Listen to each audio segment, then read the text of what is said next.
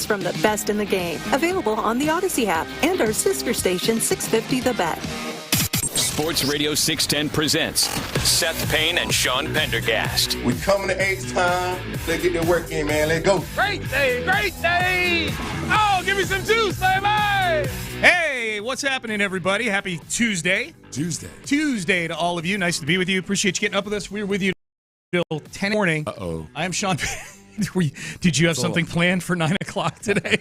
I don't. No, I just started talking and I realized this might be, once or twice a year we have those days where an hour into the show you realize, oh, Seth can't talk. Yeah. You got smoker's voice today. Yeah, I've been, I went back on the Reds. How many packs did you smoke yesterday? I smoked 2 packs of Marlboro Reds. You sound good. It sounds sexy, man. Somebody tried to throw me some filters. I said, screw yourself. Yeah. I got soft. I smoke like a cowboy. Mm-hmm. Drink like a cowboy, too. Yeah. It'll work itself out. Make love like a cowboy. Yeah. Not one of those Dallas Cowboys. No. There's no syphilis involved. No. Just talking about, good old making love out on the mountain range. There you go. Hey, can I tell you about the Texans' tiny little sign of progress? It just happened about 7 minutes ago.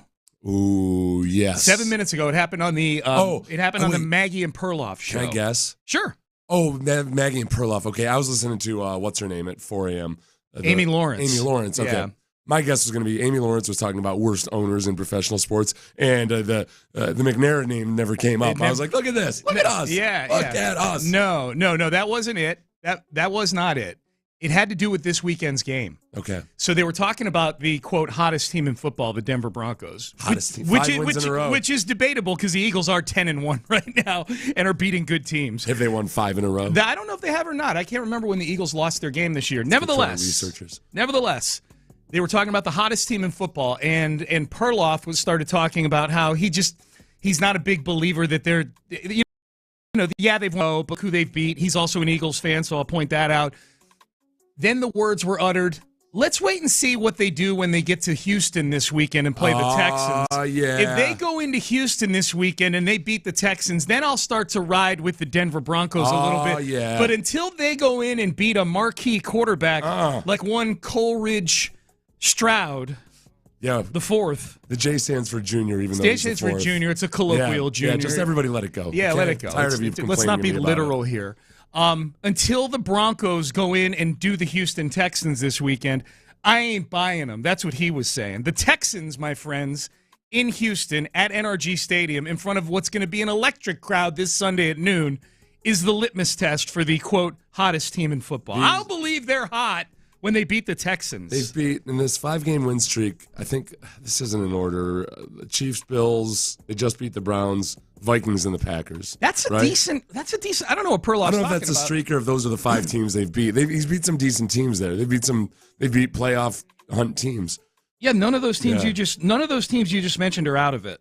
None of them are the... And at least two of them had their chosen quarterback. Now, granted, it feels like 29 teams are in it right now. Yeah, I know. It's everybody's average. It's like everybody except the Panthers, the Chiefs this year, the Patriots, and the Bears. Look at the Chiefs. They're a plucky upstart. They're a well-constructed, evenly built team. Yeah. Not too hot, not too cold. Right. But that was kind of cool to hear a national radio show go, you know what? Yeah. Let's wait and see if they can beat the Houston Texans. And then we'll start. Texans are favored by 3, so that's a step up. Now, if I were the Broncos, I'd claim disrespect that you can win 5 in a row, but somehow the Jaguars were favored on the road in Houston with the Denver's a 3-point underdog. Yeah, they're 3-point. Well, that's what you would play up if you were Sean Payton. Yeah, disrespect by Vegas. Do you feel it's accurate? Do you feel that the Broncos are like a 4 or 5 point less than the Jaguars kind of team? That's where I'm tough. I'm having a hard time right now,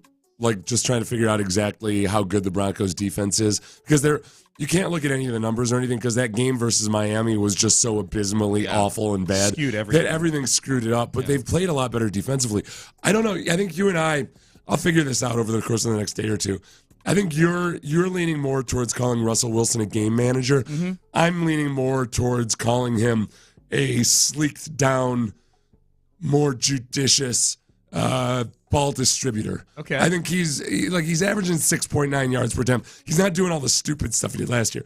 I think he's more of a game manager in a good way, and that he's not doing all the stupid stuff he did last year. He's taking the easy money when it's there. Yeah. But he is also see you looking at me with that sympathy in your eyes about. Oh no!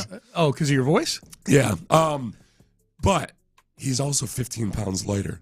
He's running a lot. Yeah. That was a big deal versus the Browns. Yeah. That damn Ozempic is going to, if the Texans lose, I'm going to blame Ozempic. Jamming that syringe in his thigh once a week. Is that how you do it? Do you have to take a shot? I think so. Yeah, is Ozempic a shot? I don't know. Hey, Ben. My dad is. It's a shot. It's a shot. Okay. How much weight has he lost?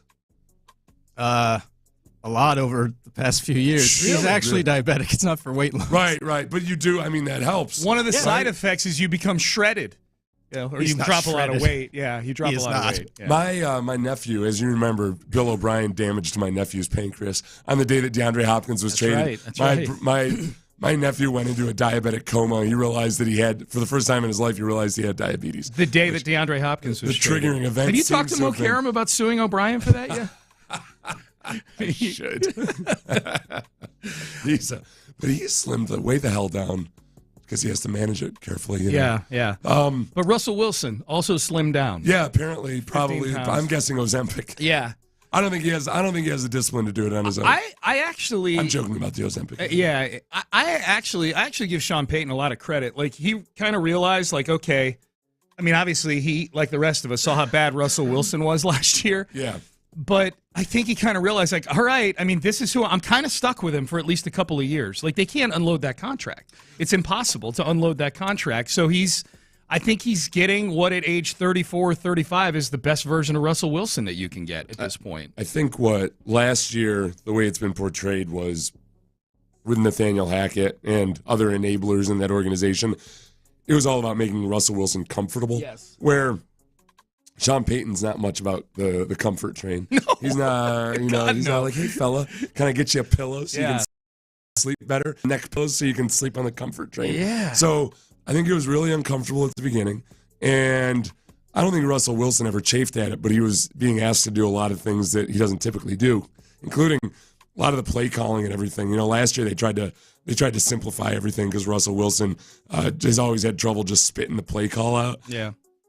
It's like this. Imagine Russell Wilson is like a rapper. You can't do it. You know? You can't do it. Like, you got to have a flow to It's you. pretty funny. You got to have something. You know, yeah, it's kind of funny, especially given who his stepkid's parents are. But Oh, yeah. so he's got no flow. Right. So, but like he had to work at it, you know, and that's gotten better as well. Yeah, I mean, he's not scary. That's the thing. Like, there's an element of Trevor Lawrence that's scary to his game. There's an element of Kyler Murray that's scary. Yeah. Russell Wilson, this version of Russell Wilson, and as you pointed out, either in this segment or I know you pointed out when you and I were talking before the show, he has had a bunch of fourth quarter comebacks this year. He's got the most fourth quarter comebacks in the league. There's some of the old Russ in there. If I were to go stat nerd Seth, I got all kinds of X stats. Oh, do you? 9th in the league in completions over expectation. I don't know what to do with that. Go die, stat nerds. You've got 3 days to do something with that. Derek Barnett is a Houston Texan. Saw that yesterday. Picked him up off of waivers. The former Philadelphia Eagles edge rusher. He's banged up. It's tough. I hate when I go to YouTube just to try to get pepped up, and I'm like, oh, the most recent highlights I can find from Derek Barnett are the 2020 season. So that's a long time ago. Yeah, he was really, really good a few years ago, and then as things tend to happen, he got old, but he's still a viable veteran, and he can come in and at least be part of the rotation. Yeah, like a Jerry Hughes situation, probably, right? Older guy. Yeah, except that Jerry Hughes is still effective. Yeah. But just in terms of just be a veteran guy who's going to be part of the rotation. Like the 2020 Derek Barnett's probably not walking through that door. Do you think that picking up Derek Barnett off waivers makes it less likely that J.J. Watt becomes a Houston Texan? I don't think so. You don't think one affects the other? I doubt that they gave Derek Barnett like a huge guaranteed contract or anything. I think he's just as long as what's his name is out for now, the draft pick. They just were down in numbers. Dylan Horton. Thank you. Yeah. Okay. Yeah, I don't know. I like it. Part of me says, I was thinking about it on the way in. Like, okay, part of me says, well, it's less likely just because you picked up a body that plays the same position. And then part of me feels like maybe it's more likely because picking up Derek Barnett off waivers shows that they're in a mode where they're like, hey, man, if options are out there, we're bringing them in the building. No, I don't look at this as any kind of a signing that affects anything. Yeah, it's a guy off the street. The idea that this would affect any other signing is, I think, like you're thinking too hard. I'm overthinking it. Yep, I'm overthinking it. All right, so it's Denver week, and the Broncos are coming in. They've won 5 straight. Texans Ticket Tuesday today. So if you want to go to the game, be listening. Ben, when are we doing? Are we doing that at the end of the Ross Tucker segment later in the show? I thought maybe before Ross Tucker. Are we doing it right before Ross Tucker? Okay, so in the 7 o'clock hour, the 7 o'clock segment, someone said you sound like the Dark Knight this morning. So that's what Seth's doing. He's trying to sound like a superhero. I've been out fighting crime all night. That's I'm right. exhausted. He's just tired. You sound like Bane. Sound like what? Bane? Bane. Oh, yeah. I've never seen the one with Bane. That's You the haven't? Arnold Schwarzenegger one? No. What did Arnold Schwarzenegger play? Was he the Iceman? It was. He wasn't in it. He was Mr. Freeze in the one in Freeze, 1997. Oh, okay, yeah. That's not the Dark Knight series of Batman movies. He's the one that had the mask on his face. Why did he have the mask on his face? Because something happened to him when he was younger. It's like a Hannibal Lecter type of situation? Is it a muzzle? Yeah, it looks like one. Kinda, yeah. It looks like one. But he has a weird voice that's affected by it. Yeah, his voice is affected. I think I don't even like superhero movies. The one with Bane was badass. Was he a bad guy? Yes, yeah, very bad. Did they tell his backstory, which made you sympathize? They eventually did. Yes, he became a sympathetic bad guy. Didn't he, Ben? He became a sympathetic bad guy. A little bit. Yeah. Tell me about your mommy issues, please. Yeah, you got it's a damn problem with everybody's gone to too much therapy.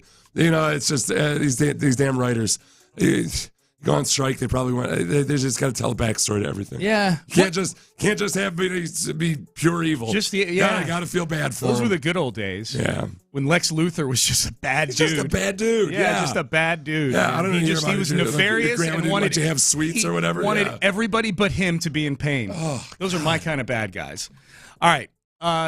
Oh, yeah, and Matt Amendola waved yesterday. Someone says, I see where Sean's responsible for cutting Amendola. Poor guy. I'm not responsible for it. I was merely saying they need to bring in some kickers and try them out. They're going to re-sign him to the practice like Amendola. Okay. So I don't know what their solution is going to be, a kicker. I guess maybe that becomes more evident here over the next 24 hours. Tuesday's usually tryout day. They'll probably leak some story about his childhood, and then I'll feel. I've never been angry at Matt Amendola. There's not a single part of me that gets mad at a kicker signed off the street.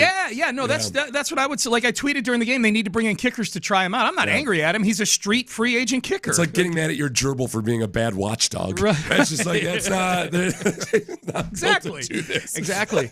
Okay. The house was broken into. That gerbil didn't do a damn thing. Damn you, gerbil. We had a firing yesterday, and there are some. What that gerbil was up to during the break-in. Definite. Probably has something to do with Bane and his backstory. Frank Reich was fired in Carolina yesterday. What? Yes, and there are a ton of Texan ties to this story that we will get to next. Zadok Jewelers. We got to get to Zadok Jewelers for this.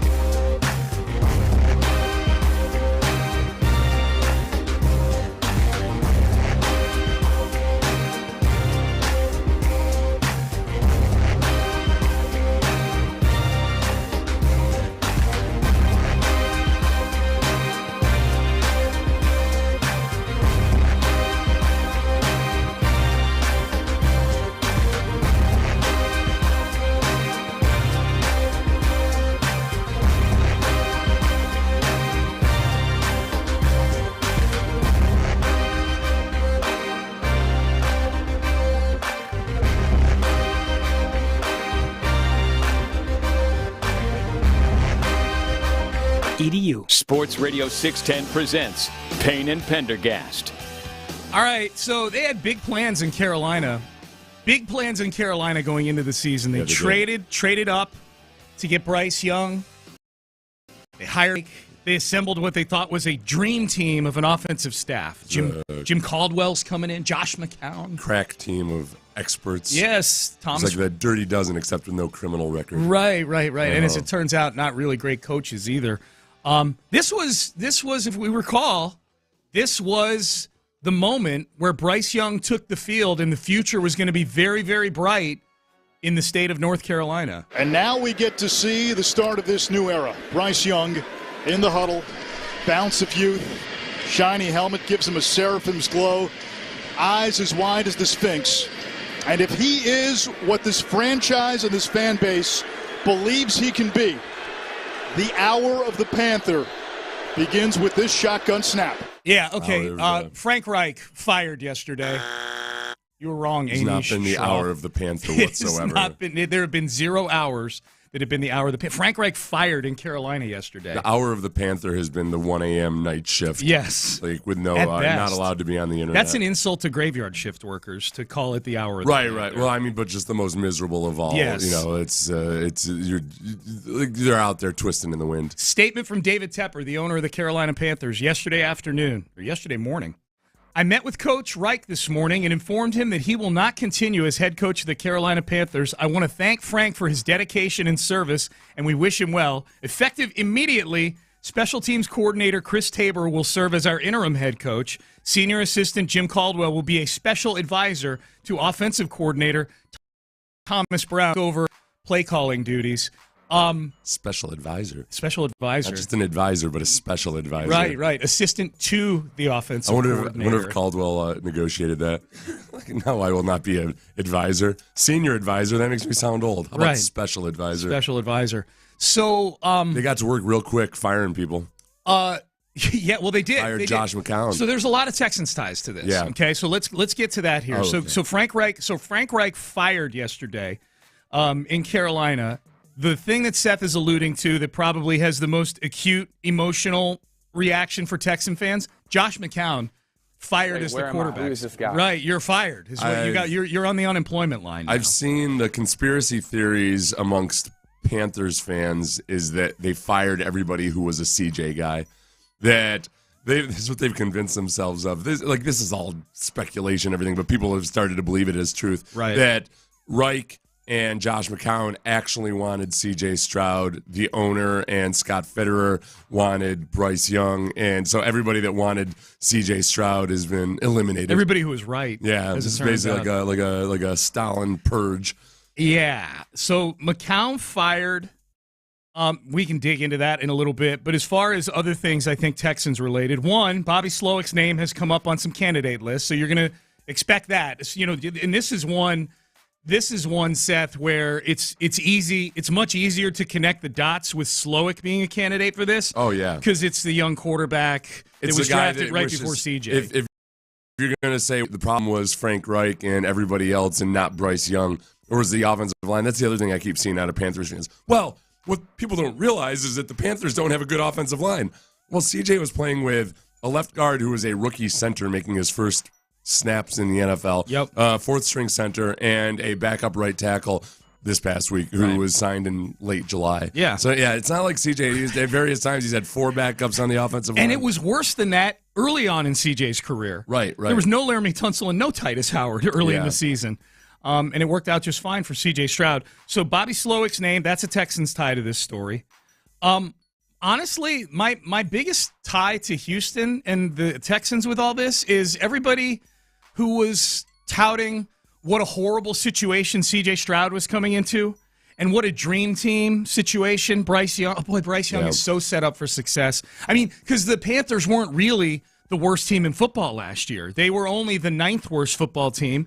And they traded a bunch of draft capital and their best offensive player to move up and get Bryce Young. Like he's in a great situation because they traded all their draft picks and his best receiver to get him in Carolina. Yeah. So everybody who had that opinion, go screw yourself. Like this was a bad day for you yesterday. I think there's also this, though, too, which is, regardless of, okay, people are wrong about assessing the Houston situation, perhaps, except you can't just separate the quarterback from all that. Am I supposed to sit here and act like, oh, yeah, well, we're lucky we had Noah Brown? Without the Panthers don't have a guy with an illustrious career. Yeah, I don't disrespect CJ. I get what you're saying. Yeah. No, I know you're not. But, so they have their receivers. This is where I think they have something to gripe about as far as what he has to work with. Yeah. They've got DJ Chark, who's always kind of shown flashes, but has never been an actual guy. He would be like the Noah Brown of this situation, but I don't think he's as smart as Noah Brown. Jonathan Mingo,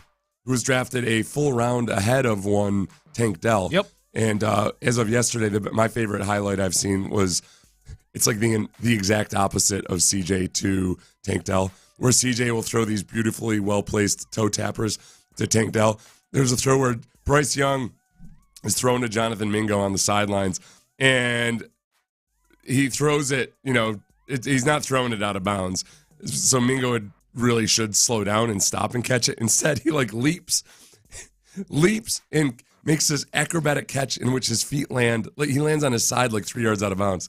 It was one of those goofiest things I've ever seen. That guy, you drafted it high in the second round ahead of Tank Dell. So that's, is that Bryce Young's fault? Is that management's fault? I don't know, but they certainly do not. They screwed that up. Yeah.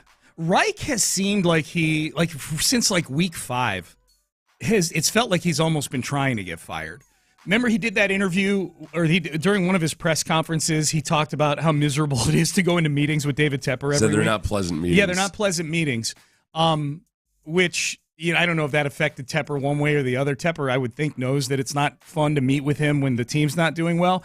I think Frank Reich play calling duties was probably contravening or contradicting a direct order from David Tepper for him to have given up play calling duties in the first place. It feels like Reich kind of realized 5 or 6 weeks into the season, this is miserable. This is a horrible guy to work for, and I got to get the hell out of here. And I'm going to get my $30 million in the process. I think it's Tepper, who's just been so knee jerk in all of his decisions. He's this hedge fund guy who I'm guessing, I don't know what his trading style is or what have you, but I'm guessing, he's used to being able to tinker and change things immediately on the drop of a dime. He did that interview where he said he got impatient when the Texans were involved in the trade up to number 1. And he even said, in my world, I don't like to sit around and wait for these trades to happen.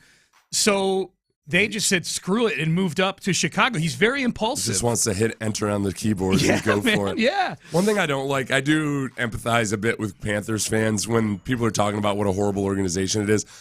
I really, really wish that these people with journalism degrees would stop listing interim coaches in the total number of coaches they've had. Peter King did that. Because they'll be like, he's had six head coaches in the last 3 years. No, they haven't. No. They've had, 3 or whatever it is. Because they did that with the Texans. It was annoying. Yep. It's because you're sitting here and yes, there's plenty to crush them about, but you don't need to trump up and give a bogus number for number of head coaches. The people you're talking about use interim when it fits their narrative. Yeah. The narrative of this article I'm doing is how impulsive David Tepper is. I'm counting the interim coaches in this article. Somehow keeping the interim coaches every year. Right. It's almost, people are 1 for 29 in the last couple decades on keeping the interim coach. Where was this poll that you sent me from? That was in the Charlotte Observer. The Reich News was big enough that I got a free 48-hour subscription, which I didn't read the fine print. I'm guessing I got to set the alarm right now. Yeah, give yourself a reminder. Hey, Siri, set an appointment to cancel Charlotte Observer 47 hours from now. Do you really need it for another 48 hours? 5:29 a.m. to 6:29 a.m. on Thursday. There we go. All right, there you go. We're good to go. Good job, Seth. Yes, I need the Charlotte Observer. I need to find out what else is happening in Charlotte. True. That's true. That hotbed. All right. Let's see what the real estate market is like. Everything. Probably pretty good. The poll they put up, who's most to blame for the Panthers' 1-10 season? David Tepper, the owner, gets 60% of the vote. Mm-hmm. Scott Fitterer, the GM, 13%. Bad play calling, 10%. And then you get into the single digits. Offensive line, Frank Reich, 6%. I guess the big story with this is David Tepper, 60%, Bryce Young, 3%. Yeah. So Bryce Young's still a symphatic figure in Charlotte right now. They got to roll with Bryce. Still got his eyes as wide as the Sphinx still. Look, the Panthers, I'll tell you, if you're a Panthers fan listening, I know so many of you do, I'd say, listen, things can get rough.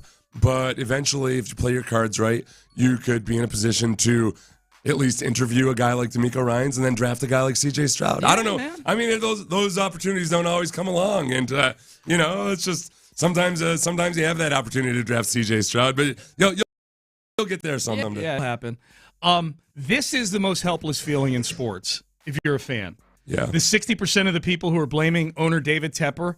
And I think back to when the Texans were in their doldrums, when they were at the very, very bottom of things, when Jack Easterby was in the building, and it felt like ownership was the only one that saw value in Jack Easterby, and everybody's kind of shaking their fists going, please let this guy go. Dude, I was thinking about I was going to quit my job if they hired Josh McCown. I was like, I can't. As a head coach. Yeah. I was like, I don't know if I can do this. But this is the most helpless feeling as a fan when you feel like ownership doesn't see what you're seeing, and that's the one person you can't fire is the owner. Now, I'll credit the McNairs. They fired Jack Easterby, and they turned this thing around quickly in the best way you could, hiring DeMeco Ryans, drafting C.J. Stroud, and we're off to the races here. This is different because I've always said this about Cal, even back when Easterby was in the building, is my feeling is that Cal's just somebody who wants to hire people, good people, to do their jobs and stay out of the way. Yeah. David Tepper is not that. David Tepper, like once an owner like Cal McNair hires the right people, it's good times. David Tepper, it feels like even if he hires the right people, is always going to be sticking his beak in on things. Well, and I think the difference too is with the Texans. The one thing that people would give their flyby opinion on was that, well, who would want to go work for the Texans because they fire their coaches so frequently? Where if you were paying attention, it was pretty obvious that they were bad hires, yes, but they were also in part of involuntary reset or kind of in a shuffle mode. It was really bad and ugly, but it's not like I don't think David Culley nor Lovie Smith, who was kind of a panic, oh crap, we're about to hire Josh McCown hire. I think those were not intended to be like the DeMeco Ryans hire. No. David Tepper hired Matt Rule and gave him like 7 years, $63 million. Yeah. He hired Frank Reich to be the guy who is side by side with Bryce Young for the next 10 years. I want to say this. I chuckle. I literally chuckle every time I see somebody write who's going to want to take this job because it's funny. The propaganda that we've been given by football coaches has been so thoroughly effective about love of the game and being passionate about things. This, and I would say TED Talks by billionaires who pretend like they were never in it for the money. The fact that people don't think that these extreme alpha males will want to take on a challenge for $40 million guaranteed is hilarious. Where, oh no, I'm going to get fired after a year. Nobody's going to hold me accountable, and I'm going to have the guaranteed salary. Yeah, people will want the job. Would you take this job if you were Bobby Slowick? If I were Bobby Slowick, that's where it all depends. That's the other thing. It's kind of like waiting the next year to draft your quarterback. Right. Like, okay, the Texans were supposedly a horrible job, right? Like, there were guys that sat out this cycle potentially because they didn't want to go to the Texans because they heard bad things about Ben him. Johnson would be so OC for Detroit. It's not so simple that you get your next chance, and it's always like when you are the shiny new object, I would say it's good to jump on that. And coaches aren't like GMs in the NFL mulligan on their first go round. Yeah. Especially if it's perceived. If it's a perceived bad situation, you're either the Pied Piper who fixes it or it's not your fault. It's a bad situation. Well, now for Reich, because Reich is an example of that. Him getting hired in Carolina is an example of what you're talking about. Yeah. He was literally fired mid-season the season before. And wasn't blamed for Carolina's issues. Or, the Indianapolis's issues. Yeah, so he and Jeff Saturday coming in and doing what he did probably helped make Reich look even better in the process. He's now been fired mid-season 2 years in a row, Frank Reich. Said he's done. He said this will probably be my last football stop. Yeah. Last football stop at all. In the Charlotte Observer, which I now subscribe to. Yeah. Yeah, he said... the next 47 hours and 58 minutes, yes. Frank Reich... The one thing about North Carolina is that I don't know if it's still... They had smoking in restaurants still. Oh, really? Up until recently, at least. I know 10 years ago, I was in a Denny's in North Carolina, and I was sitting... Remember when you used to sit next to the smoking section? And what separated the smoking section from non-smoking was a 3-foot partition. Barricade. Nothing that would stop smoke. Yeah. They're really smoking over there? Oh, boy, this 8-inch barricade. Yeah. It's true. It's true. So Frank Reich fired. He's done as a head coach for sure. Him vouching for Carson Wentz was where it started to go downhill for Frank Reich. I will cite what I had said immediately after Carolina traded up, which was, Frank Reich's going to be in charge of choosing the quarterback. I'm good. Yeah, and I know now the conspiracy theory is that Reich actually wanted C.J. Stroud. I don't know. That sounds awful convenient. He was all gung-ho Bryce and talking about being on the same page. You don't get to dial those statements back of being on the same page with Scott Fitterer, the GM. In the interview that you read in your trial subscription of the Charlotte Observer, was he asked about if he wanted C.J. Stroud in that interview? No, if he was, he didn't answer it. Gotcha. It was a quote-unquote exclusive, which was totally a bunch of milquetoast quotes about how awesome Dave Tepper is. What are the chances? Right, he's going to wait till his $30 million check clears before he starts throwing shade at David Tepper. What are the chances we get a Jay Glazer added? Jay Glazer's the one that has the best soap opera tea. Yeah. You know? What are the chances we get a Jay Glazer report in the next month that says, after all the fallout in Carolina, the talk is that a big point of contention was Frank Reich really wanted C.J. Stroud. I don't know, man. If I'm Frank Reich and I got a $30 million maybe attached to a non-disclosure, I ain't disclosing nothing to nobody. I didn't think about it. I'm not letting anything leak out at all. I'm going to just decide, hey, Jay, love Dave Tepper. I invested half my money with him. Yeah. He's the best. Yep. All right. Payne and Pendergast with you on a Tuesday. Ross Tucker, we'll get his take on the Frank Reich firing, the upcoming game, Texans and Broncos. Big game this weekend at NRG Stadium. That we will get to. Ross Tucker joining us at his usual time of 7:25. Texans Ticket Tuesday coming up in the 7 o'clock segment, so be on the lookout for that. Headlines next. We'll get you up to speed on everything going on with the Texans, Rockets tonight as well. Headlines are next, but first, Berkeley Eye Center.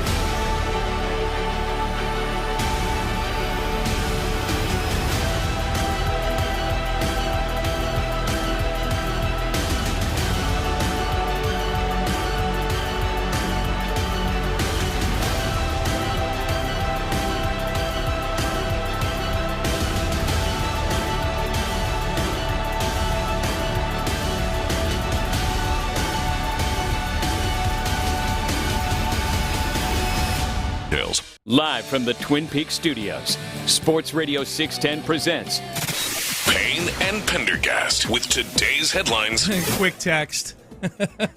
Where did it go? I only feel bad. The Carolina situation. They fired Frank Reich. Here's the text. I only feel bad for Bryce. A teenager shouldn't have to go through all that. What's up, guys? How we doing? Everyone good? I did wonder, like so much of the information about how many people had Bryce Young over C.J. Stroud and everything. And it seems, I remember before the draft looking and thinking with a lot of the unnamed executives or whatever, it seemed to be about maybe 1/3 liked C.J. and 2/3 liked Bryce. I don't think it's the craziest conspiracy theory to wonder if maybe not that many really liked Bryce at all. They want to be sure that they pumped him up as much as possible. Yeah. To try to and in a place like Carolina where maybe the owner, if the owner's going to get involved and the S2 cognition test and all that stuff is really being trumpeted, maybe there was something to that. But I don't know. It's all a crapshoot. Yep. It really is. Like, you just got to keep drafting quarterbacks. Absolutely. All right. We'll get to Frank Reich in just a second. Headlines. We'll start with the Texans. Two bits of news out of the Texans yesterday. They waived kicker Matt Amendola following the and I don't think this is why they cut him. I was going to say following his 58-yard field goal that bounced off the crossbar. Matt Amendola is getting waived because he's missing makeable field goals and because the ones that he does make get tucked inside the right or left upright by a paper-thin margin. So I would assume that there's going to be some kickers over at NRG Stadium today trying out. The word is that they're going to re-sign Amendola to the practice squad. I don't know if that resets the number of times they can bring him up. They had signed him to the active roster because they needed him. Presumably, they needed him for at least 4 games because of Kaimi Fairbairn, but he's cut after 3. It won't be Kaimi Fairbairn kicking on Sunday. So it'll either be Matt Amendola coming up off the practice squad or it'll be somebody that they bring in today or tomorrow or this week to try out. So the kicker situation is fluid with the Texans. They also pick up Derek Barnett off of waivers from the Philadelphia Eagles, who, as you pointed out, Seth, has not played great football since 2020. He's hardly played any football the last 2 years. He's been getting about 15 snaps a game. He's on a defensive line that's got a bunch of studs. So there is that. It's interesting because Jerry Hughes is also, is an aging veteran player who's still solid, but has gotten fewer snaps this year than he had last year. I wonder if, aside from Derek Horton being gone, but also maybe getting later in the season, they don't want to all of a sudden, with Derek Horton gone, they don't want to all of a sudden put those reps on Jerry Hughes. So they bring in basically a carbon copy in terms of like an older veteran that can split some of those reps with Jerry Hughes. Yeah, he's played 8 games this season so far. Only played 1 last year. Played 16 games in 2021, just 2 sacks. So, as Seth points out, a veteran body. He will be in the building this week. They pick him up off of waivers. Monday Night Football last night. If you stayed up for this one, I literally fell asleep in my chair during this game. Woke up at the very end to see the game-winning field goal by the Chicago Bears. 12-10, the final score last night. As I was watching this game, I'm like, man, America has got to so much more want to watch C.J. Stroud than these two teams. The Texans are going to get some primetime run next year because of C.J. Stroud. When you got to sit through a Chicago, Justin Fields versus Josh Dobbs in Minnesota game. Josh Dobbs, the blooms off the rose there. 4 interceptions last night. He was hailed as a conquering hero when he came in and won a couple games. Right, yeah. He was asked questions when Kyler Murray was starting for the first week against the Texans.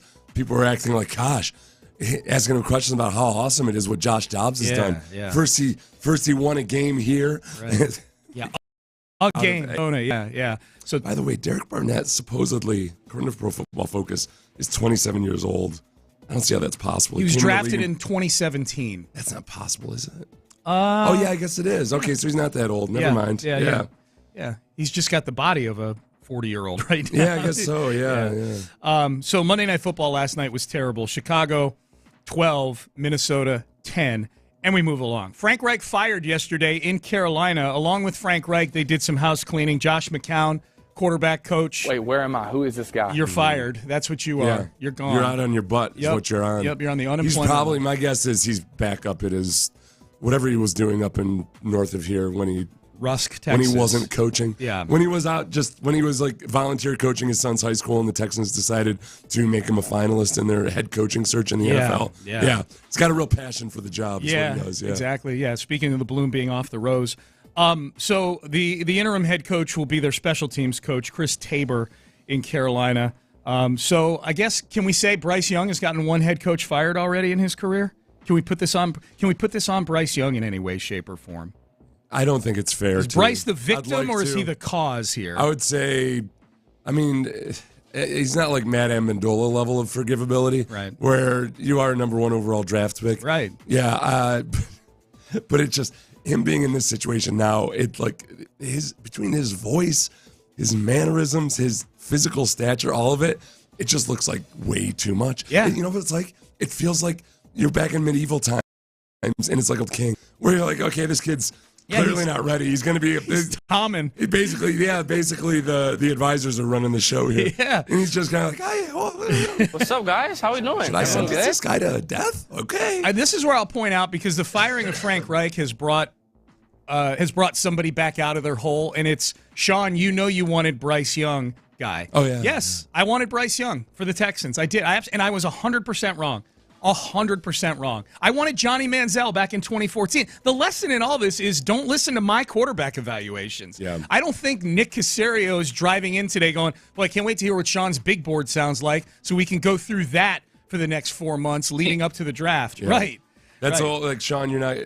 Are you currently making several $1 million a year to draft Bryce Young? I am not. Okay. No. There's another thing. It's because the same thing goes on with right now when like Caleb Williams is blubbering into his mama's arms, and everybody loves saying, "Well, when I was 22 years old, I wasn't all that mature either." I get to reiterate, there are approximately 1.2 million. Oh no, there's more than that. There's about 3 million 22-year-old men in America that right feels now. Low, but yeah. 3 million 22-year-old men in America. Yeah. Only one of them will be drafted number 1 overall this year in the NFL draft. Maybe using the average 22-year-old as a guide isn't necessarily quite the yeah. Like, oh well, hey, I was small when I was 22 too. Yeah, I was right. And I was only 170. And pounds. what franchise have you been the face of, sir? Yeah, exactly. So Frank Reich fired in Charlotte. We'll talk to Ross Tucker about that. We'll get into the matchup between the Texans and the Broncos with Ross Tucker in about 30 minutes or so. We're going to give away Texans tickets in the next segment. Rockets back at it tonight. What a weird schedule the Rockets have had so far this year. They had that 5-day break earlier in the season. They've been off since the Friday of Thanksgiving weekend. They've been off for the last. I want to watch the Rockets play. I hate these 3- and 4-day hiatuses that they have, but they play the Mavericks tonight, the hated Mavericks. It's fun to have a competent Rockets team going into these matchups with our in-state rivals. Being one of the top defenses in the league. Yeah. I think that's where we were talking about this the other night. Anyway, Udoka will likely get other coaches fired this year because they've seen how quickly you can turn around a team twice now. You can turn around a defense very, very quickly with a bunch of young guys. Yeah, it's been so much. Udoka is just. That's a huge change. And then if they had tried to bring Harden in here, what a mess. Just think about what a change it's been with these young guys and how you feel about them. Yeah. Because they're playing awesome defense. Yep. And yes, I know that Harden's defensive issues have been overblown through the years, but you got to be kidding me if you think that you'd be having the same effect. Just tuned in. Why is Seth using a sexy voice? I'm here for it, but it's starting to make me question my marriage. Oh. Doesn't say if that's a male or a female on the text. Yeah. But whoever it is. That's a double whammy if I get what you're doing is working to question morning. Both their sexuality and their marriage. Right. I'm guessing it's somebody who's already married to, yeah. It's an 808 number. That's Hawaii. So who it is. Sup, maybe has a timeshare in Hawaii or something. I'm going to think about this one, Seth.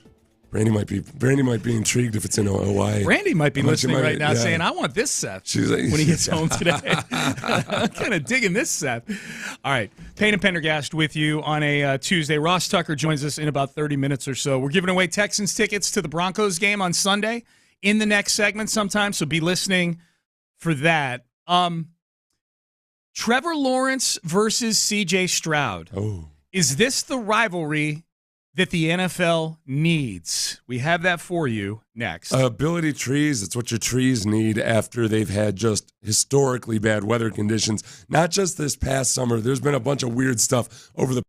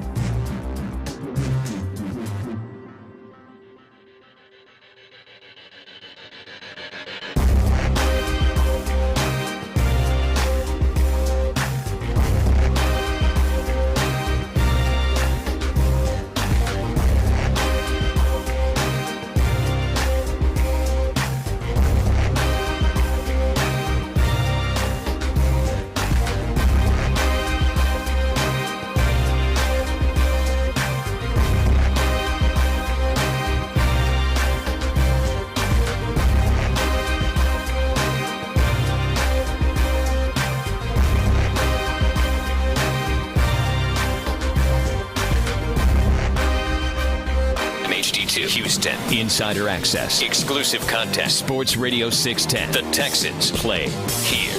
An Odyssey station. Sports Radio 610 presents Payne and Pendergast. Saw a lot of this yesterday after the Jacksonville, the Texans on Sunday. Saw a lot of this. Peter King was the first place I saw it. But in reading through a lot of the Monday columns, watching a lot of the TV shows, it was a really compelling game between the Jags and the Texans. Close game, came down to a field goal, boinking off the crossbar. Both quarterbacks played really well in the game, too. I think this is why there was this observation that I'm about to convey here. But Peter King was the first one that I saw, as far as national writers go, Seth, say this, that speculating, could Trevor Lawrence versus C.J. Stroud morph into one of the game's best rivalries? I think it could. I think it could, too. Twice a year, we're going to get this. Lawrence does, he's not as fluid as C.J. He kind of has to really set up and fire it, but he does throw some dots. He makes some really nice throws, and I think he's still really only in his second real year in the NFL, working with an actual NFL offense, an NFL head coach in Doug Peterson. So it'd be fun. It'd be fun if that's what works out. Gene Fournette's a columnist in Jacksonville. He had interviewed me about, the potential for this, a head-to-head matchup. And he pointed out that it's really pretty rare that you have like two genuinely great quarterbacks in the same division. Jim Kelly and Dan Marino are one of the more notable examples. Yeah. Maybe Joe Burrow and Lamar Jackson have that that's right the one now. That's the current one that popped into my head. Yeah. And you end up getting some grudge matches through the years. That would be, I don't know, would it be fun or would it be miserable? It'd be fun as hell. I think it makes it more fun for fans the more you are in the national conference. You see it more. You're on when they're talking about it on ESPN. Yeah. It's on your social media feed. You don't have to go to Sports Radio 610 or go to like a message board somewhere to get your Texans fix. Yeah. It's all over the place. And I think that primetime games, everything, it just adds juice. So in the AFC South, where you have a combination of small markets and expansion teams. Yeah. It's hard to get the eyeballs. Two marquee quarterbacks. It's kind of like in the NBA. Like Kevin Durant's going to get eyeballs no matter where he is. Likewise, two marquee quarterbacks are going to do that too. Yeah. I think that's the big thing. Like you're talking about what the effect would be in Houston for sure. Like that it's fun for Texan fans. I think this is a matchup that a little like Brady and Manning, where I don't care about the Patriots or didn't care about the Patriots or the Colts back then. I always watch when those two guys went against, and they weren't in the same division, but it was that level of rivalry that I think what Peter King and others are referring to here. To your point about two quarterbacks in the same division, I started thinking about that. Like, has the AFC South ever had anything like this potentially? And I think there's only been a couple of times where the potential even existed for this. Like for the first, and I'll go back to the AFC South as it's existed with the Texans. So since 2002. For the first there was no AFC South before that. Oh, was there no? Okay. It was the AFC. It was only Central three divisions. Yeah, we were in a 6-team AFC that's right. Central. So they split that's right. When they went to 32 teams, they went to. So since 2002, Peyton dominated that first. There was nobody that was Peyton Manning's peer in that first decade. I guess when Vince Young was probably like, can Vince Young challenge for a Peyton year? Manning? There was, yeah. Yeah, he for was a rookie year. Of the year, and for a year. But that was it. And then Peyton leaves the division.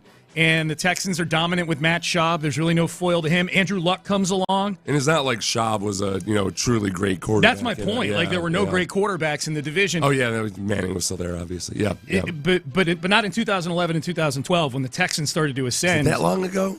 Peyton had the neck injury in 2011, and then Andrew Luck gets drafted in 2012. So you've got Luck in the division now, and you're going, okay, well, who is the competition going to be for Andrew Luck? And it's, in Jacksonville, it's Blake Bortles, and in Tennessee, it's Marcus Mariota. In here, for 3 years, it was Fitzy, and then Hoyer, and Mallett, and Osweiler. I think the closest thing in the AFC South that even had the potential for what we're talking about would have been when Deshaun Watson and Andrew Luck for a year. Yeah. Were they, 2018, they met in the 2 times in the regular season. They met in a postseason game, and you felt like, okay, well, maybe this is the rivalry that we're going to see twice a year in the division. And then Andrew Luck retires. And then 5 months later, Trevor Lawrence was drafted in the year that Deshaun sat out. That's right. Right? So Trevor Lawrence was a rookie when Deshaun sat out, and it was clear that he wasn't going to be here. Yeah, so we've, like the AFC South has never had anything like this before. Well, we'll see what it turns into. Yeah. but it's been fun watching Texans and Jaguars fans go at it. Yeah. I'll tell you what, I admire Texans fans in their steadfastness and their loyalty to CJ. That CJ lost that game, and everybody's like, so what do you like? Who cares? Oh, what, you think he's better than Trevor Lawrence? Has been him? It's crazy. Right. Which Jaguars fans are irate about, and that's how rivalries are born. Yeah, well, and it kind of is. Like, I think if you ask Jags fans, would you trade Trevor Lawrence for C.J. Stroud?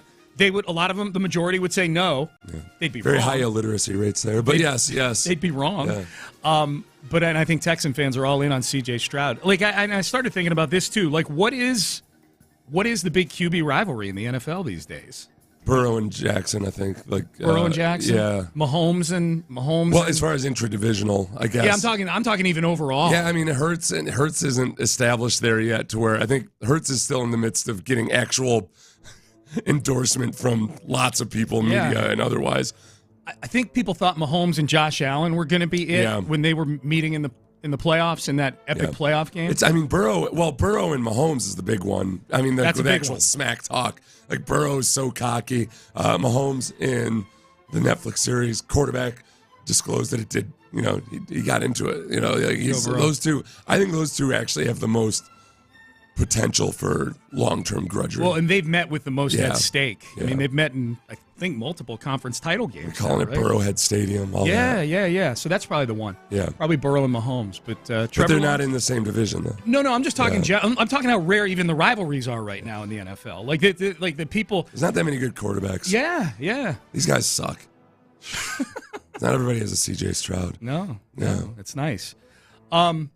DeMeco Ryans met with the media yesterday. The offensive line was a big topic on the heels of that Jacksonville game. Offensive line did not play well. Here was DeMeco Ryans yesterday on the offensive line. The challenge to our guys up front is just to have that physical mindset to finish every snap, make sure our hat placement is in a proper place, and make sure we're creating displacement up front. Right? Denver's going to be a tough run defense, right? At 5 across the line, it's going to be a tough run defense. We had to make sure we can create displacement, we can create running lanes for our running backs, and our backs have to run and finish. Every yard matters, right? It's just about pressing forward in the run game with every carry that we get. There is, with Damian, it's hard to have this conversation without people thinking you're taking one side or the other. And especially, look, Singletary didn't run the ball well either. With Damian, though, they're two different sides of a coin. I think the run blocking isn't good. I think that Damian still can provide more than he's been given by just kind of accepting that the run blocking is not that good. There's just way too many times where he's making a second or a third cut, and there's a certain indecisiveness about, and this sometimes comes when you're sharing carries. That's the problem, is you're trying to make every run a home run, and it can't be that way. You got to be shooting for 3 yards, because he's capable of doing that. Yeah. Of just putting his shoulder down, and he seems to enjoy that. Yeah. But I think he's just trying to make every run perfect with imperfect blocking in front of him. Yeah. Singletary, it's not like I'm picking on Damian. I just think he's actually better equipped to deal with when the blocking isn't good. Singletary can't power through it. I mean, he's good at lowering his shoulder and everything. Yeah. But I think Singletary is capable of taking advantage of good blocking than Pierce is. But when he doesn't have it, he has a hard time with it. So it's everything right now. It's I'm not blaming the running backs at all. It's got to get healed up front first. But at the very least, I think you could get a little bit more out of Damian just by saying, look, man, we need 3 yards out of you. Yeah. We need 3 yards. Everything after that is bonus. DeMeco Ryans' explosive plays were a big problem in that loss to the Jacksonville Jaguars. 4 plays of 42 yards or more in that game. That, to me, was the difference. A lot of people want to point fingers at the officials, point fingers at the pass rush, the offensive line. There's blame to go around. To me, the 4 explosive plays that all, other than the one right before the half, all led directly to points was the biggest issue. Here was DeMeco Ryans on giving up too many explosives. For us, when it comes to pass rush and creating more pressure, it starts first with our coverage. Right? Rush and coverage is tied together. I feel like we can be better in coverage, therefore giving more time for our pass rush to get there. We can execute better in all phases. There were times where the ball was coming out extremely fast, and I thought Grenard had some nice rushes where he just didn't even have a chance to get close to Trevor Lawrence because the ball came out so quickly. I think DeMeco gave somewhat of a diplomatic answer there, but he mentioned the coverage first. Yeah. And giving time for the guys to get there. I was watching the Broncos this morning, and Cortland Sutton hit a deep crosser versus the Browns, and I had PTSD from last week. They got weapons. Yeah. They got weapons. That's they just the secondary's got to get better. Jalen Petry's I think he needs Jimmy Ward next to him or to get back and just be a stabilizing influence out there for him. D'Amico talked about Jimmy Ward yesterday. It sounds like he's coming along, but I couldn't read into it and see. I couldn't read into it and see if this is the week he was coming back. Remember when D'Amico had that answer about Derek Stingley Jr. on the afternoon show with The Drive? They asked him about Stingley. He's like, yeah, Stingley's coming along. He's feeling good. He's getting better. His treatment, blah blah blah. And then 24 hours later, Derek Stingley Jr. is activated. So that's what I'm hoping. I'm hoping I got to go compare his Jimmy Ward answer to his Stingley answer with The Drive. What did he say about Tavier Thomas? I hadn't heard that. Well, let's hear it. Here's what he said. Tavier Thomas had a rough one on Sunday. Some pass interference penalties, some big plays given up. He was on the business end of some of those. Here's D'Amico Ryans on Tavier Thomas. They made a couple plays. Tavier, he was sticky in coverage. They made a couple plays on him, but he was fighting to make plays there. He was challenging guys. That's what we asked for, so it was good there. We would like to see him make plays, of course, but they made plays, and that's how it happens sometimes. I think it was Texans Cap that posted the play right before the half, the Christian Kirk over the top 57-yarder. The Tavier Thomas was in coverage on Kirk.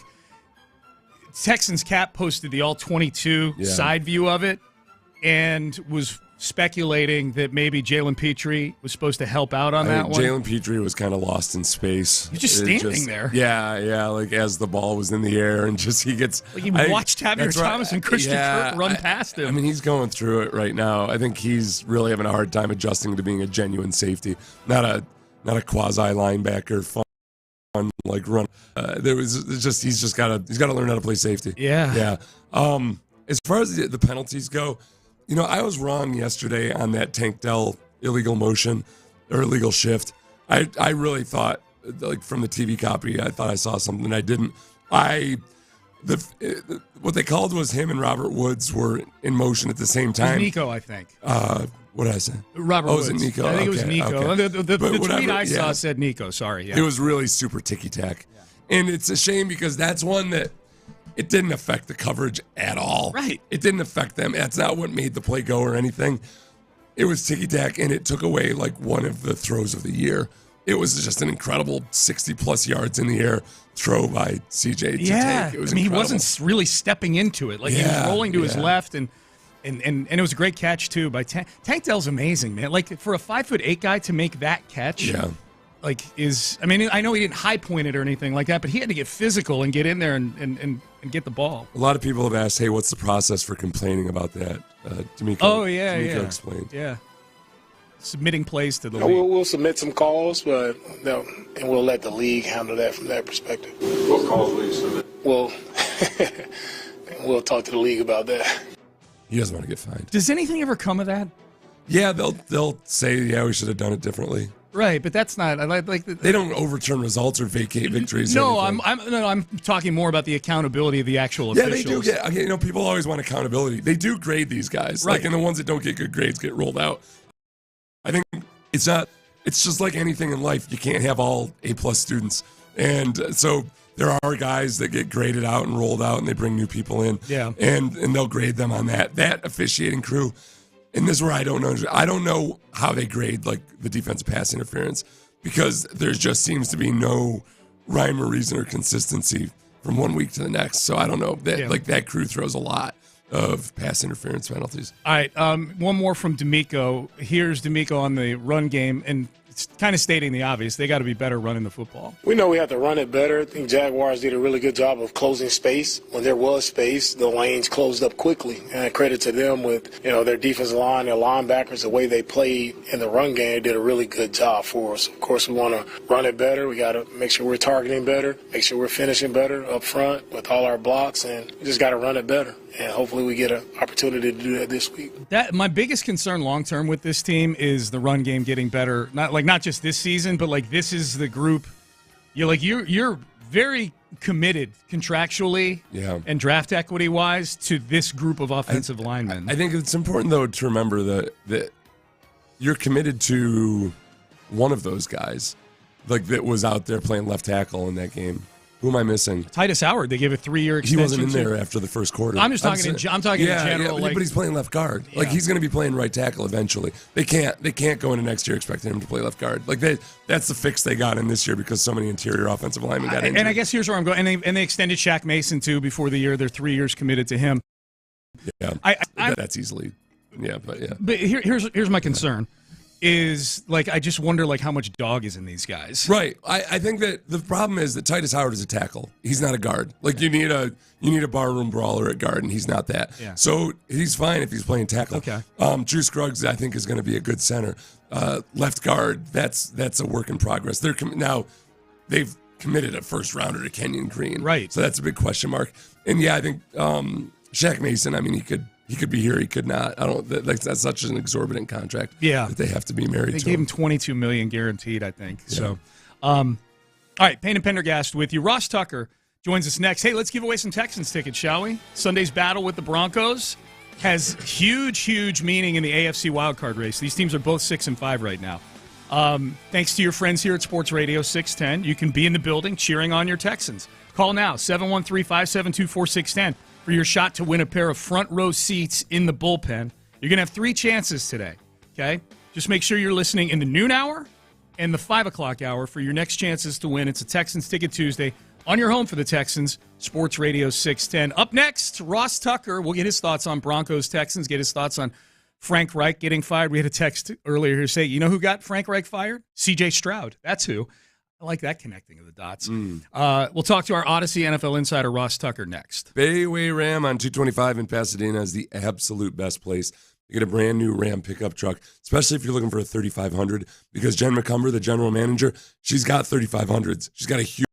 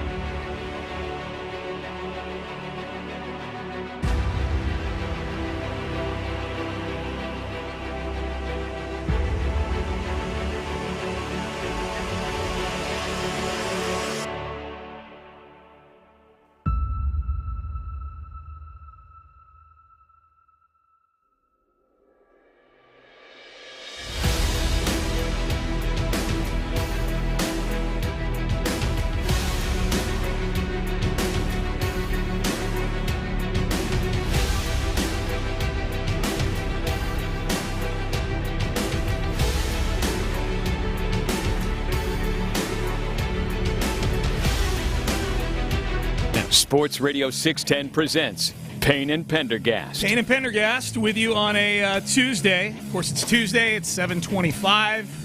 So on the line is our Odyssey NFL insider, Ross Tucker.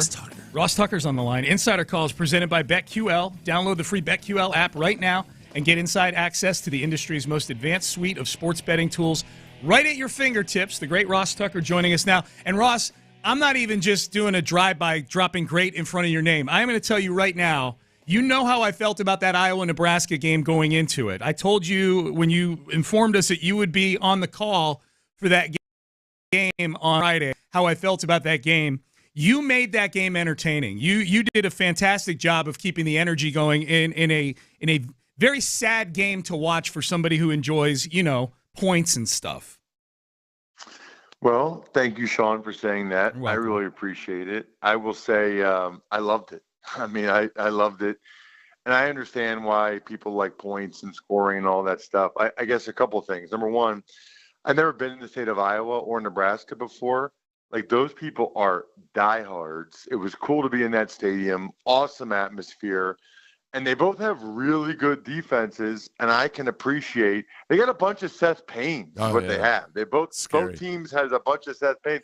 I have a healthy appreciation for blocking and tackling and those things. Plus, if you watch the whole thing, Sean, there was just – like weird officiating things that happened. Totally. I mean, they forgot to start the clock. There was each coach used a challenge in college football, which never happened. They were both weird challenges.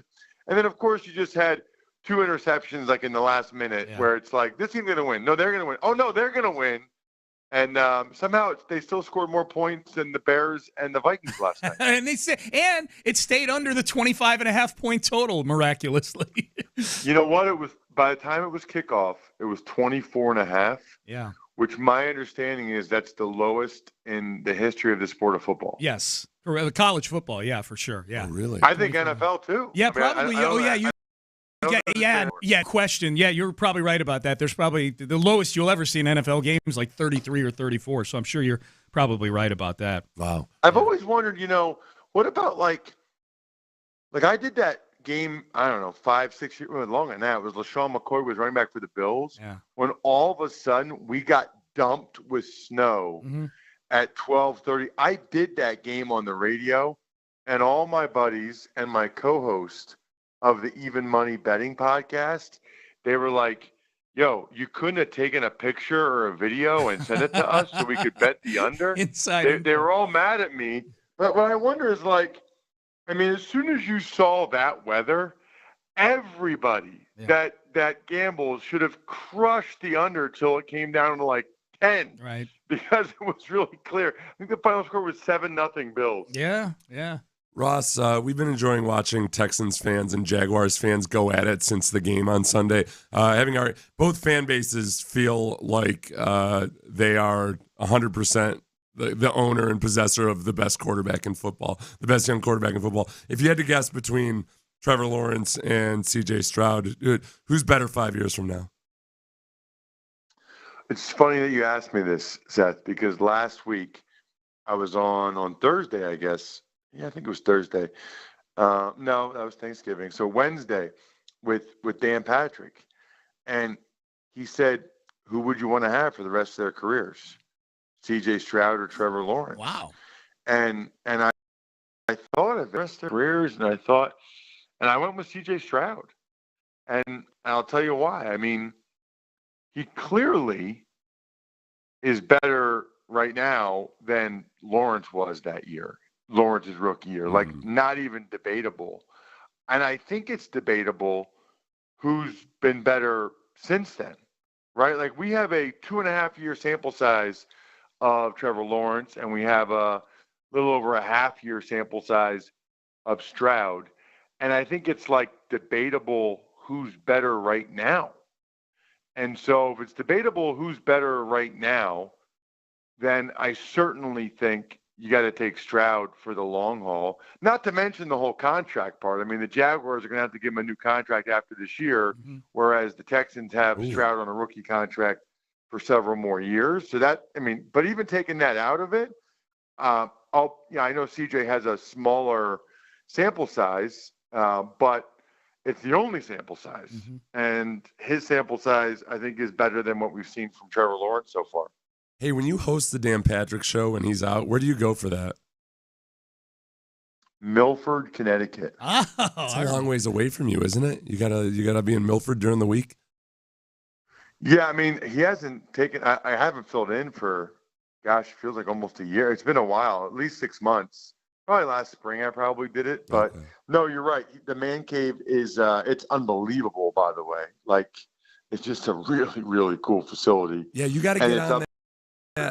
Like with Patrick and Pat McAfee, like you got to start building out your lair a little bit more luxurious than what you have it right now. You've got your home studio, but it's not like those guys. No, I you know what? I never had the guts to put those type of upfront costs. Yeah. I never had the confidence that I'd be able to recoup that and hire 10 people too. That's the other part of it. Yeah, it's wild. I mean, those guys. I think for Dan, he knew what he had and everything. And for McAfee, I'm not sure.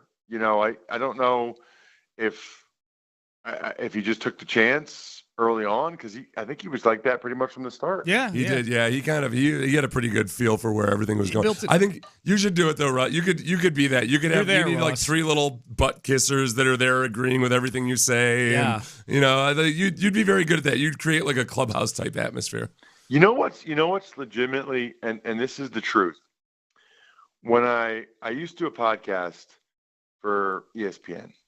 And then when I kind of caught wind that we were doing really good with sponsors and whatever, and so I went out on my own, and I was like, I kind of kept the same format, and I did the Ross Tucker football podcast, and I've added other shows or whatever. I think, and I know you listen to the show, Seth, and I appreciate that, but I also think, like, it's hard to do a solo show as well as like what you guys do, because we're back and forth, or me when I'm on with you guys, or Dan Patrick and the Danettes. So I often think like I would love to do a show kind of with someone else or other people, because, if you just do it by yourself, it's hard to have it's hard to really show your personality as much. Like there's not like the back and forth, but I just started my shows kind of solo, and then it was like, well, I don't know, do I want to split this revenue now? Yeah, that's a big one. That's a big one. I'll tell you what, though, you can put out 3 times as much content without it feeling like it's work at all. Yeah, I know. When I do solo stuff, I'm like, oh my gosh, this is work. When I just roll in with Sean, I'm just having a good time, Ross, you know what? That's absolutely the case. Yeah. Yeah. Ross Tucker, our Odyssey NFL insider. Hey, Ross, Frank Reich fired yesterday. Is the Carolina job a good job? No. No, it's not. I mean, depends on what you're looking for. If you're looking to go somewhere for like 10 months and then get to leave and collect $30 million, like I would be, and then it's a great job. I mean, that's the thing I always think about, like Ron Rivera firing Jack Del Rio, right?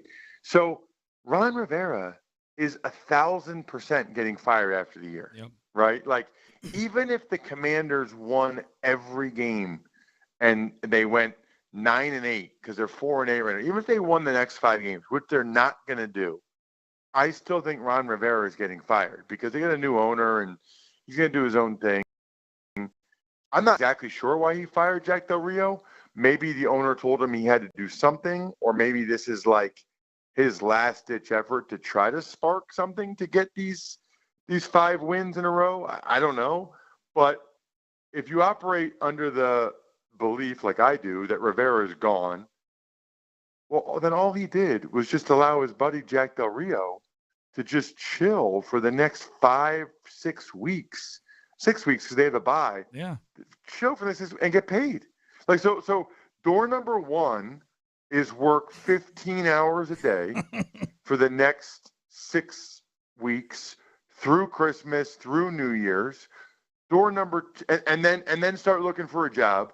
Door number 2 is chill with your family over the holidays and still get paid, and start looking for your next job in a relaxed manner. Like, I mean, he did him a favor, and Tepper did Reich a favor because it was clear as day that Tepper was going to fire Reich after the year anyway. Yeah. So he just gave Reich extra time to just get paid to do nothing. Yeah, no, Ross, fired coach is the greatest job on the planet. Period. End That's of why subject. I love every time I see like people say, "Who would ever want that job?" Yeah, like who would want the Raiders job now? Me. Yeah, and I'll do it for less. Ross, I said the exact same thing this morning, and you know what it is, Ross? It's that the football coach / billionaire TED Talk propaganda is so effective at getting everybody to believe that they're all about the love of the game and everything, that money must not be at all. That it's just easy for some dude to turn down $50 million guaranteed because, like, oh well, it's not ideal. I'm going to turn down this $50 million guaranteed. That is a lot of money. I had somebody texting me like that knows Duke football a little bit, right? And is like, man, the Duke players are upset. Like, I can't believe Elko did this. I'm like, what are you talking about? Like, I mean. Like, of course. What do you guys give me the breakdown in the city of Houston? Give me the college football fandom breakdown between the Cougars, the Longhorns, and the Aggies. Like, give me a percentage for each. I'm genuinely curious. I'd say, let's see, a large majority would be between, like, Texas and the Aggies share the largest chunk of the pie.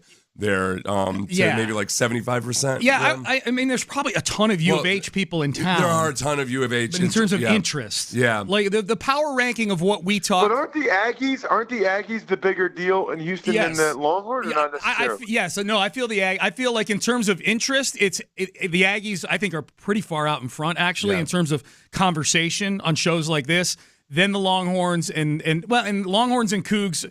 I'll say this, Ross. The Longhorns and Cougs are probably closer to each other than the Aggies and the Longhorns are. You know what I mean? Like I think the Aggies are way out in front in terms of just the fervor of the talk on the radio.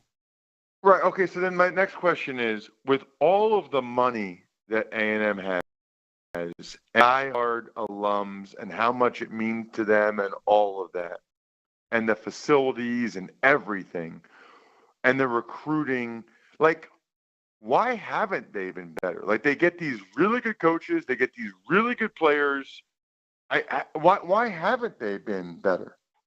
I think they haven't made the right hires as coaches. You know, Kevin Sumlin was great. Yeah, but I mean, Jimbo won a national championship and showed he could do it. And Sumlin was a really good coach at Houston. Like, I don't know. I think some, like, not to re-adjudicate all these hires, but I think it's tough when Houston was, they might have been in Conference USA back when Sumlin was coaching. That's a big step. You go from there to the SEC. I think Jimbo was kind of starting to lag at Florida State at the very end. That wasn't. I don't know. They got the best version of Jimbo Fisher. You're right. He got out. That was smart. Yeah. He got paid. He got out while the getting out was still good. And I also think, SEC West is tough, man. Like, and maybe Texas A&M or maybe their fans underestimated that, but like, that's tough. I mean, that's like you're at an uphill climb against Alabama and LSU, and so then you're battling Auburn and these other ones. I mean, even Ole Miss is 10-2 this year. Yeah.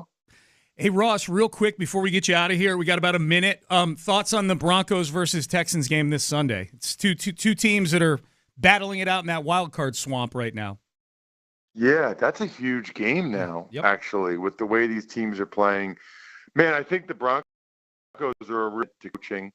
I thought Sean Payton was going to fire Vance Joseph after they gave up 70, and he stuck with it. And that defense is much, much better.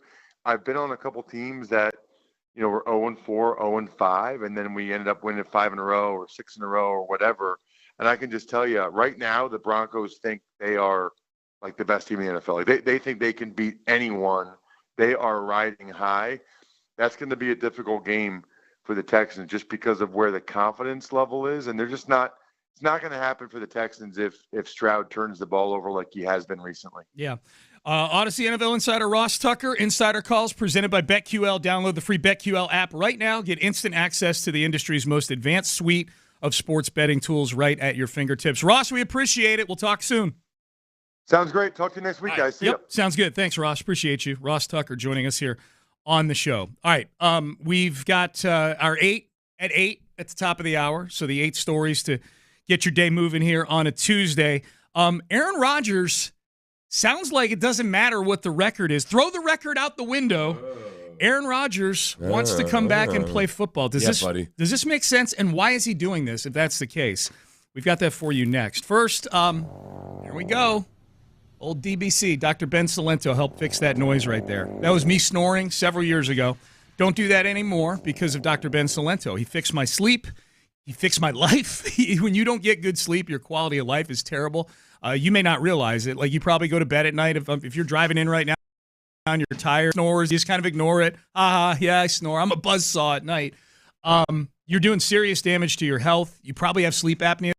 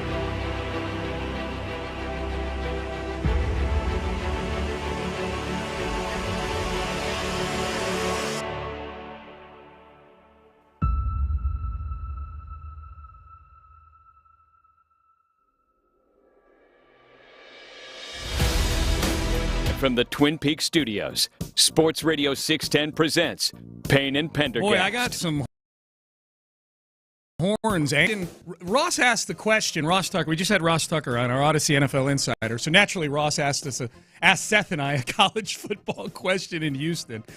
We have our Odyssey NFL Insider on to interview him, and naturally, in a Ross Tucker interview, he turns around and asks Seth and I a question about college football.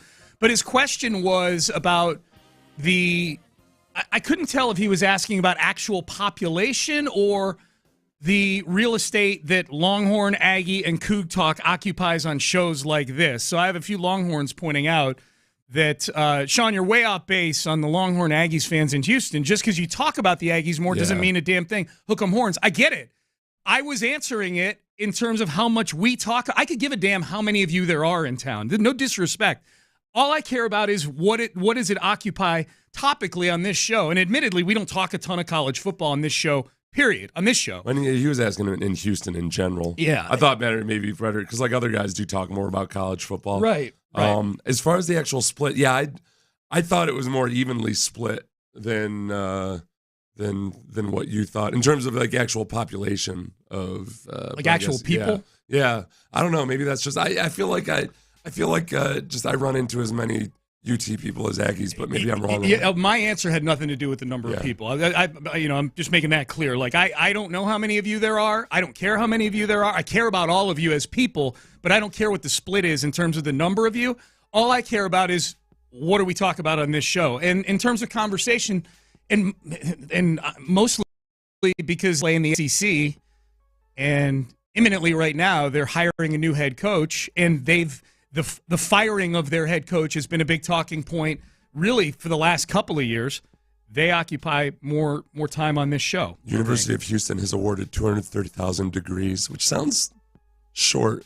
That sounds like not as many as I would think. You can tell me it's 20,000. You can tell me it's 2 million. It says 75% of those people have stayed in Houston. That makes sense. Yeah, it makes sense. But I feel like it should be more than that. I don't know if I trust this website. Okay, yeah, I have zero clue. University of Houston website. Zero clue.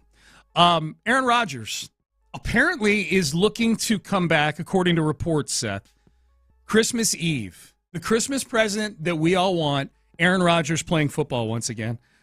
Week 16 against the Commanders. And it doesn't seem to matter right now what the team's record is going into that game. They're 4-7 right now, I think, the Jets are. Yeah. They play the Texans in between now and then. They could very well be 4-10 when Aaron Rodgers comes back, but the speculation is he wants to come back. Here's what Peter King says. The 3 games he would come back for if he were to come back on Christmas Eve would be home for Washington, at Cleveland, and then at New England. So those would be the 3 games. Peter King speculates that the reason Rodgers may want to come back, even if they're 4-10 at the time, is that he feels, quote, pangs over the fact that the team bent over backwards to accommodate all of his wishes. Nathaniel Hackett is the OC, which has been a disaster since Rodgers got hurt.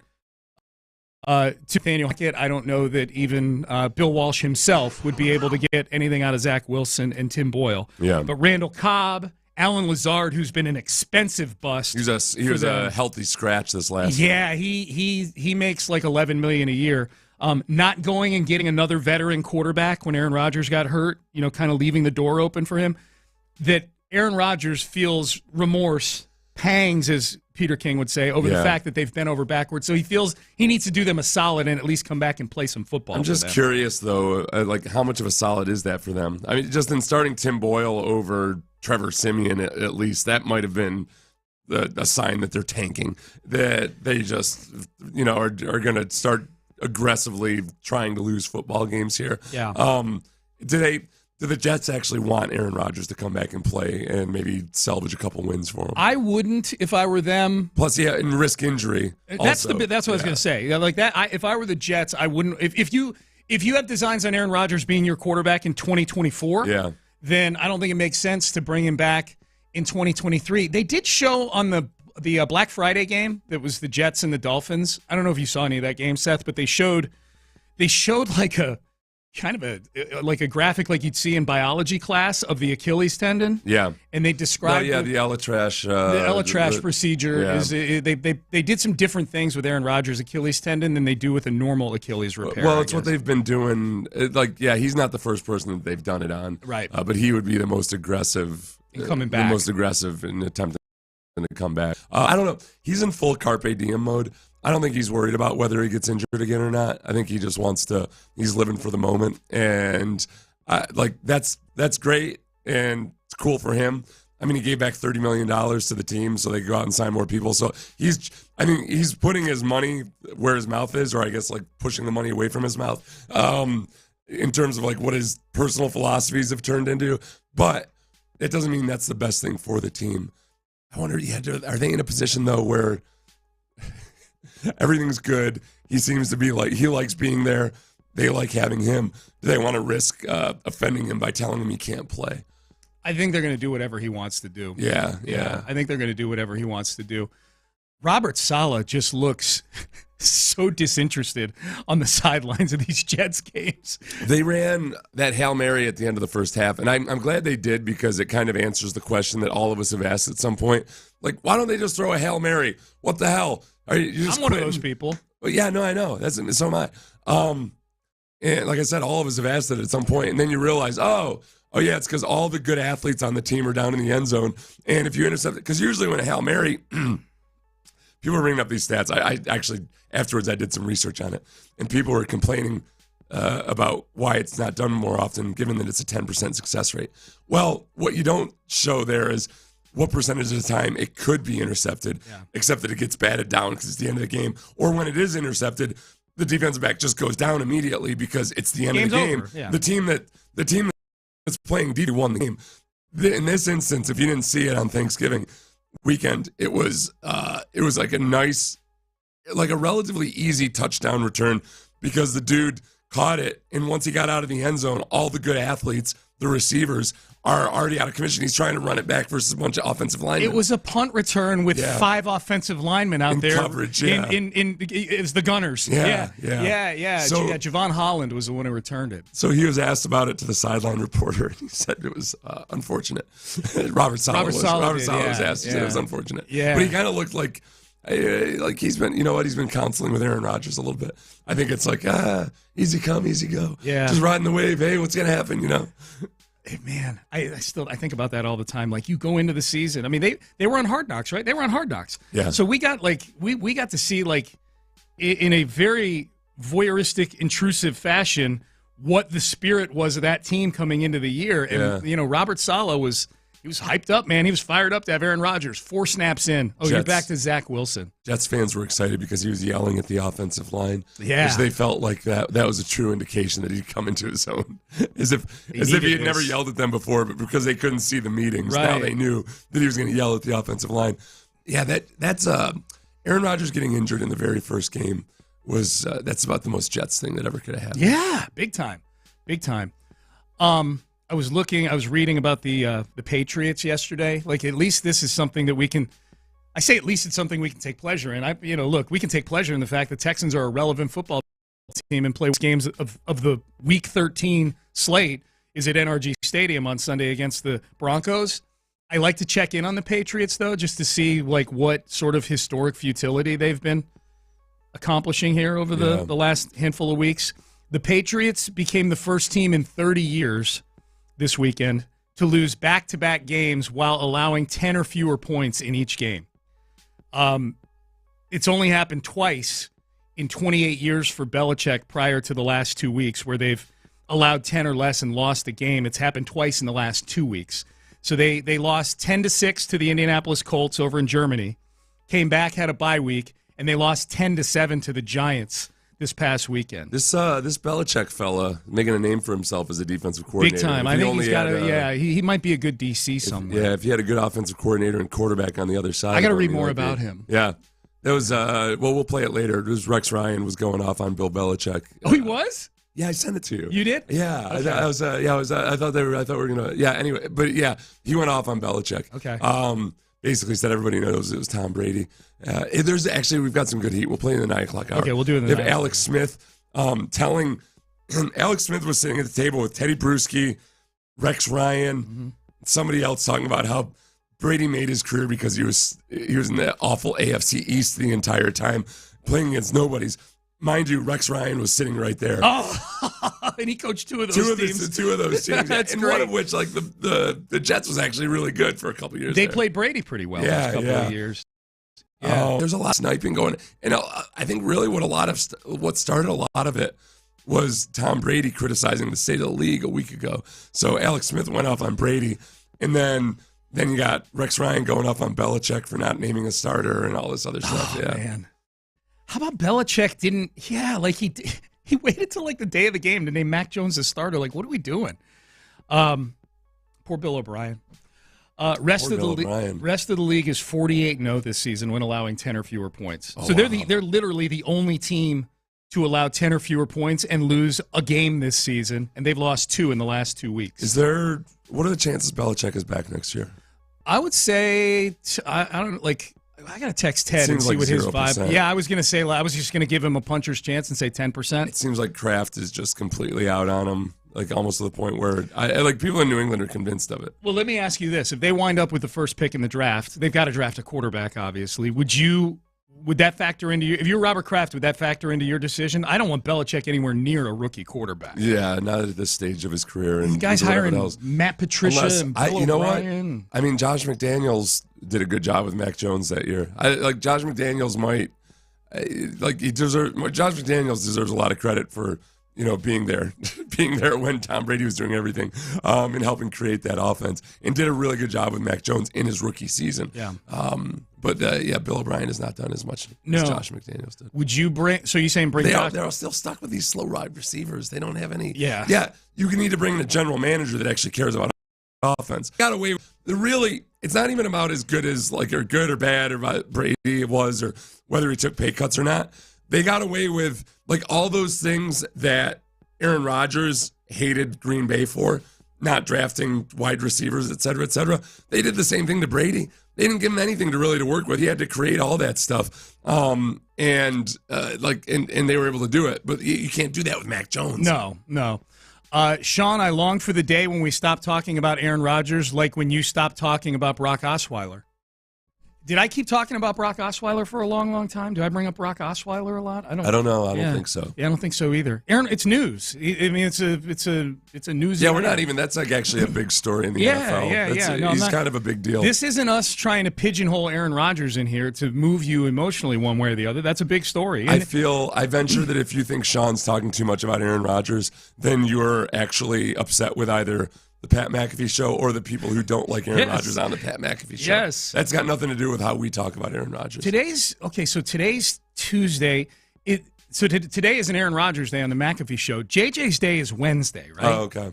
JJ's day is Wednesday, You get the sense. Okay, so we started to get the sense that maybe McAfee was playing WWE promoter here and trying to get Aaron Rodgers and JJ Watt to both come back and be facing each other in time when the Texans for week 14, face the Jets. Yeah. Looks like that's not the timeline now. No, not for Rodgers at least. But so we're going to get, I think that, one thing I've noticed is that any story at all about JJ coming back gets a whole lot of engagement. So I think McAfee's going to be pushing JJ real hard on it again. It's starting to get to the point now where I'm getting a little tired of it. If it looks more like McAfee's just doing his rah-rah stuff and trying to get a rise out of people, I'm going to look at it as less of a possibility. I think it's maybe more just JJ being a good sport and going along with it in his first year with Pat McAfee. Do you think it's on JJ to emphatically give a no to Pat McAfee on this? No, I think he can just keep playing along with it and everything. It's not like, I don't think it's one of those things where Texans fans are going to feel betrayed or anything if he doesn't do it. I think he might genuinely, he's had that seed planted in his head. He might genuinely be just considering it, but he's not going to, I don't think he's going to be emphatic one way or the other until he knows for sure. Yeah. It would pop a crowd, man. Like, you're looking to sell out the stadium? That would sell out the stadium. He might. I'm thinking about when he came back from that torn pectoral and he played in the Bills game and played well. Yeah. The next week he looked gassed. Like he was not in football shape yet. Yep. So he's learned from that experience. Now, at the time, he didn't feel great. He had a torn pectoral. He was just coming back from. Boy, that was a big story, man. That was Christmas Eve. He did that press conference. We didn't even really dare to think about the possibility of him coming back during the season. No, torn pec had always been for any player. Torn pec was season over. Yeah, that was the first I can remember. But I wonder, given that experience, I'm thinking he would want at least a couple regular season games. Yeah. Like he might want to jump onto a playoff team, but he's going to want to go a couple regular season games before he does. Yep. All right, you're listening to KILT and KILT HD2, and patience to our Ocho, the 8 stories at 8 o'clock to get you going for the day. One. All right, let's start with the Texans. They're off today. It's Tuesday. No practice today. They'll be back on the practice field tomorrow. Again, the injury report will be a big one here with Jimmy Ward. They need Jimmy Ward back. They've played much better in the secondary when Jimmy Ward has been out there. I think Noah Brown is missed when it comes to just finding soft spots in the coverage, especially maybe when the pass protection isn't perfect. So Noah Brown has become a very sneaky, essential part of that core, I think. Yeah, I agree with that. Noah Brown and Jimmy Ward, those will be the 2 big names we're watching for tomorrow on the injury report. In the meantime, 2 transactions yesterday that got people's attention with the Texans. They waive kicker Matt Amendola. The expectation is he'll clear waivers and they would re-sign him to the practice squad. So we'll see what the solution is on Sunday against the Broncos.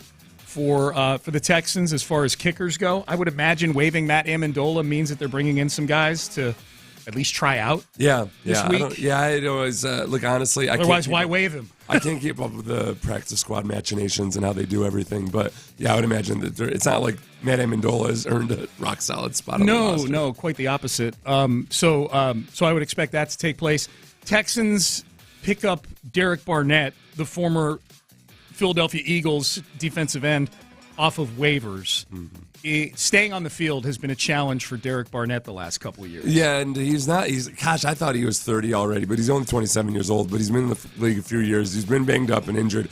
I think at this point, when you have Dylan Horton, who's gone for personal reasons for at least a couple of weeks, obviously, I don't think they want to give Jerry Hughes more reps than he's been getting. Jerry Hughes has been getting fewer reps than he got last year, so it makes sense to bring in somebody like Barnett, who can be a plugger of a player and take reps for you. But I don't think this is anything, for instance, that would prevent them from signing JJ or somebody else down the line. It's a veteran body along the defensive line in a week where they struggled to rush the passer, or following a week where they struggled to rush the passer against Jacksonville, and that's noteworthy this weekend. The Denver Broncos have done a pretty good job of protecting Russell Wilson.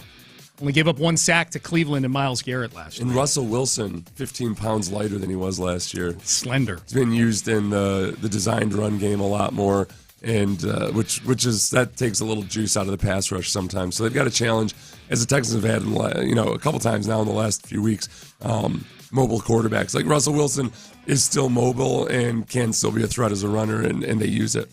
2. All right, Monday Night Football last night. We won't spend too much time on this one because it was hideous.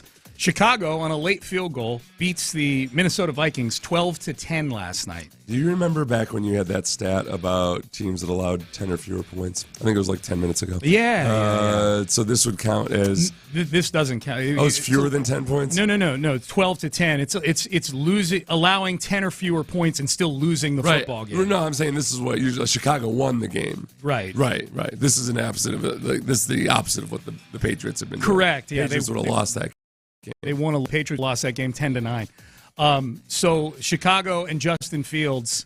Chicago's in kind of a nice spot right now in that, because they have Carolina's first round pick, so they can actually go win games and not damage their draft stock too much because they've got right now the number 1 overall pick in their back pocket. So they can actually go win games. It hurts their draft pick, but they've got currently the number 1 overall pick in their back pocket. So Justin Fields can. By the same token, Justin Fields can go out and ball out. Not that this was a balling out last night, but he has flashes. Yeah. He could go out and go on a tear, and it might not have a single thing to do with whether or not he's playing for the Bears next year. That's right. He could, you know what, though? He could increase his trade value. Or be able to find a more favorable destination. Yeah, I don't know of any. Wait, do you think anybody's trading for Justin Fields? He's still on his rookie deal. He'll be 3 years in. Yep. So it's a pricier part of the rookie deal. But I don't know. I bet there's somebody out there that thinks they can get the best out of him. Maybe get the upside out of him. I don't know. Josh Dobbs' Cinderella story. I mean, it's like can somebody trade for? I don't say they're trading a first round pick, but somebody might trade a 7th rounder or something. Yeah. Josh Dobbs throws 4 picks last night, so we can stop with Cleveland really screwed up trading Josh Dobbs, or Arizona really screwed up trading Josh Dobbs. Like, Josh Dobbs had been a story the last couple of weeks. He turned back into Josh Dobbs. Who's the biggest disappointment in terms of a guy this year that had a very, very good beginning and then fell off a cliff? Will Levis or Josh Dobbs? I would say Levis is the more relevant one. I mean, like Tennessee's attaching their hopes to Levis. So Monday Night Football, bad last night. A lot of people. There were people in Minnesota who shaved their eyebrows for Josh Dobbs. Those are the people that really lost, yeah. Are you serious? Yes, yeah. It was on social media, yeah. He has alopecia, right? Yeah. Oh, wow. That was a thing, huh? That was a TikTok challenge, the Josh Dobbs challenge? It's a much less inspirational version of, like, shaving your head because your buddy has cancer. Because he's in chemo. Like, I've got a backup quarterback. Supporting my alopecia-ridden quarterback. Shave my eyebrows, yeah. 3. Frank Reich fired in Carolina. That came down yesterday. David Tepper, the owner, put out a statement thanking Frank Reich for his 11 games worth of service. 1-10. The Panthers sit at the bottom of the NFL right now with no first-round pick. They're missing a 2nd-round pick the following year. They traded DJ Moore away. This team is a mess right now. This team is a mess and has an owner that is a meddlesome owner. And with all that said, he's a Scooby-Doo villain.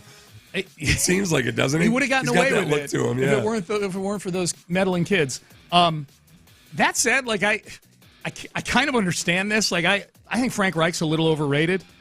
And if you brought him in and you're looking around and you go, okay, well, maybe the owner feels like this isn't working out. We need to rip the Band-Aid off now. We don't want to burn another year of Bryce Young. Because that's the decision-making. The decision-making that Carolina needs to go through. Their process has to be, everything we're doing has to be in the best interest of Bryce Young. Because we have so much invested in him right now. I wonder if Dave Tepper, too. Like, Dave Tepper's got kind of a brusque side to him, obviously. And he's got kind of that northeastern feel to him. I wonder if part of it, if he's around and, like, Frank Reich is, total Mr. Nice guy. He's got Bryce Young, little Mr. Nice fella, little like a choir boy. You got Josh McCown. I wonder if he's like, these goody two shoes can get their butts up out of here. Dude, I don't need that. I don't like this feel of these guys. Okay, I have not seen any speculation as to who Carolina is going to hire, other than the usual list of hot candidates, and they're all coordinated. Bobby Slowick's name is on the list. On the lists I've seen. If Tepper is truly the new age Dan Snyder, then he's going to hire the equivalent of what Sean Payton was last year's go-round. Is that Bill O'Brien? I was thinking Bill Belichick. I mean, that's what I meant, Bill Belichick. Yeah.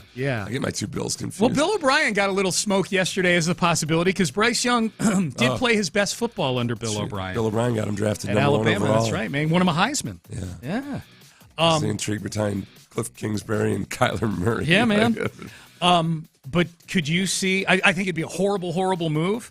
But for this owner, who is all about making big splashes, I could see a Belichick situation in Carolina. Look, we've already watched Gary Kubiak go on and win a championship with another team. I don't know if I can stomach if Bill O'Brien goes to Carolina and ends up being Nouveau Bill and ends up winning a championship. Oh no, I couldn't either. But I'm asking you about Belichick. Yeah, could you see David Tepper trying to get Bill Belichick in there as the new czar and be the hard ass that you think the Bryce Young might need?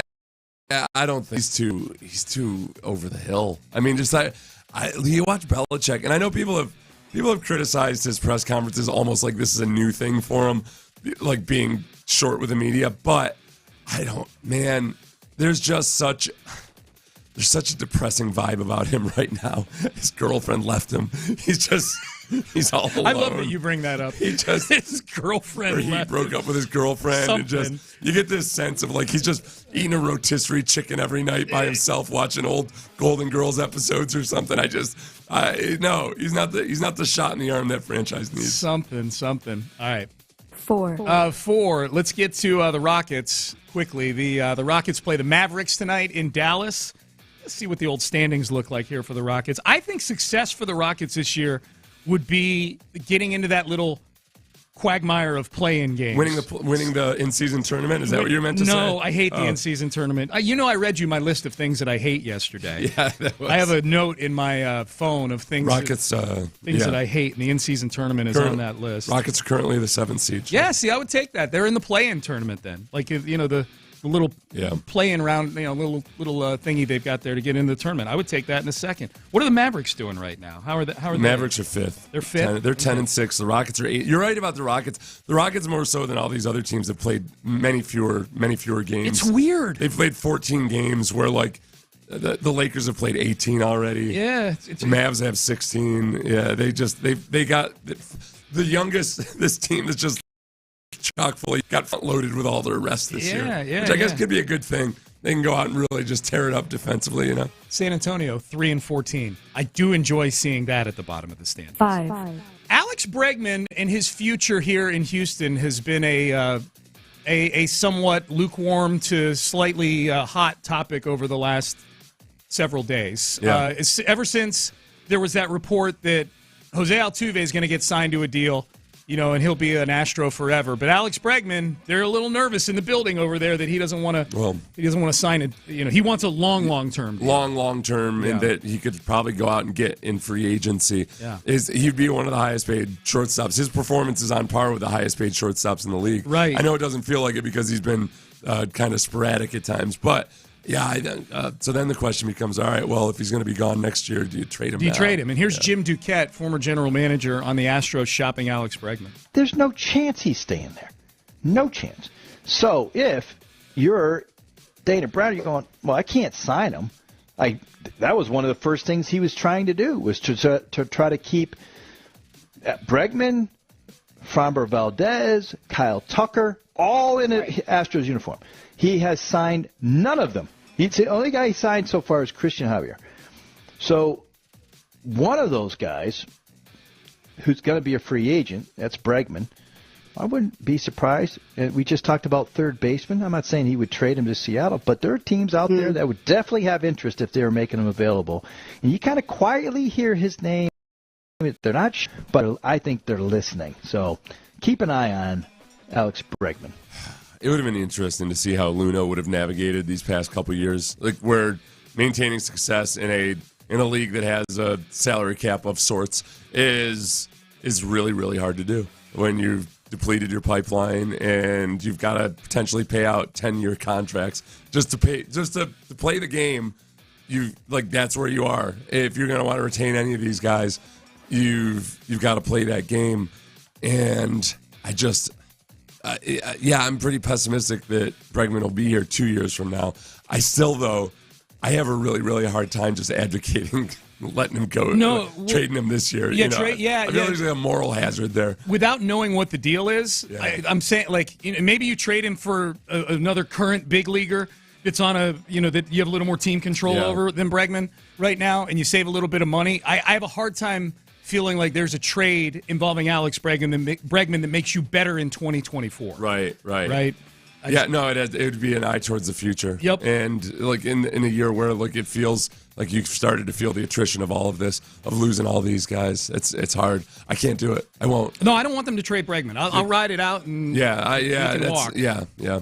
6. Mike Elko is your new head coach at Texas A&M. Here was Mike Elko getting introduced to his new fan base. Well, he was the DC at A&M, but new fan base as the head coach. We will be innovative in our thinking. Like all great organizations, we will lay out a clear blueprint for success, but we will adapt and adjust along the way where necessary to perform this program to great heights.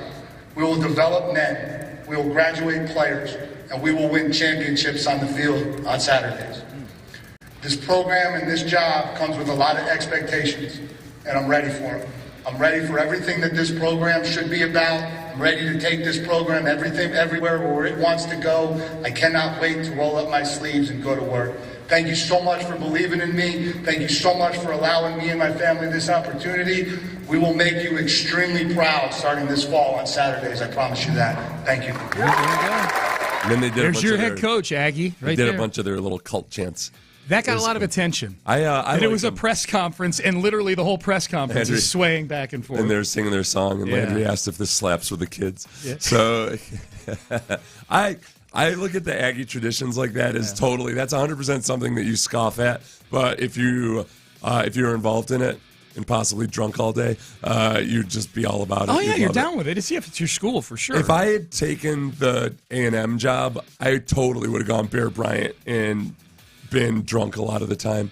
I would have gone old school with it. I think that's the only way to actually succeed at that job is you got to be backslapping. You got to be kind of, cussing. You got to have a flask of whiskey in your back pocket. And let's get her done, okay? I mean, I say good luck to Elko. I don't know if he's got the liver for it, but he looks like he actually looks like he might have the liver for it. Yeah, he might. 7. You see, former Houston Texans legend Shaq Lawson got into it with an Eagle fan the other night. I saw that. Yeah, what was going on? Yeah, Bills defensive end Shaq Lawson, former Texan for a training camp, confronted Eagle fans and appeared to shove one of them during Buffalo's loss to Philly on Sunday evening. Lawson, defensive tackle Jordan Phillips, and other Bills players walked from the sideline toward the front row of the stands at the Link and started jawing at Eagle fans. Phillips got close to one fan's face before Lawson walked up and seemingly made physical contact with the spectator, according to videos circulating on social media. Was there any accusation about anything said that was like way over the top or anything? I have not.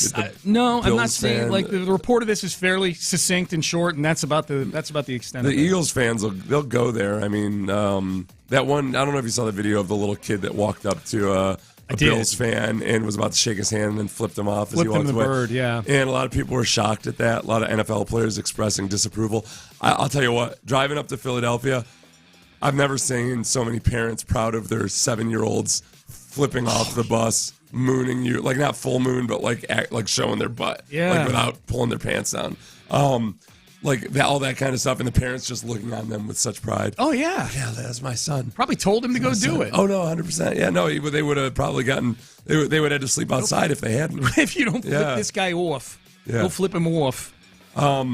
Yeah, the Eagles fans are really upset about that.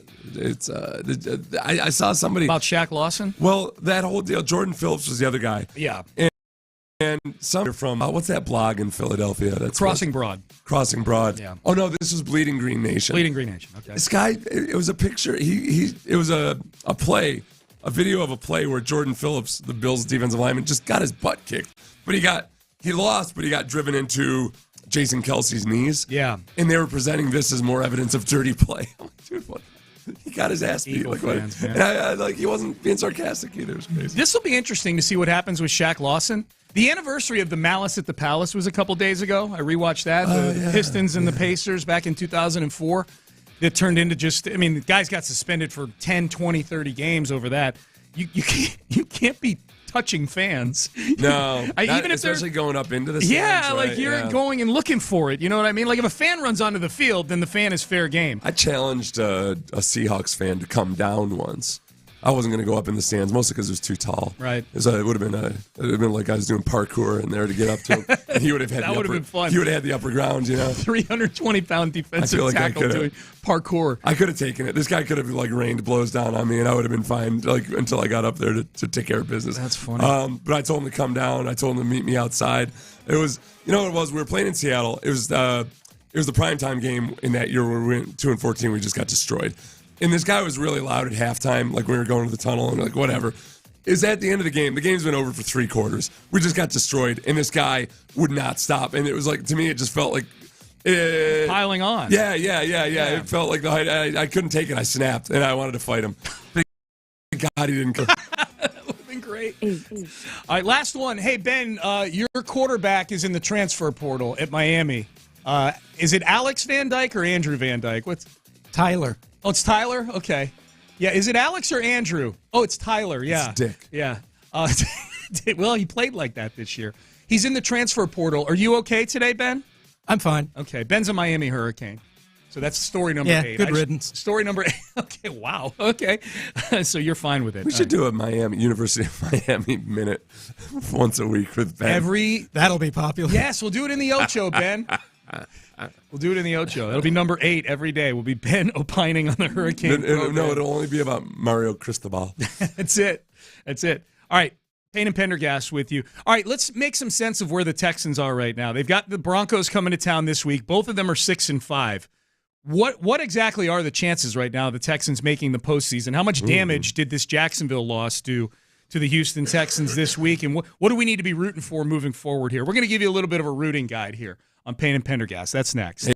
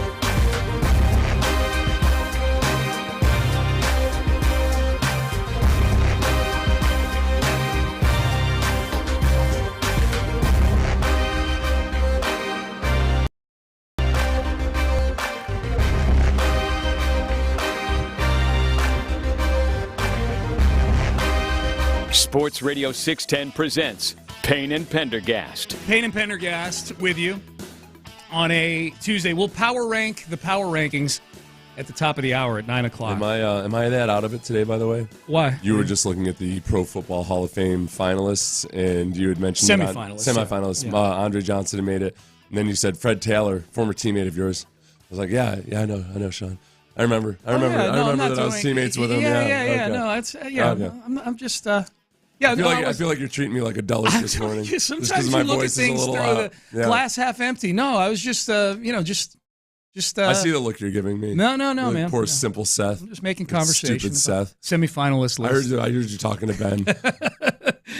Can't wait for you to get out of the studio during each break and I can talk about you with Ben. So the Texans, how much damage did the Texans do to their playoff chances with the loss to the Jags? They severely damaged their chances at the division. Yeah, I know. I know. You were pointing that out all week, and I was angry that you were pointing it out. Now that I'm living that reality, I'm even more angry. It was worse than I thought it would be because I hadn't even really looked at the tiebreakers. Oh, and I'm the stupid one. No. Yeah, thanks a lot. This is what we're going to do. I'm going to make Seth feel stupid for the next 90 minutes. But they're 2 games back of the Jags, and the head-to-head means nothing now because they're 1-1 against each other. The Jags are 4-1 in the division.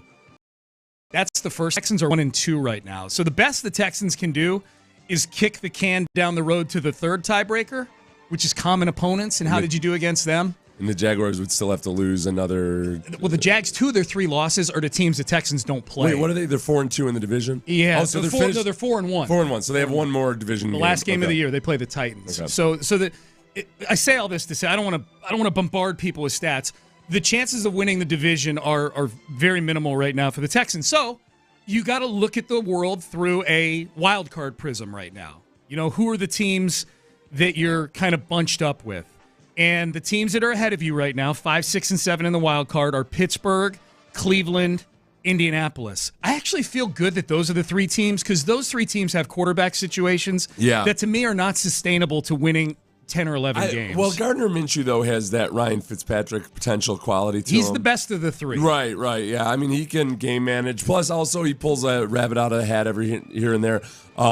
Yeah, I feel like he's the most stable veteran dude there that could at least guide the ship through this. Yeah, these playoff ones. Yep. So you're chasing those 3 teams. I would say the other 2 teams that are kind of in the there's really in my mind there's 6 teams battling it out for 3 wild card spots. Yeah. The other 2 teams are Denver, who you play this weekend, and Buffalo, who basically is playing a murderer's row. Their schedule, they're on a bye this week. When they come back from the bye, they play Kansas City and Dallas. They just lost a heartbreaker to Philadelphia. To Philly, I mean, that was one that hurts, not just because you lost to a really good football team that you could have, but for that reason. Like, it's not like it gets any easier. It's not like, I dropped that one, but now we got a couple of patsies. It doesn't stop for them. If you're wondering, okay, so what do we root for here, Sean? I would say root for the teams that are winning their divisions, other than the Jags. You know, you can still hold out hope that you catch the Jags. Root for Kansas City, Baltimore, and Miami.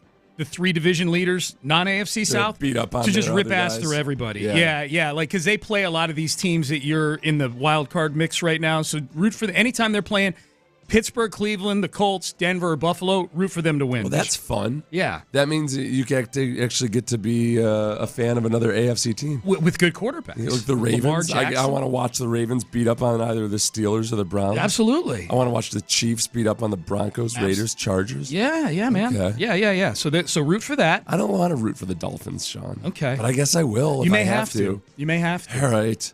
Mike McDaniels, it took a little while, but he's on my nerves. He's on your nerves? Yeah. So you and I are going opposite directions on him. Yeah, he's on my nerves. I don't know. I feel like I probably like him a lot. I don't know. He's just always a little too clever. That's how I felt at first. Yeah. Now I find him funny. That's normal for you and I, though. I think you and I we're a little off kilter sometimes in what we find funny. I feel like Pat McAfee. I've noticed this. I'm cool with Pat McAfee. I'm very impressed with what he's done. I have noticed that as soon as he went to ESPN, there was a big Pat McAfee backlash. I think a lot of people the problem was, too, a lot of his hardcore fans liked him specifically because he was the non-ESPN guy. So he's in two worlds where he's not quite mainstream for a lot of ESPN, but then he's also maybe lost a little bit of that cult appeal. Yeah. He was the old garage band we used to watch, and now they sold out to the man. I like to go on all right, I'll do it this way. If I had to go on a road trip, if I had to drive cross country with somebody, this is your method. Yeah.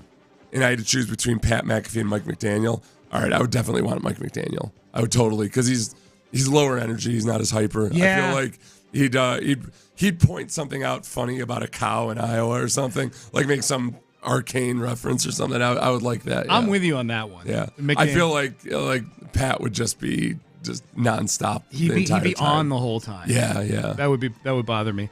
The Texans, of course. Speaking of ESPN, according to ESPN.com's FPI index, that's their. What's that? It calculates the percentage chance that you make the postseason. Football probability index, I believe, is what it's called.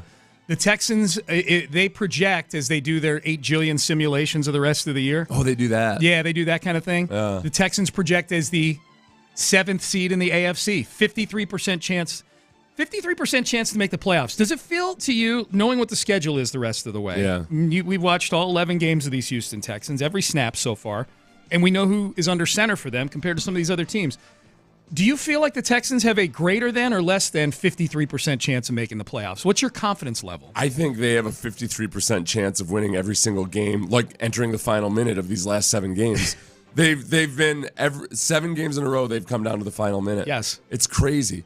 And Greg Rajan pointed that to me.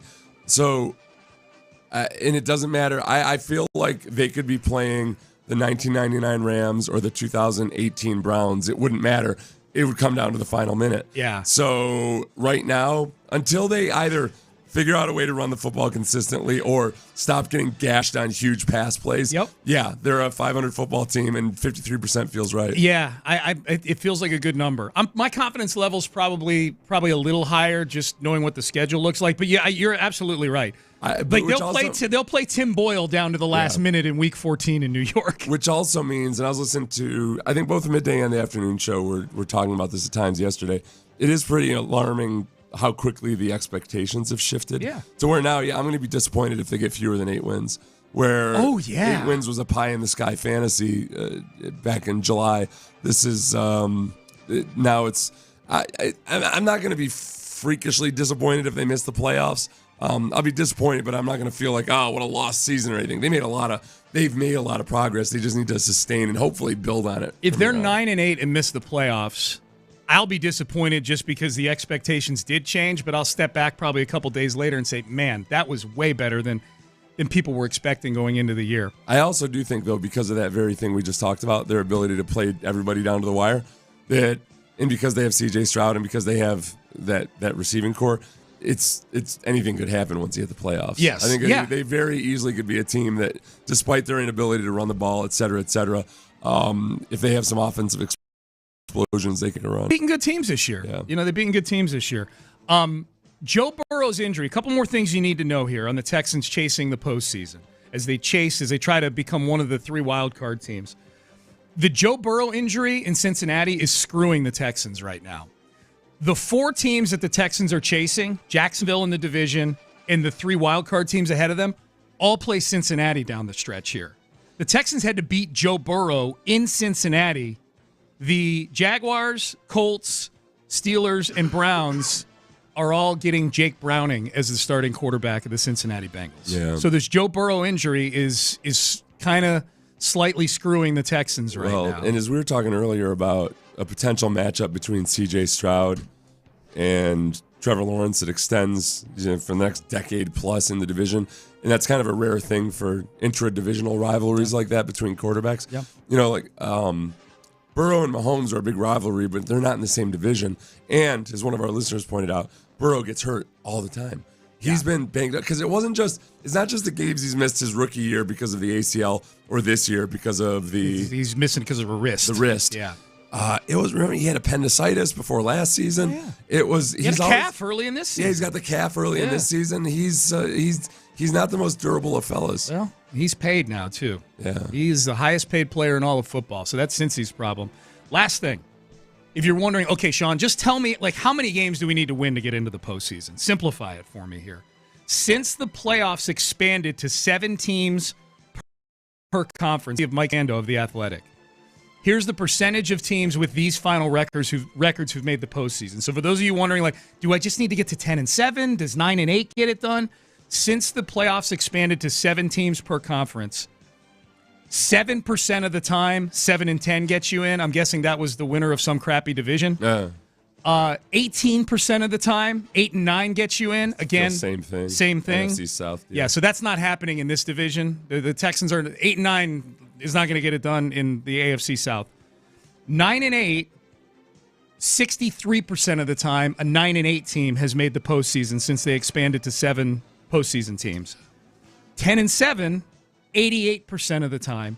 If you're looking for a stone cold lock, get to 11 wins. Oh, that's all they have to do. 7 out of 7. Okay.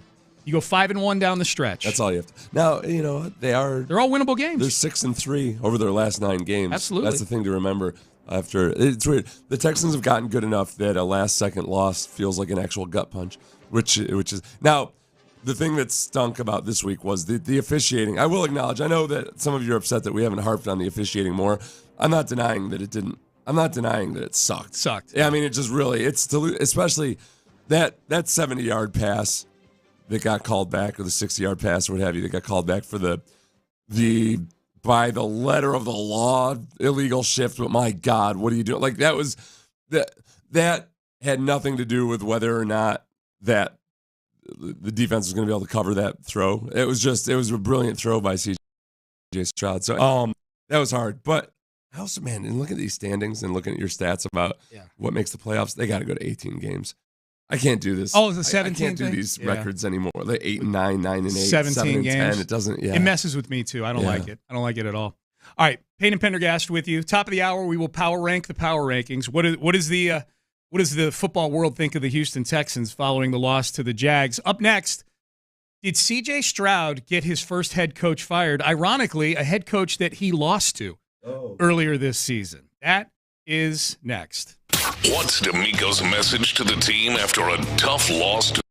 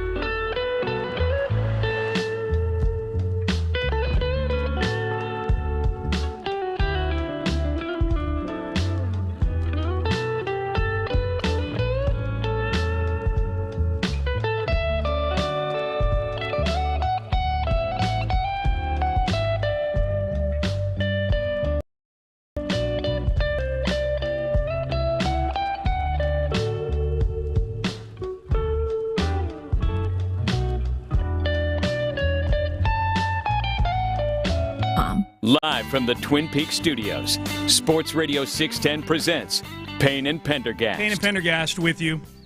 Sean and I were just working on our book of business ideas. Yeah. We're going to be professional gamblers. Winning at gambling is our next one. Yeah, we're gonna if we go out to the Super Bowl. Nobody's done that yet. Nobody's ever won at gambling. To do it. That's all right. I've got a system. You do. Yeah. So we'll power rank the power rankings at the top of the hour. And what is the market saying about the Houston Texans in the wake of a close loss to the Jacksonville Jaguars? We'll get you up to speed on that at 9 o'clock. There was a time where there was a ton of hope in Carolina for Bryce Young. Let's relive some of the magic of Bryce Young trotting out onto the field. Do we have this, Ben? Yeah, trotting out onto the field, opening Sunday of the NFL season. Frank Reich, new head coach. Clean record, 0-0, and the first overall pick in the draft. Here's what it sounded like when Bryce Young took the field. And now we get to see the start of this new era. Bryce Young in the huddle, bounce of youth, shiny helmet gives him a seraphim's glow, eyes as wide as the Sphinx. And if he is what this franchise and this fan base believes he can be, the hour of the Panther begins with this shotgun snap. Yep. Frank Reich fired. God, I get more annoyed with that every time. Every time. It gets worse and worse, yeah. Well, you know what bothers me the most about it? Other than like the syrupy wannabe Hemingway, whatever the hell he's doing. Yeah. Eyes as wide as the Sphinx sounds like the exact opposite of what I would want. That sounds like a kid who's just kind of awestruck in the moments. That's how he's played. Eyes as wide as the Sphinx. Like your eyes are just, and that is how he's played. Yeah, that's how he's played. Frank Reich. That guy gets fired too. Did he get fired? Anish Shroff? No. All right. He's actually Andre Ware's partner on the ESPN college games. Oh, I guess I better shut up. No. Does he do that stuff with Andre?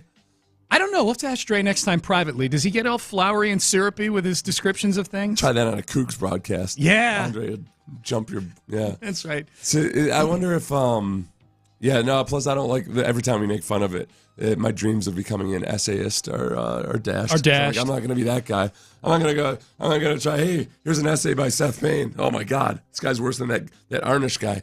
I know David Tepper is an impulsive owner. We've established that. Yeah. It's been established once again He's in the like last a beefier 24 hours. Dan Snyder. Yeah, in the last 24 hours it's been established. Do you, and I know we don't know for sure, but do you think if C.J. Stroud were having a normal rookie quarterback year with all kinds of struggles, that Frank Reich is fired by David Tepper? No, I don't think so. I think that it's just the stark contrast is too vast. Now, the question is, all right, and this is where they start in. Yes. Which we will 100% jump on. Absolutely. Okay, was it genuinely Tepper twisting Reich's arm into wanting Bryce Young? Mm-hmm. In which case, okay, it's Dave Tepper's fault, and yet Tepper, from his perspective, has got to think, well, yeah, but Bryce Young isn't working out because this schlub isn't getting the best out of him. In either case, they're both his hires. He's hired. I do wonder with Dave Tepper if he's I know he's a hedge fund guy from Pittsburgh, but if he's got kind of like that Silicon Valley philosophy of, look, you just got to keep failing until you win. Yeah, just, okay, we're going to keep trying different stuff. And I'm not going to sit here and act like, oh, no, there's only one way to do it. And it's to stick with a guy through 4 years, and then there you have it. Because the fact of the matter is there are immediate turnarounds. Look at the Rockets. You know, if they had hired Udoka after the first season, would it have been too quick to fire Silas? Right. You know, no. And he did it in one season. So D'Amico comes in, you get the right quarterback, you can do it in one season. So I almost wonder, as long as Tepper has the money to burn, whether he's not going to just keep doing this. Yeah, he's paying Matt Rule $40 million. He paid Matt Rule $40 million to go away. He's reportedly paying Frank Reich $30 million to go away. Boy, the Rocket analogy you just made really hits home. Yeah. Because when I talk to people about the Rockets these days, the talk is, man, it feels like they just wasted 2 years of Jalen Green and Alperen Şengün and some of the, year of Jabbar and some of these young guys because they kept Silas around, Yeah. So you're right. Like in some respects, like if David Tepper looks at this thing and says, I don't see where this is ultimately going to work, then yeah, you got to cut bait. The risk obviously is that you severely damage a first overall pick quarterback that you traded a ton of stuff to go get. Right. That's if you look at, if there is a recipe for failure with a highly drafted quarterback, it is giving them multiple coaches and multiple systems in their first few years in the league. I guess maybe the upside is so much, because I'm kind of thinking my way through this. I tend to be more old school and wanting to, I mean, the old school was, Landry had 10 losing seasons in a row before they ever clicked. That was a different era in time. Chuck Noll, right? It started off real slow. He sure did. But if you look at various turnarounds in the NFL, I think that there's been turmoil. There's been multiple coaching. Look at San Francisco, the 49ers before they hired Shanahan. What they have, they went from Harbaugh, who was good. Harbaugh to Jim Tomsula for a year, which was a disaster. Chip Kelly for a year, which was a relative disaster, but just 1 year. Just 1 year. They go to Kyle Shanahan. It was like at that now they're the best organization in the sport. And with an owner that was just an heir who hadn't earned it himself, and he was a jackass. All this, they end up being one of the best organizations in the sport. Yes. So I don't know. Is it really that awful to decide? Like David Culley. Remember what we were trying to explain to people outside the city? And the reason they're bad, right? But it was very, very obvious that he was not the guy that was going to turn it around. For sure. Lovie Smith, it was very clear as we fell asleep time after time listening to him talk that he wasn't going to be the guy to turn it around. And you just have to keep going until you find the guy to turn it aroround. Yeah. The thing I worry about with Tepper is that he does seem like extraordinarily impulsive by NFL standards. He's admitted to it. Just that he might have driven the price up on the trade with Chicago just because he was so antsy to get it done. Absolutely. He basically admitted that. Couple interesting sidebars to this Frank Reich getting fired that may matter to Texan fans. I would say one is just Frank Reich getting fired, right? I think any longtime Houstonian loves to see bad things happen to Frank Reich.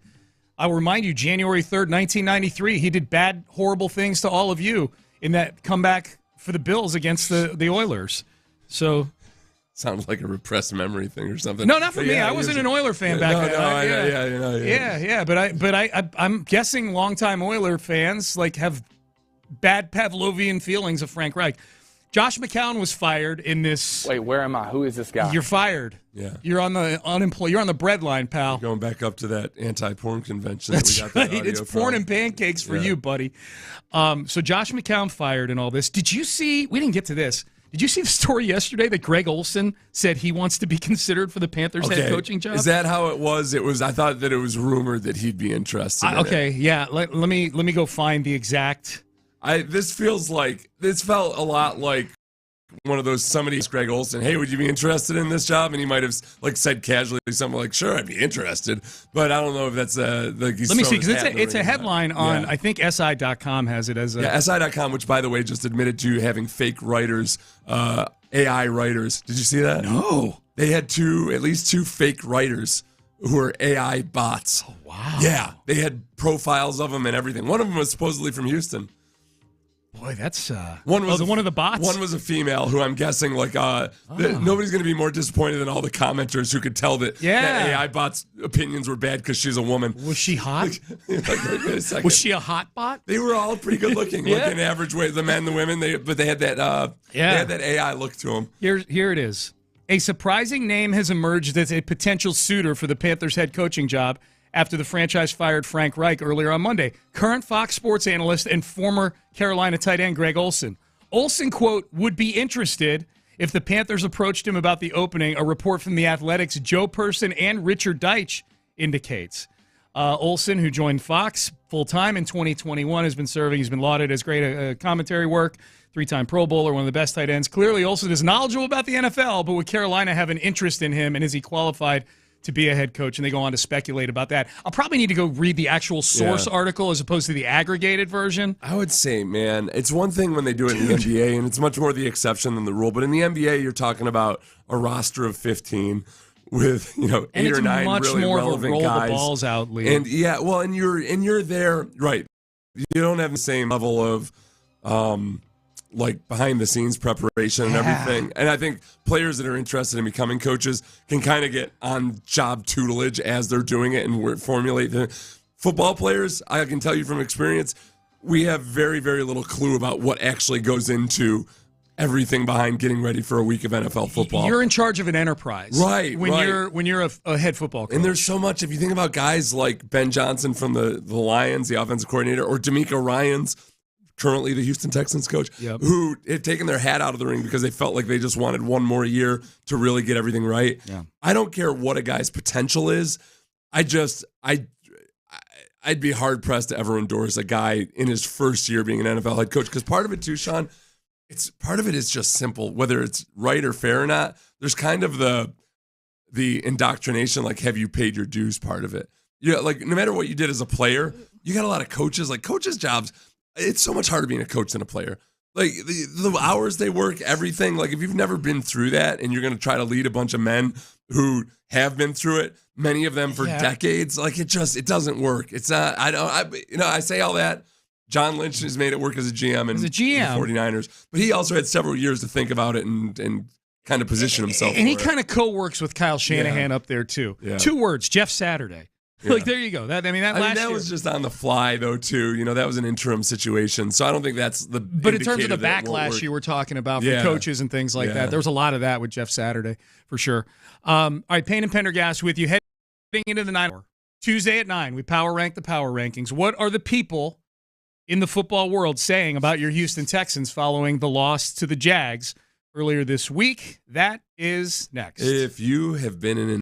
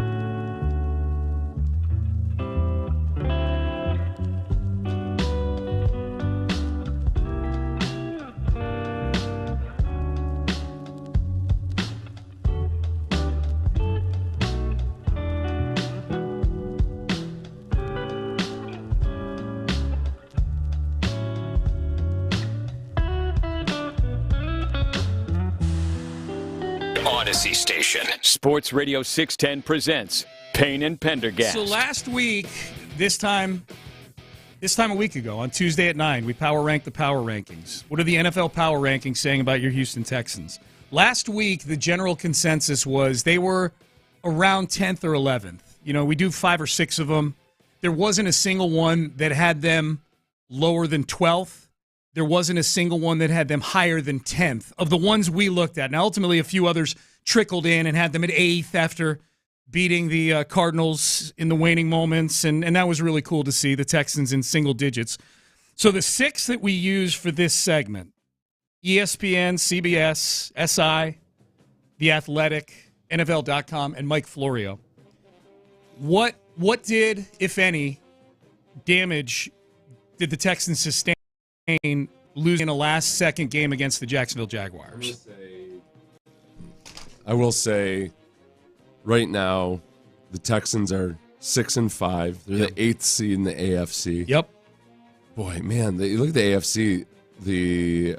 So they're the 8th seed. The Broncos are 6-5. They're the 9th seed. Yep. You go over to the NFC side of things, and they're like the 8th seed just out of the playoffs is the Packers. They're at 5-6. 5-6. Nobody's got a winning record there. A little more top-heavy in the NFC. But so I'd say the AFC, at the very least, the Texans better be in the top half of all of these. Okay. They've got to be 15 or better. They've got to be 15 or better. 16 or better, I guess. Gotcha. Yeah. Okay, so on the heels of a week where they averaged somewhere around 10 or 11, here we go. 6th on the SI.com, or 6th on the power ranking of the power rankings. Oh, okay. 6th of the power rankings, of the 6 power rankings we're doing. SI.com. They have the Texans 12th.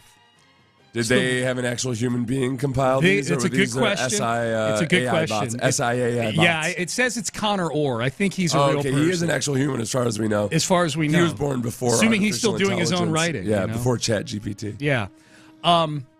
Texans are 12th. Here's what they say, Seth.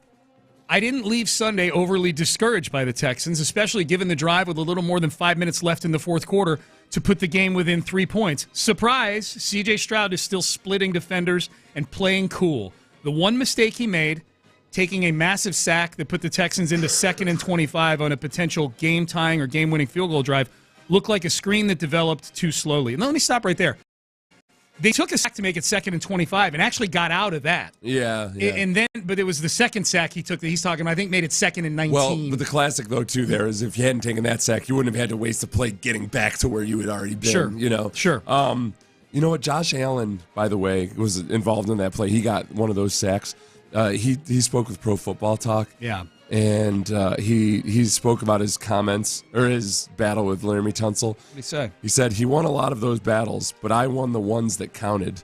Talking about those ones right back at the beginning. He also said that rushing C.J. Stroud, the approach is to approach him from the inside, because when Stroud sees someone in his face, he puts down his head and tries to scramble. The inside move affects Stroud's vision. They were ready for, there was one point, I think it might have been Josh Allen, they were ready for that move C.J. does when there's pressure up the middle where he turns his back to the line and spins to his left. They were ready for that. Yeah. So he's starting to get some tendencies on exactly how he responds and reacts to pressure. Absolutely. All right, so 6th on our power ranking of the power rankings, SI.com. 5th, ESPN.com. Also has the Texans at 12th in their power rankings. DJ Bieneme covering the Texans for ESPN.com. And they list the rankings for each of the 3 phases here in the FPI, the Football Power Index. Texans have the, Seth, see if this sounds correct to you.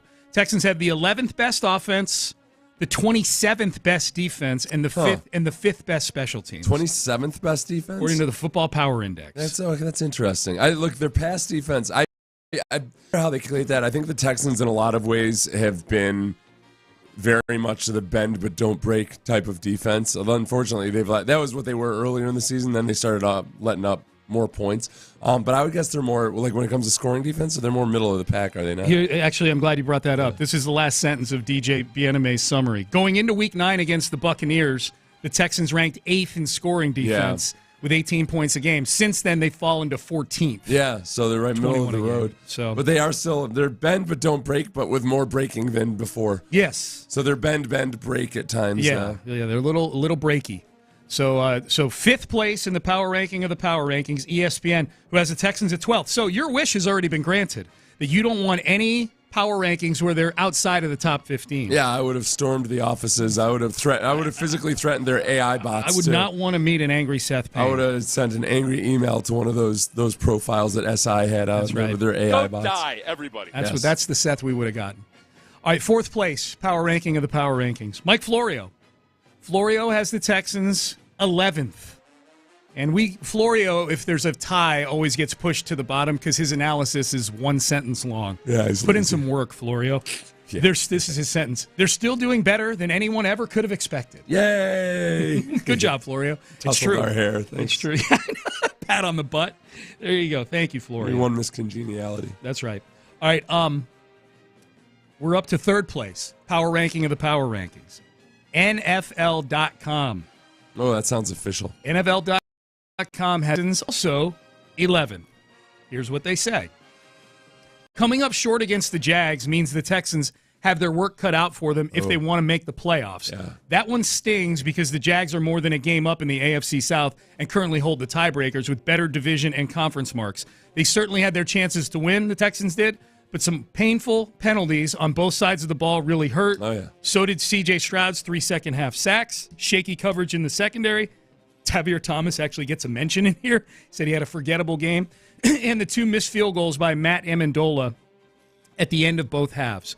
There's still a clear path to the postseason for Houston, but it starts with a win over Denver in Week 13 and might stretch all the way to the Week 18 game against Indianapolis. Yeah, that Indy game, that might be a de facto playoff game. At the end meaningful. Yeah, we basically are getting closer and closer into back against the wall playoff mode. Yeah. That'd be nice.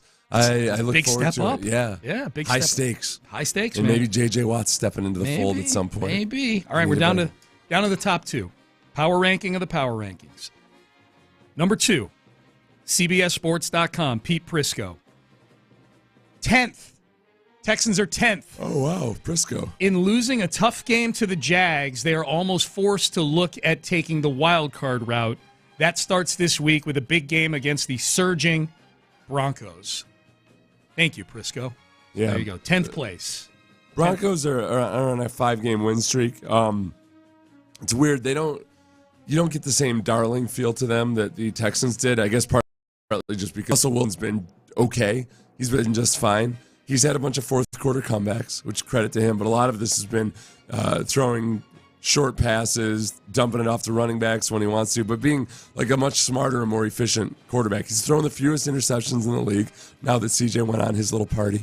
And CJ had his wild freshman year. Yeah. You know, Against who's that against? Cardinals. It was against the Cardinals, that's right. And but he's not the new kid in town. So neither is Sean Payton. He's old. No, I think 2 things is, if we're bringing up, the Broncos winning these 5 games in a row. Yeah, compared to what the expectations for the Broncos were during the season, they're a Cinderella. But if you take a big picture step back, you're paying your quarterback $250 million and you're paying your coach $20 million a year. Yeah. You're supposed to be 6-5 when you're doing both of those. You still feel like you're hamstrung by your quarterback. Yeah. Okay, great. He's doing this nice stuff for us, but it's not electric. It's nothing that's gonna make up for all the guys you can't sign because he's making so much money. Yeah, that's gonna be fun this weekend, man. Sean Payton and Russell Wilson coming up with 5 reasons to hate the Broncos on Friday. Will not be hard. Sean Payton and his skepticism of Zoom calls. Yes. Zoom. His name calling. Zoom calls. His insistence that the Broncos were never interested in D'Amico Ryans. Right. He seemed awful sure about what other men's opinions were. Indeed. That was interesting. All right, last one. Number one in the power ranking of the power rankings. Have you heard the good news? Mm-hmm. The Athletic has the Texans 10th also. Oh, okay. The 10th. Tie goes to the tie. When I can't find a rankings reason to break the tie, I just go to the one that puts more work in on the analysis. Now, there's not a whole lot more here than Prisco did in CBS, but this is what the Athletic staff says. This team will be dangerous in the playoffs if it makes it. Oh, this goes into what you and I were talking about earlier. Yeah. This team will be dangerous in the playoffs if it makes it because of C.J. Stroud, the rookie top 300 yards passing, for the 4th consecutive game, an NFL rookie record, and 6th time this season, and also led Houston in rushing with 47 yards. Okay, that's not a good thing. Yeah, that's like 2018 Texans, where Deshaun Watson would be the leading rusher. Yeah, we don't want that. The Texans are one spot outside of the playoff picture, but still play the Titans twice and the Jets once down the stretch. Yeah, that's where, like, my win total right now, where I would be supremely disappointed, to where, like, if you told me before the year, I'd have been like, oh, yeah, for sure, I would take that. If they're under 500, I'll be very disappointed. Yeah. That means they're 2-4 down the stretch against this schedule. Ugh. Oh, that would assuming CJ's help. Be the worst thing that's ever happened to me in my sports life.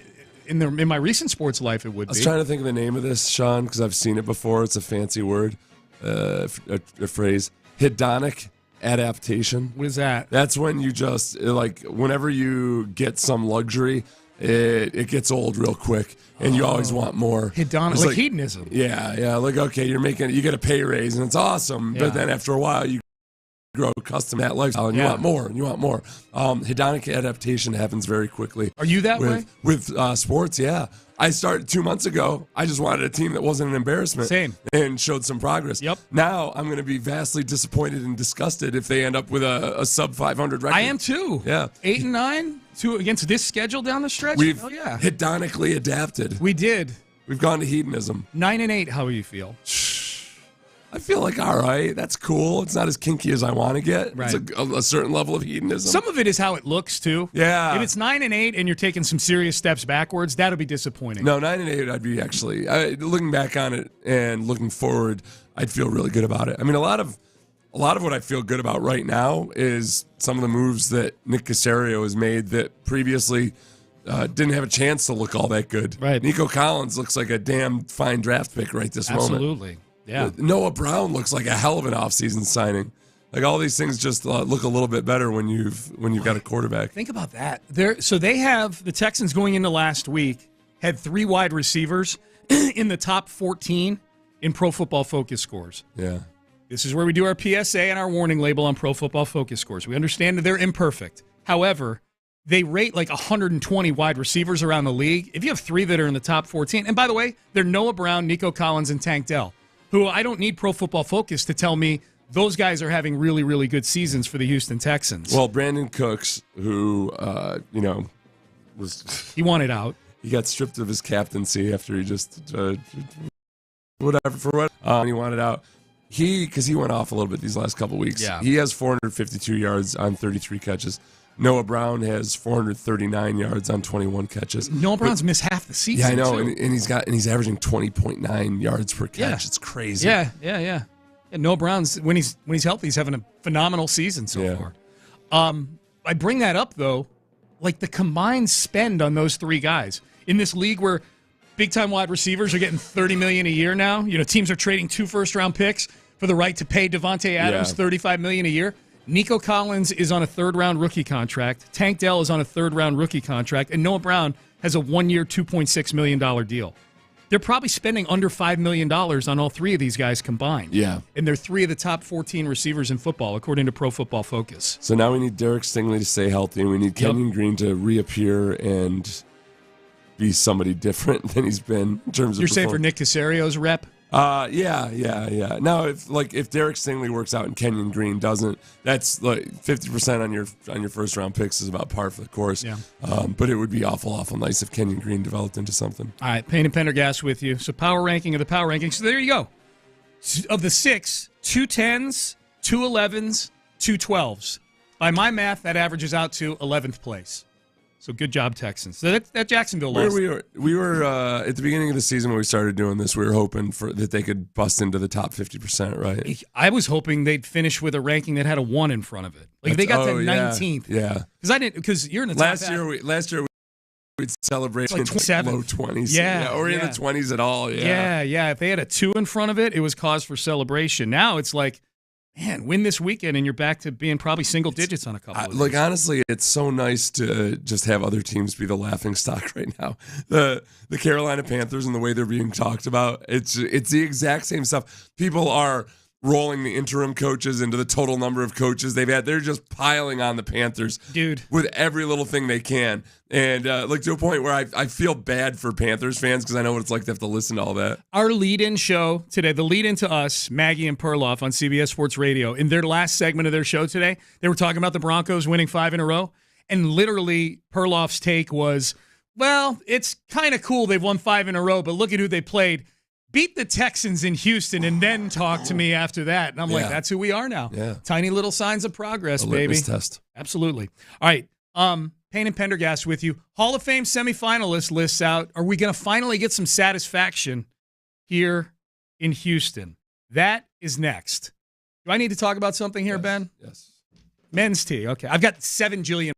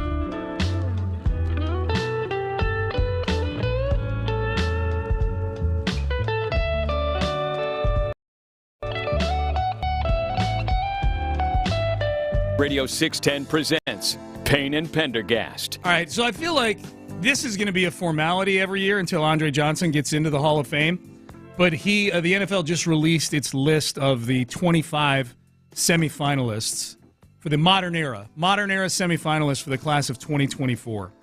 Andre Johnson, Seth, is one of 6 wide receivers who are semifinalists, and this is, I believe, the 3rd time now Andre Johnson has been a semifinalist. Yes, previous times as a semifinalist. Yeah, this is the 3rd time he's been a semifinalist. He's going up against Torrey Holt, who has been a semifinalist 10 years in a row. So Torrey Holt has made it to this stage 10 times, 2015 through 2024. Reggie Wayne has made it 5 times.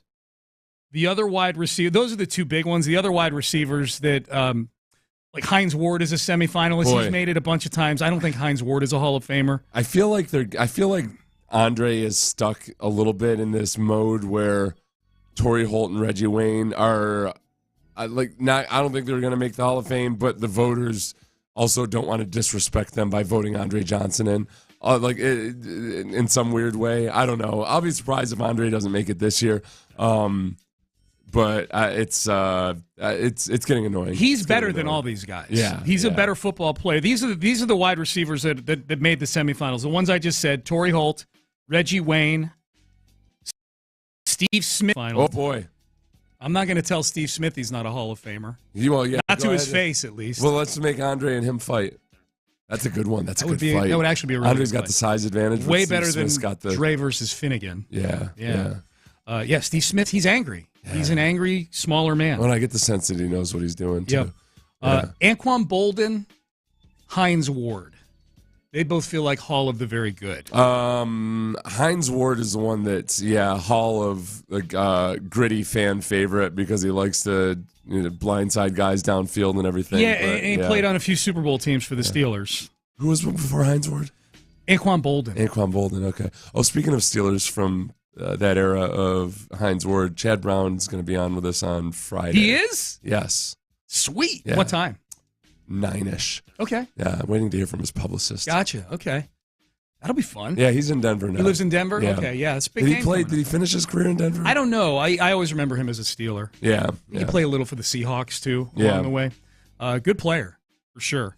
Played at Colorado. That is one tie to Colorado. Oh, okay. He played at the University of Colorado. But anyway, he does media in Denver. So he's a big snake enthusiast. Yeah, that's what I remember about him as a player. Yeah. I remember I met him at the Ed Block Courage Awards, and he was just a different dude.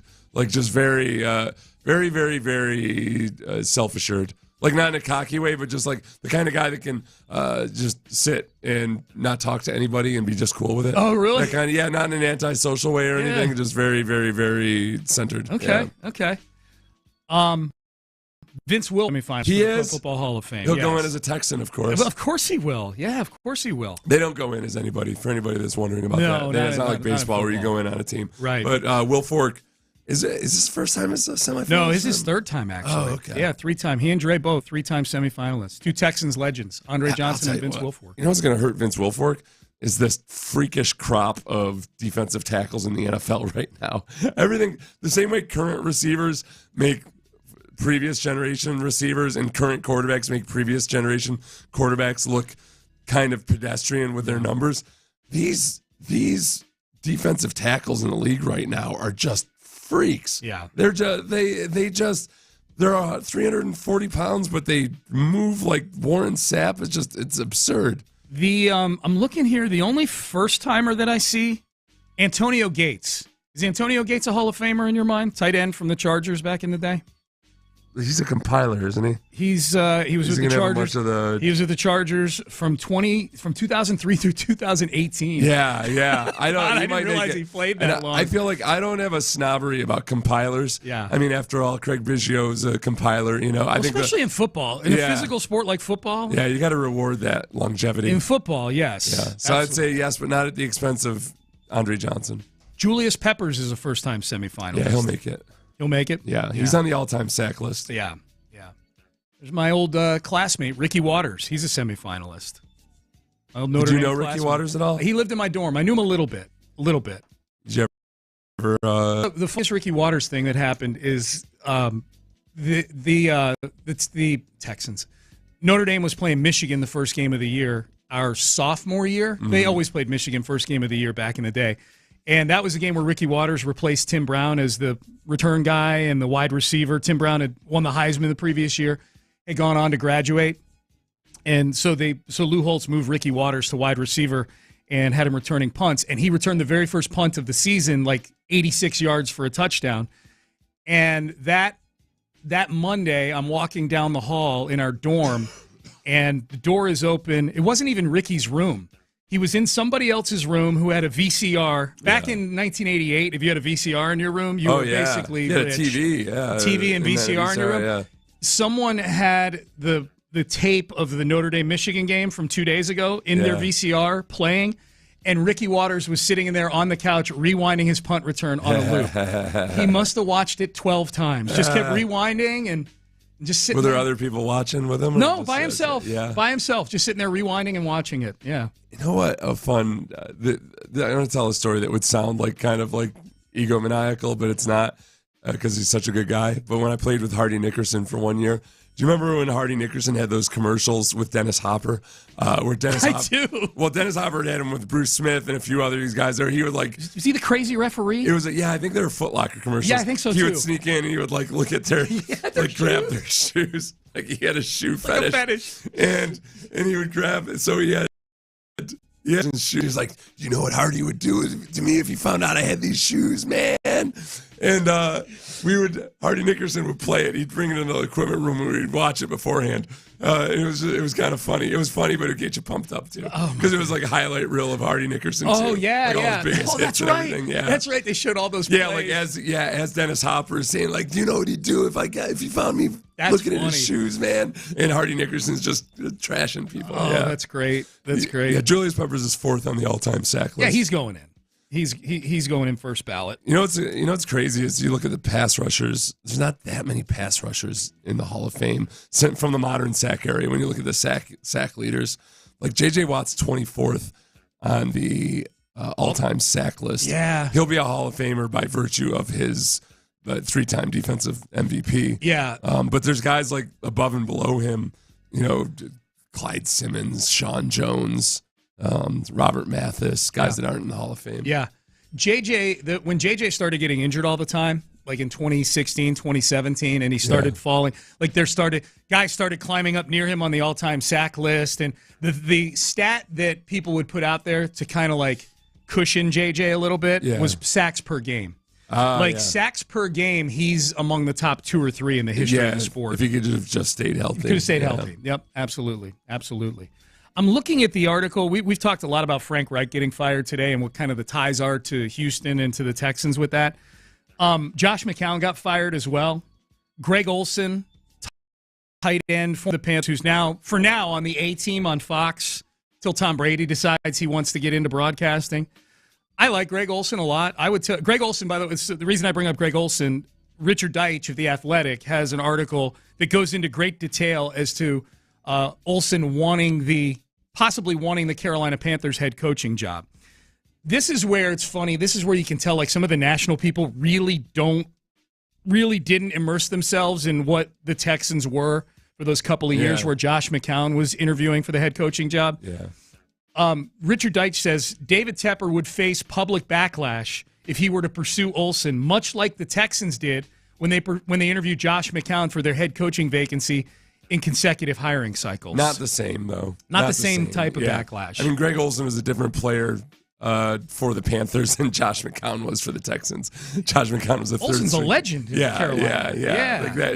It's the problem is that he needs at least a couple years. I know it's great to think outside the box and everything, but man, like you're not just leading football players, you're leading a staff of coaches. It's got the largest staff of any other sport, by virtue of just all the different position coaches and everything.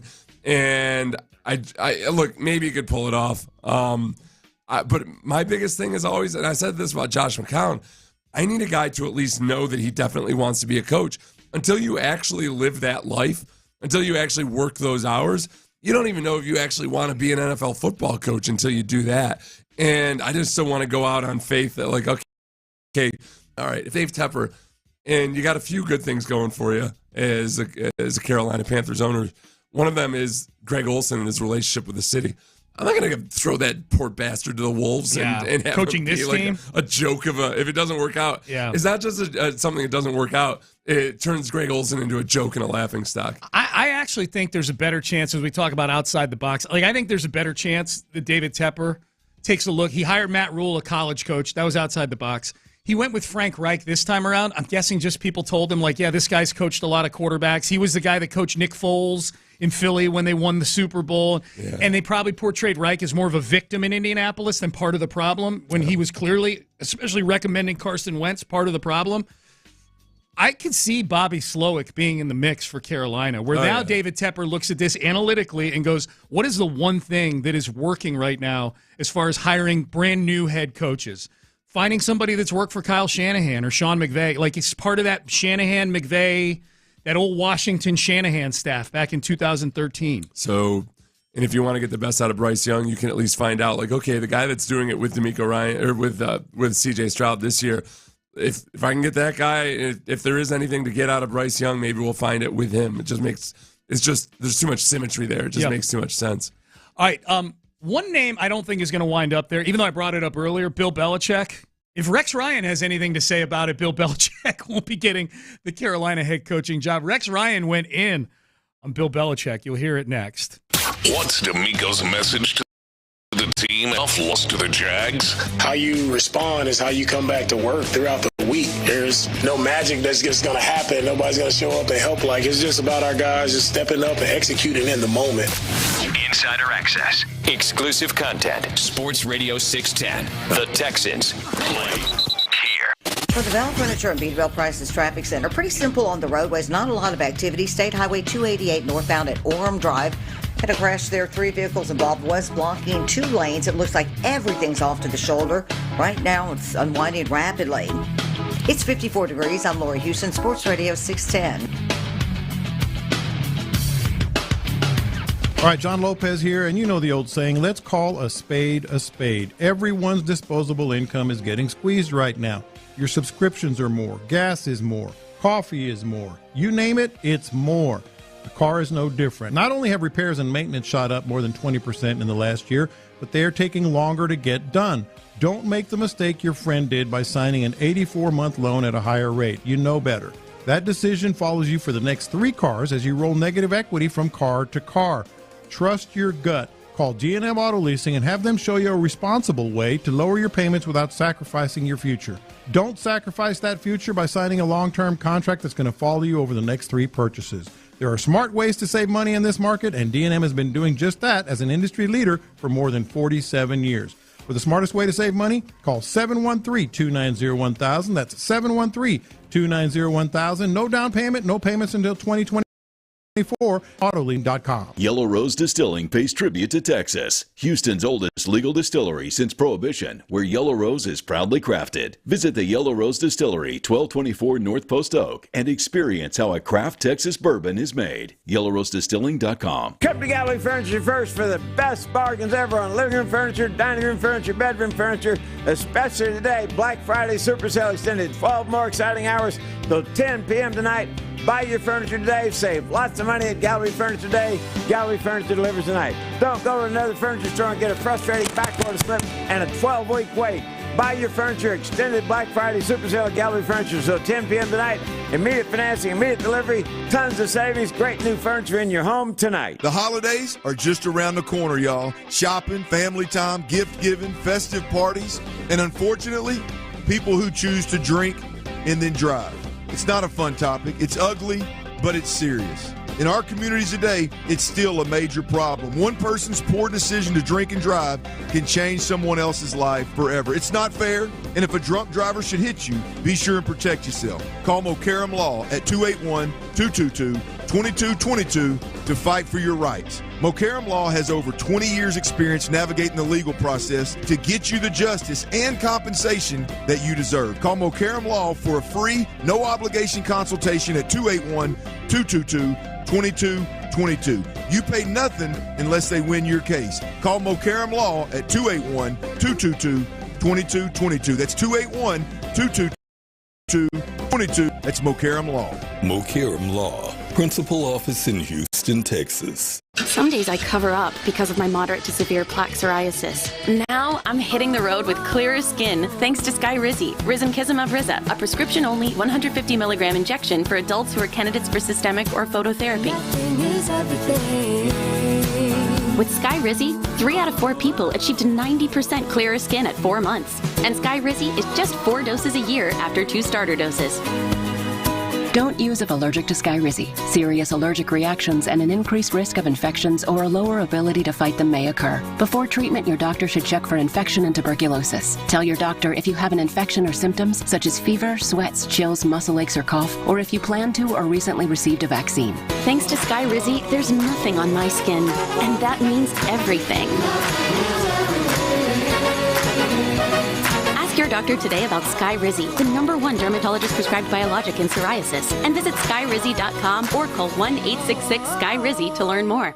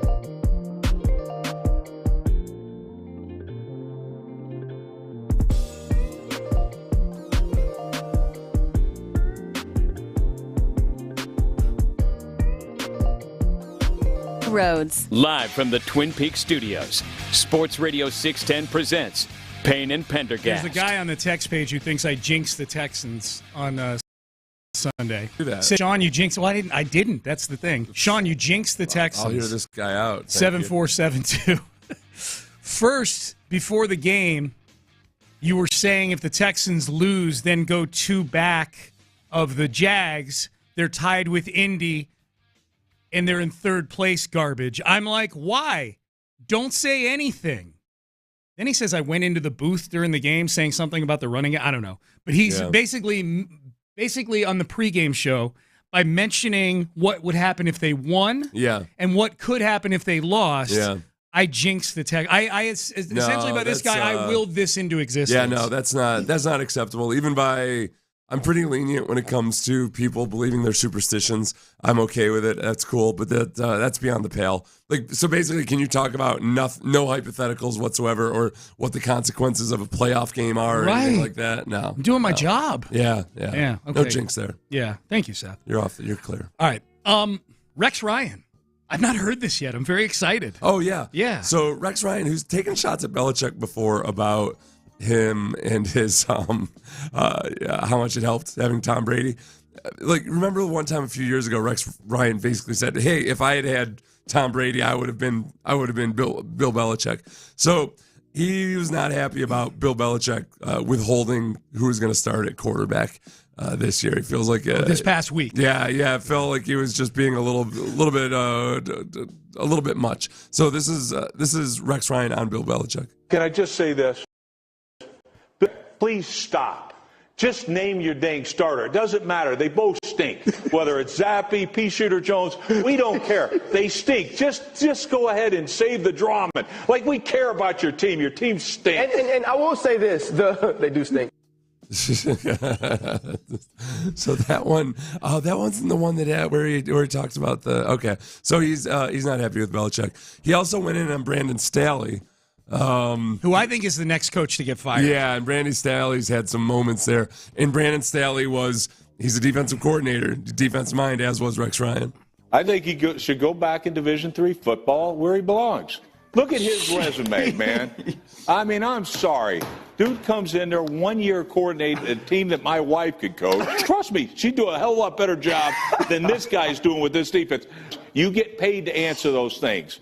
All right, handle it. The reason they're questioning you is because you're atrocious on defense. Give it to anybody else. Let somebody else coach because it ain't getting done. Yeah. I feel like if there was a Chargers reporter that asked Brandon Staley about those comments, did those comments happen yesterday? Those were, I believe they were yesterday. Yeah. Yesterday. If I feel like Brandon Staley is somebody who's easily set off. Like, I feel like, so? Yeah, I do. I feel like, I remember there was that reporter, he got mad for asking certain questions. What he's talking about. That's what Rex Ryan he was talking about that? Okay. Yeah, but I feel like that was out of character for Brandon Staley. That's why Rex Ryan was saying what he was saying. Okay. I mean, maybe he's coming apart at the seams a little bit. Oh, no, yeah, that's the whole. The whole. People are wondering. Well, the thing that Brandon Staley had said that didn't make any sense was he was like going out of his way to say the defense wasn't the problem, and you can't blame it on the defense. Where his defense has been bad every year. For the guy who got hired because he's a defensive guru, supposedly, his defense has been atrocious every single year. That's the heaviest criticism I've ever heard one of those guys on ESPN give to a head coach. Yeah. Especially for Rex Ryan himself, a former head coach. The tendency a lot of times for these coaches is to protect their own. Oh, yeah, but Rex has been kind of out there for a while. No, I know, but when you drop my wife could coach this team, go back to Division III. Oh, yeah, that's pretty extreme. I mean, that's extreme. Yeah. So the other thing that was interesting here was it got snippy on ESPN this week, and this was on Sunday Countdown. So Alex Smith was at the desk. I don't know how often he's done this, or if this was his first appearance. No, he's been on there a few times. He has been? Okay. Yeah. I don't watch a lot of the Sunday shows. He's on the Monday Night Football crew, too. Oh, okay, that's right. Yeah, so he's a regular. So he was addressing Tom Brady's comments about how quarterback play is bad or there's not good coaching going on. Mediocrity was the word he used. So imagine this. So he's going to go in on the AFC East a little bit. He's sitting with Rex Ryan, who coached both the Bills and the Jets, Randy Moss, who played for the Patriots, and Teddy Bruschi, who played for the Patriots. Okay. This is Alex Smith addressing Tom Brady's comments. Do you agree with Tom Brady? I mean, a lot here, Sam. Listen, first off, let me just preface this. I love Tom. The GOAT. But just kidding. First off, he hasn't been retired that long. He was just playing. Like, he just won a Super Bowl in the current game. Like, is he discounting that one? And then my biggest complaint with this, and no offense to you guys, well, all three of you guys, he played in the most uncompetitive division, I think, in NFL history. I mean, you come out of training camp, the biggest cupcake division, you got a ticket to the playoffs right away. Like, talk about mediocre. I completely disagree with this. I know he's referencing the rule changes. Yeah. Good for Alex Smith. I know. And Rex Ryan. I got to watch more Alex Rex Smith. Ryan was taking it pretty well. He did, but he gave kind of that look like he was smiling, but on the inside he was like, oh, I'm going to get him. But if you're going to dish it out the way Rex dishes it out, you got to be able to take it. That's accurate. I mean, the Buffalo teams that Rex coached were mediocre. Those Jets teams, I mean, Rex gave Tom Brady some trouble with some of those Jets teams. Tom Brady had to kind of evolve because of those Rex Ryan defenses. Yeah. He had to become a different quarterback and become a more advanced. Like, a lot of the stuff that CJ's seeing and struggling with right now is what they were doing to Tom Brady back then, dropping 8 into coverage, like just really mixing up coverages and trying to cloud the picture as much as possible. And Brady evolved through that. But yeah, I do think I was surprised Alex Smith went there because that part is true. I think there is also an element of the Patriots breaking some of those teams over. I think like those teams were so desperate that they almost stumbled over themselves trying to beat the Patriots. Yeah. And you do like, okay, they had to win those Super Bowls. Were they in a better position to get to the playoffs and everything? Sure. But they did have to win those Super Bowls. Yeah. Buys in the first round, stuff like that. That does factor in. The part I agree with the most from what Alex Smith just said isn't even the part about the AFC East. It's the very beginning where he said, Tom, you were just playing in this mediocre league last year. Like, I do think it feels a little self-serving that Brady is providing this scathing commentary on the quality of the football the year he leaves football. Mm-hmm. Like, all of a sudden there's no Tom Brady in the league and the league's mediocre. All of a sudden. No, plus it's all like the stuff he's complaining about is, as Arian Foster pointed out, a lot of the way quarterbacks play now is because the rules were tightened up to protect the offensive players, which helped out Tom Brady and Peyton Manning. Those guys would not have been able to put up the numbers they did if the rules hadn't changed drastically. And like Tom Brady complaining about how quarterbacks will throw guys into danger. I'm like, like Wes Welker barely has 3 functioning brain cells left. You threw him into danger all the time. How many hits he took over the middle? My God. Kidding. Wes Welker's got to be the one that's like, wait a second. Yeah. I know you dumped me for Julian Edelman all, but my God, like a little respect here. Do you remember how many hits I took for you? He dumped him for Julian Edelman. I gotta do that. A broier version of Wes Welker.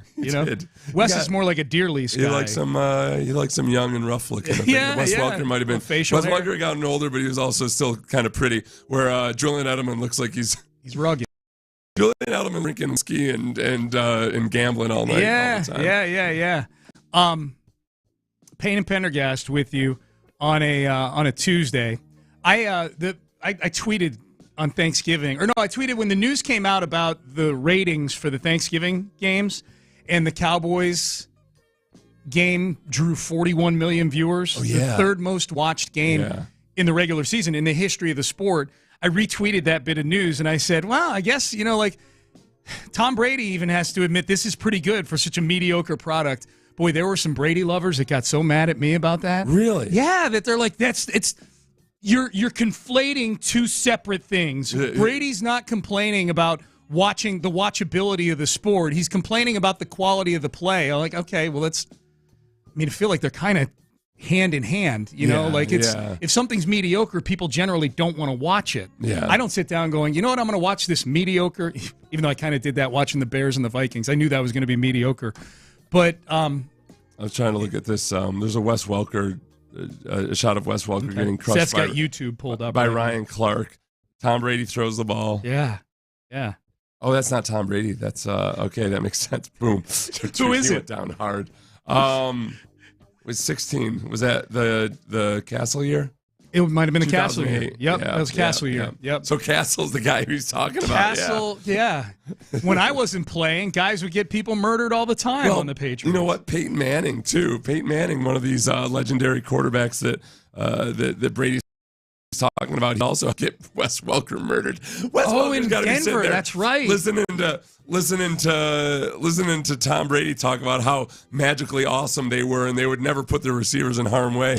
Meanwhile, but the two best of their generation got Wes Welker destroyed over the middle. Yeah. Especially Peyton by the end. By the time, Wes Welker got such a janky version of Peyton Manning. I've got so many different returns from different years. Wes Welker evaluated for possible concussion, 2014. Wes Welker suffers concussion, 2013. He's still coaching right now, NFL defends Ryan Clark's hit on Wes Welker, 2008. Oh, yeah, man. The life of a slot receiver, dude.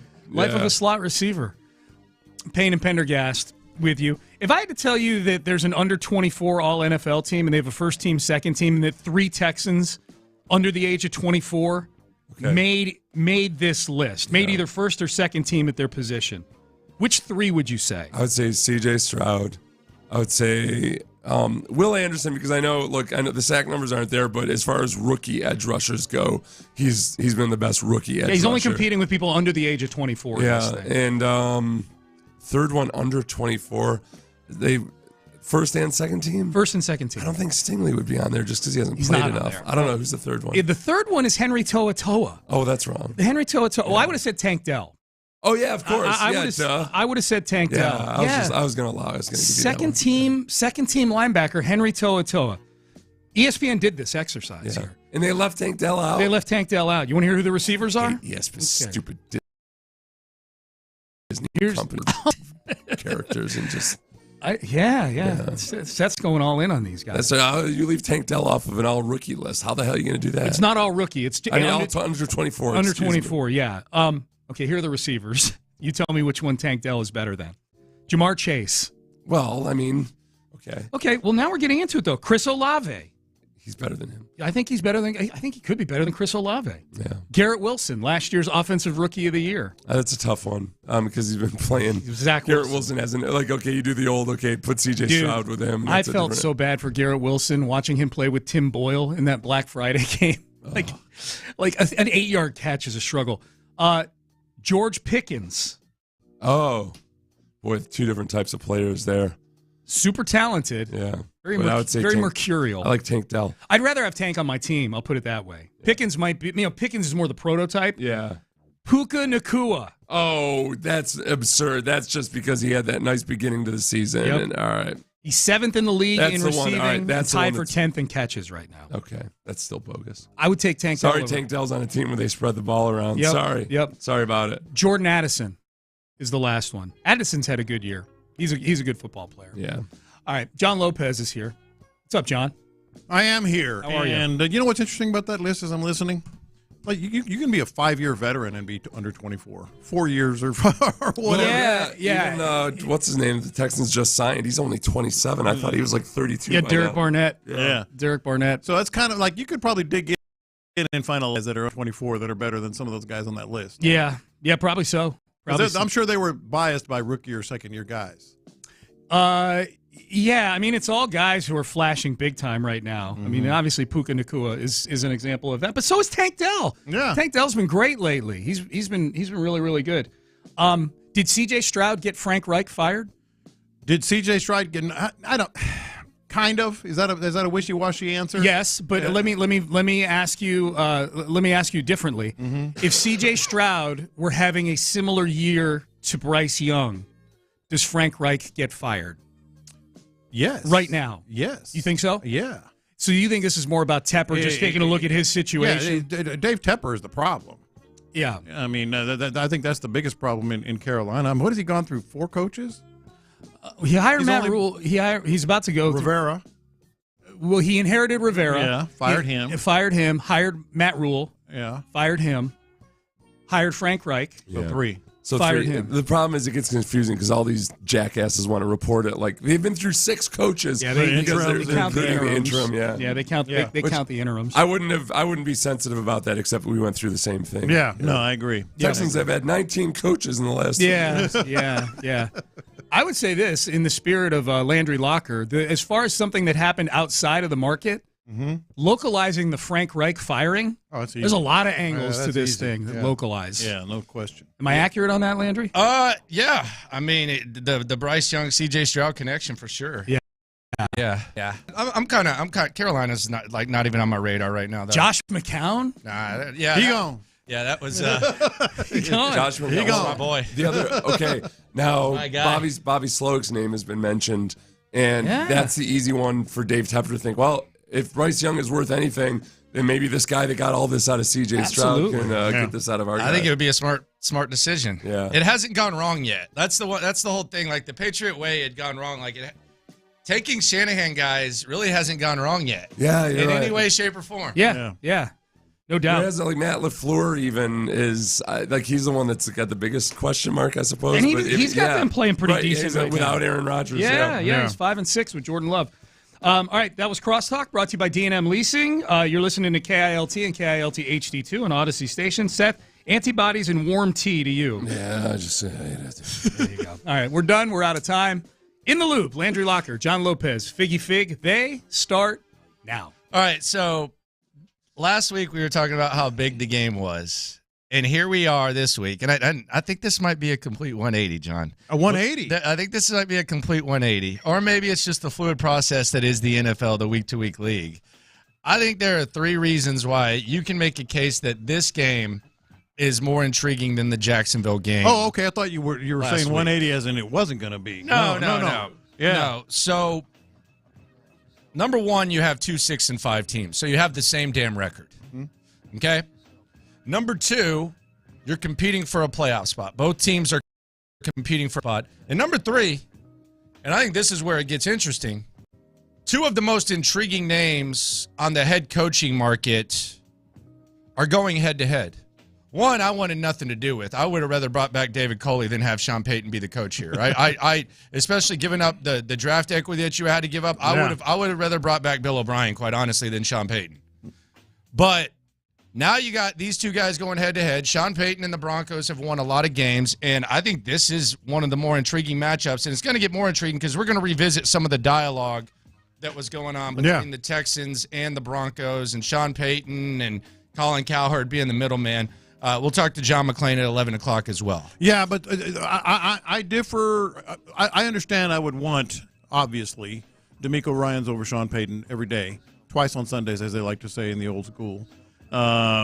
But you can't deny what Sean Payton's doing. Oh, I sure can. No, I absolutely can. I absolutely just watch me. No, I absolutely can. They started 1-5. It doesn't matter. They lost 70-20. That's his fault. I mean, are we just ignoring the No. fault? Yeah. We're not ignoring that. I'll piss all. I will. You know what? I will hike my leg all over what Sean Payton has done. No. What the way they started is they're more what they should have been last year. Like they're more what they should have been last year right now. That this isn't like some miraculous a last to first type of thing that we're witnessing. Oh no, it's not. No question, you're right on that. No question, you're right. He has to own the horrible start. What were they, 1-5? No question, they lost to 20 and looked somewhat lost. And he was saying and doing very bizarre things. I just can't ignore 5 wins in a row. Russell Wilson playing the way he's playing, the defense being the best turnover defense in the NFL, and the fact that they turned it around. I mean, you have to give him some credit for the turnaround. No credit. For the turnaround. Zero credit. I do. I give Sean Payton zero credit. He gets zero credit from me. But there is nothing that you can do to make me give Sean Payton credit. It is not going to happen. I think he is an absolute blowhard. I think that their disastrous start had as much to do with him. I think Russell Wilson is a decorated game manager. Like, I know he looked lost last year. A lot of that was his own doing. You will not hear me give Sean Payton credit. If we want to give Shane Steichen credit in Indianapolis, I can do that. Hell, I can even give Kevin O'Connell credit for going 500 for what he's doing with the Vikings. You will not hear me give Sean Payton an ounce of credit. He's doing what he should do. And when you factor in that they basically traded all the draft equity that they did for Sean Payton, nah. No credit for me. To me, that's a different discussion. I'm talking about the job that he's done this year, turning it around. Been average after a horrible start. It's been average. Because it's the same record as DeMeco Ryans. Yeah, but DeMeco Ryans, it's a completely different situation. That Broncos team had already put together some talent, and this is the similar talent that they had last year. The Texans, they're a young squad. DeMeco's instilling a culture. I'm not. So you're saying Sean Payton's done as good a job as DeMeco? No, I said he had the same record as DeMeco, and that's why you have to give him credit. Because, like, much as you can't ignore how horrible they were and the things he did. And by the way, you know, he is a turd, for lack of a better way to put it. There are a lot of turds. I think he's an overrated coach. There are a lot of turds that can coach. Really I think he's an overrated coach. I don't know how you can overrate what he's done. I overrate it. A lot of people would have just cratered, tanked. I mean, you can look around the league, and it's happening everywhere. A lot of people probably wouldn't have started out 1-5. This is true, but he did, and then he instilled whatever program, culture, whatever you want to call it, that he did. Started making some adjustments. I think he could have. I think a lot of coaches would have fired the defensive coordinator. He stuck with him, and now they have one of the best defense. 2 games? No. I'm talking about just after the start. They would have fired Vance Joseph. A lot of coaches, especially after giving up 70 points. But he stuck with him, and now they have one of the best defenses in the league. Look, I understand he is not my first choice, and I wouldn't want to hang out with Sean Payton. But, I mean, to me, it's like that is a hell of a job he's done right there. What'd you expect him to be? That would be my question. Like, what'd you expect? Because, I mean, I think there's a lot of times where teams go in the top 5, and then the coach comes in and and sometimes there's just a perfect storm where a team ends up being one of the top 5 worst teams in the league, and then the coach comes in, you're like, oh, well, he inherited this, like Bill O'Brien with Gary Kubiak. You can say, well, yeah, they were the worst team in the league, and I got them up to 9 wins. Yeah, well, everybody got hurt. Yeah. And there was like a perfect storm, and at some point they decided they weren't going to try to win games. So there is that. The Cowboys, the year that they got Zeke Elliott and Dak Prescott, they were a top 5 squad. Well, Tony Romo got hurt, so they figured it out. So if we want to look at it and say, yeah, they've gone from this many wins to that many wins, then yeah. But I mean, Russell Wilson was still and I don't think Russell Wilson is close to what he was a few years ago, but he was still a fringe Hall of Fame quarterback. And the Broncos, it's not like they were just completely depleted of talent. I mean, they tried pretty hard to put a roster together. So I don't think he inherited, like Shane Steichen inherited an Indianapolis team that was just a dog-butted football team in a dog-butted situation. Same thing with DeMeco Ryans, and they had to bring in C.J. Stroud, and they had to figure some stuff out. Sean Payton and the Broncos, they made one of the worst hires ever. They did it because they thought they were going to get Aaron Rodgers, if we're being honest, with Hackett. And it was just kind of a perfect storm. So I don't look at Sean Payton as like some guy who just completely turned stuff around. And I don't dismiss the start that they've had. I look at them as, they're a nice 6-5 team. They have the same record as the Texans, but I don't look at the job that Sean Payton's done and say, I don't even know that it's a top 5 job in the conference. Like I don't even know it's a top 7 job in the conference. You mean the job that he's done? Yeah, I mean I don't think he's done anything better than Shane Steichen. I don't think he's done better than DeMeco Ryans. I don't think he's done better than Mike Tomlin. I don't think that he's done a better job than Kevin Stefanski. He's not on the same level as Mike McDaniel, what Baltimore's doing, and even what Jacksonville's doing. I don't have a lot of respect for Sean Payton. I really don't. I don't have any respect for his work this year. I don't look at it that way. I don't respect it. I just feel like it's impossible to ignore 5 wins in a row in the NFL with their schedule in that division after their start. That's doing something. I mean, that's doing something right. You've turned something around. Is the start on him? Of course it is. And he lost a lot of equity, right away. But he's gaining a lot of it back just by turning it around. Yeah, they beat the Packers. Okay, they beat the Chiefs when Mahomes was throwing up during plays. He was sick. They beat the Bills. Bills kind of downward spiral. They gave Josh Dobbs his first L. We saw him yesterday, and then they beat the Browns without Deshaun. Yeah. Cool. I mean, that's 5 wins in a row. That doesn't matter. Cool. But do you feel like the Broncos should have been better with what they put, I guess, on the team the last 2 years, though? Because I felt like they should have been like, I don't want to say Super Bowl contender, but they should have been better. Yeah, I feel like they should have been better this year. For sure. Especially trading what they traded for a coach. And then you start out the season, you lose to the Raiders. Their coach ended up getting fired. Josh McDaniels beat you. You lose to the Commanders. The 70 points to the Dolphins, obviously. You lost to the Jets without Aaron Rodgers. I think it's all just kind of evening out. I think what the Broncos are right now, they have the win streak, but I think it's just all kind of evening out to what they should have been. He's starting to pick it up a little bit. I ain't going to discredit that. Well, but I mean, they should have been. I would hope so. You started out 1-5. They should have been better. They should have been the top 10. You lost to Josh McDaniels. You lost to the Jets without Aaron Rodgers. Patrick Mahomes was barfing on the sidelines. I mean, my God, good for you. I will hike my leg all over Sean Payton. Sean Payton gets no love from me. That was my hell. Yeah. When they interviewed Sean Payton, that was my hell. I don't disagree with any of that. And they were talking about giving up draft picks for Sean Payton. That was my. That's why I took a step back. I didn't care. I wanted them to interview. If you got draft picks for him, I wanted no part of Sean Payton. I did want the Texans to at least talk to him, had coffee with him or something, just to see what's up. I didn't. That was it. Yeah, it might be a little something in his coffee. Be honest with you, if we're thinking about it, there might be a little bit of Kahlua in there. The thing about it, though, is and I'm not trying to be like old school because I want to reiterate this. I would take DeMeco Ryans all day over Sean Payton. But like the argument you made, I mean, you can say that about the Texans. I mean, you lost to Desmond Ridder, you lost to the Panthers. They fired their coach.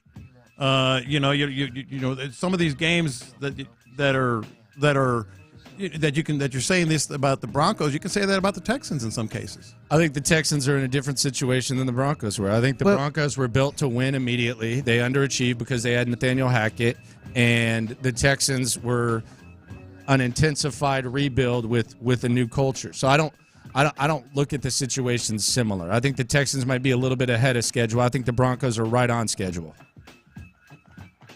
Do I hate Sean Payton? Am I biased against Sean Payton? Yes. Yes. Yes, I am. I'll admit it. I think he's a weasel. I think he's overrated. I think Drew Brees made his ass. I think the way that he handled himself this offseason was shameful. It disgusted me that he almost came here. I don't like Sean Payton. Okay? I don't like Sean Payton. I do not like Sean Payton. All those things I'm admitting it. I do not like Sean Payton, but I do think there is some substance to a roster that was supposed to be a lot better than they were last year. A terrible start being canceled out by a hot start. That's all I'm saying. But yes, I am absolutely biased against Sean Payton. I hate Sean Payton. He is one of my least favorite people in sports. I'll admit it. All those things you said, I agree with. I am biased against Sean Payton too. I just can't. I just can't ignore it. I mean, you can say it's not as relevant, but 5 in a row is 5 in a row, man. And I'm seeing this. This is funny on the text line. Shout out to 281. Appreciate everyone for joining us on YouTube, Twitch. He fixed Russell Wilson. Brother, he's a freaking Hall of Fame fringe quarterback. Like, he fell down. It's not like he's doing even what Eric Bieniemy's doing with Sam Howell. It's not like he's Kevin O'Connell and he's won a couple of games with Josh Dobbs. It's Russell Wilson. They traded as much for Russell Wilson as the Browns did for Deshaun Watson. Like, I know that it got bad for Russell Wilson, but my God, look what we were saying about Russell Wilson before he fixed Russell Wilson. Good for him. Just like he fixed Drew Brees when Drew Brees had already been a Pro Bowler and he went to the Saints. He fixed Russell Wilson. Like, we're sitting here acting like he gone Dennis Mills and did something. Oh, Russell Wilson is playing average football, decent football, okay football, however you want to call it. He's 16th in QBR. He's 5th in rating. And he's 5th in completion percentage. And, oh, by the way, his yards per attempt is 20. Good job. You have turned Russell Wilson, a fringe Hall of Famer, Super Bowl winning quarterback, the let Russ cook guy. Good job, Sean Payton. You've turned Russell Wilson into a serviceable QB. Let's go ahead and put him in Canton right now. But the hell out of here. You have to admit that Russell Wilson looked absolutely lost last year. Yeah, I think that. So there is a fixed, Tom Brady would look lost. There is a fixed element in terms of at least getting it back for him. Yeah, I'm not saying he's not a Hall of Famer already. Yeah, but he did get it back for him for sure. Mm-hmm. For sure, he did get it back for him, and Russell Wilson was left out for dead. But it's not. I mean, it's not like he had nothing to work with. No, I mean, absolutely not.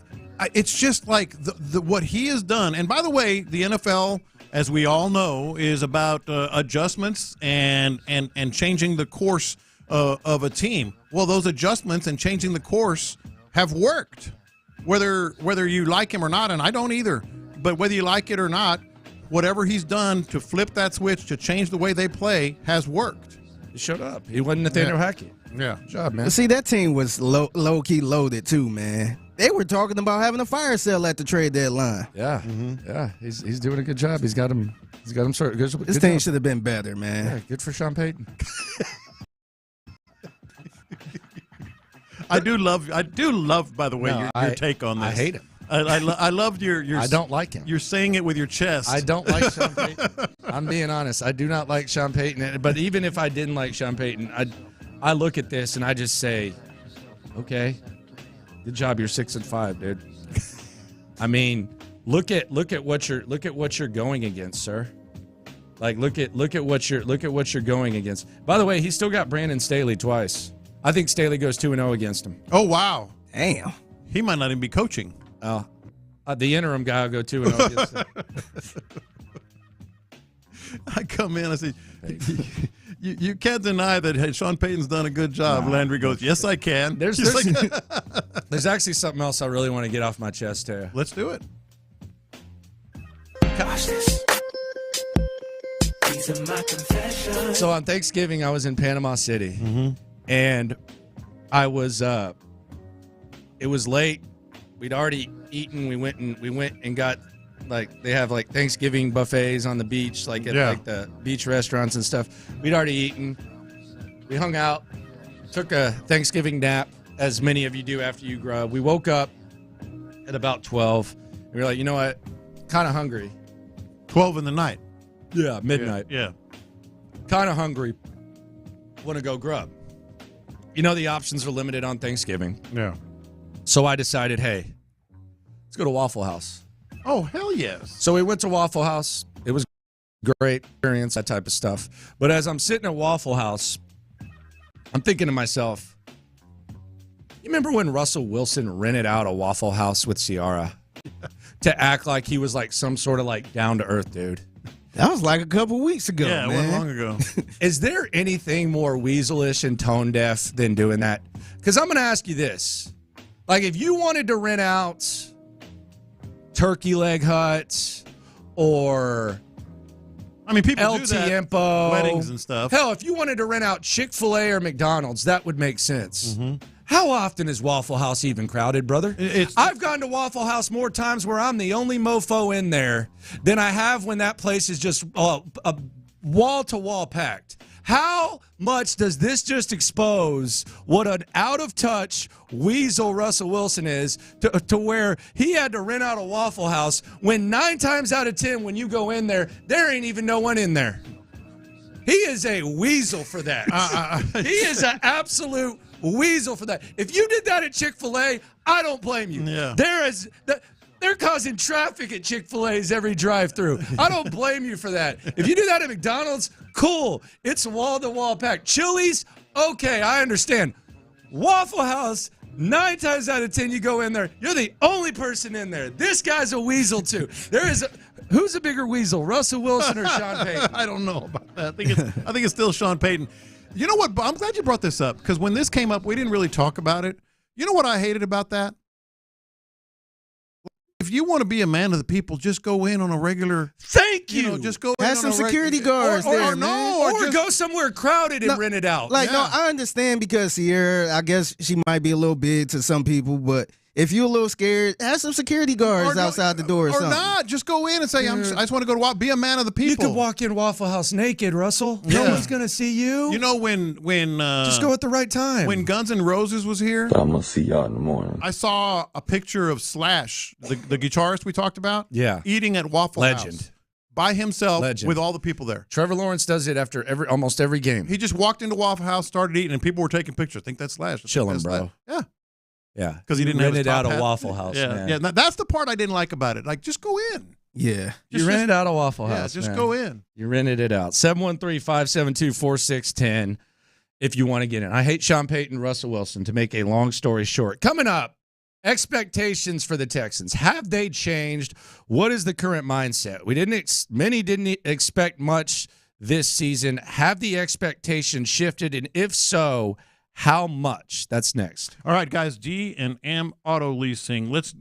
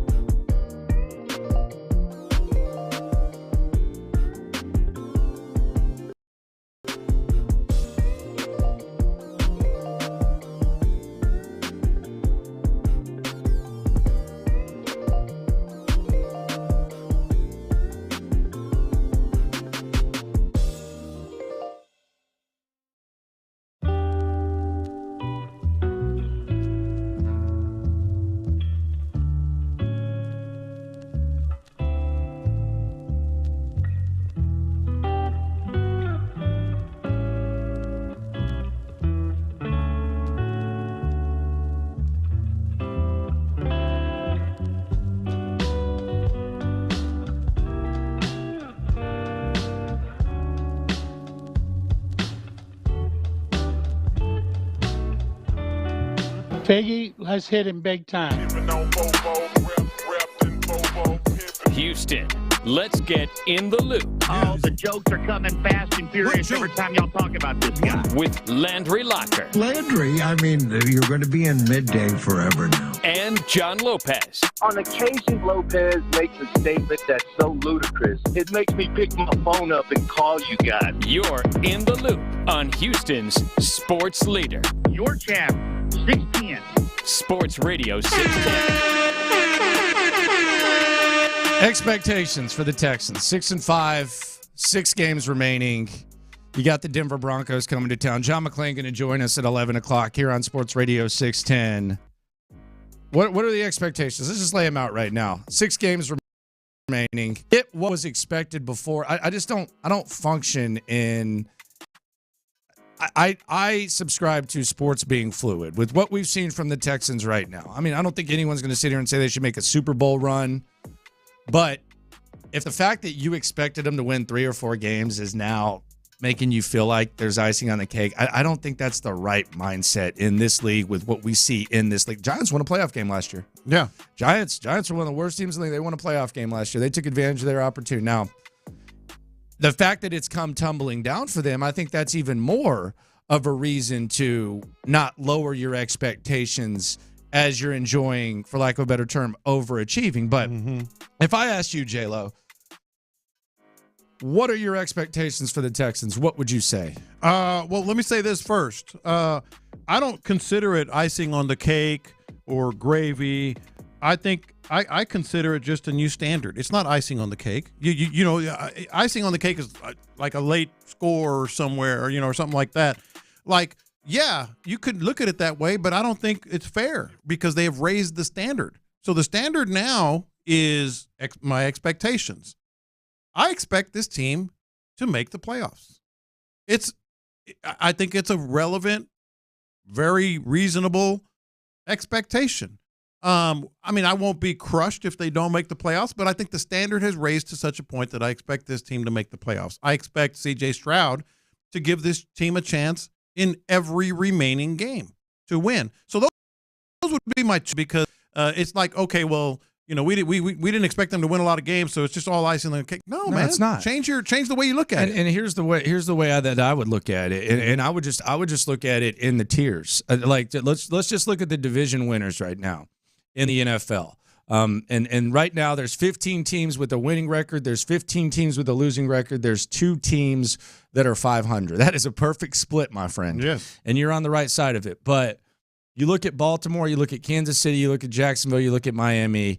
Those are teams that are leading in the division. I don't think anyone in their right mind is going to shape their lips to say that, even with Jacksonville, even though it's kind of a back and forth thing, but those teams realistically have higher expectations than the Texans at this point with where they are in their processes and with where the Texans are. That's fair, right? That's fair, because that also was the expectation coming into the year for almost all of them except for Jacksonville. Yes. So you have those. But now let's look at the teams that the Texans will be competing with to perhaps make the playoffs. Yeah. And you tell me why, as a Texans fan, unless you're just subscribing to the theory that, they've surpassed my expectations, but tell me why, as a Texans fan, you couldn't, wouldn't, or shouldn't realistically hope that you can compete with these teams. And we're going 5 down. Mm-hmm.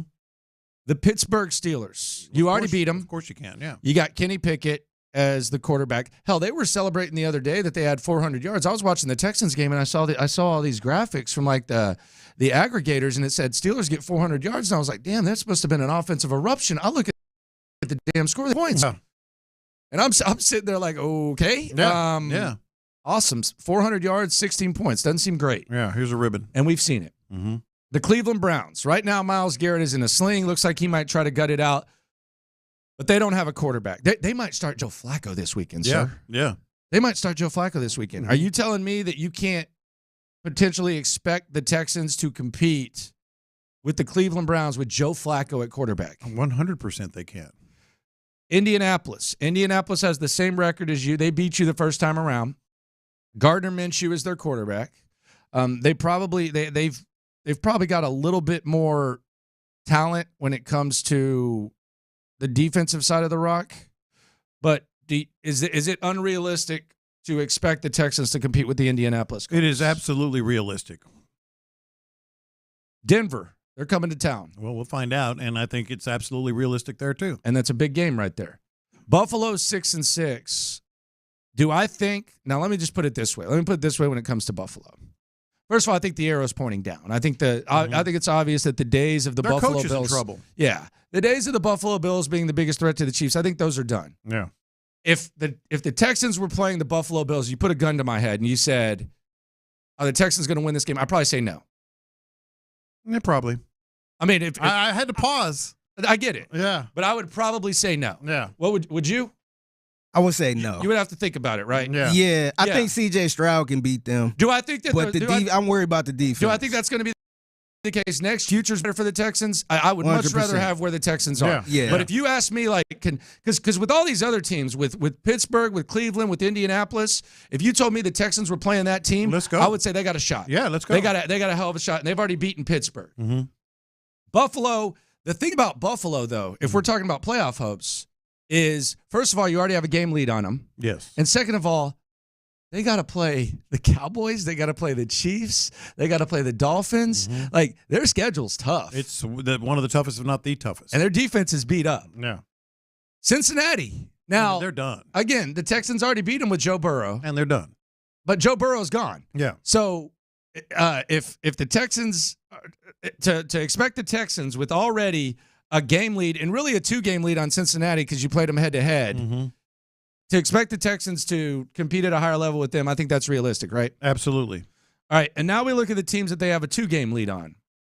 Las Vegas, the Chargers, the Titans, same, and the Jets. Done. So why would we, just based on going team for team there, and we're excluding the elite of the elite, why would we still look at this as we're playing with house money? Because it's not going to be every year where Cleveland loses their starting quarterback, Indianapolis loses their starting quarterback, Cincinnati loses their starting quarterback. That you're not always going to have that opportunity. So don't lower the bar on what you hope for the Texans. I think you're absolutely right. Get into the playoffs is goal. It's not like you, and then we can talk icing. Yeah, it's not like you've surpassed. I can't put it any other way. The only thing that keeps coming to mind is I have a new standard, and if you don't think that that's right, I feel bad for you, because we know this team has beaten Cincinnati with Joe Burrow playing his best. Yeah, football. they beat him with Joe Burrow playing his best football. They went into Jacksonville and beat Jacksonville. I know they're probably going to win the division, but they did do that. They lost to the Colts, but the Colts don't scare anybody. There's a new standard. You're 6-5. You're right. You're just out of the postseason at number 8, with a chance to beat those teams. That should be the standard. It's not like if we win, we win. It's icing on the cake, and if we lose, well, we're doing better than before. No, man, that's a losing mentality. And see, that's why I wanted them to do something at the trade deadline, man. I wanted them to make a splash at the trade deadline. Oh my! Take advantage of that, man. Big's getting real greedy. Trading picks like crazy. Big's getting real greedy. Nah, man. Y'all wanted to hold it down and not do nothing. I didn't. I did. I wanted Saquon. Get a running back. I did, and I think they're going to benefit from it. I still think it was the right. right. Think about 3 years from now, man. Try to get in the playoffs now, I man. still think it's it's right there. I got a shot. Still think it's the right play. It's going to be fun. And we're going to give you a chance to go to the game on Sunday. We'll do that in the noon hour on a Texans Ticket Tuesday. We're going to talk to John McClain at 11 o'clock. But coming up next, Sean Payton. How close was Sean Payton to becoming the head coach of the Texans? And how much did the Broncos want DeMeco Ryans? DeMeco versus Sean Payton, Volume 1. Let's look at how the roles could have been switched as we look. Losses always sting, but CJ Stroud.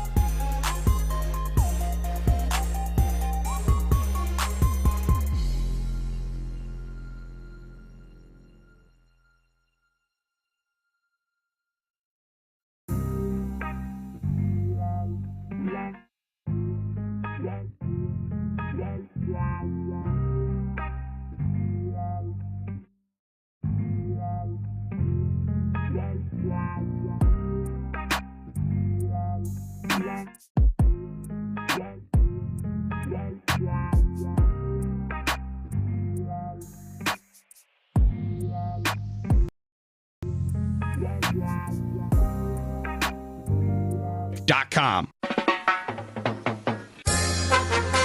We're making the stories from outside the loop matter to you. This is Localize It. Don't you know I'm local? You're in the loop on Houston's sports leader.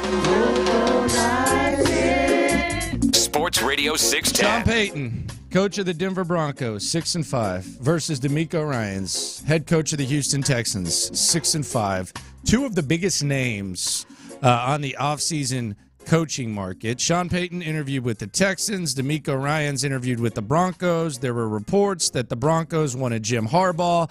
Then they were going to get Sean Payton. Then they tried to interview DeMeco Ryans last second. Sean Payton, I never thought that the Texans were actually going to hire him and give up the draft equity to get him. But would he have liked this job? This was Sean Payton with his buddy Colin Cowherd, his mouthpiece, if you will. The worst. Here was Sean Payton talking about if he found any intrigue in this Texans gig. Are you willing to consider that if you... Absolutely. Okay, Here's would. why. And look, I think I know the ownership group, not very well, but we practiced against the Texans in New Orleans 4 or 5 different times. So Cal McNair, his late father, we'd see them. And so I don't know them well, but I know them. We've when you practice for 3 days with an opponent, you get a chance to meet a lot of the different personalities and people involved in the building. Really good draft capital. Really good draft capital. Couple good young players. They're in a division that you can at least look at and say, all right, Indy, Tennessee, Jacksonville is nothing. But you can at least, all right, how do we? So I think there's growth potential immediately there from their 2 or 3 wins that they had this year. I know Nick a little bit, Caserio, because, again, when he was in New England, we had a lot of practices with their team. So each team would be just like we're having that discussion. There'd be pros, and that's the significance, though, of the upcoming week or two, of meeting some of these individuals, asking some questions, maybe some difficult questions, and trying to get answers so that we're not having difficult questions when you've already taken the job. That is openly lobbying for the job. There's no other way to put it. Like, he was just openly trying to he was trying, maybe not get the job, maybe kind of use leverage. Or, yeah, but also maybe try to get the job. I mean, he was naming names. He was talking about ownership. And don't underestimate the fact that Colin Cowherd asked a very specific question. You know he knew what Colin Cowherd was going to ask. Yeah, of course. You know? They're buddies. Yeah. They're absolutely buddies. So Texans avoided that one. They got the right guy. And Denver got their guy. Gave up decent amount of draft equity to do so. And now these guys are going to collide. We're gonna see what this looks like. Because one thing I am most thankful for, if I asked you, and Thanksgiving's over, what is the one thing right now on the top of your list that you're most thankful for that is different today than it was a year ago involving the Texans? Involving the Texans. We're not talking about there's one for me, and I think we can. I think I might be able to sell you on this. Like, there's the obvious.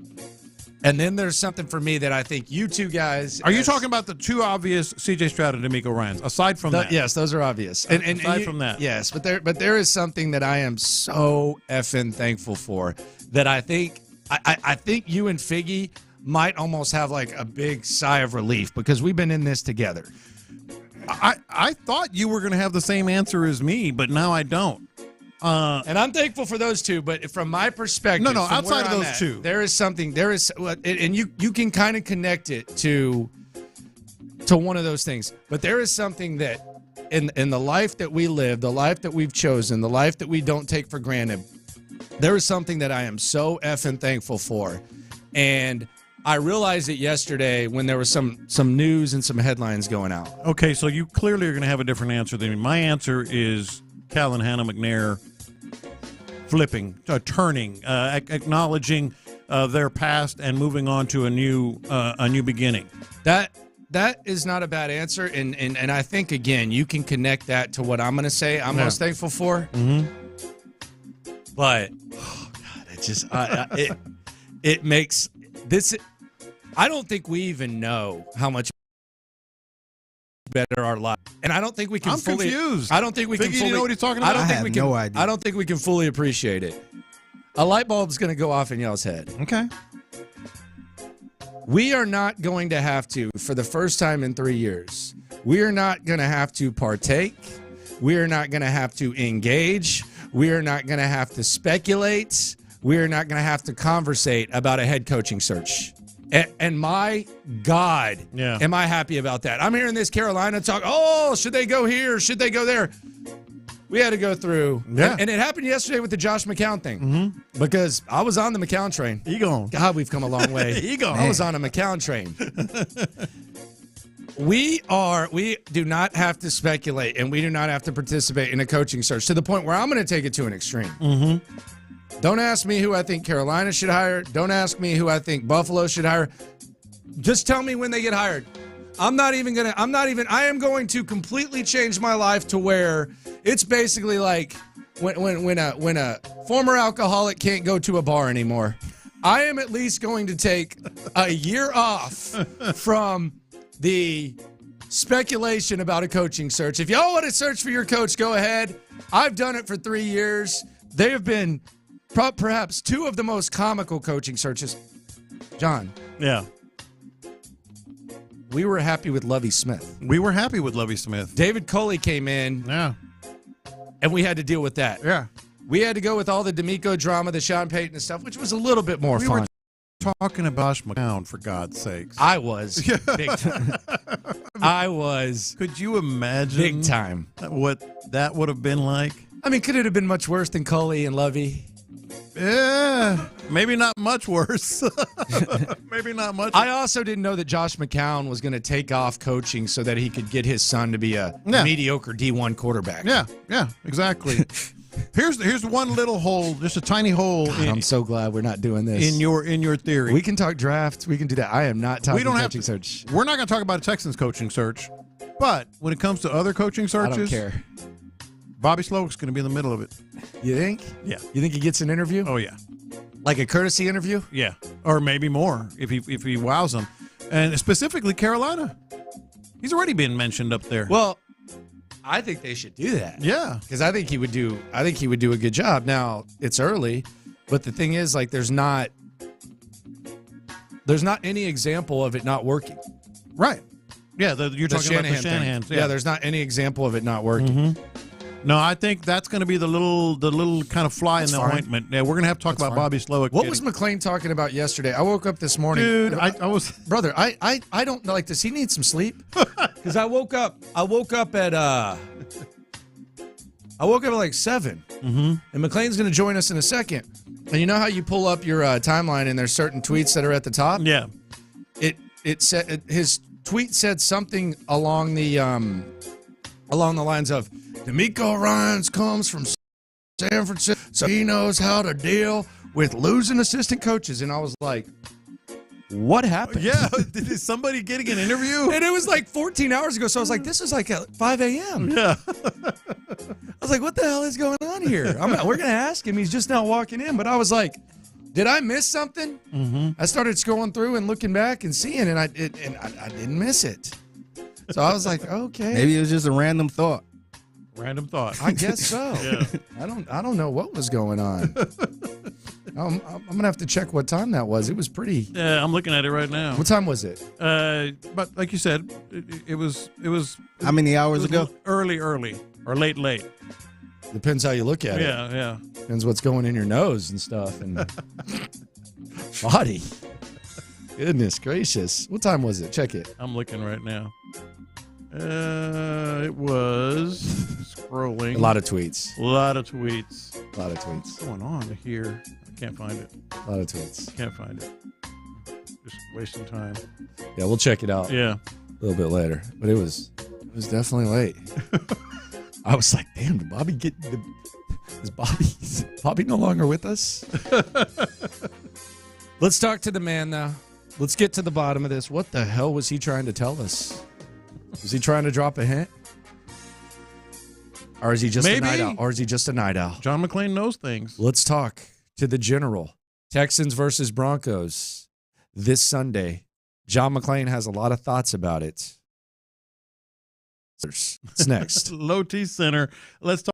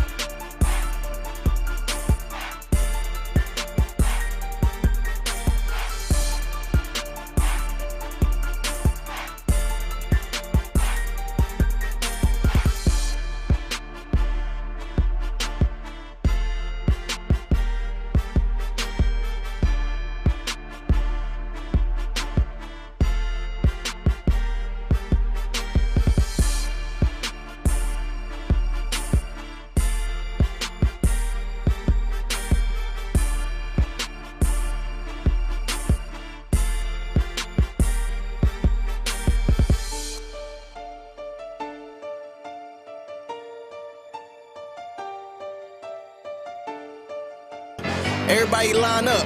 Line up, everybody. Stand up straight. Make sure you fit your hat. Fix your collar. Don't be looking all like that, man. The general coming. Make sure you don't talk back to him, man. Here he come. Look at this classy guy in the building right now. John McClain got a fresh pullover. He's got his J.J. Watt soccer cap. You are and you smell pretty good, too. You smell good. Happy birthday, Landry. What did Avery Grace get you for your birthday? She got me a good night's sleep. She slept through the night, so it was very good. Well, why are you looking That's so invaluable. That's looking classy, man. What's going on? This thing 3 or 4 times. Yeah. And I know I talked about your smell. I want to jump right into this. Why does the Texans' offensive line stink? They were terrible in that game. I think that's why D'Amico, and he'll never say this, went for the field goal instead of the 4th and 12 pass because Josh Allen and Trayvon Walker were just abusing the offensive line. And I don't think he trusted the protection to pull it off. And that's the first time they played really bad since early in the season. It's actually a very good point that we didn't even really mention yesterday because C.J. Stroud was running circles back there, trying to get some time to throw the ball, and that was a big that had to have been a big factor. Pressured on the court. I can't remember if it's Next Gen Stats or Pro Football Focus. 60.9% of his pass plays a season high, and you couldn't blame it on Titus Howard because juice drugs for a guy that hadn't played guard since college. I thought acquitted himself very well, but Tunsil had his worst game. Maybe ever. They just whatever the Jaguars saw and they did, just like Trevor Lawrence coming out throwing at Tavier Thomas. Now he can expect Russell Wilson to be throwing at Tavier Thomas, and so it's amazing how bad they played in so many areas, and they still had a chance to tie it at the end. Because of Stroud. Speaking of smells, I've got one of those as well. How in the world is Dameon Pierce getting just one less carry than Devin Singletary? I didn't like it. I thought you should have Singletary was twice as many. Now, Jacksonville was 4th against the run. We knew neither team was going to be able to run, and they weren't. It'd come down to the quarterbacks. And the Texans, they didn't do a good job of protecting him. While the Texans' pass rush was the worst of the season, not only did they not get a sack, they only hit him twice.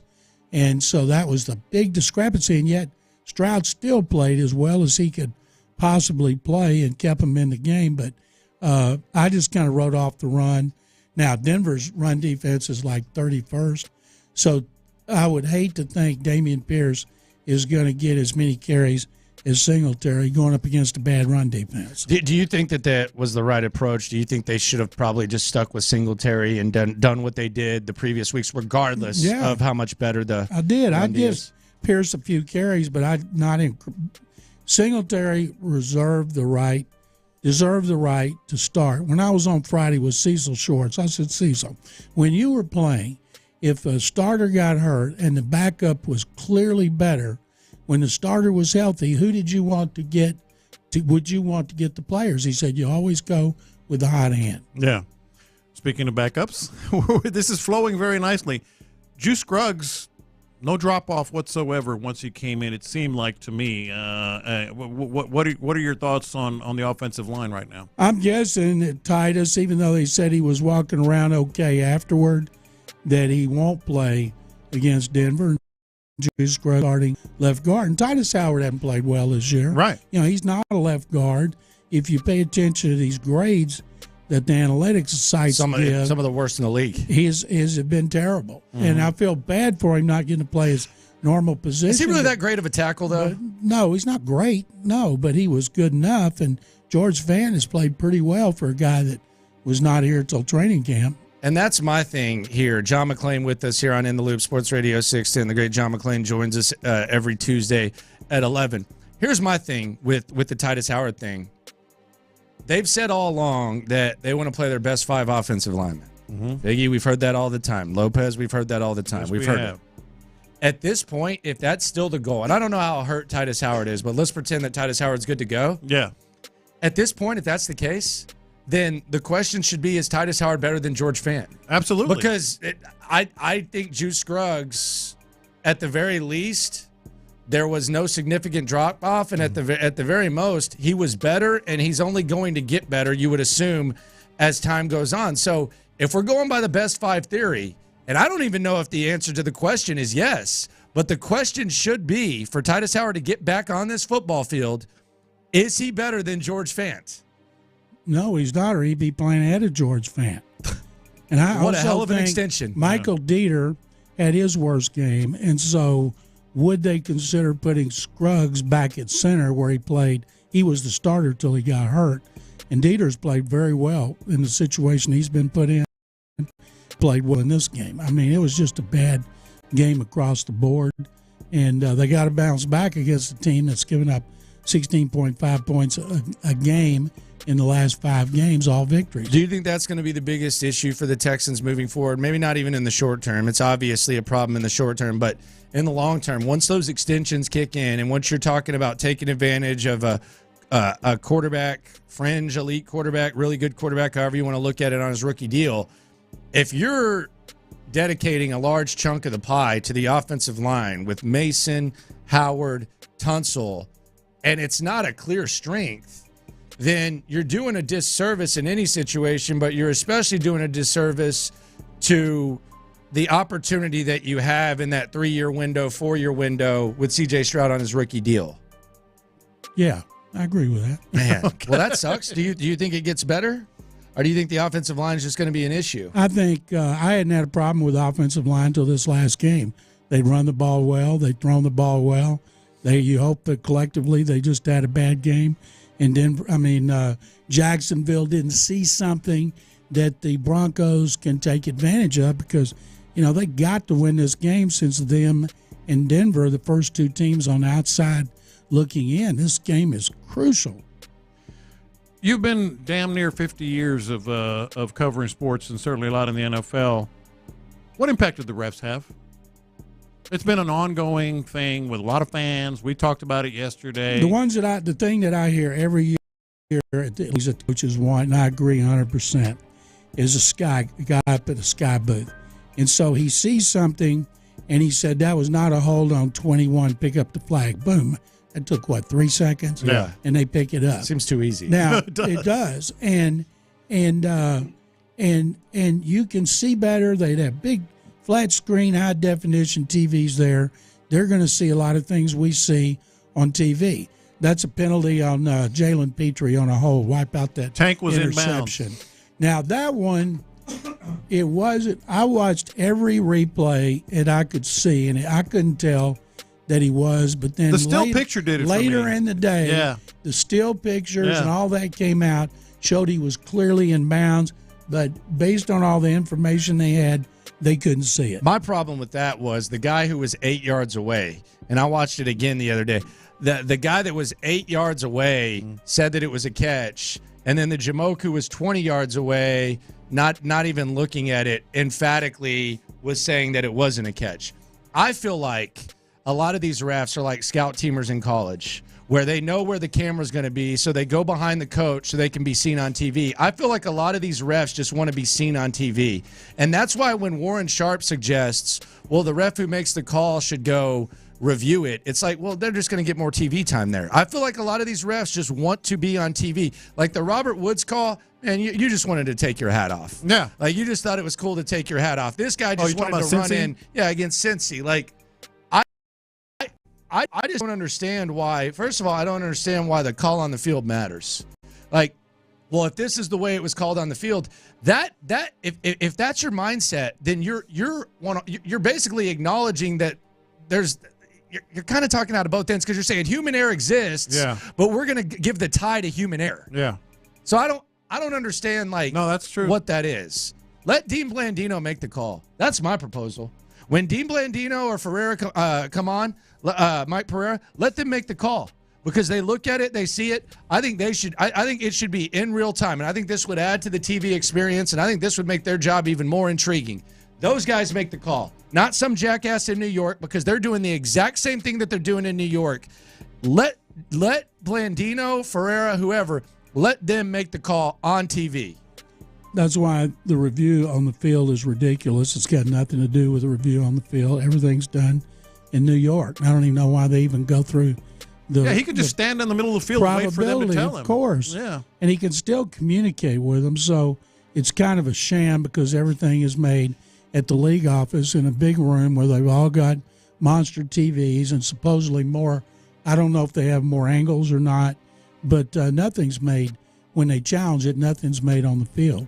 That said, I don't think the referees lost that game for the Texans. I don't either. Not at all. Yeah. Texans lost that game because they had give up 4 pass plays, 42 yards. You can't protect your quarterback. You can't get the other quarterback. You can't run the ball, and you have to burn 2 timeouts because of mental mistake. That's all. Other than that, they would have won. Yeah. And despite all that still blows me away. They were within 3 points because of Stroud. Yeah, and I think you can also look at it if we're looking at it from Jacksonville point of view. Doug Peterson should have taken the 3 points. Calvin Ridley should have caught the ball. So I'm sure Jacksonville, if they're looking at it, they're saying, man, this shouldn't have been as close as it was. Christian Kirk needed to hit the weight room.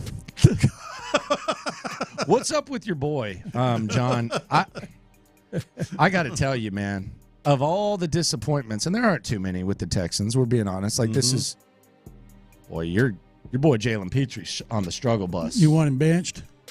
What are my options? There's none. Your other starting safety is already a guy you signed off the Baltimore practice Jonathan squad. And wasn't it fun watching him have a touchdown on Thanksgiving? Yeah. They called him Mr. Simone Biles. They did. And knowing what a great guy he is, he had no issues with he loves that. it. Yeah. And one of the all-time class guys. Anyway, I don't know why he's not playing better, but you can't bench him. You don't have anybody. Yeah, and I don't want to get him benched, but man, he's not making big plays, and he's missing big plays. He's missing some really, really, really big plays. So, John, he's going to get their community service award, though. I think, of course, he's delivering turkeys. A lot of times I read your tweets, and I know that you know people and you know things. And most of my tweets are just off the top of my head. Maybe. Yeah. But I also know that, you have a wealth of information, a vat of information. And I say all that to say this. Yeah, right. You mentioned Bobby Slowick maybe interview recently, didn't you? No. I thought you said that he might get I know you mentioned Gerard Johnson at A&M. He might get a coaching interview after this season. I think he won't be back till next season because he's going to be like D'Amico and Kevin O'Connell. He knows he needs another season as a play caller. What about Carolina, though, if they come calling? Why person in the right mind would go to Carolina? Bobby Slowick stays here. They're going to continue to get better because of Stroud, and he'll have much better offers. It's just like D'Amico did one interview and said, I need another season. Yeah. Same as I think Slowick will do the same thing. I think one of his closest friends and confidants besides D'Amico's Kyle Shanahan, and Kyle would tell him you need a second season. And that's why I think if Gerard Johnson stays here, there's a good chance he'd be elevated to offensive coordinator. I do agree with that. When he leaves. Good chance. And people, good chance. 100%? No, nothing's 100%. And I think that eventually Gerard's got a chance to be head coach. So I hope he doesn't go to A&M. You talked about D'Amico Ryans, and you said, yeah, he's prepared to lose assistants and stuff. So that was just random, or was that a Gerard Johnson follow-up? That was the first thing that came on my timeline today. A good team. Everybody's going to look at their coaches, and he not learn from the 49ers. You better have assistant coaches, position coaches, ready to be coordinators, because if you're good, you're going to lose yours. Has Sean Payton redeemed himself? He has so far. Man, they started off giving up 36.2 points a game, and Russell Wilson's playing better, 20 touchdowns, 4 interceptions, 17 touchdowns, no interceptions in the red zone. And he and D'Amico are candidates for Coach of the Year. And, boy, they both got a chance to make the playoffs. And the Texans, if you're a Texans fan, you should feel good about a team you're going against that's better on defense than offense, like the Broncos. Because Stroud and the receivers have shown they can play against anybody, and because they can move the ball and they can score. It'd be nice if they didn't fall behind for a change, because they're playing from behind every game. Yeah. And what you don't want is a team coming in that's got a great offense going against your defense, because if they let the guy have all the time in the world to throw the ball like Trevor Lawrence, they're going to be in trouble. And they play a great run defense now. Denver's relying on, they lead the NFL in they're 22 takeovers, leads the NFL. They have 15 takeaways in the last 4 games, and they lead the league in fumble recoveries. And the Texans have been good about not turning They've it only over given up 11 and not fumbling. John McClain with us here on In the Loop on Sports Radio 610. What do you make of this wild card race? What are your expectations for the Texans at this point? Are you thinking playoffs? I think it's going to come down to the last game against Indianapolis. Oh, Lord. It's going to be a huge game for the second year in a row for the exact opposite Sign me reason. Up, Sign me up for that. That could be for the last wild card spot, and both of them would be tremendous accomplishments. They were last year, credit to both coaching staff, Shane Steichen and D'Amico Ryans. But the Texans' schedule, I mean, Denver just beat the hell out of the Browns. If they can do it, couldn't the Texans beat the Browns here, no matter if it's Flacco by then or not? And Myles Garrett's hurt right now. So Texans are capable of beating anybody. But I could see them also. They could lose another game by 3 points here to Denver. They could lose here to Cleveland. Yeah, well, I don't know if we really accomplished anything with that one there. Exactly. Yes, I think I think they got a chance to win a wild card berth, and I think there's a good chance they do it. Okay, so there you go on the record. So that's John the McClain. expectation. That's what Landry and I have been talking about. The expectation should be to make the playoffs, and they're not giving up on the division, even though they're 2 games behind. And so I think that Sunday they could kiss the division goodbye, and their best chance now is to earn a wild card berth. There you go. Kiss it goodbye. Yeah. You heard it here first. John McClain with us here on In the Loop on Sports Radio 610. Coming up, little world-famous McClain leg hiking. And speaking of leg hiking, John McClain has officially hiked his leg on being fat. Tell him about it, John. Absolutely. It is the holiday season specific.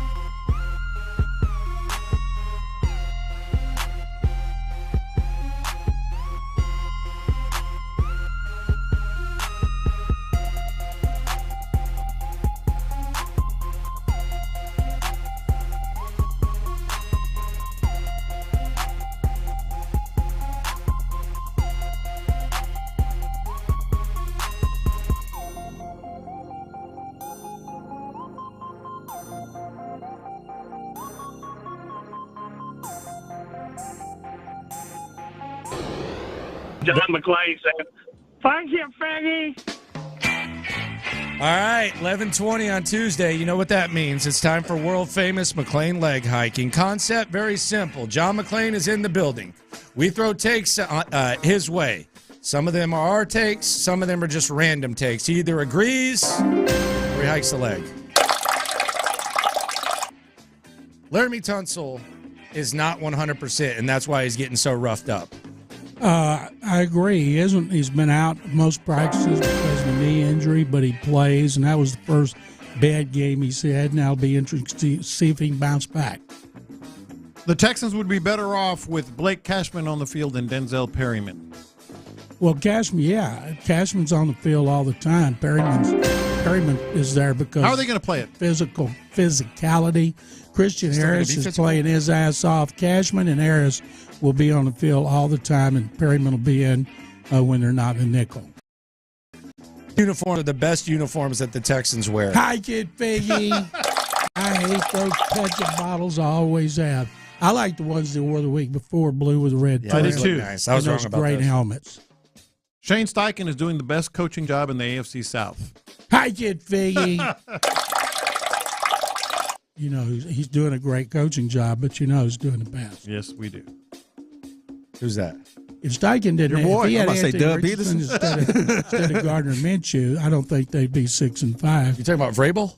No, I'm talking about Shane Steichen. Not talking about your favorite coach, Mike Vrabel. Yeah, right. The Jalen Petrie season has been the most disappointing season based on expectations of any other Houston Texan. Ooh, I got to think a minute about that. What about Damian Pierce? Hike it, Figgy. No, I don't think it's been the most disappointing.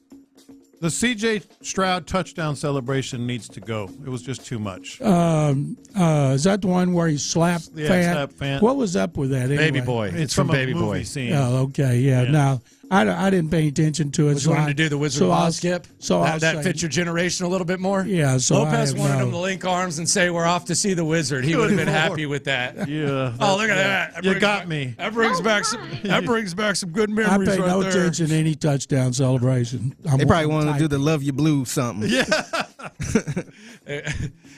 Needed a Wizard of Oz. What's that's the Sound of Music or whatever. The Wonderful Life. It was Fred Astaire. Lopez is what McClain wanted. McClain and Lopez wanted CJ to do. They wanted him to score, grab the microphone from Cecil Shorts, and say, "Frankly, my dear, I don't give a damn." Oh, God. Sean Payton is a slime ball. I get Figgy. Come on. Slime ball. Come on. Slime ball to me is a criminal and underhanded scumbag. Okay. Sean Payton's not that. He's close. The Texans will have Tank Dell, Nico Collins, Robert Woods, and Noah Brown on the field for only the second time all year this week. That's true. You think Noah Brown's in? Well, he's had a knee injury. I have no clue, but I'll say yes. Mm-hmm. They're not going to be playing all at the same time on the field because they'll have. But they've only had one game, all four of them. First game, right? Yeah.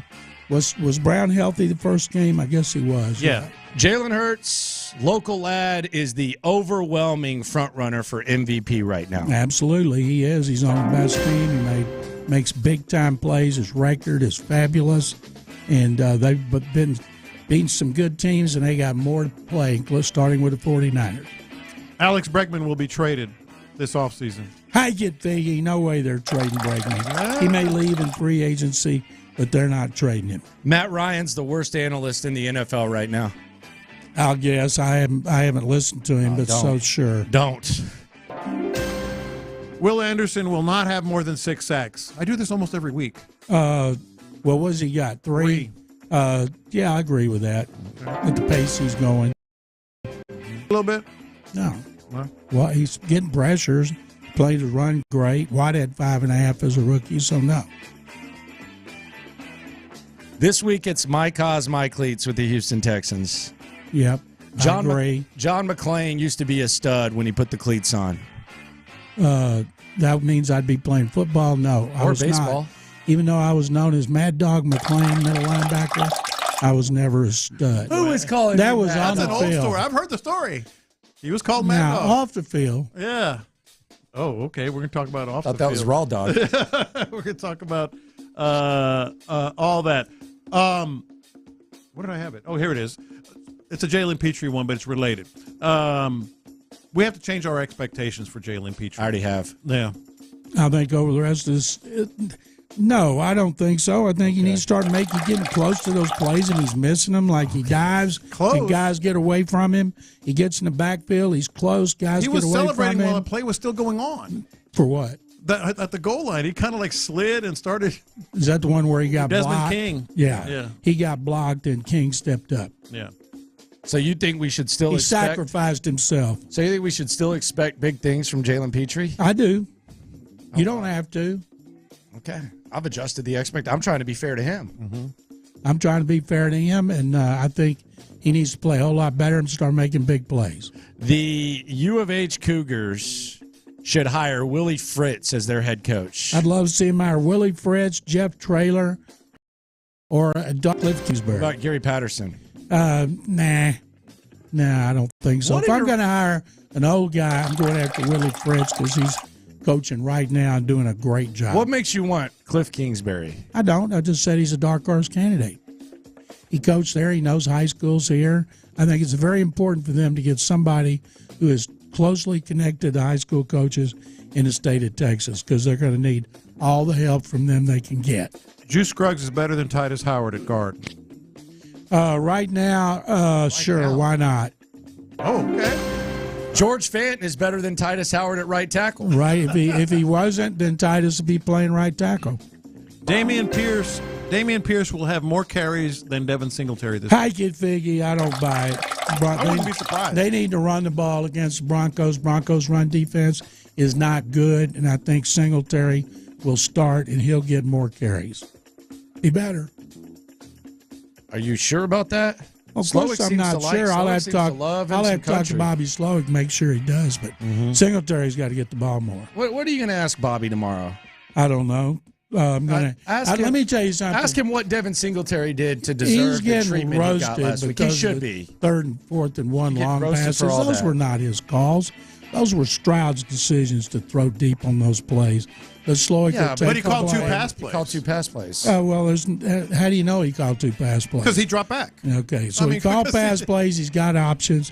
He threw deep, and I thought he should have been under center. Anytime it's third and one, be under center. So you can also, because Stroud's been good when he's had a couple of You sneaks. love Bobby. You love Bobby, man. I do. You love Bobby Slowick, don't you? I respect him. You don't think that it's a disgrace that Devin Singletary only had 6 carries the other day? Disgrace? No, that's not a disgrace. That's a bad decision, but it's not a disgrace. How's it not a disgrace? Because your definition of disgraceful is different than mine. Well, my definition of disgraceful is guy gets offensive player of the week in the AFC and gets 30 carries for 150. Next week gets 20 carries for a bill plus. And then the week after that, the guy that he's separated himself from gets one less carry from him, and it was only 6 carries. So, yeah, that is my definition of disgrace. It's my definition of bad coaching. Okay. Which is disgraceful. No. The Texans have at least inquired with J.J. Watt about maybe hopping back on board. I get Figgy. He's working this out with thing about Watt blows me away. He's playing it up. He talked about it. No, He said he's working out with the team. He's been working out when he's in town. He's not in town. He's back in Media Phoenix. blowing it out He of was here for proportion. Thanksgiving to be with the Cushing family, his brother-in-law. He said on McAfee, "I'm not coming back. If I ever had been, He said, gonna "I'm good." Come back." He said, "I would have gone to play with my brother." But don't so you think- unless they're going to sign Derek Watt and say, "Okay, you got a chance to come back with your brother," then no.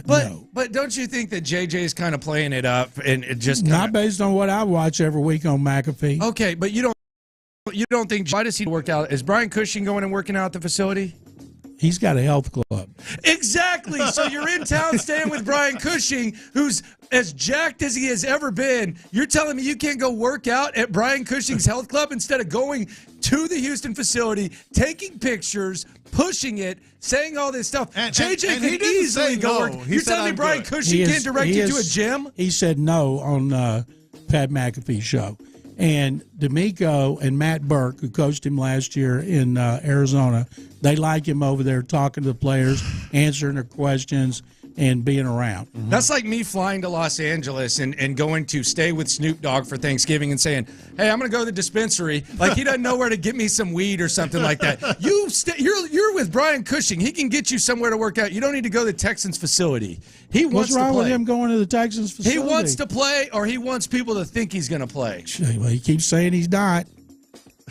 You want to make Brian a bet? Cushing's his brother-in-law, too. Boy, I tell you, I feel a lot better about our $100 bet on Jacksonville. Oh, yeah, now. you should. I was sweating it. Oh, wow, that's I was right. sweating You it should. big That's right. time. You should, man. Good for you. I'll give you that $100 gladly. If you feel good about rooting against C.J. Stroud and can sleep at night with that, go ahead. We made that bet before the season. If Andre Johnson does not get into the Hall of Fame It's his this fault. time, it's a crime. It's criminal. I get Figgy. It's not criminal. What kind of sales pitch is that? It's not criminal. That's not how you sell it. You're going to be in charge of the sales pitch. I am. And that's awful. And ride dying with not it, Biggie. I criminal. hope they ain't listening to the show. Criminals breaking the law. Dump all that. Dump all that. Don't Hit the dump it, button. Frig- No, dump all Figgy. that. This guy's supposed to be getting Andre in the Hall of Fame, and he's accepting defeat already.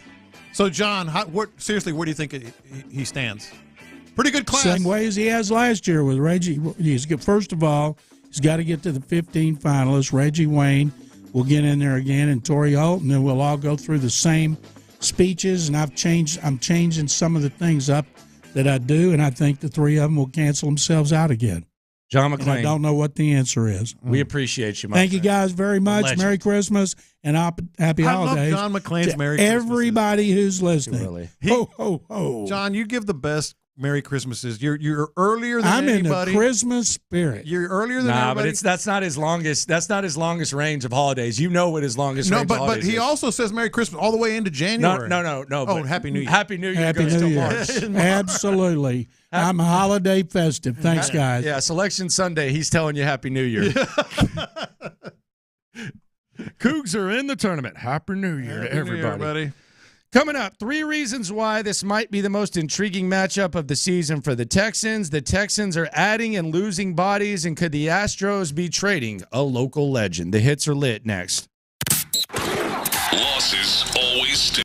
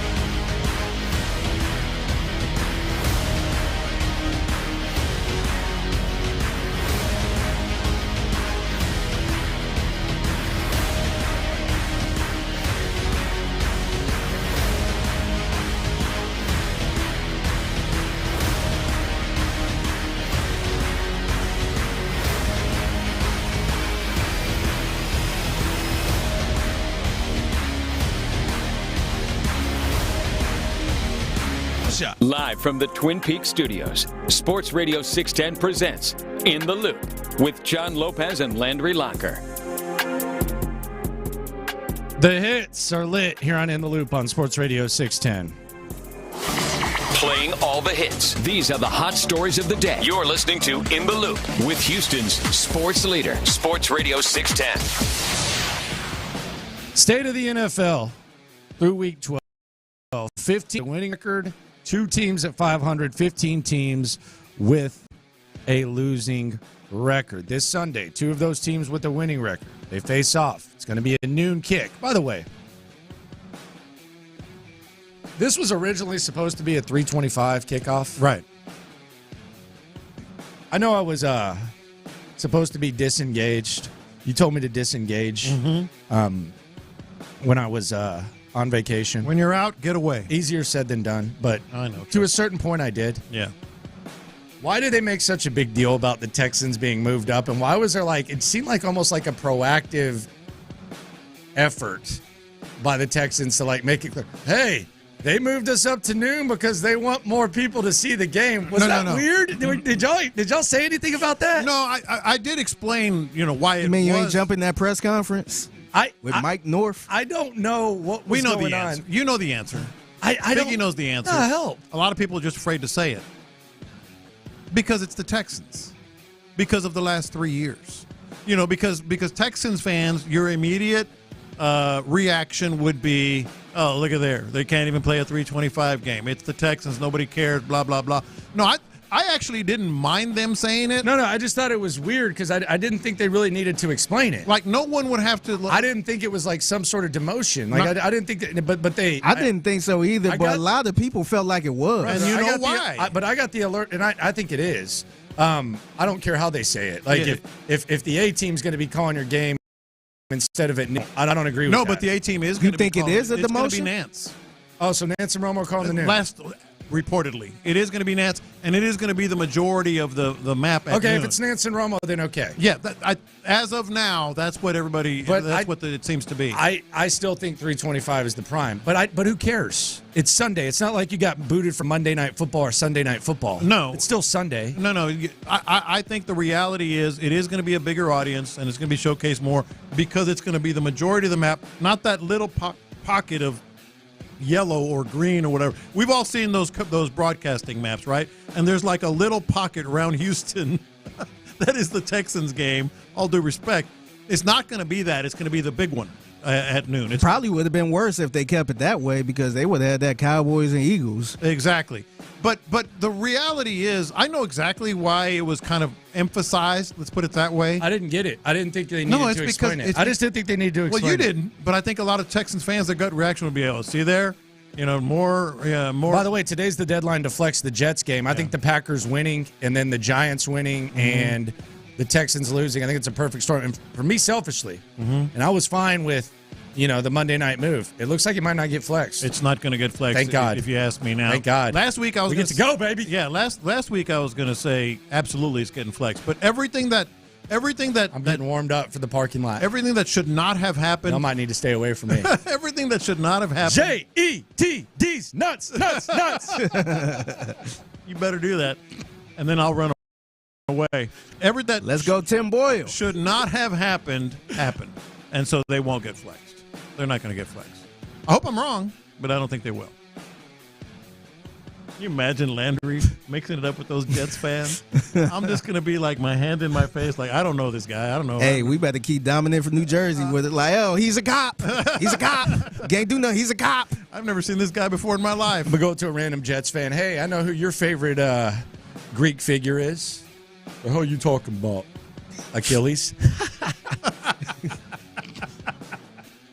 That'll get you punched. How about that little Eagles fan that shot the bird at that dude? Did you see that? That is He should be grounded. No, in Philly?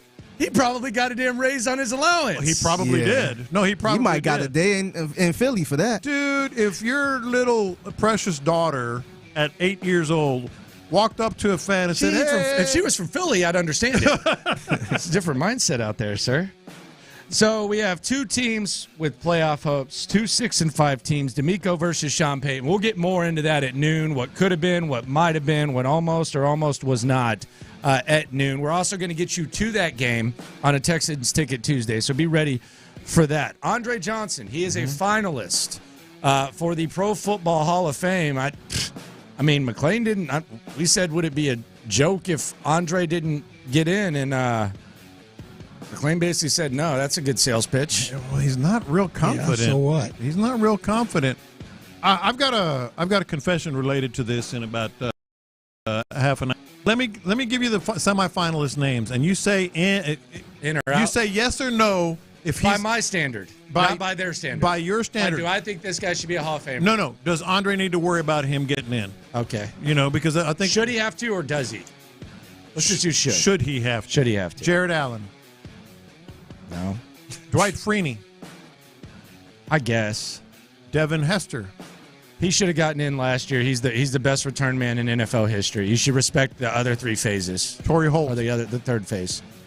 He's not better than Andre. But why are people saying he's going to get in? Dude, he's not better than Andre. I never understood that. Yeah. If you want to say Reggie Wayne, okay, I can hear you, and we can sit there and have a conversation. I didn't even know about that. I still don't think Reggie's better than Andre. I don't believe that. But Torrey Holt had Isaac Bruce. He had Marshall Faulk. He had Kurt Warner. It was the greatest show on turf. Then he had Bulger. He's not. Nope. There's nobody would have, like, if the Texans would have called the Rams and said, hey, we'll trade you Andre Johnson for Torrey Holt, they wouldn't have hesitated. So let me go through them these again. numbers. I'm going to add them up. Or Reggie Jared Allen, no. Dwight Freeney, maybe. Same thing. Devin Hester, yes. Torrey Holt, I think he's going to get in, even though I agree with you. Patrick Willis. What? Nah, what? No, he was awesome. I mean, he was one of the best linebackers in the league for a stretch, but he was a finalist last year. Okay. I mean, he was great. I think Patrick Willis is a threat. That's great, okay. Darren Woodson.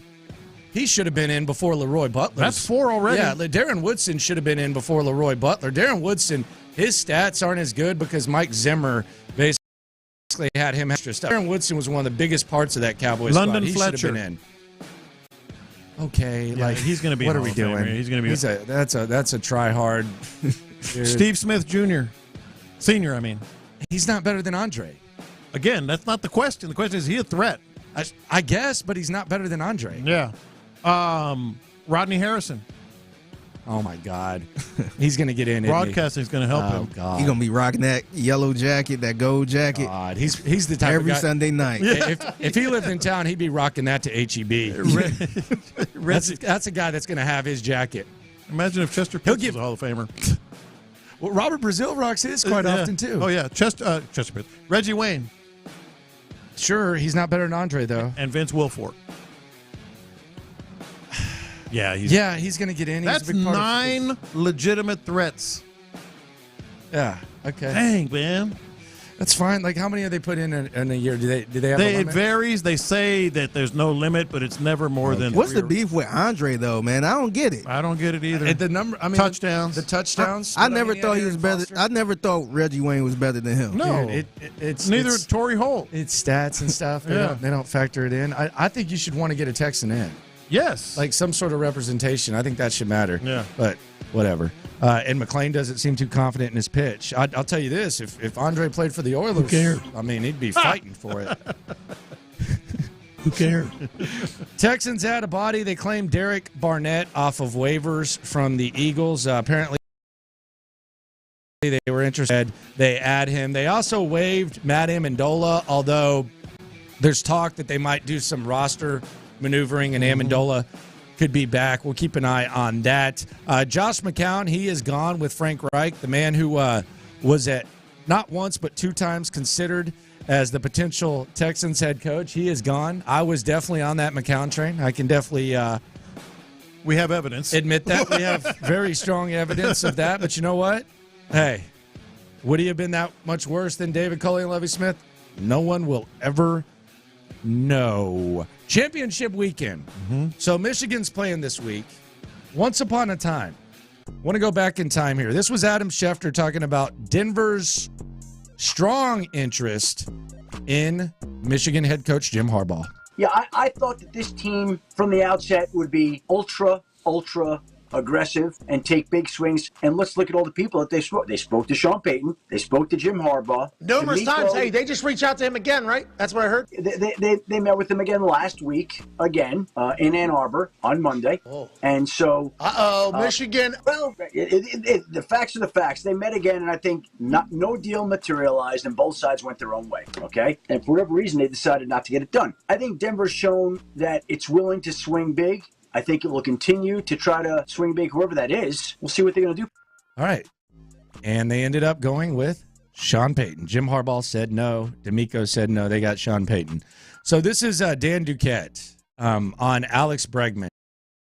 Astro potentially making a massive move involving one of their best players. This is what he had to say as we play the hits here on In the Loop on Sports Radio 610. I think there's a chance that he may not even be playing in Houston this year. You start to hear his name mentioned in trade rumors, and we haven't seen it much out there. I know I can say this. Quietly, if I'm Dana Brown, I can't re-sign him. He's a Scott Boras represented client. They're not gonna pay him what they offered Carlos Correa.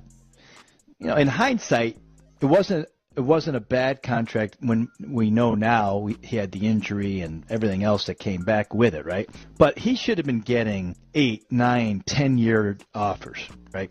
And he wasn't from Houston. They had this arbitrary ceiling that they were going to go no more than 5 years or no more than 6 years. That's what they offered Carlos. And that's likely what they're going to offer Alex Bregman. I wouldn't be surprised. We just talked about third baseman. I'm not saying he would trade him to Seattle, but there are teams out there that would definitely have interest if they were making him available. And you kind of quietly hear his name. They're not shopping him, but I think they're listening. Trade him. I mean, if you listen to In the Loop, we've been talking about this. Yeah, trade him. Adam Spillane has been talking about it, and the reason why. Trade him. I agree. Go ahead. Move on. And I actually think Carlos Correa, I think Bregman's more on the back end than Correa was. I know Correa had the ankle thing, though. Well, he's always hurt, yeah. Yeah. But I think Correa was too much money, though. Yeah. Where it was like, money. He ain't worth that. And they had questions about his ankle. It wouldn't be bad to little run. I agree, man. Get sauce off the shelves. It doesn't have to feel good. I had this sauce, by the way, yesterday at Pluckers. Okay. Oh, that's good. Yeah, it was all right. No, that sauce is good. It was all right. Pluckers puts their own spin in it. Yeah, some type of Creole Cajun. Yeah, that goes in. Yeah. That goes in. That's good. No, that was all right. I went to Pluckers yesterday, too. Did you? Okay. And they gave me 2 free meals. What? They gave me a birthday meal, and they gave me a companion on your birthday meal. And I was like, am I allowed to use both of these? And they were like, yeah. I was like, man, y'all's reward system just keeps getting better and better. Y'all the real MVP. Okay. Y'all's reward system just keeps getting better and better. You know what? Let me get some fried mac and cheese out here before. I'll get all that. Give me all of it. All right. Well, those are the hits here on In the Loop, Sports Radio 610. Your chance to be at the Texans game coming up on a Texans Ticket Tuesday coming up very shortly in the noon hour. Coming up next, D'Amico versus Sean Payton. This version of it on Sunday is going to take place on the field, but not too long ago, there was talk about these two off the field. Let's get into it next. But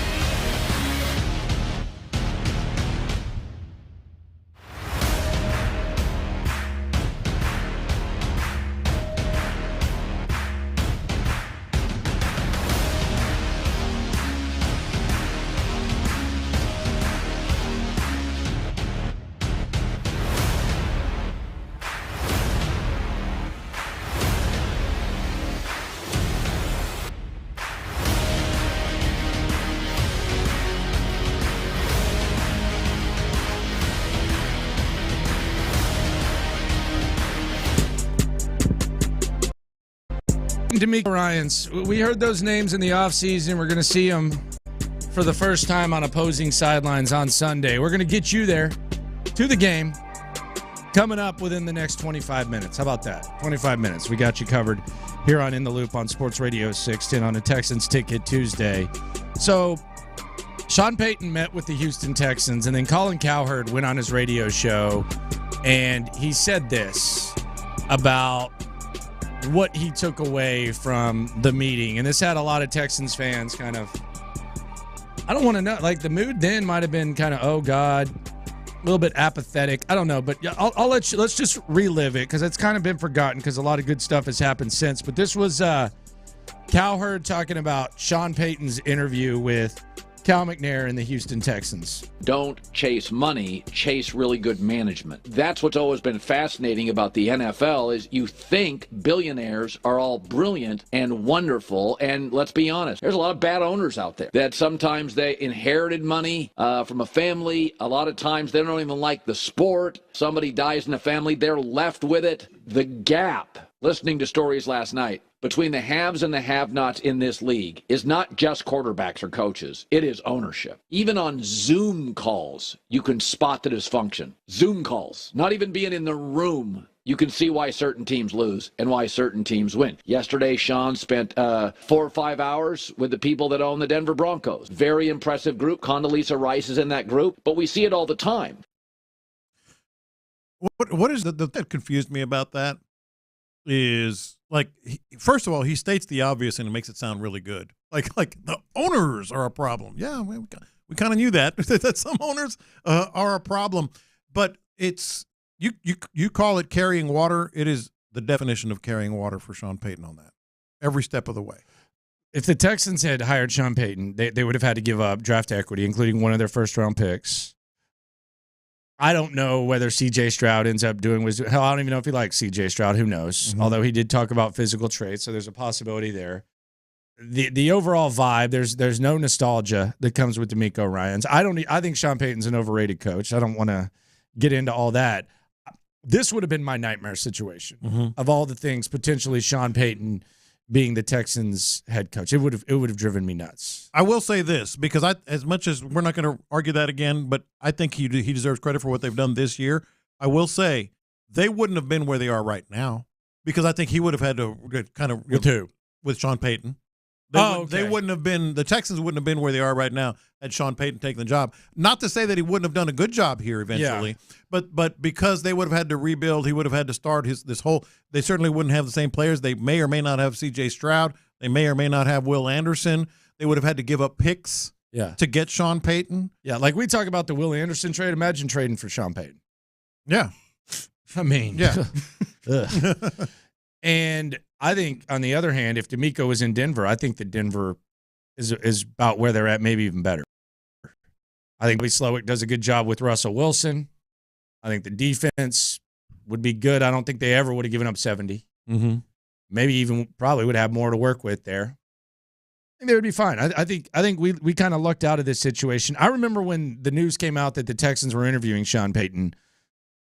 I think I went on a rant about how much I hated him, and I didn't want Sean Payton, and he was I think he was 8th on my list. I was being generous. He was you felt generous? He was 8th on my list, not factoring in draft equity, and he was like 50th if you factored in draft equity. Yeah. And I remember we went to the building. I forgot what it was. It might have been the uniform presentation. Okay. And someone very important over there came up to me and was like, "Oh, what's up, Sean Payton hater?" And I was like, "Yeah, that's me. I'm not a fan. Not a fan of him. Not at all." And I'm very, very happy that he's not here. But listen to this. Listen to Colin Cowherd as we go back in time. Listen to Colin Cowherd talking about the head coach of your Houston Texans, DeMeco Ryans, versus former Saints, current Broncos head coach, former worst analyst in the history of NFL studio shows, Sean Payton.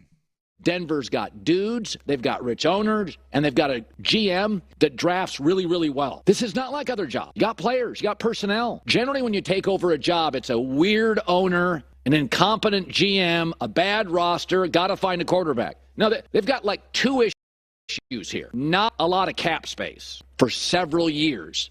And the Russell Wilson thing, he was so good for a long time, and then last year he was awful. What do? D'Amico Ryans wasn't the right fit. You need somebody who has dealt with crap.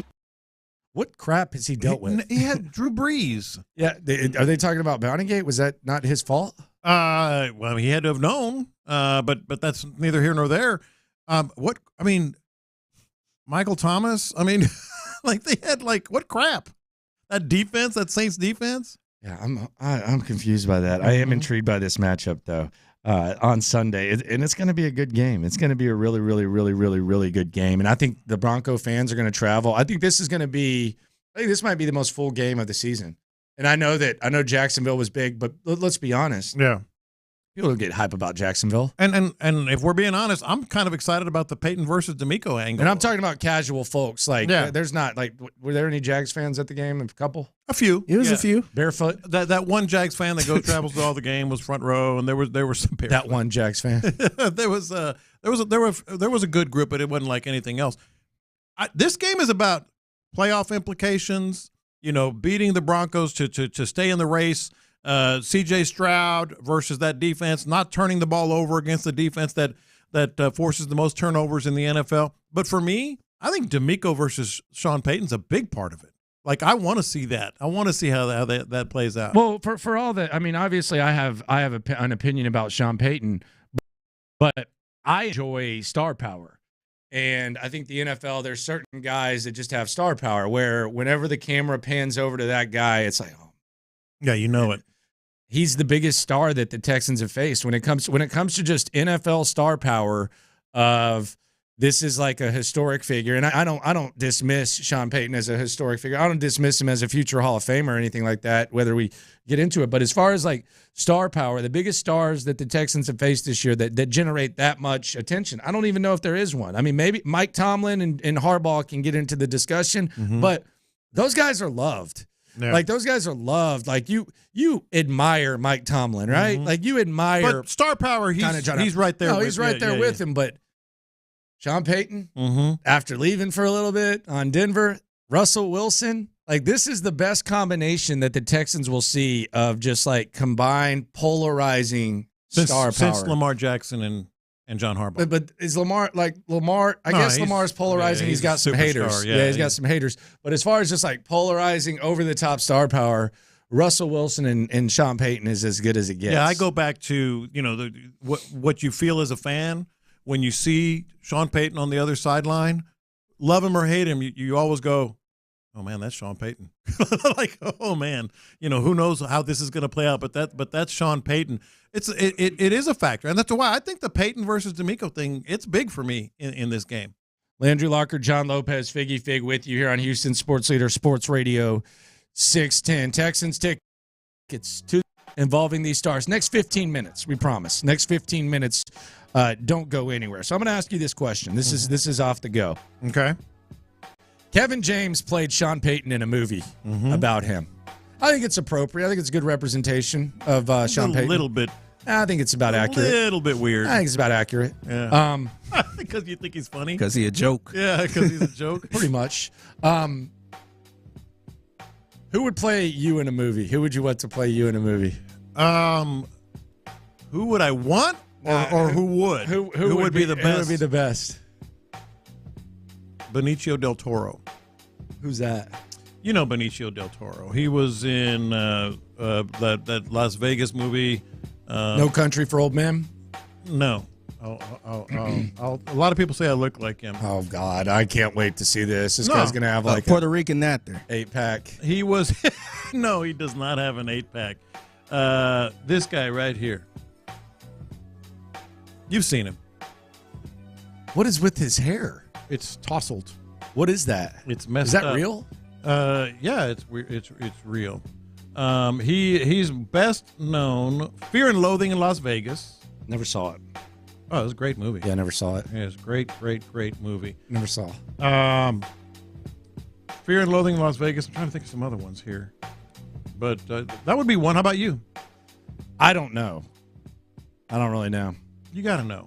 No idea. No idea who would play me. Probably just like a basic white guy.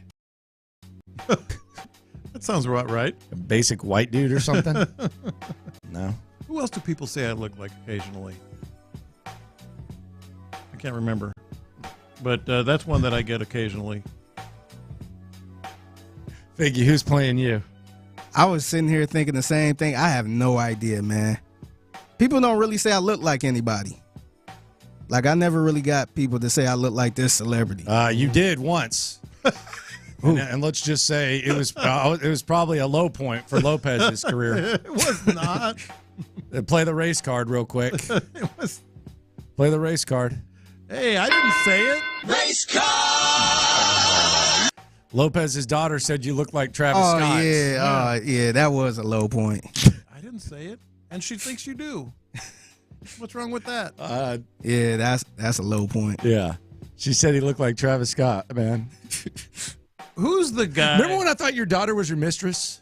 No, I don't remember. I remember that. I don't. Maybe I didn't say it to you. Because she remember she just walked in or something like No, that. she just walked in and I'd never met her. This was probably remember that. This was like 5 years ago or something. And she gave Lopez a kiss on the cheek. on the cheek or something, and I was like, We looking like who the hell me is and that? Figgy were like, who's that? What's going on right now? And we thought it was your mistress. You never told me that. Yeah, And I was looking. I'm like, introduced us, and we were I'm like, I oh, don't think okay. his wife is that young. Yeah, I was like, what is going on here? No, she's not my mistress. What did you ever because I see this or I kind of see this and I'm just like, man, this is Did y'all ever kiss on the lips? Never. What? Never. I see this all the time now, like on like either whether it's on TV People or whatever. say it's beautiful. Like the daughter, and like all this other stuff. the dad and remember when Magic Johnson and Isaiah used to kiss on the lips? Well, no, wasn't the lips, was it? Yeah, it was. Was yeah. it? Before games, bro. Yeah. I know they I kissed. remember that. Yeah. Yeah. On the lips. That's disgusting. Yeah, but I see some like on TV. I forgot what reality show it was the other day. I was watching and I was like, man, and look, if you do it, hey, it's your own thing. I'm not questioning. going to pass too much up, but hey, to me, but it's for not, me personally, Yeah. I couldn't. Did y'all imagine ever that. kiss y'all dads? I kissed my dad. On the lips? Not on the lips. No. I would always kiss my dad on the cheek. Always. I never kissed my dad on the cheek. Yeah. I don't know. I don't know why. We just Maybe never like had. jokingly on the top of the head, like Yeah. I don't. No, I did. We always dap each other up, do a little hug. Like, There's nothing yeah. wrong with Got a that. secret handshake or something. Yeah. No, we ain't got no secret handshake. What's your dad up to, Fig? He probably chilling, watching the news. Watching the news. He Yelling watched at the the news. He TV? can watch the news all day long. Yelling man. at the TV? Nah, he not a yeller at the TV. You got his boy over there? My uncle, his brother, Yeah. my uncle Rob. Probably not. Been drinking beer? Probably so. Probably so. What's he on, that Colt 45? He used to be, but he says a little watered Is he down doing now. ultra now? Wait, hold up. Yeah, he was on that Modelo. Cut the music for a second. Hold up. He said Colt 45 is watered down? That's what he said. He What said, is he drinking? Unleaded fuel? He said they felt like they watered it down, and I think he looked it up where they actually did water it down. Man, that's a class. That guy knows his beer. That is a strong. I mean, he been drinking that it for is a like 50 years. Strong man right there. He been to say on that it for Colt 50 45 years. Hey, Colt 45 is watered down to you. Like I've heard people say Michelob Ultra's water and Miller Lite's water, but if you're saying Colt 45 is watered down, man, you are a bad mofo. You don't mess with him. You know that tequila's kind of watered down. Man, you did. I am not messing with your pops. He was dead serious, man. I don't doubt it at all. Hey, I love me some Modelo though. He's on that now, huh? Yeah, he's drinking that. Modelo's the number one beer in the country right now. It is. Those bottles are sick. I always get it dressed. Is there any? I don't get any beer dressed except for Modelo. It's just better. Is there any like? Don't tell my pops that. Oh, really?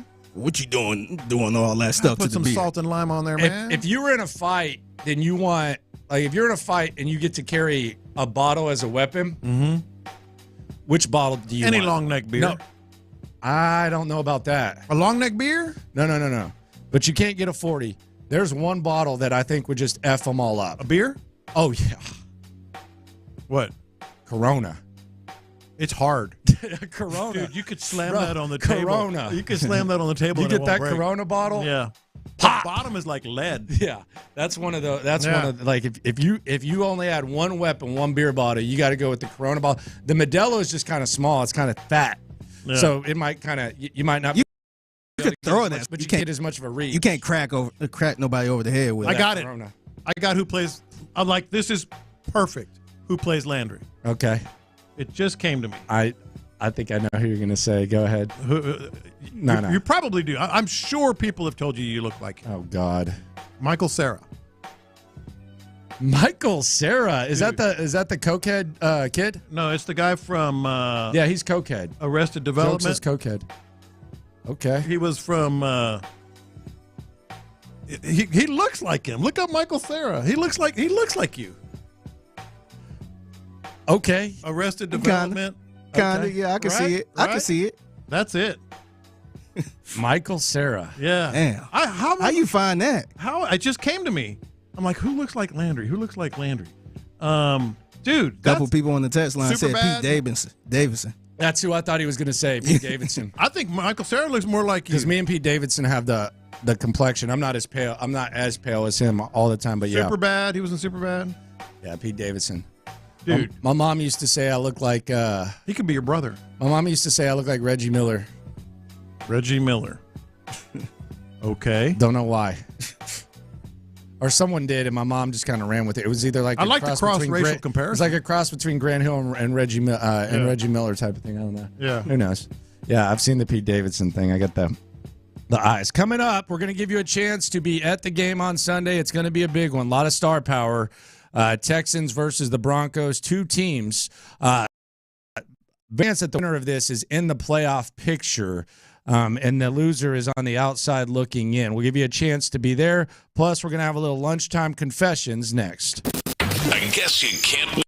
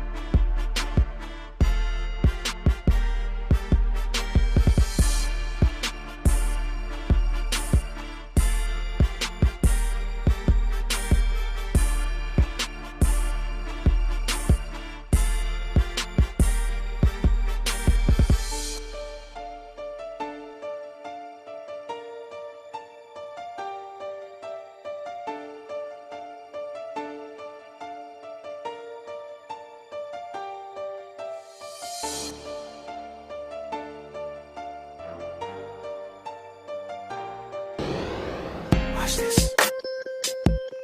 These are my confessions. All right. Chance to go to the Texans game coming up very, very shortly. But in the meantime, lunchtime confessions. We confess our sins to you, the loophole. Shout out to the loopholes. If you listen, you are one. Some of these confessions have to do with sports. Some have nothing to do with sports, but we're transparent with you 24/7. Let it hang a little bit lower during lunchtime confessions. It is time to confess. Watch this. These are my confessions. We're going to get to this later.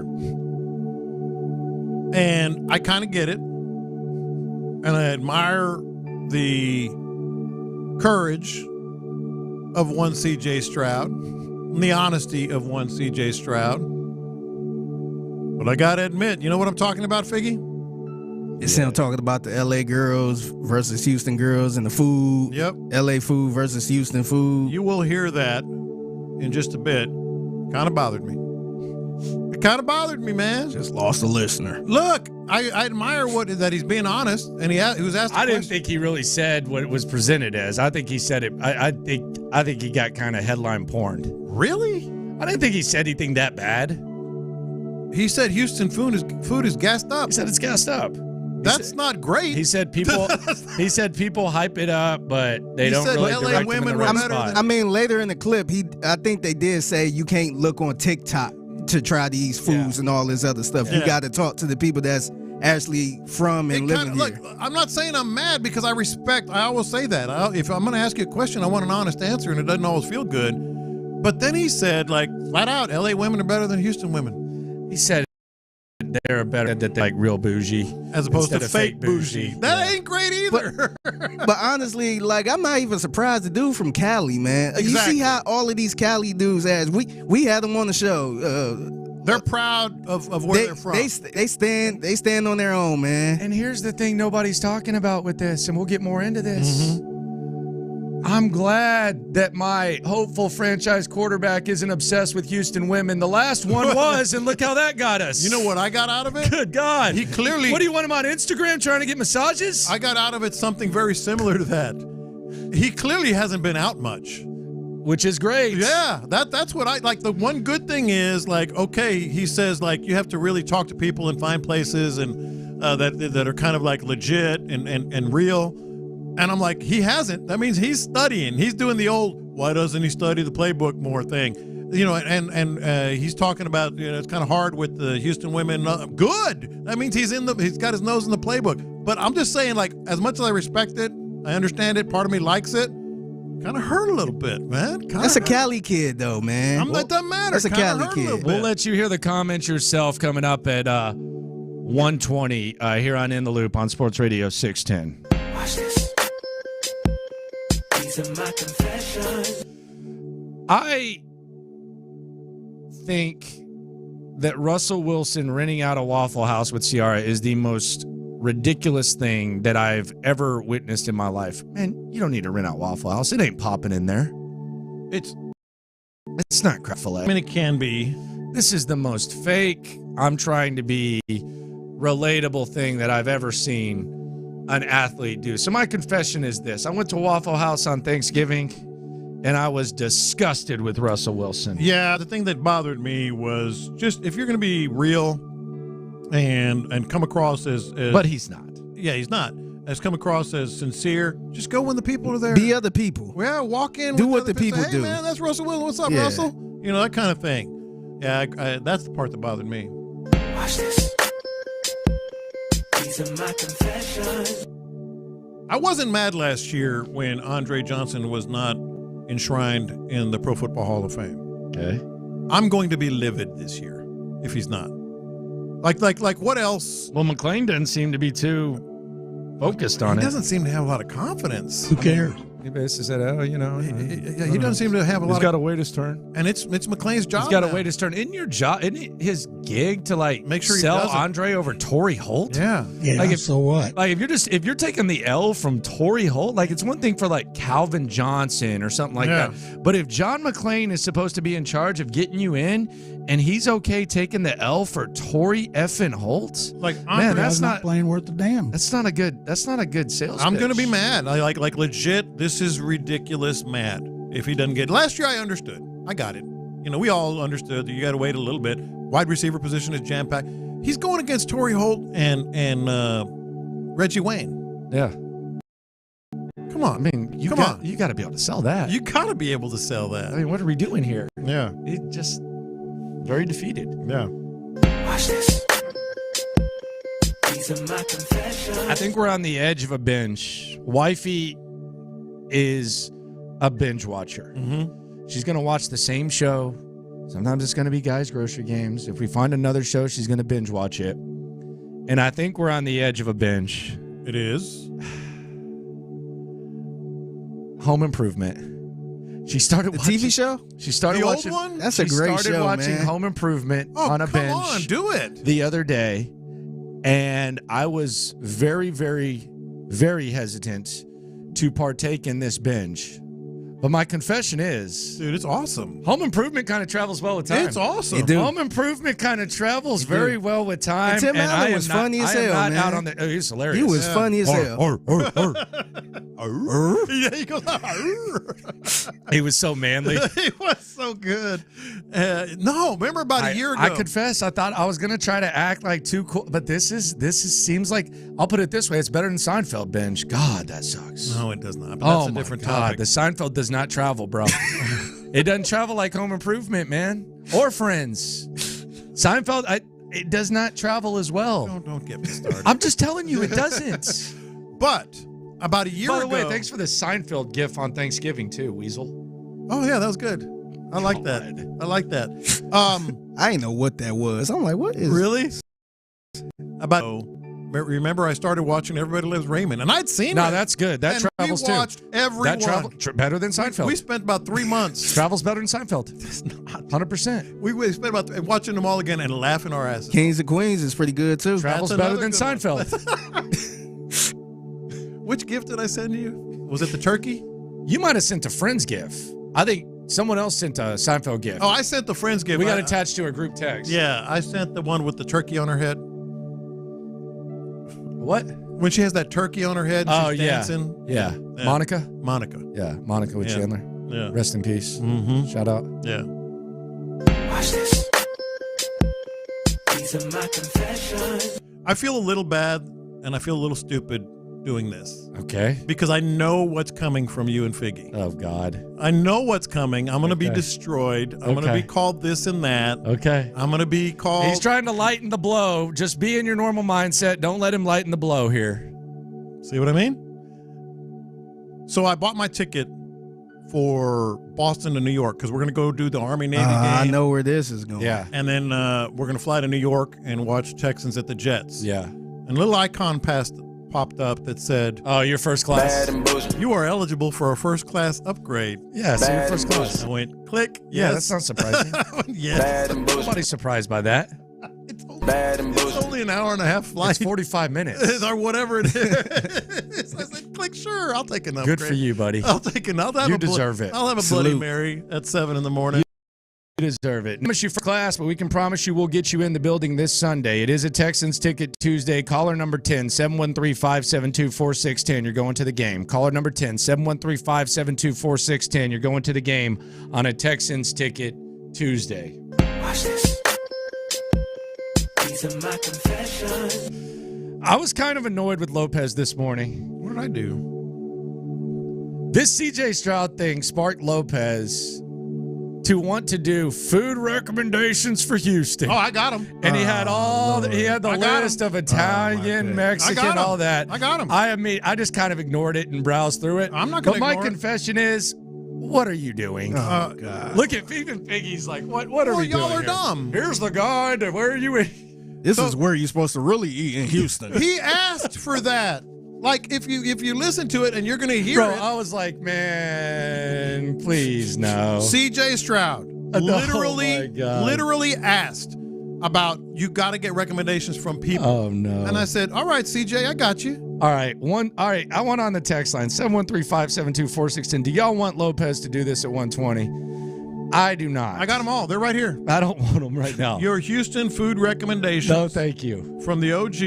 No, thank you. Real food.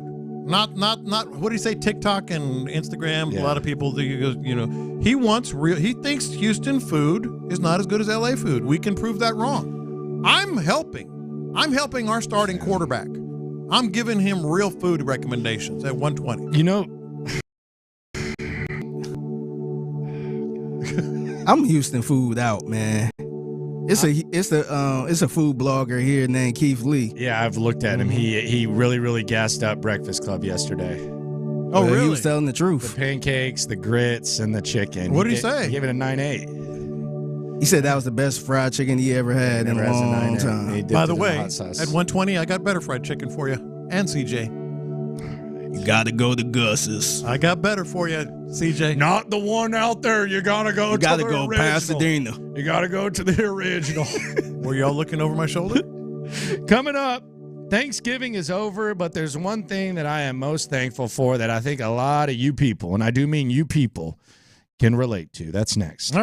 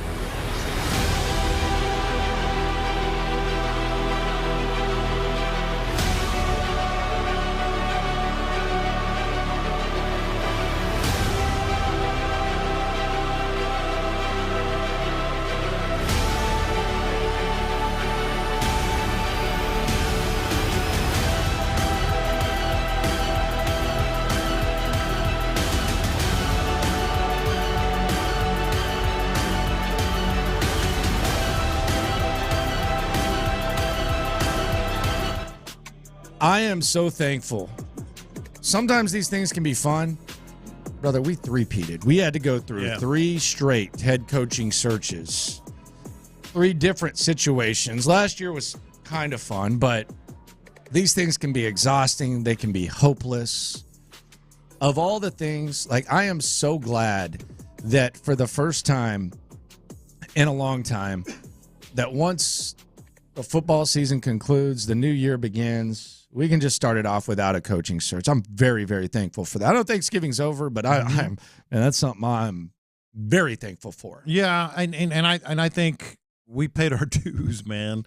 The thing I hated about it is, like, after Easterby got here, you knew it wasn't like, it was really, you say you're hopeful and all, you weren't. I was never really hopeful. I mean, were you? Like, going into David Culley, I didn't think it'd be that bad, you know, but I was like, David Culley and then Lovey, and you see Easterby still around, and sorry I'm mentioning his name again, but that's what's going on here. I was like, this is not, they're not going to get a good coach. They're not going to get a coach that's going to be able to change things until he's gone. Then, unfortunately, he's gone. The other good thing about not having to worry about a coaching search is you also don't even really have to worry too much more than, I mean, we're always going to talk about it, but not like we have about the draft. Oh, you got to find a quarterback. Got to find a quarterback. No, you don't. No, you don't. Now you can just fill in the holes. Yeah. Figure it out, what you want to put around the quarterback. Yeah, I've said this before. I'm not even worried about the Browns' draft pick. You go back and look at the coaching searches and just like the overall way in which they felt. And Sean asked us today in Crosstalk, you can localize the Frank Reich thing. Why? Like, I don't even care. I like what Carolina's doing. It's the nicest thing about what's going on with the Texans right now, and I'm kind of finding myself being able to do this a lot easier, is we pride ourselves in localizing the show because it's a local show. Mm-hmm. If you're not localizing the show, what the hell are you doing on in Houston? Like, you can just listen to network. There's plenty of national stuff, but we're able to kind of keep our eyes on our own paper a little bit more, to where if you want to talk to me about what's going on in Jacksonville, if you want to talk to me about what's going on with the wild card, I can do that. But as far as, like, Carolina, I don't about Carolina. I don't care about a coaching search. I think the way you localize it with Carolina is very simple and short. The Texans got it right. That's the local angle. The Texans got it right. They got it right with D'Amico. They got it right with C.J. Stroud. I think Carolina is the one that should be localizing Houston. Like, damn.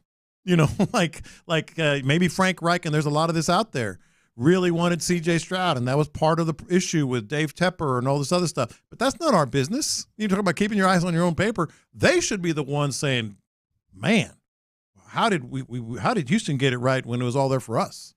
They picked earlier. They could have gotten, they had a billionaire owner that maybe could have gotten a coach over there. They're the ones that screwed up. Texans got it right. Yeah, and the whole I know you could probably go from owner to quarterback and all that type of stuff. I just don't like the Carolina thing. It doesn't interest me. I don't care. I don't care what Bryce Young and CJ Stroud are going to be connected, but at this point, I'm not. I don't give a damn about what coach can be interviewed, what coach can be hired. I am so coach searched out. I can't even stand it. And the Josh McCown thing, it kind of showed me the light too. Josh McCown gets canned yesterday. I'm thankful for that too. Yeah, and who knows what would have happened. Maybe Josh McCown fails a couple years and then D'Amico comes in and kind of saves the day. Who knows? But I think the Texans, they benefited significantly from going missionary with their hire last year, because they were able to repair their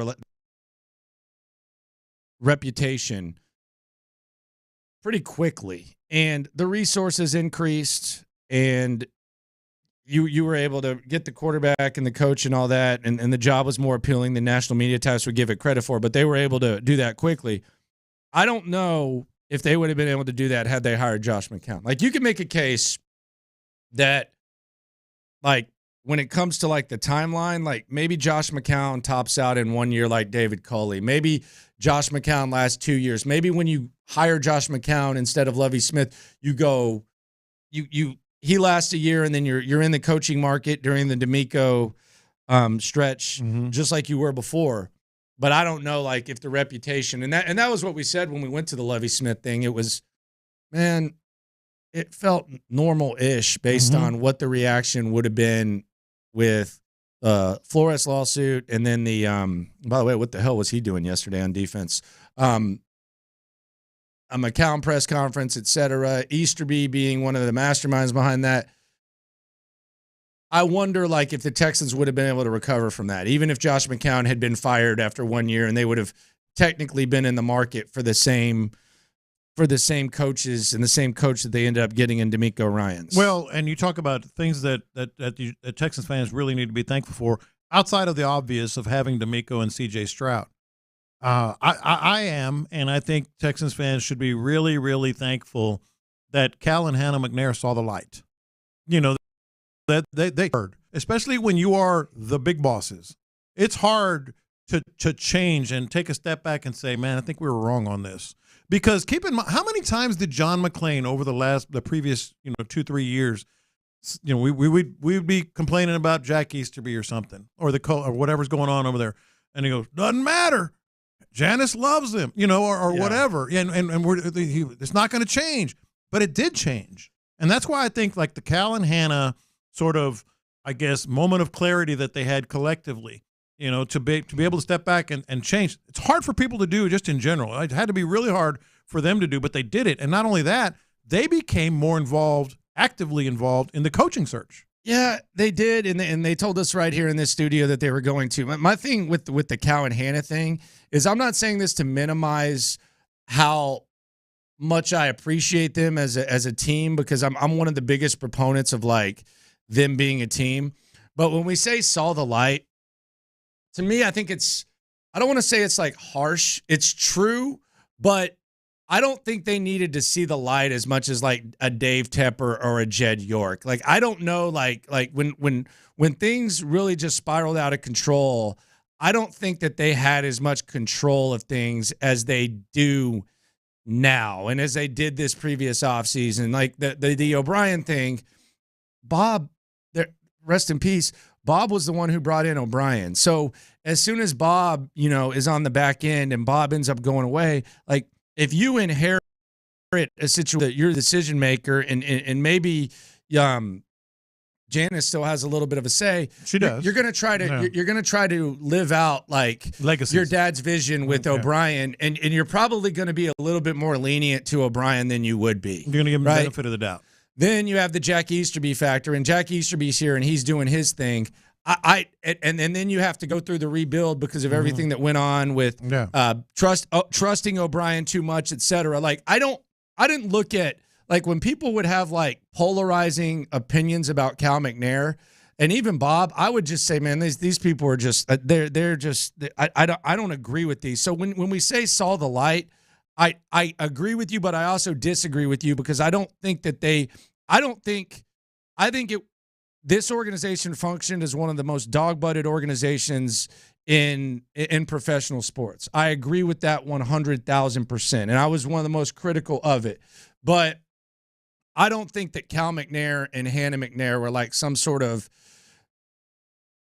crazy-ass Dave Tepper type of like have to see the light type of thing. I feel like this is the time period where they've really had the opportunity to step up the most. They weren't Tepper, they weren't Irsay, but they were gullible. And they committed.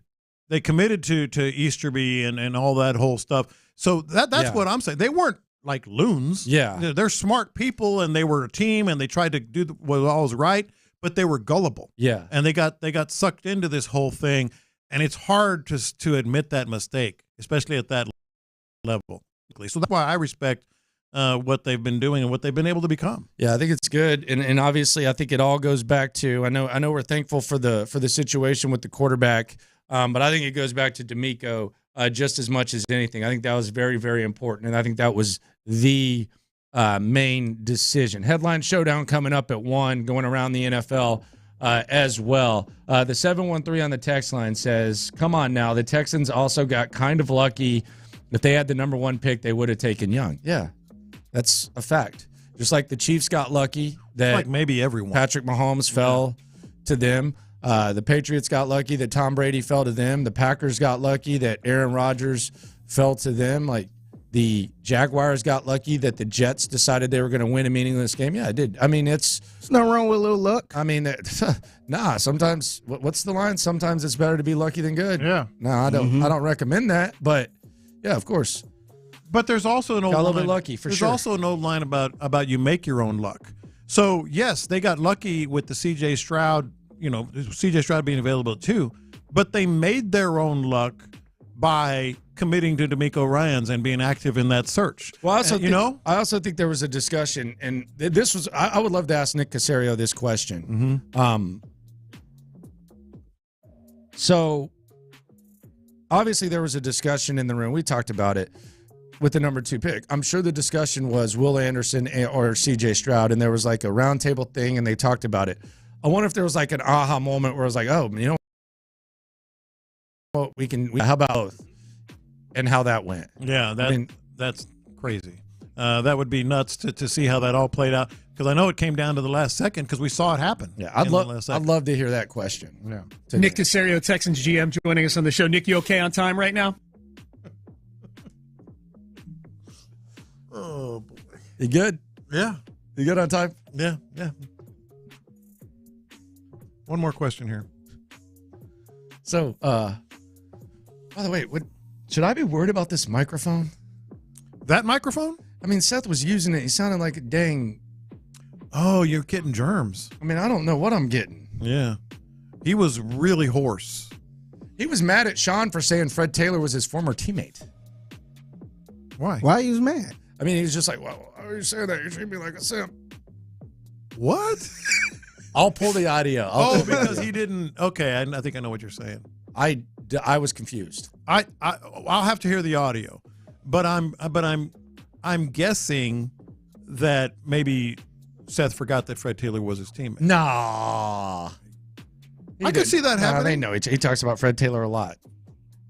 It was weird. I didn't know what was going on there. Yeah, like Sean just said, your former teammate, and then Seth took exception with it. Well, I can't figure any other reason why. All right, I'll let you investigate. Yeah, or you can tell me if I'm just mishearing things. Yeah. I don't know. Yeah, it was this morning. Because everybody I didn't know what was going on. Everyone has brain lock. Trust me, I know. Yeah, trust me, I know. What'd you say? Yeah, exactly. So I thought maybe it was just brain lock. Yeah, it was insane. I'll play it for you. We'll go around the NFL. We'll play it. I was very confused by this. We'll play it when we talk about Hall of Fame finalists here on In the Loop, Sports Radio 610. Coming up. Wait, what? Seriously? That's why I'm bringing it up. Yeah. No, I thought you said you. Because I didn't mention him earlier because I didn't think he was going to be. No, I didn't mention him on the list earlier because I'm like, why mention Fred Taylor? He thinks he's a Hall of Famer. Get out. He said it on the pivot. Yeah. I thought you meant Seth thinks. No. I don't know if he does or not, but he said it on the pivot. Yeah. Well, that's fine. With Ryan Clark and them. Yeah, that's fine if he says it. Ryan Clark hired him because I don't know. But yeah, and then they have Crowder and stuff. But yeah, he thinks he is. That's cool. Good for him. Coming up, the Headlines Showdown, the state of the NFL, and a lot more. Don't go anywhere. In the Loop. Stacked final hour next.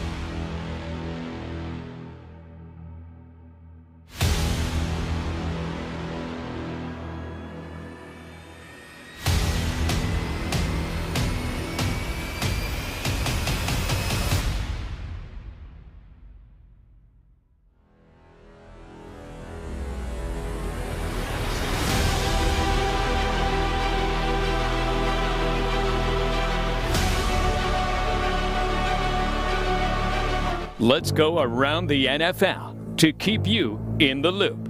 This is Houston's sports leader, Sports Radio 610. All right, Headline Showdown here on In the Loop, Sports Radio 610. Landry Locker versus John Lopez. Figgy will be judging. We'll go around the NFL shortly, but first, it is time for the Headline Showdown. On starts with the Jacksonville Jaguars defeating the Houston Texans 24-21. Food, women, and Texans get gassed up. Okay. Demoted by Bobby.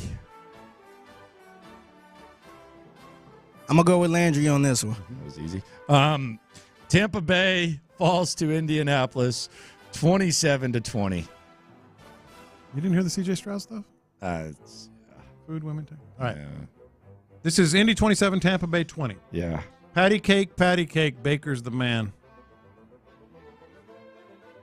Mayfield. Didn't they lose? Doesn't matter. Patty cake, So how's he the man? They lost. Well, so what you call it won. Who cares? Patty cake, Baker's the man. Okay. From Reichen and losing to Steichen and grooving. I got to go with Landry on this one. Oh, man, that was a good headline. Didn't even know who won the game, John. I've got the score in front of me. Carolina 10, Tennessee 17. It's a bleep show. Am I Reich? I said Frank is tanked.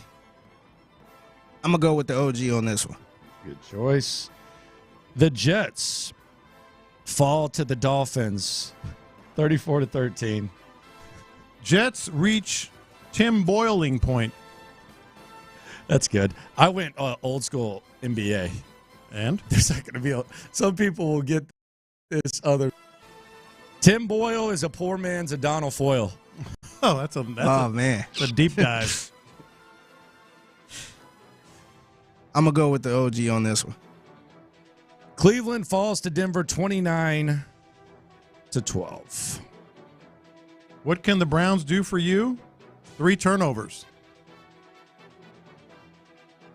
I put mile high, but did miles die? I'm going to go with Landry on this one. Baltimore 20, Chargers 10. You don't have to go home, but you can't stay here.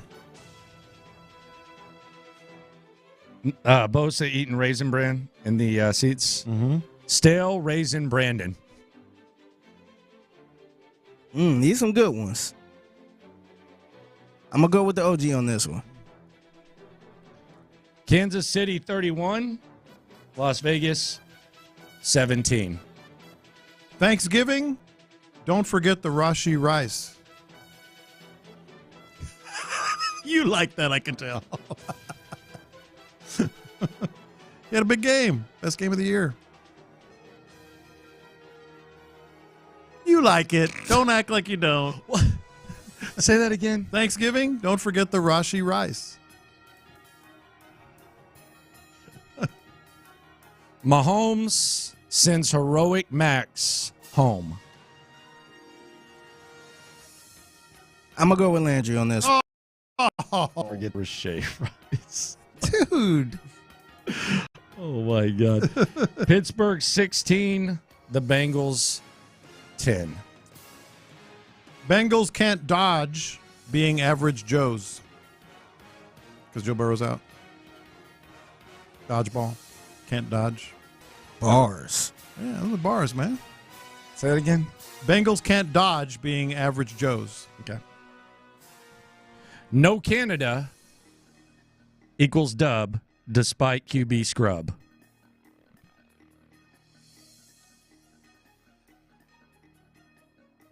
I'm going to go with Landry on this one. Green Bay 29, Detroit 22. Even if you don't like it, I like this one. Lions can't turducken another loss. Because they lost again on Thanksgiving. Lions can't turducken another loss. Turkey, Lions L, pumpkin pie. Thanksgiving traditions. I'm going to go with the OG on this one.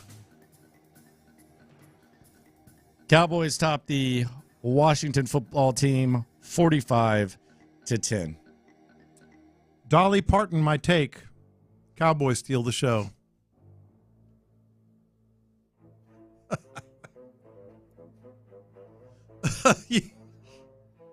Say that again. Dolly Parton, my take. Cowboys steal the show.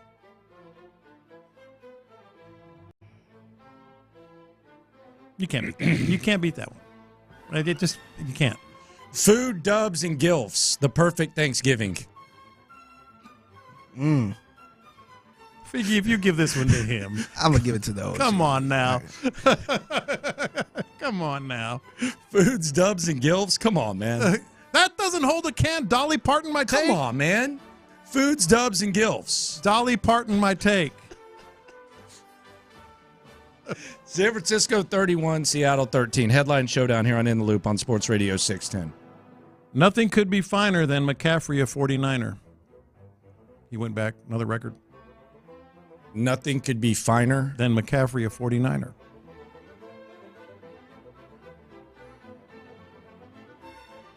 What? That's an old saying. Nothing could be finer than to be in Carolina. That's a thing? Yeah.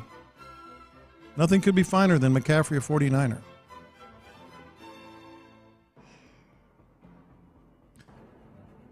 Brandon Ayuk scores during the Thanksgiving puke. You ever throw up after you eat too much on Thanksgiving? Nightcap. I'm going to go with Landry on this one. Yeah, that was good play-by-play. The Falcons. Oh, this is strong. The Falcons top the Saints 24-15. You're right, it is strong. You got something? You saw Jameis dancing? Yeah, he was singing. It was Hip Hop Day there. Yeah. It was Hip Hop Day at Atlanta, which was sick, man. They had everybody there. Yeah, they had everybody there. Nice. Derek Carr, the answer? Don't be ludicrous.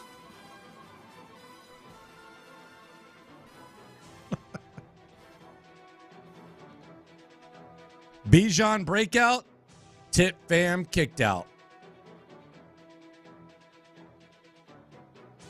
I'm going to have to go with the OG on this one. Come on, man. Mine was even topical. T.I.'s family kicked out. His son. Giving you like 3. His son. Giants 10, Patriots 7. Some would call this a win-loss. This was the Giants. Yeah, man. no kidding. A lot of freaking out there. Time to tank and for Bill to walk the plank. Loss win for Double Chin. I'm going to go with the OG on this one. Rams 37, Arizona 14. Rams, bam, thank you, ma'am. Pew, pew, doo-doo. What was that one again? Pew, pew, doo-doo. I'm going to have to go with the OG on this one. I think so. Buffalo falls to the Eagles 37-34. Well, here's a new Buffalo, L-O-W. It's a good one. Real simple for me. MVP, picture of Jalen Hurts. I'm not going to overthink this. I'm going to have to go with the OG on this one. That clinches the dub. Go ahead and take your victory lap. Give me the Bears-Vikings headline. I'm a humble winner. Give me your victory lap. Bears versus Vikings. Give me that. Give me that walk-off. Can't bear to watch. Because we couldn't. That was really the worst Monday Night Football game of all time, bro. Can't bear to watch. Nah, that was awful. You know how I am. I think that sometimes there's no such thing as an ugly football game. That was an ugly game. That was ass ugly. That was bad. Yeah. That was terrible. They were just throwing the ball all over the place. And oh, man. How about Dobbs? Back down to earth. He is. Yeah. John Lopez wins. He's back on the win streak. State of the NFL through 12 weeks. 15 teams with winning records, 15 teams with losing records, 2 teams sitting at 500. It's every week now, man. This is like a one of those dreams for Roger Goodell. I want to ask you this question about the Texans. By the way, Texans waive Matt Amendola. There's talk that he could end up being back after some roster moves. But I want to ask you 2 questions involving the Texans as we go around the NFL. Number one, is the Texans' best football ahead of us, or is it behind us? This season. In 2023. Yes. I know there's a strong argument to be made that a lot of things went right, but I say yes. And I say yes because I think the receivers still haven't played. I mean, they had a bad last week, talked about it. But your top 4 guys still haven't played but one game together. On top of that, that Devin Singletary, Dameon Pierce thing, I mean, they're not dumb. They tried it. They went back to pretty even splits on the rushing, but they still couldn't rush the ball anyway. Singletary is going to be I'm still convinced Singletary is going to get the majority of snaps. That's the second thing. And then defensively, I mean, this defense outside of, Jalen Petrie maybe, and I know they had a bad day in the secondary, but I think overall Derek Stingley has stepped in, and he's looking like a number 1 cornerback. Obviously, Blake Cashman's a Pro Bowler. Perryman's coming back. So I think the defense is going to be fine. Yeah, I think their best football is still ahead of them this year. Okay, if it's still ahead of them, that's good. Even if it's behind them, that doesn't necessarily mean that you can't still reach your goal of making the playoffs, because are they going to have as big of a win as going on the road against Cincinnati? I don't like on paper that's as impressive. I don't know. Are they going to get more beat up? My concern for the Texans is we can look at these matchups ahead and we can say, oh, well, you have the better quarterback and you should be able to do this and you should be able to compete. And there's not going to be like a high point spread, regardless of which way it is between the Texans and any of their future opponents.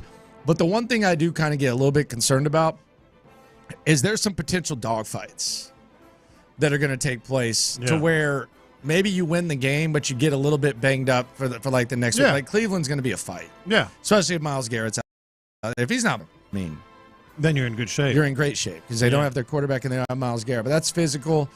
Tennessee has potential to be pretty physical. They got Jeffrey Simmons in there. Colts, they can be fit.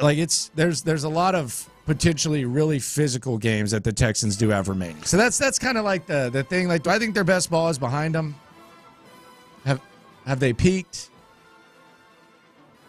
I mean, do you think C.J. Stroud's going to do what he's done previously, or is it going to kind of top out? No, I think he's going to get better. The other thing is, are they dependent? He got better. That's the thing. He got better Sunday. But are they dependent on him too much? Well, that's the Sunday thing. they were. They can't depend too much on him. I don't think if these final 6 games you're going to be as dependent on him as you were last game, then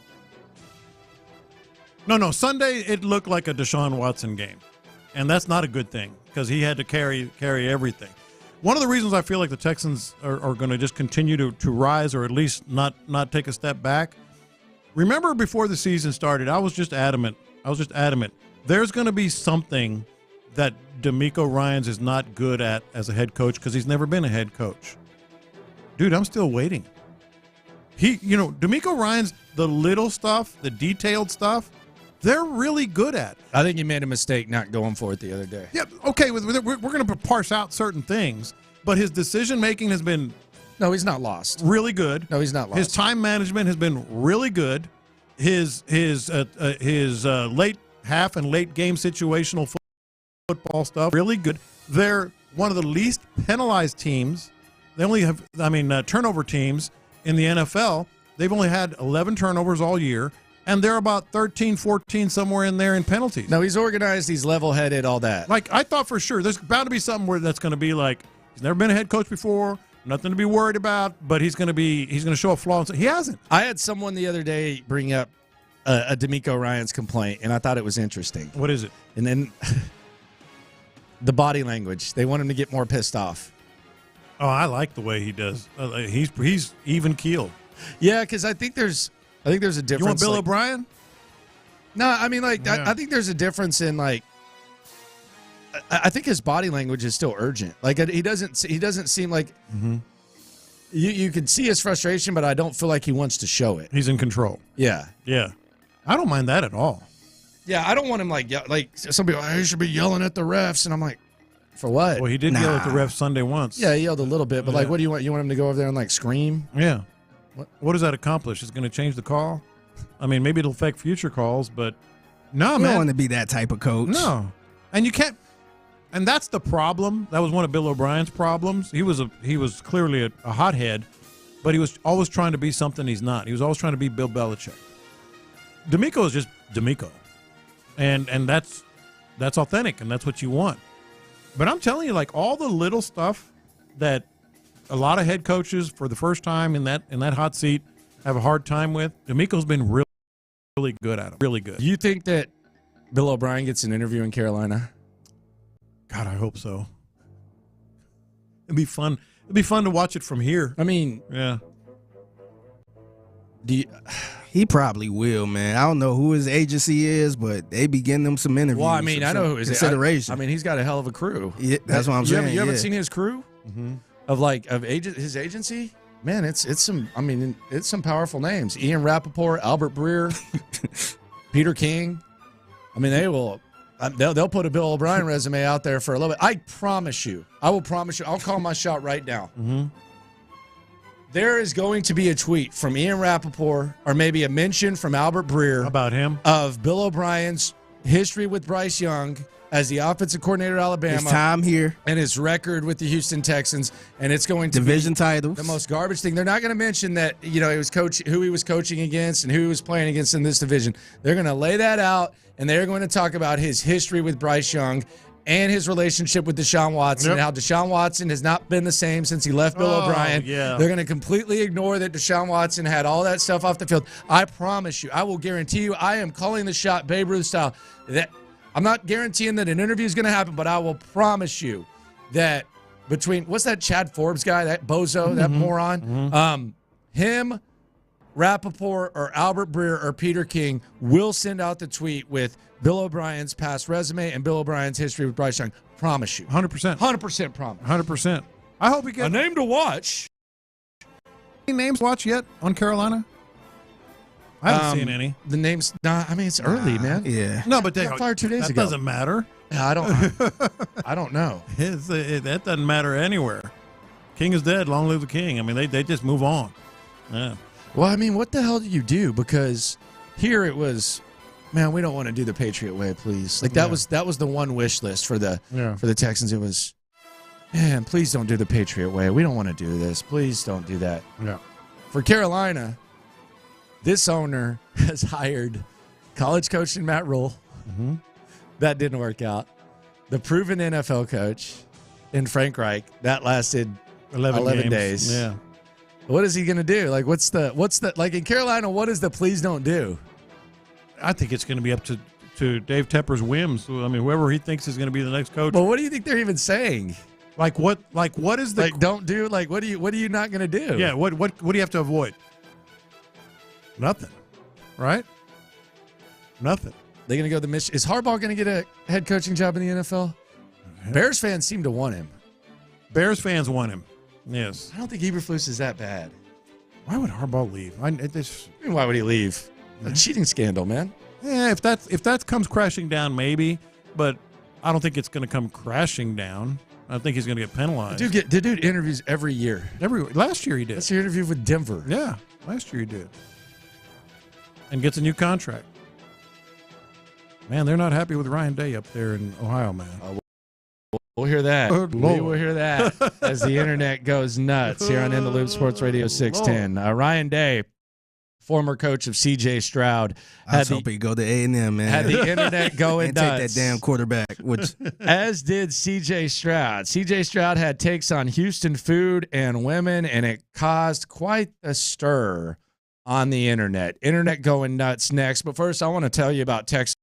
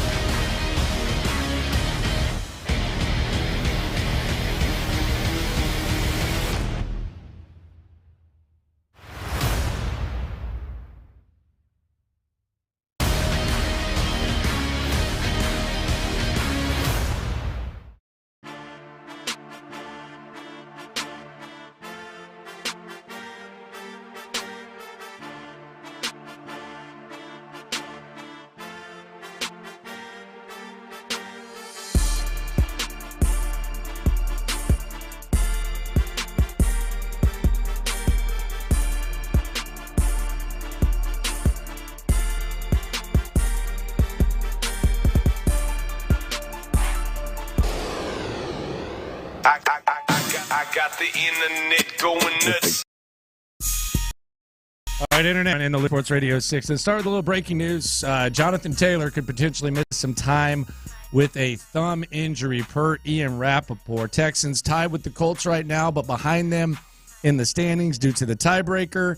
That would be another break for C.J. Stroud and the Houston Texans. I got the internet going nuts. Speaking of C.J. Stroud and the Houston Texans, C.J. Stroud had the internet going nuts a tad with his interview. I don't know when this aired. I don't think it was too long ago. But C.J. Stroud was on the Ox Money podcast. Shout out to Ox Money. And two things came up regarding the city of Houston, women and food. Two pretty good things, if you ask me, when it comes to talking about Houston. But C.J. Stroud had some people going nuts. Let's cuss and discuss whether or not this is a fair assessment of what C.J. said. And we'll add some context at the end as well. This is Stroud on the Ox Money podcast. This is first him being asked about California women versus the lovely ladies of H-Town. Being a California kid, you have pride about that. Like, right. You respect the hustle and the grind. You see the women go through where we're from. Yeah. I love Houston. Houston women are great, but for me, LA, bro, like, you can get a little bit of everything, bro. Out here, like, yeah, they got some varieties, but you can go to the Valley, you can go to IE, you can go to LA, you can go to San Diego, you can go to Oakland, like, these spots you can hit. You know what I'm saying? It ain't just about women, just vibes in general. Just vibes. And one thing about LA girls, like, they real bougie. Houston girls are fake bougie. They don't know how to be bougie. That's a thing. You know what I'm talking about. You know exactly what I'm talking about. Press us for you, and you know what's up with me. Something happened. Nah, for real, it's like I hear you, but I don't know if I'm hearing you. Like, we gotta ask him this question in like 6 months. He been here like 5 minutes. Well, y'all know off season, we gonna. And he been locked in, so he ain't really been able to explore. 100%. That's a fact. See, that's a fact. Yeah. So let's. But no, you said what you said though. Stand on that. I'm gonna come back to the pod. Yeah. Summertime. We'll revisit. And we'll have that conversation again. Okay. He need to stay locked in. He don't need to go outside with them. Because I can promise you can find some fake bougie chicks here, and you can find some real bougie chicks. As a matter of fact, I'll take you 3 blocks that way if you want to. I mean, I don't know. What is his definition of bougie? He's saying like it's a good thing, because I've heard it like good thing, bad thing. I don't know if he's saying it's good or bad, but and I'll tell you this too. I didn't spend much time in California. I've been to LA probably 5-6 times. You can find some fake ass bougie people. You there. think? Like the fakest of the fake. LA is the most fake city on the planet. Yeah, so I don't know what he means there, but look, I am glad that he doesn't like Houston women. I know some people were saying there, look, liking Houston women too much got the last franchise quarterback in a lot of trouble. Yeah. So I hope he says he hates Houston women, quite honestly. I don't want him sliding in DMs on Instagram or anything like that. This is what when I heard this at first, as I mentioned during confessions, I was like, well, dang, man, that kind of my big takeaway is this. I respect him being honest. I think it speaks to him. His loyalty. I think it speaks to his pride in his hometown. And I also think it speaks to how secure he is in Houston. Like somebody who's kind of like, wouldn't be saying that stuff. So I kind of respect it. I don't think he's chasing tail. And he's not chasing tail. I don't think C.J. Stroud is out and about chasing tail. Yeah. That, and I feel like it's a LA thing, because we had Robert Woods on, and he kind of stuck to his LA roots too. Yeah. Henry Tortora did too. Yeah. So I think it's a LA thing, man. They ain't going. It's LA against the world. I'm glad he's not chasing tail. So I respect it. Very happy. Kind of hurt a little bit though. Are you? I think and by the way, he will revisit this and I think rethink what he said. Not because he's trying to be fake on the women or backing up. And anyone who got mad at this is just trying to get mad. No, I think his eyes are going to be opened about Houston the more he's here. Yeah, I mean he's locked in. Yeah. I got the internet going nuts. Now to the food. This is C.J. Stroud talking about the H-Town grub. The food on the Ox Money podcast, here. By the way. The food has been gassed up here, bro. Man. Man. I'm about to trade this. Know me, bro. Like, let me know. I'm about to trade this. Trade me is crazy. That's crazy. Bro, so like, what we got? you gotta get it from the source. Like the same thing when people come to LA. Like the food is amazing in LA, but if you get it from TikTok or Instagram, or like, you're not gonna get the real like spots. So like every time I ask somebody, they don't really give me like a specific answer. Oh, you can go there, you can go there, you can go there. And I go to a spot, and like it'd be packed, or it'd be like nobody. Like someone sent him the turkey I just don't get it. I love this, to be honest, bro. Because obviously we've been here our whole lives, bro. For someone that been here since April, bro. Yeah. And the way you're breaking our down making me rethink a lot of things. Right? But you get what I'm saying? Nah, bro, I feel you. So like LA is kind of similar because a lot of people move to LA and try to tell people how LA is. No, it's not how it is. A lot of people move to Houston, like a ton of people move to Houston. And they think they know about Houston. They don't know nothing about Houston. Right. I can tell because those are the people that are recommending me to these people. See now. So I'm gonna go to y'all. We riders a bun. We got you. We got you. See, that's very well thought out. It really is very well thought out. And I think part of it is true. Like if you just go TikTok and Instagram in Houston, you're probably going to be sent to a bunch of places that are, El Tiempo, stuff like that. No offense. Which is a good send. It's good. That's a good send. It's good. But that's not where It's a damn good send. That's not where you would send your buddies. It's a lot of I would tourist send my spots. buddies too. It's a lot of El tourist Tiempo. spots. Yeah. So I think he's actually accurate. If you go to Turkey Lake Hut, you're going to be disappointed. Yes. I'll just be honest with you. Yeah, I would never send nobody to Turkey Lake. Yeah, and I don't even think people who recommend it want to go there. It's just become a thing. I went there once. Did you? Yeah. I'll get a turkey leg at the fair. I'm good. I don't need you to stuff a damn baby's head in it. I'm kind of glad to hear you say that because I went there once and I went, this is really good. But I mean, it ain't. It's not worth the wait, the price, good. and all that stuff. $34 for it's good. Come on. So you're gonna hack it up? It's not hacking. Are you going to hack this up? Please don't do this. It's not hacking it up. Please don't do this. It's not hacking it up. Figgy, talk him out of it. Figgy, it's not hacking it up. Just please don't do this. 713-572. Oh, God. 4610. Oh, God. Is the number. Here we go. Your quarterback, Landry. Good Lord. Is looking for real recommendation. He's not. He just said it. He's not. He said it's not like people who don't really. Just eat at the cafeteria. It's a good cafeteria. They'll make you anything. He literally just said, I want the real stuff. Go eat you at a cafeteria. I got the real stuff. Feel free to add, discuss amongst yourselves, or contribute. Italian food, Cavatori's on Ella. Go to Cavatori's on Ella. And don't forget to order the tableside Caesar salad. They make it right there in front of you. They chop everything up. It's delicious. They put anchovies on it. It's an old building from like the 40s and 50s. It's an old farmhouse it's been there forever. Cavatori's on Ella. Italian. Thank me later, CJ. Okay. Mexican. You know what I'm going to say. Just go to El Tiempo. Teotihuacan.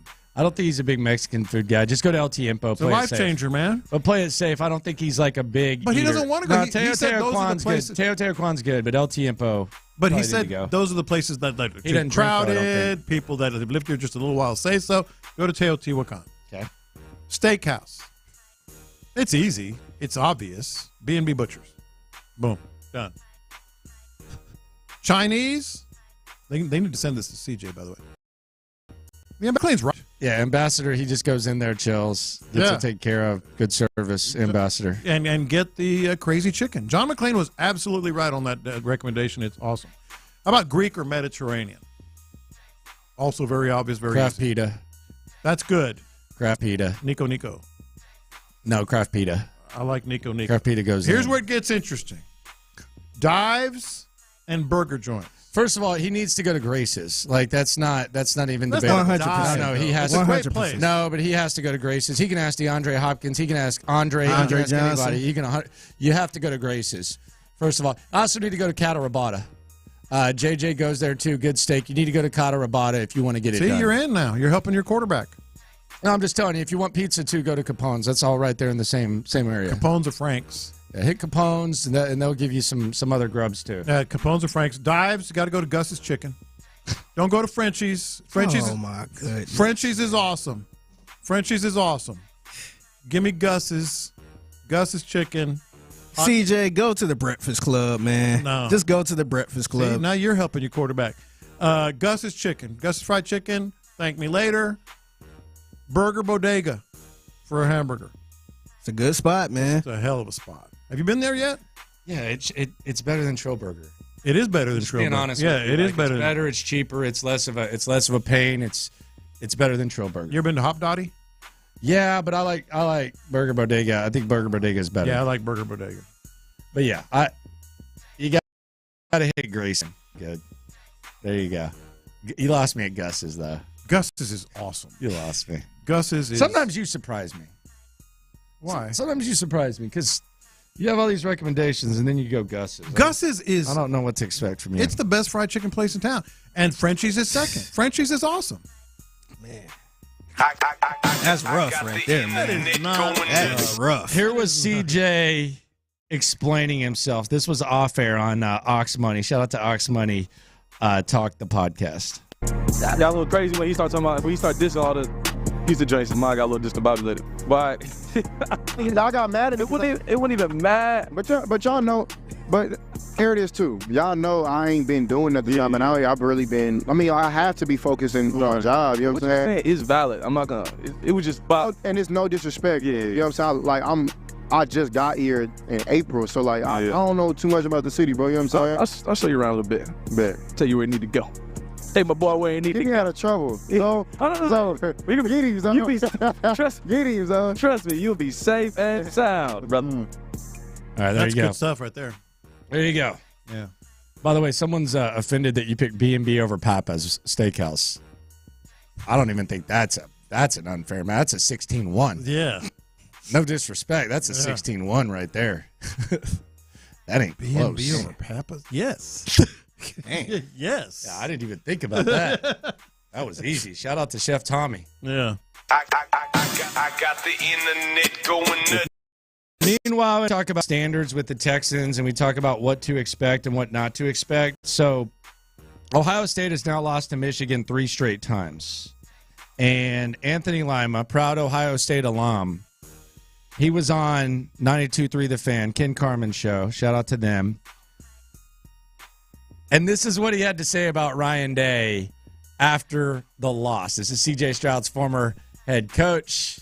Here's what Anthony Lima had to say about Ryan Day. I saw it in Ryan Day's face. I knew they were screwed. I knew that guy was not the coach for this rivalry. I knew it 3 years ago, and I told you guys all year that I was worried about that game. Michigan has all the confidence in the world. I don't know when Ohio State's ever going to beat Michigan again, as long as Ryan Day is on those sidelines. I warned you. Down in Columbus, on 97-point homer, whatever they are, all they did every day with Bo and all those guys every day, we're not going to lose. We're never going to lose to Michigan. My God, Ryan Day picked up right where he left off. On the homer radio down there, that's what they did. I saw it coming. I knew it. I knew that he was not the guy. That guy had no confidence. And you saw the players, they'd play with no confidence. And when they did not go for it on 4th and 1, I knew that game was over. They didn't think they could win. At no point did Ohio State think they could win that game. And they lost, and now it's 0 for 3. He's mad. And I'm being told, as an Ohio State fan, I can't do any better than Ryan Day. Who is Ryan Day? You can't. They gifted him the job. Gifted him the job. There was no national search. There was a, hey, who else is on the staff search? You can't just fire a guy who's 55-7. As an organization, you can't fire a guy who's 55-7. If I was there, I'd say, watch me. Watch me, and I would gleefully do it. That's my favorite part. Oh, yeah? Watch me. Here's the other thing, though. You got to respect the standards that he has. Yeah, big time. Yeah. By the way, the best spot, and this dunks on all of them. Best happy hour in the entire city. Not even close. And I think the best oysters in the city, and this is a steal. Lock Bar, not close. I haven't been to Lock Bar, bro. Where is it? We need to go. It is just right there on Westheimer. It's right there in that nice ass shopping center. Lock Bar, brother. Their happy hour is as good as it gets. It is nuts to the chin of any other happy hour. LOCK? LOCH. Okay. It is insane. Oh, that's the new spot. No. That was Hudson House. Hudson House ain't on the same level. Hudson House is pretty badass. It's good, but their happy hour is this happy hour dunks on it. It's not even not even remotely close. I'll be dog. I'm looking at best hush puppies I've ever had. Good gumbo. Oh, it's in River Oaks. Oysters are $150. Beers are $5. They have drinks. The best deviled eggs I've ever had. That's bold. But you just get the oysters. Okay. All right, go check that out. No, I'm just saying that's bold. Get back with me. I feel safe with that. Happy hour. I'm looking at it right now. Yeah, happy hour menu. Hey. I'm not saying you're wrong. I'm saying that's bold. Hey, not close. Wow. Not close. Man. They got the shells and cheese. They got all that. You get the They burger, got too. They got the slushies. burger. Hey, they got the nice burger, too, that you can get, like the pickle burger that you like. Yeah, it's not close. It's a cheat code. You don't want to go in there in, like, hoop shorts or something like that. Just show up, casual. Yeah. Nice spot. Probably see some high rollers there, but just sit down. Some beautiful people. Eat your oysters. Buttermilk hush puppies. Do your thing. Oh, phew, those are the best. Yeah. Those are the best. By the way, we got to get to this, John. You're not avoiding this. What's that? Internet going nuts. Real quick, I'm going to step back. I got the internet going nuts. That press conference went viral yesterday. The introduction? The Elko press conference, man. That sway. I was going to ignore it because I got respect for you as an Aggie, but to say that saw him off Texas sway went viral would be an understatement. There's a lot of people commenting on it. What's wrong with that? I don't know. I'm asking you. Why are people making so much fun of that? Why are people making so much fun of that? That's what they do. I mean, they bring cowbells in Mississippi State. They wave. Say we. Say we. I said they do at Mississippi State. They ring cowbells. Okay. At Mississippi State. Every college has its thing. Okay. How is this weird? I don't know. I'm asking. It went sawing viral. Varsity's horns off. It's what they do. Okay. Biggie, you. Sure, I guess. I don't know. Like, seriously, I never seen that before. What? You got to go to an Aggie game. You see about 100,000 people doing it. Like, I don't understand. I mean, the Aggies. I didn't know they was going to do it at a press conference, though. Sure, man. Why not? I ain't know. And there's a yell leader there, too. Yeah. There's cheerleaders and bands. Find me a. Where are the cheerleaders at? What was that? I said they probably were there. They have the dance team that always shows up. But I'm saying there are cheerleaders. Aggie's got cheerleaders now? I told female? you this years ago. Oh, okay. Yeah. I thought they didn't have. They have the female dance cheerleaders. team. Oh, okay. Yeah. They're the ones that lead out, help lead out the team. Man, I feel like I'm looking at these people do. I feel like there's like 8 broken hips in that crowd doing this. I don't feel like they should be doing it. Those are the guys that paid for the contract. That's why they had good seats. Find me a college football head coach press conference that doesn't have like cheerleaders, band, alumni. They're not press conferences. They're celebrations. So this was just normal. This is just a normal press conference thing? Yes.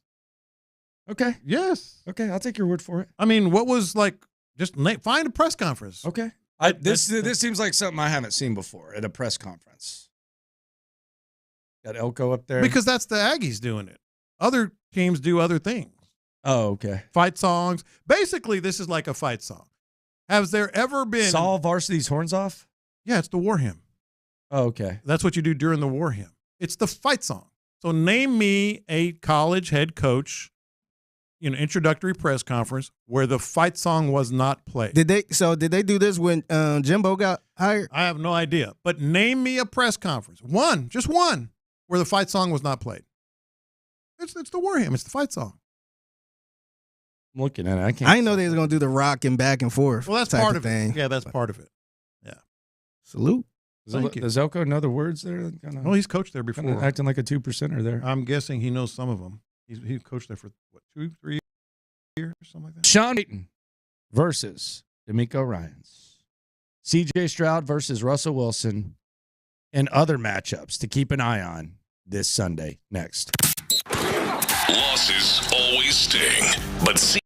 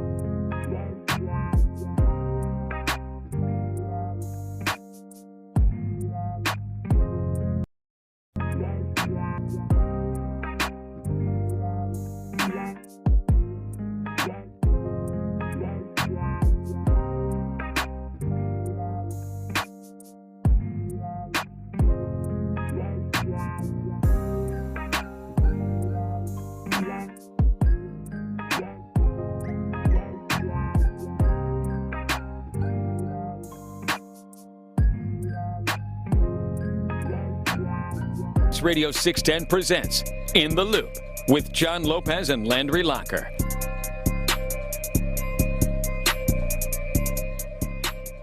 Sean Payton versus DeMeco Ryans. Russell Wilson versus C.J. Stroud. Denver Broncos coming to town. You might remember the Denver Broncos and the Houston Texans from such matchups as You Suck Too Mother Effer, featuring Bill O'Brien and Drew Lock. I think that was that the last time they were here? I don't know if that was the last one or not. Maybe the last time they were here. You Suck Too Mother Effer. You know that was Denver. Did you know the Houston Texans have never beaten Russell Wilson?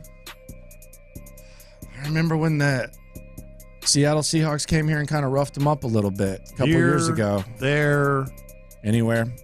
They had that legendary game with Deshaun, I think Deshaun, where he had a good game, but they lost. Yeah, Jimmy Graham touchdown. Yeah. To end it. That was actually you got to be able to beat Russell Wilson. Wasn't that where Nuke had like the long touchdown? They might have scored a little bit too early, and then I think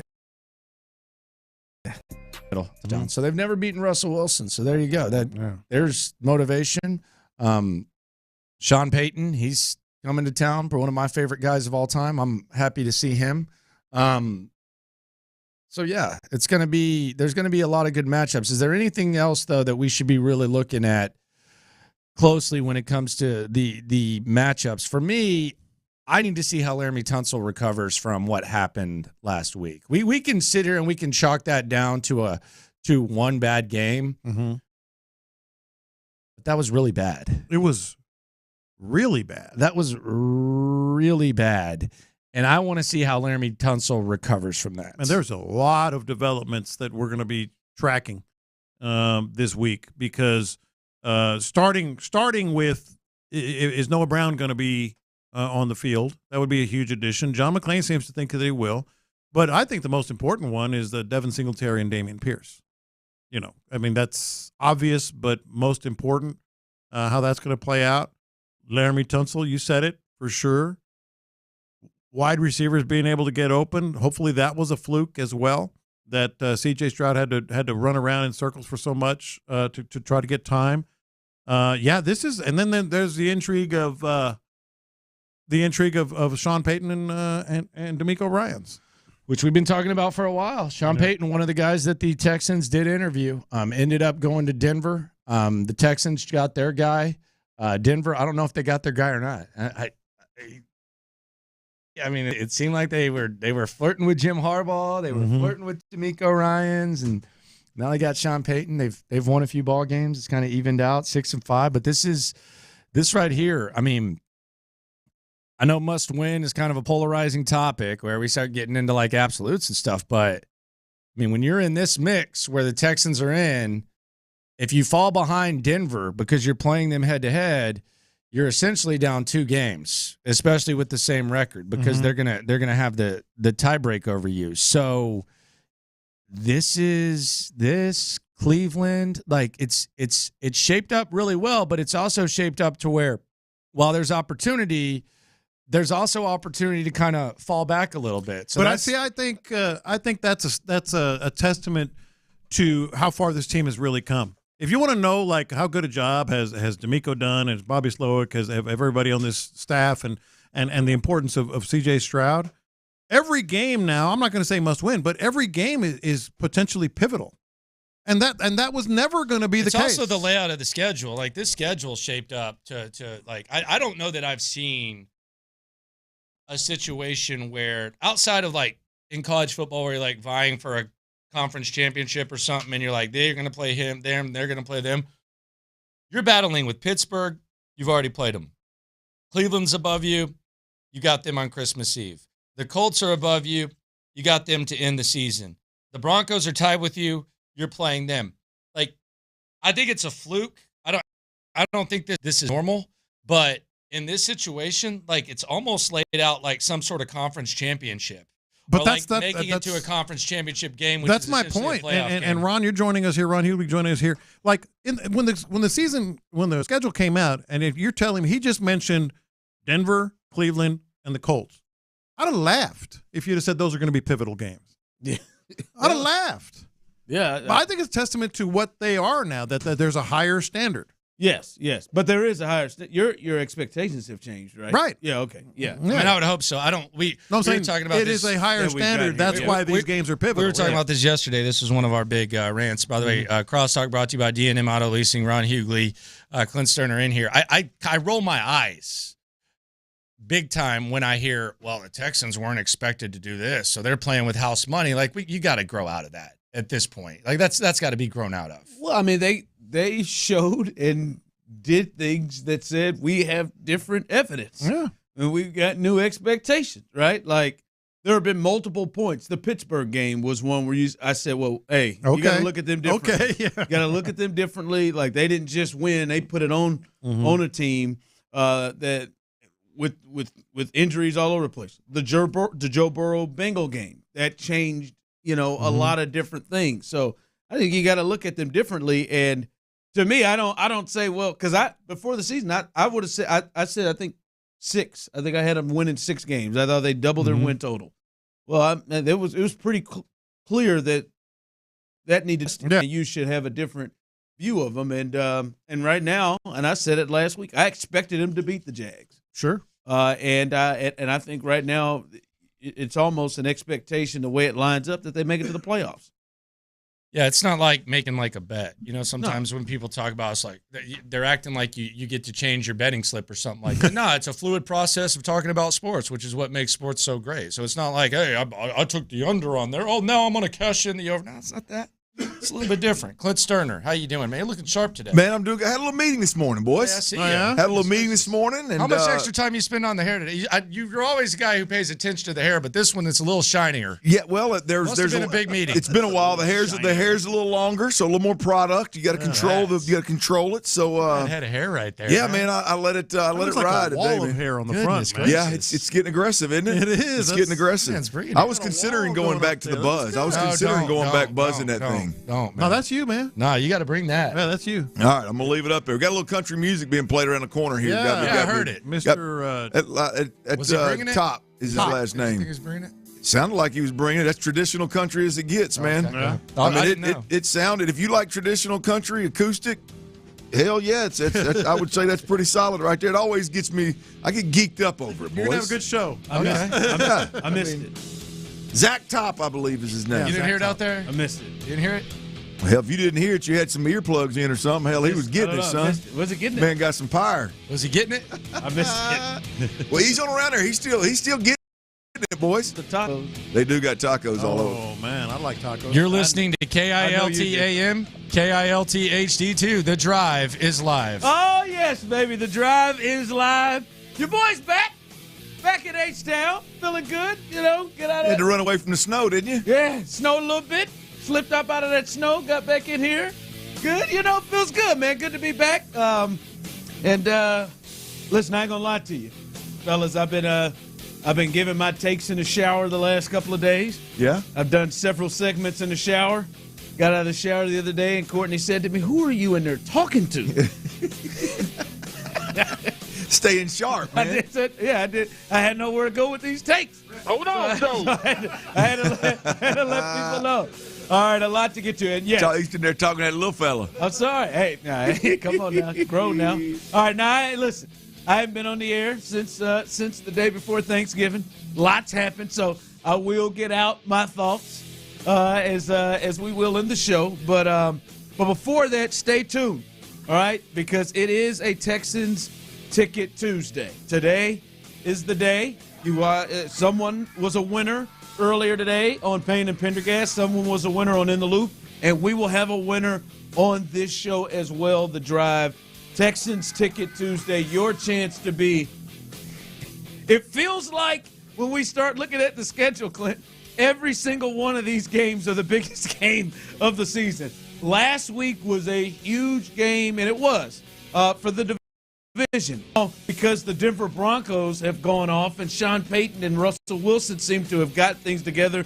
Now we sit here, and both of the teams are 6-5. That's and right. And both of them are on the outside looking in. But the winner of this game, depending on what happens in front of them, could then be in the postseason, at least for that week. So this is a big game. Two teams at 6-5. Your chance to get another win to stay above 500 and another win to have a tiebreaker. So this is a big, big game coming up on Sunday for C.J. Stroud, D'Amico Ryans, and crew. And you got a chance to be there. You got a chance to be there on this Texans Ticket Tuesday. So stay tuned. Ron, we before the Jacksonville game hit, and we were talking about how big this game was. I can't believe they lost that damn game. I can't believe they lost it either. It's one of those where, I'll be honest with you, I can't believe they had a chance to win with how they played. But I expected them to play better. Before the game started, right? You expected. When I watched the game, yes, I cannot. They were fortunate to have a chance to have the ball, but I felt really confident about this team, and Tyler didn't go either, so I felt really confident about this team. Does not mean you get to start going. But they lost. That doesn't break it.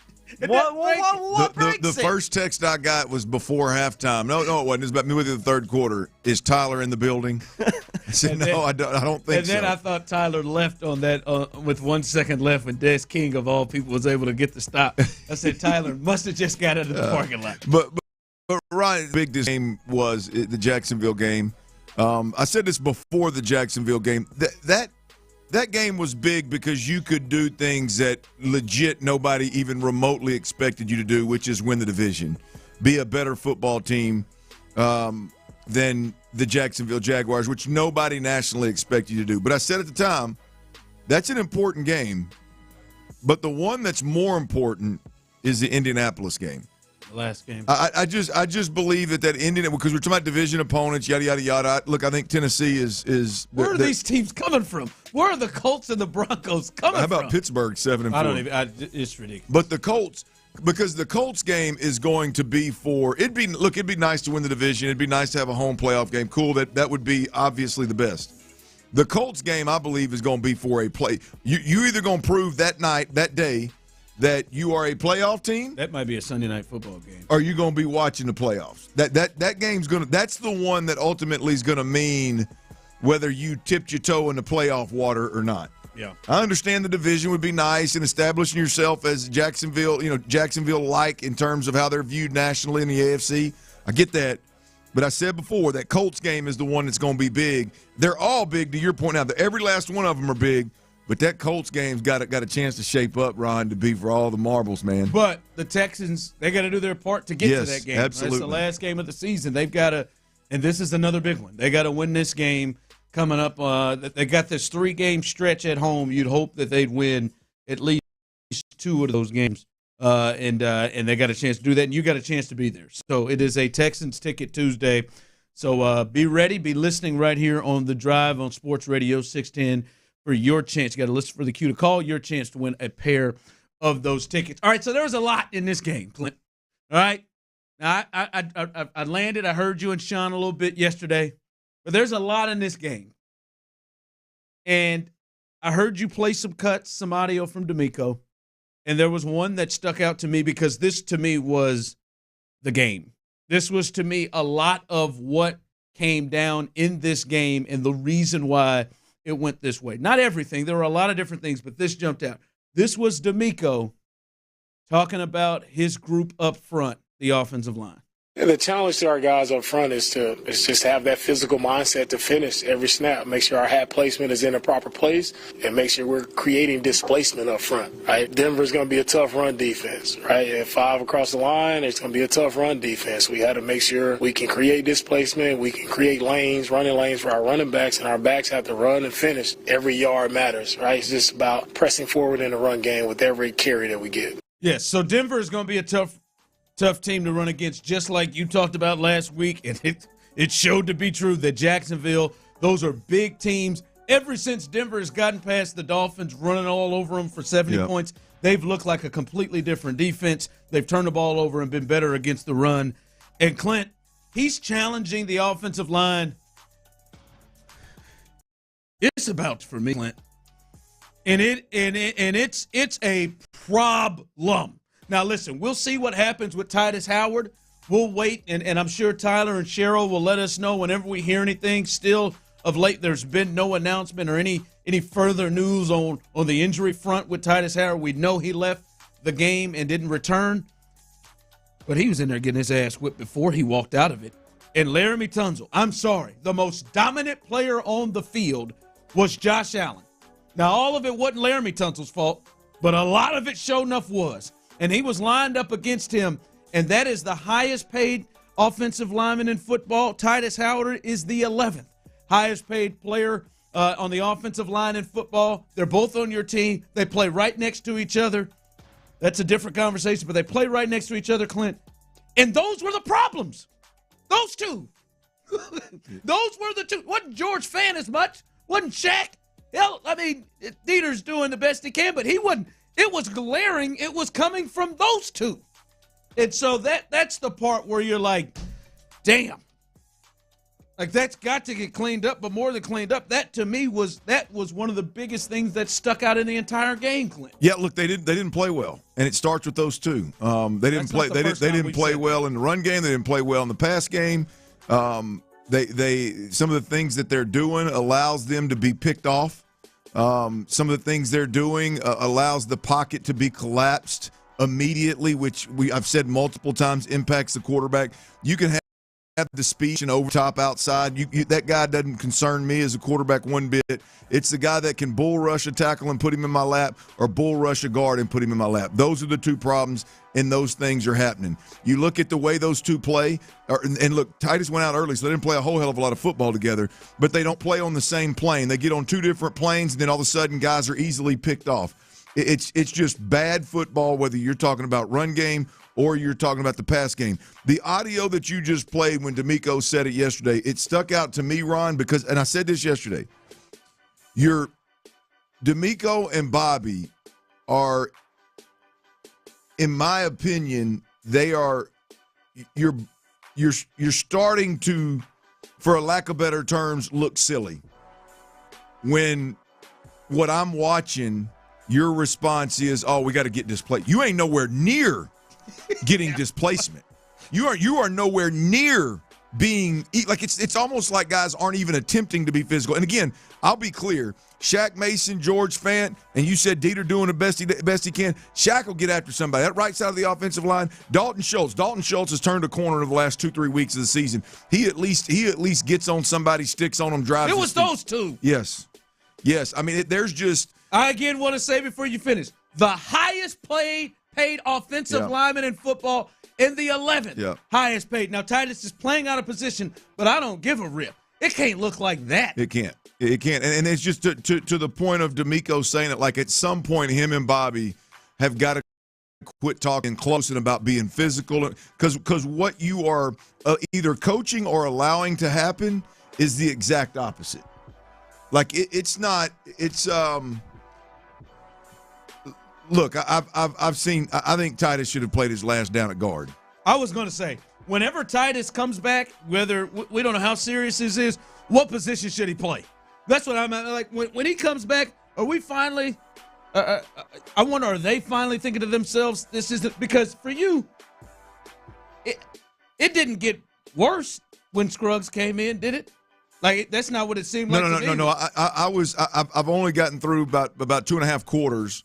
But I've watched. You're rewatching it. I've watched Juice Scruggs enough on the All-22 that Titus Howard, based on the play, very small sample size, Titus Howard should have seen his last snap at guard. I was going to say, when he comes back, he shouldn't be playing in the same position that he was playing. No. When Juice anchors down and gets his hands on a defensive tackle, he anchors and he keeps the integrity of the pocket. When he pulls and kicks out a defensive end, now look, I know he's not pulling and kicking out TJ Watt. I know he's not pulling and kicking out the best defensive ends in the game. But when he does it, there's a technique, there's a mechanic, there's a physicality there that you can absolutely see. There are times where he appears to be trying to. Now, whether he is or isn't is irrelevant. He is trying to manhandle somebody. And I saw that in literally a quarter of football, and it very rarely, if ever, do you get it from Titus. And look, I'm at a point, I don't care where Titus goes. Well, can't be guard. I just need Juice to play guard. Here's the other deal at the tackle position. Like, if I'm D'Amico Ryans, I'm through with, if you're injured and you can't practice, then we're going to shelf you and let you get healthy for a little while, and we're going to play the guys that are healthy. If you can't, there were eight pressures. No, he was awful. 41 got 12. He got 12 quarterback pressures, and Tunsil gave up 8 of them. And I'm telling you, Tunsil, like, I haven't seen him limp or anything like that, but Tunsil is playing as if he is injured. Hello. There is a severe lack of either want to or ability to go get after somebody. And I'm not even talking – I'm talking about to Tunsil. You're talking about in a way you've seen him before. I mean, he's always been a pretty passive player, but yeah, but he doesn't get his ass kicked in pass pro. I mean, he got chucked on a by a linebacker in a run play. I mean, it's just but even specifically pass pro, like he got correct. beat down, and that's not something we've seen. Yeah, I agree. To that consistency, I agree wholeheartedly with that. But there's some of them where, you know, like one of them, the linebacker came. I think it was a linebacker, maybe it was a defensive tackle, but they picked him. And allowed the 41 to come underneath and get a sack. That's not necessarily on him. That's the integrity of the pocket. That's a whole nother. But my point is this: if you're the Texans and you got 6 ball games left where the schedule is in your favor, and you want to give yourself the best chance to win ball games, Juice Scruggs needs to play guard, and then you've got to Laramie Tunsil healthy. And if he's not healthy enough to play, I mean, we've had to me, we've seen the product of you're injured, you're sore, you're a veteran, whatever it is. You can't practice on Wednesday, so we're going to go Thursday a full day, Friday a half day, travel, and then we're going to play. Like that doesn't. The run game is not like it's. You're not playing better. Like I don't doubt at all, based on what we saw last week, that you could put somebody else there and that's practicing, that's fully healthy, that can go, that's not got a bad wheel, bad knee, and you could potentially run the football better and potentially pass protect better. Like I don't know. I just something's got to give there. Your mind, you're thinking about sitting Tunsil down. If Tunsil is injured, because in my mind I was just thinking Scruggs. He goes in, and we'll see what happens with Titus. But whenever Titus is healthy, he goes back into his natural position at right tackle. Even though George Fant, it's unfair, has not been the problem, he goes back to that. That's what I'm getting at. The last guy that I would sit down at the tackle position right now is George Fant, based on how they're playing. Yeah. I know that's hard to say because the other 2 guys, as you said, are the first and the 11th highest paid tackles in the game. Now we got looking at Nick. But if we're legitimately trying to get this run game rolling, and if we're now look, some of the protection problems are on CJ now. CJ was trying to do too much. CJ had some guys open where he could have got the ball out quick, and he just didn't do it this game the way he's been doing it the rest of the season. So it wasn't as bad as I first thought in terms of the protection. But if you watch Titus and Laramie play, it is – 1, they're injured, or 2, they're just saying to hell with everything D'Amico Ryans just said. Displacement, physical, there is 0 attempt to do that. Now, if you're injured and you can't do it, that's my point. If you're injured and you can't do it, if your coach is steadily talking about displacement, being physical, getting after guys up front, and you're injured and can't do it, then at what point do you plug somebody else in that's healthy and let that person get healthy? Or do you just go, because we've been doing this for 13 weeks now, do we just keep rolling with a beat-up Laramie Tunsil that's half of what he's capable of doing? Do you just keep doing that week in, week out, and then wonder why it's getting worse? See, that's the part where everything that you're talking about and what D'Amico is wanting Because that was eye-opening to me. You got 5 offensive linemen, and the 2 highest-paid ones were the ones who was just the problem. But is it more likely, like, all right, that you feel, or at least an excuse for, okay, well, one is hurt or one is playing out of position? Because when I'm looking at it, which is fixable? Because I looked at the Laramie thing, I was like, man, that makes me nervous. Like, there ain't nothing, you ain't moving him. But it doesn't matter, Ron. Does it if you're trying to get your best offense out there and you're trying to win ball games, one's injured and one's playing out of position. Okay, we'll fix it. I mean, that's where we're at this point in time. What are you going to do to fix it? Are you just going to? He's injured and not just hurt. Like, there's a difference. Injured, you just. It's hard. It's hard for me to believe the Laramie Tunsil I watched for 2.5 quarters right there on the All-22. It's hard for me to believe that guy's not injured. It's hard for me. If he's not injured, good God, Nick Caserio is going nuts about that contract he laid out. Well, yeah, and speaking of that, with Titus too, like you got to start getting the numbers. You got to get like the Titus Howard guard thing, and I'm not just saying it because I felt that from the beginning. Like this is now the second long sample size stint we've seen him at guard. It's just got to stop. Well, I'm just got to stop. I'm done with. Look, I was adamant about leaving him there and not creating problems. He is a problem. Yeah, because he's not. It's not like at one point there was okay. Well, at least you're better in pass protection, or at least that was my mindset, my thought when we're talking about this. You're better in pass protection. He's not. I mean, Juice Scruggs was better in a short period of time that I just watched him than Titus Howard was early in that ball game. You can't put him back there. Now you gonna have that. You gonna have that contract healthy sitting down on the bench because you're saying you wouldn't bench George Fant.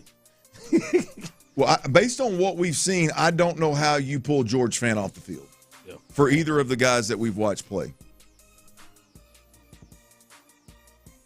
All right, man, they got to get that cleaned up. The number 1 and number 11 highest paid offensive linemen in football are supposed to be the corner pieces of helping C.J. Stroud, and they Sunday were the problem. And that is something they've got to fix, and they have got to get right. Remember, it is a Texans Ticket Tuesday, so stay tuned with us for your chance to win a pair of tickets to hopefully see them get against Denver Broncos coming up on Sunday. All right, there's some other big news, and listen, the Aggie fans, I got to get some thoughts. And the rivals of Aggie fans. I think you can participate in this as well. We got to talk about the new happenings in College Station and a question I think either the rivals and the supporters of A&M can answer. We'll discuss that coming up next. What's D'Amico's message to the team after a tough loss to the Jaguars?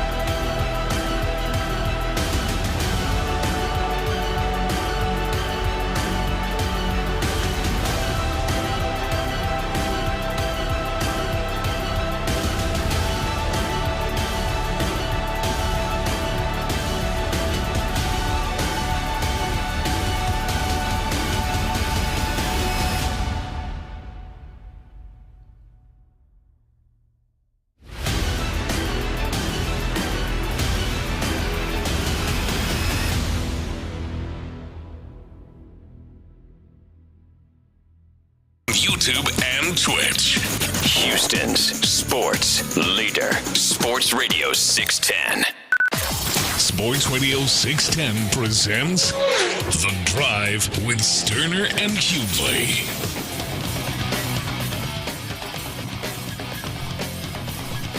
Here they come in, baby, on this Texans Ticket Tuesday. Someone texted in, I would sign Fant this offseason, trade Tunsil, and put Titus at left tackle. That's aggressive. That'd be a tough trade, too. Boy, right now. that escalated quickly. Tunsil, his knee, the way he's playing, that'd be a tough trade. Take on the highest paid tackle in the game that you want to trade. And listen, I think Nick has had some missteps. And I think Nick's had a pretty good season in terms of what he's done in the offseason that are really contributing to the team. This one I wouldn't even blame on him. I can understand why you signed Tunsil and why you signed Titus Howard when you got a rookie quarterback to protect. But he needs more out of it. In the biggest game in years, those two can't be huge problems. And hell, one of them played a quarter. Like they can't be huge problems. So that is I don't know that that's going to happen. I don't think it'll be a trade. Well, it's at the end of the day, I think they want it to work. at the end of the day, you're just not. Even if you looked at Laramie Tunsil and Titus Howard and said, "Okay, I know what I'm signing up for," you're not getting two real physical run blocking offensive linemen. I'll be honest with you, I don't know that either one of them have that physical just dog in them to get after folks. Based on their play, they don't. But they are pass protecting when they're healthy in their own time. They are two of the better pass protecting tackles in the game. And when the problem is even if you knew what you were signing up for, you're not getting that from either one of them. Now, if they're injured, okay, then that's whatever. Or playing out of position, yeah. Yeah, either way, injured or playing out of position. I understand to a certain degree, but it's just hard. It's hard for me to be honest. Like it's hard to chalk up. Well, injuries is a problem. Injuries is a problem when they're playing every Sunday, right? I mean, it's just. I need to. They need to make it. If he's that injured, if either one of them are that injured where they can't play, they need to make some moves. Yeah, Sunday was rough. Yeah, and I know he's playing out of position. To the point you're making, though, also is you just can't get beat that bad that quick. You just can't consistently. That 95. That was just Titus. My God. It's not good. You can't expect to go out there even with this soft schedule because you got Denver's defense is playing better. You got the Jets coming. You got Cleveland. I mean, those defenses are going to have absolute field days. And regardless of why, if what we saw Sunday was the product that you're going to get, you can't continue to rest and recover throughout the week and then go, well, I'm healthy enough to play on Sunday, and then Sunday look like it did Sunday. You know what I mean? Against those squads, they're gonna eat as well. Yeah, the Colts ate a little bit in the first game. So so we'll. I didn't get to the Colts. Yeah, I mean the Titans got some pretty good into Jonathan Simmons. Yeah, they got some dudes too now. Yeah. All right, Mike Elko, your guy, Tyler. Mike Elko, man, I feel your pain, Mike. Me and Mike both share that issue where suits just ain't our best outfits. You didn't like his suit? Listen, I didn't like nothing. I'll be honest. I was disappointed in Mike. You got to get that thing tailored to yourself. Now, me, I'm in this regard, I'm cheap. No, you could have left in this regard. In this regard, I'm cheap. What regard are you not? I'm just asking. I buy Sprite. Oh, okay. I buy real good toilet paper. Instead of squirt? No, instead of, what's that? Lemon twist. Like Dr. Thunder yeah. instead of Dr. Pepper. Mountain Lightning instead of little Mountain Dew, yeah. Have I done that in my past? Yeah, I've grown out of that. I buy real good toilet paper. There's some things I don't get cheap on now. Oh, that's important. I buy real good toilet paper on some things now. You must put it in the in the main bathroom because they don't guess that I used that day over there. It has some old. That's completely not true. All right, that's a lie. It's not. I made that up. I don't skip on my meat either. Now I get good meat. Yeah, I get good meat. I don't mess with that. I'm not getting great value meat, but always got to take care of your meat. No, man. Mike looked like he slid over to shout out to Soup Mart or Men's Warehouse, but didn't get it tailored to himself. Mike got enough where he should go and get that thing completely tailored to him. What it really looks like is he don't give a damn about suits, and he couldn't wait to get up out of it, and he wants to get in some sort of a jumpsuit. And that's fine for Mike Elko. Who gives a rip if he can coach? I know Tyler's hoping like hell he can. This was Mike Elko in his presser, his introductory presser as the new head coach of the A&M Fighting Aggies. I'm back. I'm back in Aggie land. I'm back where I belong. I'm back at a place where we considered home for 4 amazing years of this coaching journey. This is a special time for this football program. From the moment I came down here back in 2018, I've been blown away by this place. Okay, resourced as the premier football program in the country, supported by the 12th man, the absolute best fan base in the country. A football program and university rooted in tradition that links all of our former students like no other university across this great nation. This place is special. The people that have been through here is special. We are going to continue to do special things. Tyler with a tear in his eye.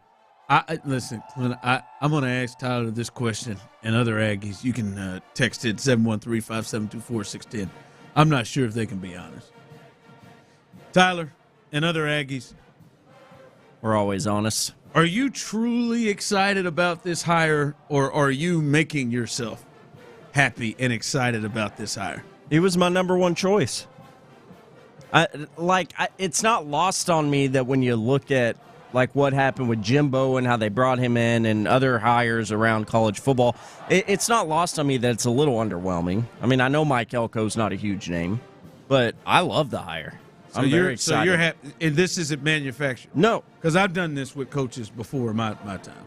No, I like Elko a lot. I made myself be happy about Turner Gill. I made myself. Charlie Weiss, I made myself. Well, our two programs, we got to do that pretty often. Yeah.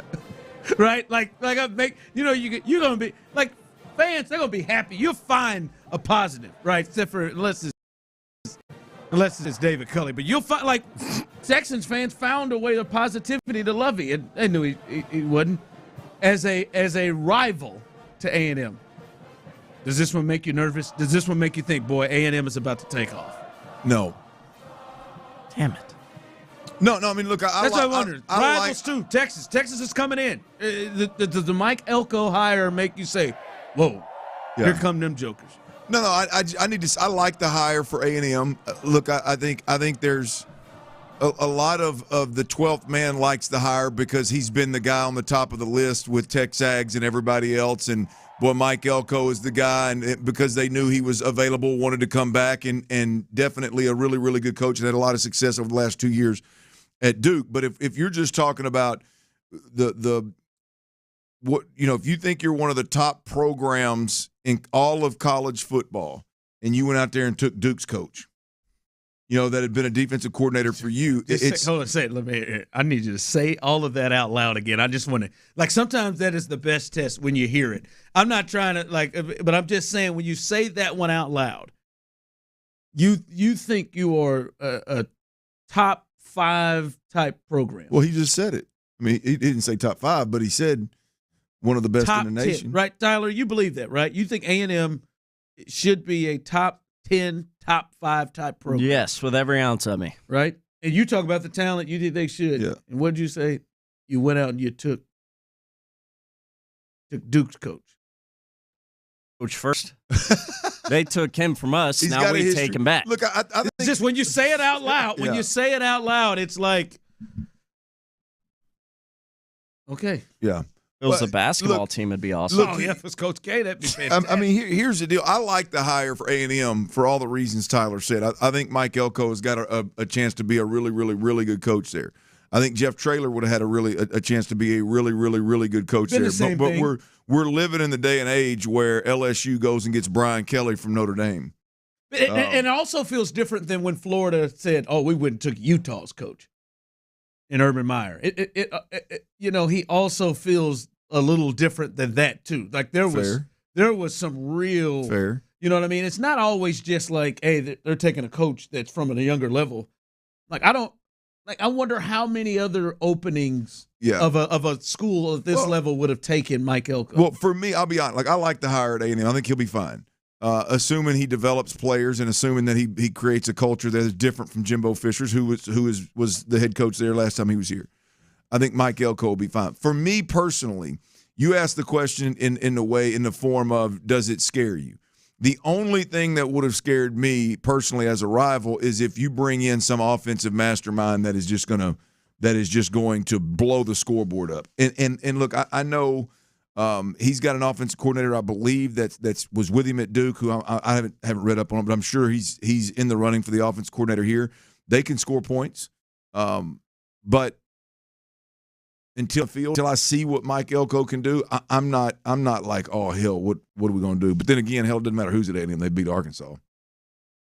You're just in a bad place right now. That is true. I am in a terrible place right now. You're just in a bad place right now. Hey, Texas fans, does the Mike Elko one think like, oh, this is the guy that's going to take them off?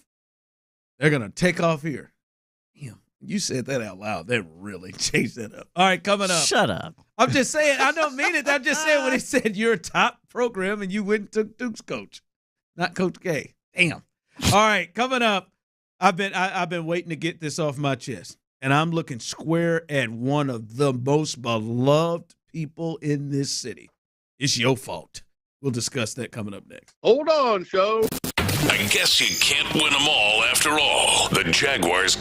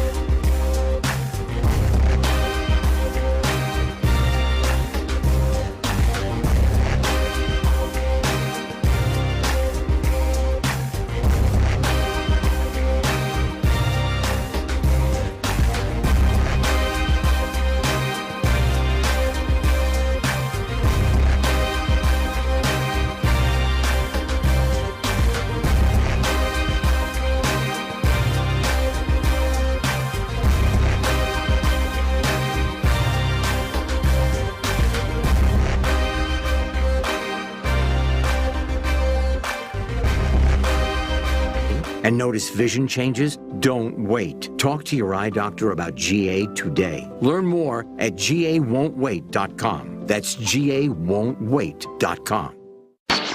Live from the Twin Peaks studios, Sports Radio 610 presents The Drive with Stoerner and Hughley. 3rd and goal at the 1. Lawrence puts the leg down. He's going to throw to the wide open Ridley. Touchdown, Jacksonville.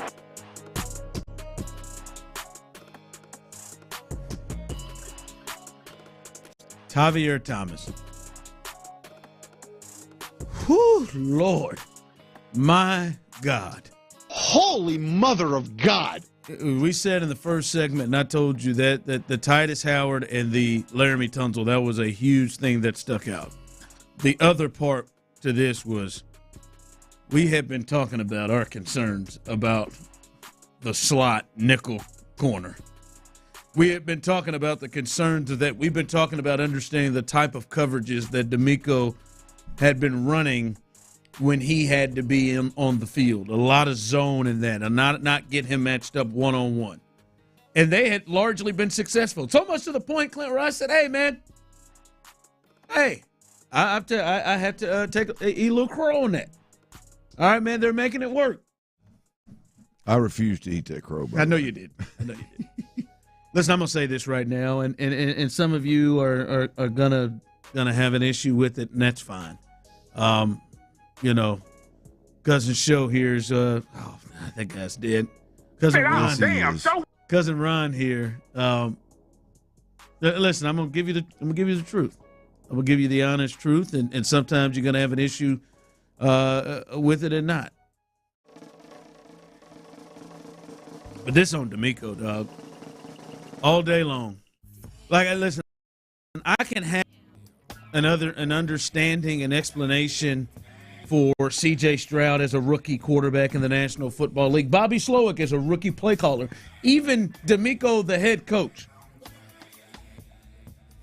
Because this is the first time he's done this. But not D'Amico, the defensive play caller. Not D'Amico, the defensive coordinator, the coach on defense. He is one of the top 5 defensive coaches in the game. Last year, he won the award. Hell, D'Amico told us he won the award for best assistant coach in the NFL. Well deserved. He got this job because he was a dominant defensive coordinator in mind. Clint, it's a damn shame that Javier Thomas kept ending up in single coverage or in coverage whatsoever with the likes of Christian Kirk. And on that highlight Tyler just played coming in, there is no way in the world on any part of the field, especially on goal line, or in the red zone, inside the 5, inside the whatever, that he is ever matched up. I don't need to see it again. I don't need to see it again. Here it is right here. No, stop showing it to me. He beat him in a slant by 5 yards in 2 seconds. I'm sure they vomited in the stands. There is no way there should be any kind of defensive assignment to ever put yourself in a chance that Calvin Ridley is singled up in the red zone against Javier Thomas. Not when you got Shaq Griffin healthy, Derek Stingley healthy, and Steven Nelson healthy, and Des King, who made the game at the end of the half. All 4 of those guys. How in the hell does he keep it? And I'm not even blaming Javier. He's got shortcomings. He's doing the best he can. The best he can. There was no reason that D'Amico kept putting him in those positions. No reason. None. That man was a display at Texas Star Grill Shop. Stop it. Oh, he was. I mean, barbecue brisket. He was a display. Put him in a Traeger. Put him in a Weber. It was what he was just. It was just over and over again. Hell, man, I think some of the officials just changed numbers on calls because they felt bad about saying 4 repeatedly. There was one where, Tiki said, I don't know about that one on Steve Nelson. Oh, Tiki, you see him 5 steps over, trying to untuck Christian Kirk's jersey. That's the kind of hold he had, and that official didn't even have the heart to say number 4 again. That's on you, but it ain't on him. Come on, Clint. D'Amico could keep putting them out there in those positions. Yeah, look, we talked a little bit about this yesterday, Ron. I hope so. Here's my problem with it is I know 100% D'Amico Ryans has seen the same things that I see and sees the game through a very similar lens as it pertains to Tavier Thomas's ability or inability in man coverage situations. There's no way on God's green earth that you can go Ryans confidently puts him out there in an obvious press man-to-man situation, shows it to the quarterback 5 seconds before the ball snapped, and feels comfortable and confident with it. There's no way. Which end was he looking from? There's no way. And so that leads me to the point that you're making of, like, and this is why I've been so adamant about it, and I just refuse to let it go, is because you're knowingly putting the kid in a position to where you know damn good and well he's not gonna win. He didn't have a chance. He is going. It was just a matter of time before a team with the weapons and the ability and the know-how to scheme up those matchups, which they didn't have to scheme them up because they've got enough weapons where they just break the huddle and wherever 4 is, you could go at him. Every time he ran across Christian Kirk, it was just like, oh hell. Yeah, I mean it's unfortunate that he's been put in that position. They're able to play zone a lot, and I get it. But to me, this topic we're with right now, the Tavier Thomas topic. There's no question about it. They target him.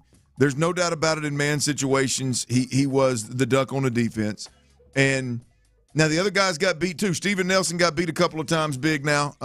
Derek Stingley and got beat in a situation early on in the game. So, I mean, everybody else isn't off the hook, but there's no question about it that the one guy that is playing is being asked to do something that he's incapable of doing is Tavier Thomas, number 4, which puts me in a spot of like, okay, I view to a certain extent of like, D'Amico, that you're wrong for that. Like, that's on you.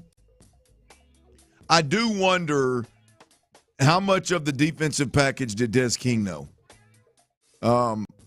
I do wonder what the hesitancies are of putting Shaq Griffin somewhere and allowing one of your corners to be that guy, but especially in critical situations. They did it against Baltimore. Yeah, I don't know why you wouldn't do that now. Okay, I'm going to give the top defensive coordinator in the league the benefit of the doubt. I'm going to say, okay, I'm going to let that ride. I'm going to let that ride. I think it was wrong. I think that's on coaching. That's not necessarily on 4. This week, is this week 13? It's one of them weeks. Yeah, this week 13. Week 13, I got 2 questions. I'm not going to give you both of them, but one of them is things to watch. What does D'Amico Ryans do at the nickel defender position? Because as I've been saying, and we've been saying, from jump, 25, Des King is the best nickel defender on this football team as it pertains to playing man, zone, pass, run. Des King is that guy. If you're worried about the pass game, Shaq Griffin, you got a healthy cover defender that can go in and play in those situations. D'Amico Ryans has options. What does he do this week versus Denver? Because guess what? Denver got some weapons too now. Denver got an offensive-minded head coach that I guarantee. I mean, hell, I was in the meeting room with Sean Payton. Sean Payton's gonna find a duck. Let's ride. That one's hard for me to accept. He is an elite defensive coach and defensive coordinator, and he had all the options. I mean, they could have run zone, anything, but putting him singled up on those guys because it was just. I mean, the end of the half, it was it was just easy. Here's the deal. How many third down conversions did they complete? Just on that matchup, either getting penalties or getting the pass complete. Yeah, they was singled up. Here's the deal: is you cannot. The only move that I think D'Amico Ryans could have made was to bench him, pull him out of the game. Yes, right. The man zone thing wasn't going to work because here's what Trevor Lawrence did all day long. If you played zone defense, he checked it down immediately. I mean, immediately. So your pass rush had no chance. If you played man, which you lined up and showed him man, then he's got weapons. He's got man-beating weapons across the board. Christian Kirk is obviously really good at it. Ridley's really good at it. Ingram is a good man beating. If you've got a linebacker or a nickel defender trying to cover him, he's really good. You even look at the running back, ETN, you get him in man situations versus a linebacker. Hell, he can catch the ball over the top deep. So they've got really good man beaters. The only option was in the moment for DeMeco Ryans to sub somebody else in. Yeah, and I will guarantee you, to me, the last option was, let's just keep putting him in here, single dub. Can I make it worse on y'all? Can I make something worse for y'all real quick? I got the film rolling in front of me as we're talking. The 3rd and 7 or 8 or whatever it was, where the ball was thrown short of Calvin Ridley and Steven Nelson got called for defensive holding. Yeah. I just watched the All-22 where you can see everybody. It's him. Yeah. It's number 4. Yeah, Tavier Thomas. He's trying to pull his shirt out of his step. But he's holding the hell out of Christian Kirk. He's pulling his shirt out. That's the one where I said I think they felt sorry for him. And just called it on 21. And didn't want to call his name. There's no – because I'm thinking – I was cussing the ref. I was like, that ain't no damn – No, it's 4. Look at 4. He's trying to pull he's trying to pull his jersey out. Yeah, he almost pulled his jersey out. It looked like he was trying to – y'all know back in the day when you take your pads off and you ask your buddy to pull it over your head and you bend over and pull the pad. It looked like he was – That's what I said. He looks like he's trying to untuck people's jerseys. Yeah, Zebra's got the number wrong. They got the number wrong. That's why Tiki said, I don't know about that one. Yeah, take a look up. Take a look at it. Yeah, they damn sure did. They got the number wrong. That was Tavier Thomas. Yeah, all day long. All right, coming up, some potential major Astros news that could change the direction of this team coming up next year, and we'll get you caught up on some of the injury stuff with the Texans. All of that coming up next on The Drive. Losses always sting.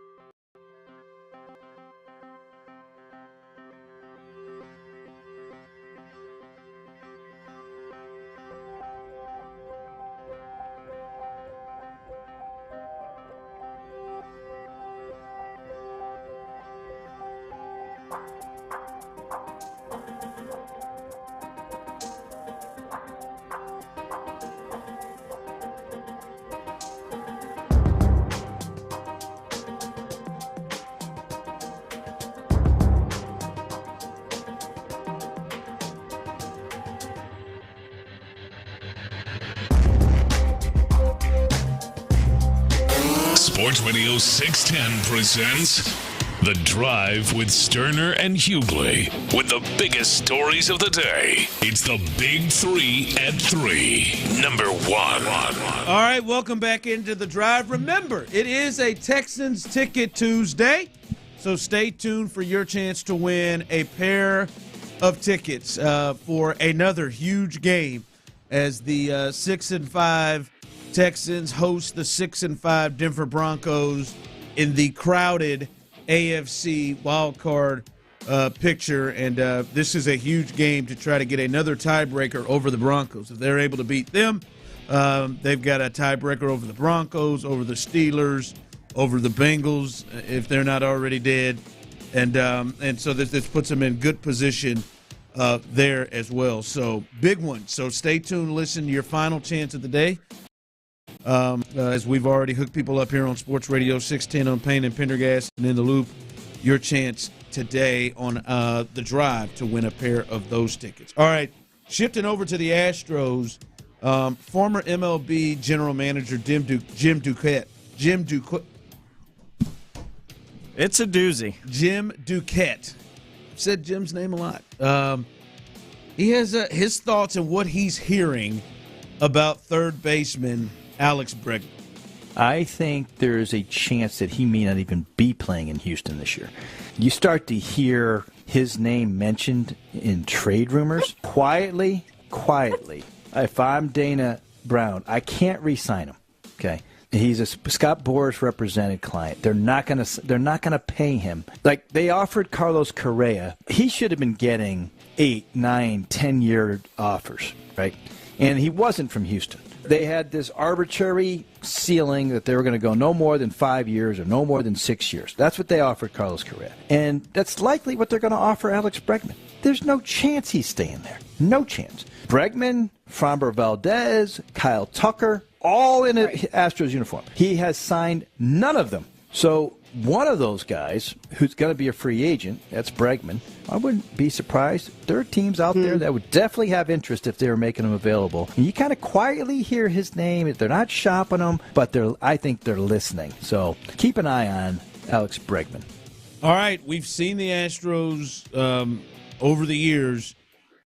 They've been inclined to let certain guys go, no matter how pivotal they have been, from the Carlos Correas to the George Springers, Garrett Cole, to several guys they have let go, Hughley as well. Your thoughts when you hear the potential possibility of Alex Bregman being on the trade block and that the Astros are potentially listening on deals with Alex Bregman? Well, I think you'd be crazy not to listen. Personally, look, I love Bregman. I want Bregman to be an Astro for life, but is that really a possibility? It would take some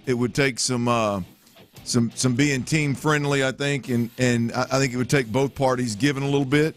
And look, if we're sitting here thinking that Alex Bregman is going to get a similar deal to what Carlos Correa got, yeah, he's 30. He'll be 31 in March. So I don't think if he's looking for 6 years, he damn sure ain't getting that. Yeah, but the way I heard that is like he was talking about like what Carlos was looking for. So that's up in that damn near double digit, damn near 8, 9, 10 year range of contract. Like that don't add up for Bregman. Yeah. If that's the case, if this Scott Boras thing and he's gonna demand, what Carlos Correa demanded, then no, I don't see how the Astros re-sign either. Yeah, listen, I don't know why they would. Yeah, and to me, if they thought like, all right, hey, we've had great success with, kind of moving on and reallocating our money and our players in different spots, then they had. I mean, at some point, I had to tap out and be like, all right, because I thought, boy, you ain't going to bring back Carlos, you ain't going to bring back, Springer, you're not even going to attempt, but it's worked. They've continued to get to the ALCS and won another title. But it does feel, this group feels a little different. Because if you do trade Alex Bregman, I don't know about you, Clint Tyler, I know Jim Crane is there, but this particular group, I don't know if I have the same amount of confidence that they would get the right mix, the right player in return, that they'd be able to fill the void like they've been able to do in the past.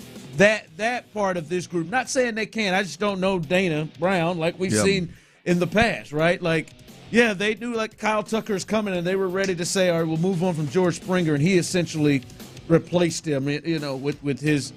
I just want that. I don't know that I have that great. All right, we're going to move on from Alex Bregman, but then what's going to replace that production? I don't know, because what I had to go by it is Jose Abreu. Yeah. I think Jose Abreu, obviously he doesn't have much left in the tank, but I'm just saying that's the move they made to try to sure. As long as you got Alvarez and Tucker, I think you got to line up around. And I don't include Bregman in that conversation. My biggest concern with Bregman is I do wonder how much of, and I wonder this about Carlos as well. I mean, Carlos to a 10th degree, obviously, but I do wonder how much of a leadership role, how much of the chemistry that's within the locker room, how much of that is not all of it's not stemming from Bregman, but what role does he play in that?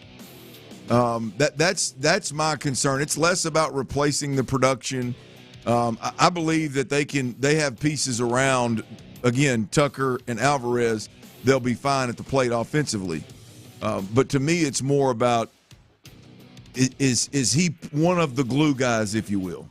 I do wonder that's the part that scares me. Yeah, they ain't been afraid to trade glue guys. Clearly. We thought Carlos was the leader of the team. Yeah. I think Springer was thought to be the leader ahead of him. Yeah.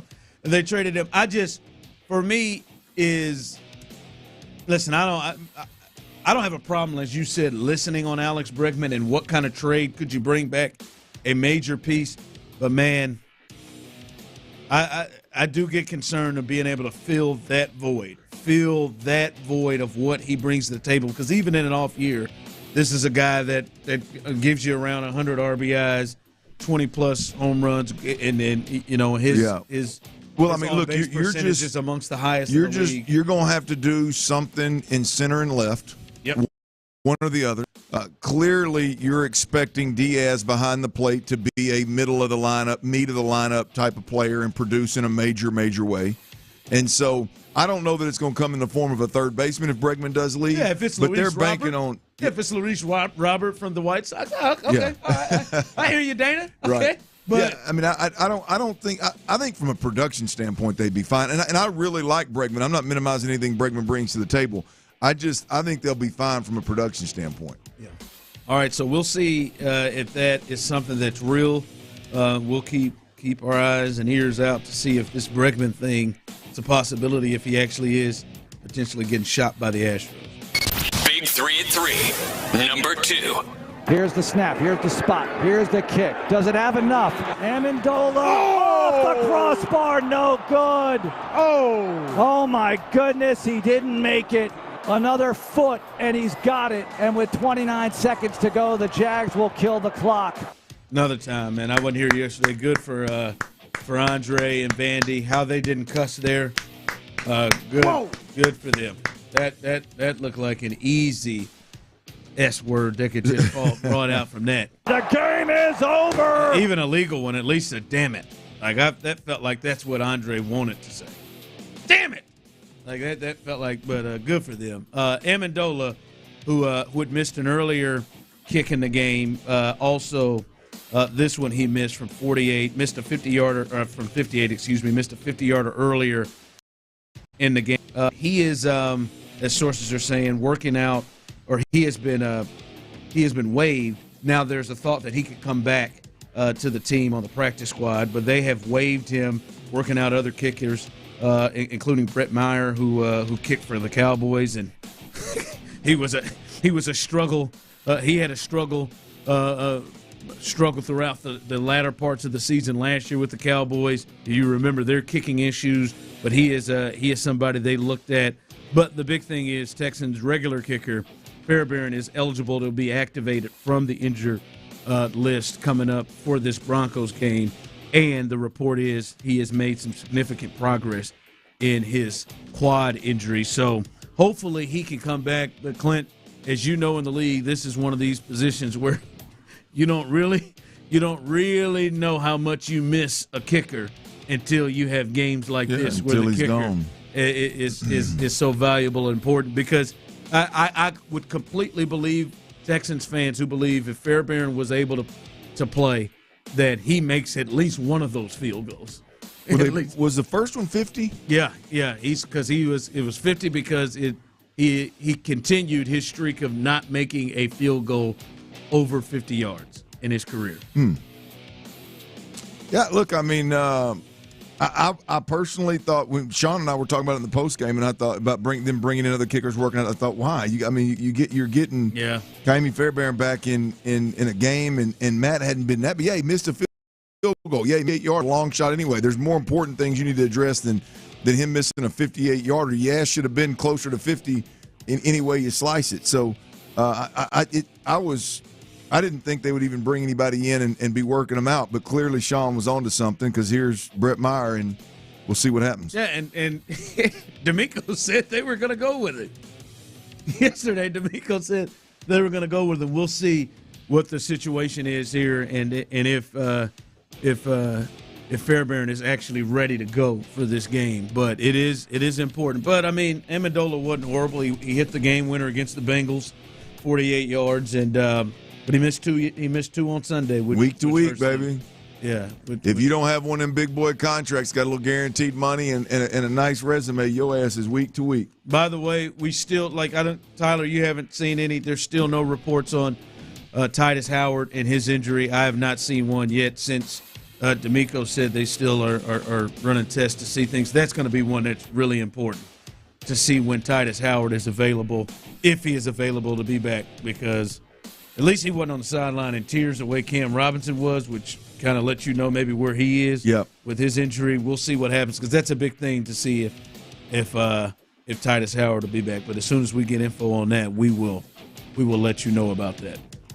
Big 3 at 3. Number 3. All right, news I'm sure you guys discussed a bit yesterday, the firing of Frank Reich. 2 years in a row, he doesn't make it through the season.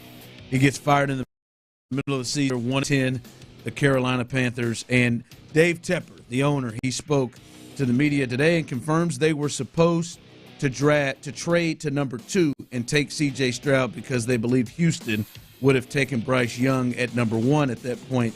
The thought was the Texans will go up to 1 with the Bears.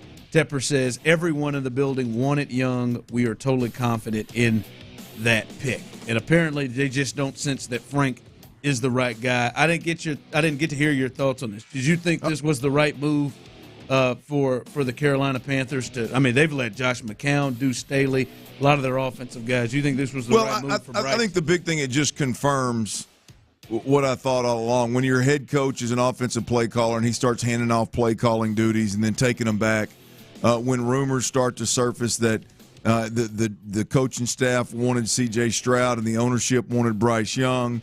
When all that starts to kind of surface, where there's smoke, there's fire, and there's clearly a ton of dysfunction. There had to be, when you got Thomas Brown, you got Josh McCown, you got what's my man's name that the old coach from the Lions that was Jim Caldwell. Jim Caldwell and Frank Reich. When you got them 4 offensive minds in the room, and then I turn on the film and I watch what Carolina was doing, week after week, something's wrong.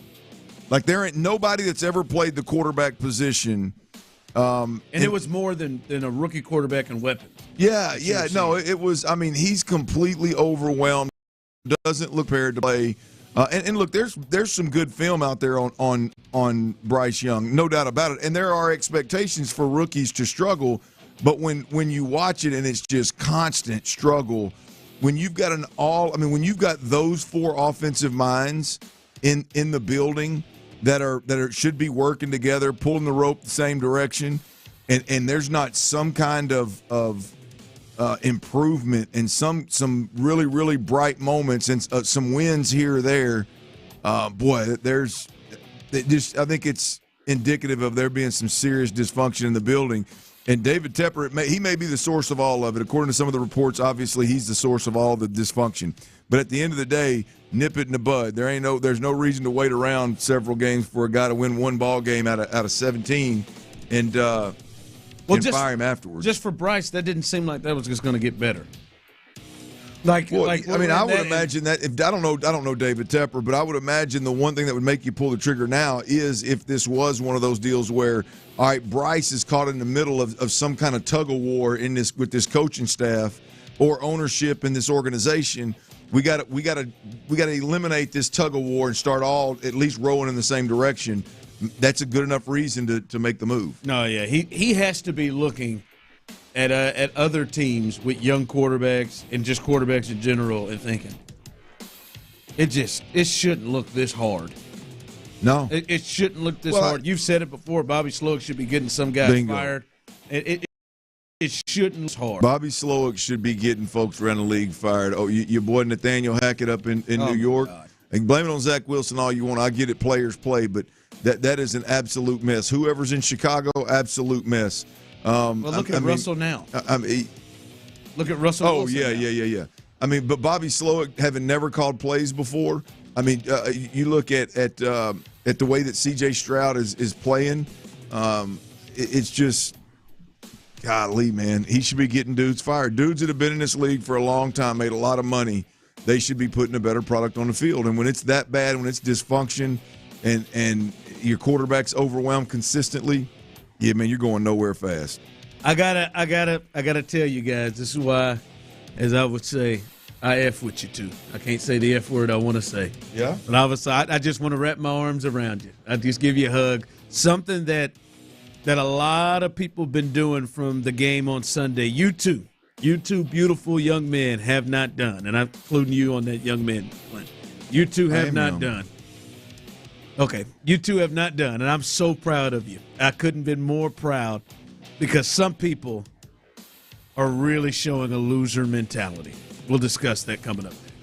What's D'Amico's message to the team after a tough loss to the Jaguars?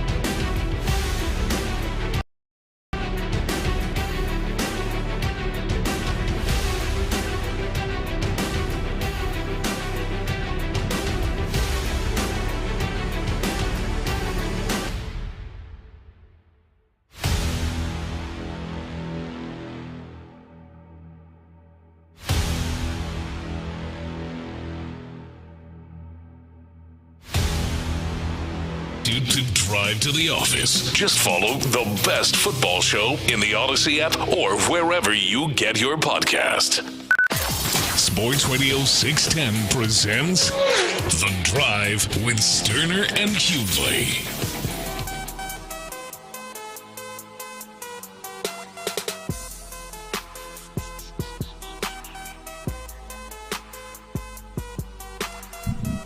All right, welcome back into the drive as it is a Texans Ticket Tuesday. Your chance to win a pair of tickets to the game on Sunday as the Texans host the Denver Broncos, the final game of this 3-game homestand. The fam will be in attendance. Nicholas's first football game. Lauren's first football game. Oh, you're taking the fam, huh? Taking the fam, yeah, man. They'll be in attendance. So, well, that's good, man. That's mighty nice of you. Is that Christmas present? Yes. I think you should hold it over their head. Little something, Dad'll do. That's all. You make sure they know Dad hooked it up. Of course, what's they think it came from? Well, don't let them think it was Mom's idea. No. I mean, No, it's Ron's. Did Dad pay a dime? Do they know that? They don't need to know that. Well, at some point, Trey's probably going to realize, Dad ain't paying a dime for much of nothing. Damn, so I almost said something I shouldn't say. First off, you limey bastard. Remind me to tell you something about off the break, a reaction this nut had. I mean, ridiculous from him.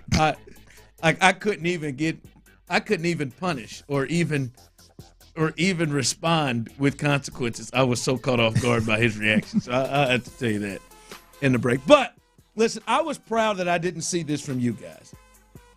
And listen, I'm going to tell you right off the top, there are certain things that frustrate people. Like Tyler, you say anything remotely negative about dogs, that's going to send Tyler into a tailspin. Well, you're probably not a great human being if you have something terrible to say about dogs, By the way, I don't like Herb Street taking his dog on his primetime games, by the way. Well, I love it, and I think Kirk and his pup love it too, so you can sit it out. That one time when Clint said, there's certain dogs over a certain amount of pounds that belong outside, you could see the pain. One of his worst takes ever. In Tyler's eyes. There are certain things that get to you. You want to go to Tyler's house and sit on the couch with 3 dogs? There are certain things, if you've listened to the show. While he lays in the groin area of one of them? They're very polite. They're very soft, and we keep our home clean. Is that what you want to do? In the groin Does that sound like a blast to you? I don't know. Will you get to what you're saying, Ron? I'm sorry. Listen, there are things that Clint has told you multiple times where he just can't have a drink with you. I mean, we got to be out. Clint goes through the jugular. There's some disagreements where Clint just doesn't want to start a relationship or continue one with you. That's where Clint is. There are certain things that get to you. There's one thing that gets to me, Clint, and I'm so glad that you two didn't do it. Now, the person that filled in for me yesterday, Sean Pajani, I'm not so sure that he falls into this. If I see another video, if I see another complaint from Texans Twitter about the officials is why they lost this game. Wow. Well, the post game was full of it now. Oh, that is why. Listen, Mark, all of you out there, it's probably not because I'd have lost it on them. That is the one I can't handle. I can't handle. I mean, all Sunday night through Monday, I just kept seeing up and down my Twitter, which a lot of Texans fans roll through. There's videos. Look at this play. Look at this. I'm not kidding you. 2 segments ago on Twitter, another freeze frame shot of something that the officials took this game from the Texans. I'm sure it was Probably or was. no catch. Probably was. I'm sorry, man. That one is that right there. That one gets me. I can't do it. I can't. There is every game because fans always tend to watch it from one point of view. Because I'm sure there are some Jags fans out there that would love to screenshot a few things that happened in that game the one that comes to mind, which is the number. Like, that's the thing to me. The number one most egregious call in the game, that just clearly the worst call in the game, went in the Texans' favor. Like Trevor Lawrence's interception that he threw when Evan Ingram's coming across the middle and Jalen Peachy just grabs him around the waist and pulls him so he can't get to the spot. I mean, they came back and said it felt like it was egregious. And I know people probably think the entire CBS crew with Matt Ryan and Tiki Barber are against the Texans as well as Gene Steratore. But they all come back and say, like, I mean, it was we thought it was egregious, and then we watched them. Like, that was the worst thing. They were driving, and it led right to an interception that should not have been an interception. But it happened, and it happens in games. You can't blame them. You can't get outgained by almost 100 yards. You can't have one team get 4 sacks and constant pressure. The other team's best offensive lineman goes out, and the other team doesn't get any pressure rarely. You get no sacks. And they were better in the game. That was without the penalties. That just infuriates me, the penalty thing. I can't get with it. That was not why you lost the game anywhere close to it. Yeah, I agree. The only one I even discussed on the post game was a Steven Nelson, but now I've watched the All 22. I realized it was actually Tavier Thomas they were calling it on. So I'm out on the refs, man. I agree wholeheartedly. If you think it was bad both ways. And so it's really a non-factor for me. I mean, you look at this ball game, and yes, I mean, DeMeco Ryans and the Texans, they have to address the issues, what they believe is a bad call, just like they do every game.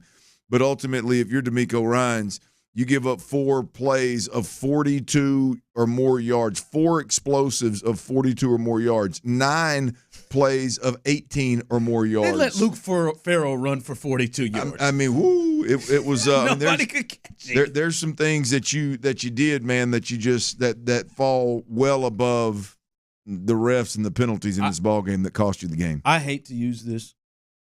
It's Tyler, you know, but you're gonna do it. We get this all the time. This is a line that people love to use on us. You guys blaming the refs. You're better than this. You're better than this. This person texted in, bro, if it was the Chiefs got burnt by the Zebras, I think you may not know me well. I thought I laid my soul out to you for the last 3+ years. I don't care if it's the Chiefs or not. I don't care if it's my team or not. Kiss my ass on that. Shut that up. And I know you lost the game, and there is always points in the game of why you lost it. You yourself. You just look at the numbers up and down.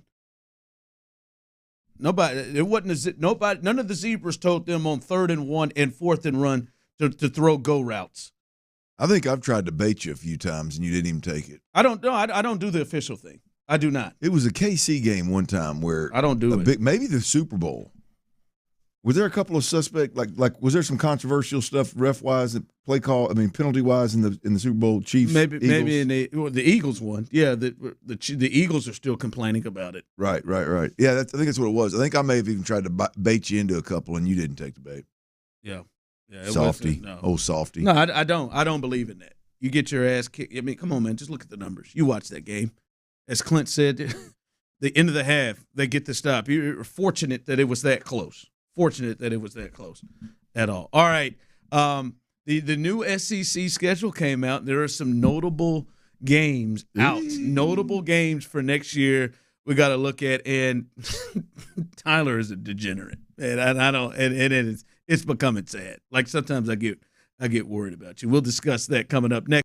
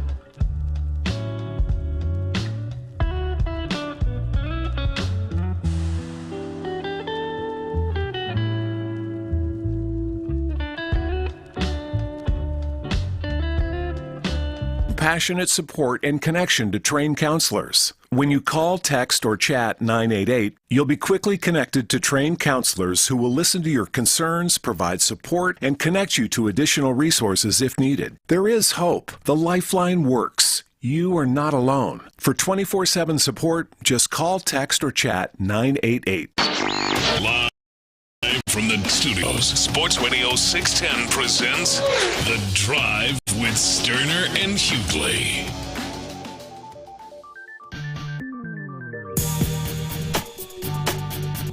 Love to be fair here on The Drive, the number one afternoon sports show in all of the great city of Houston.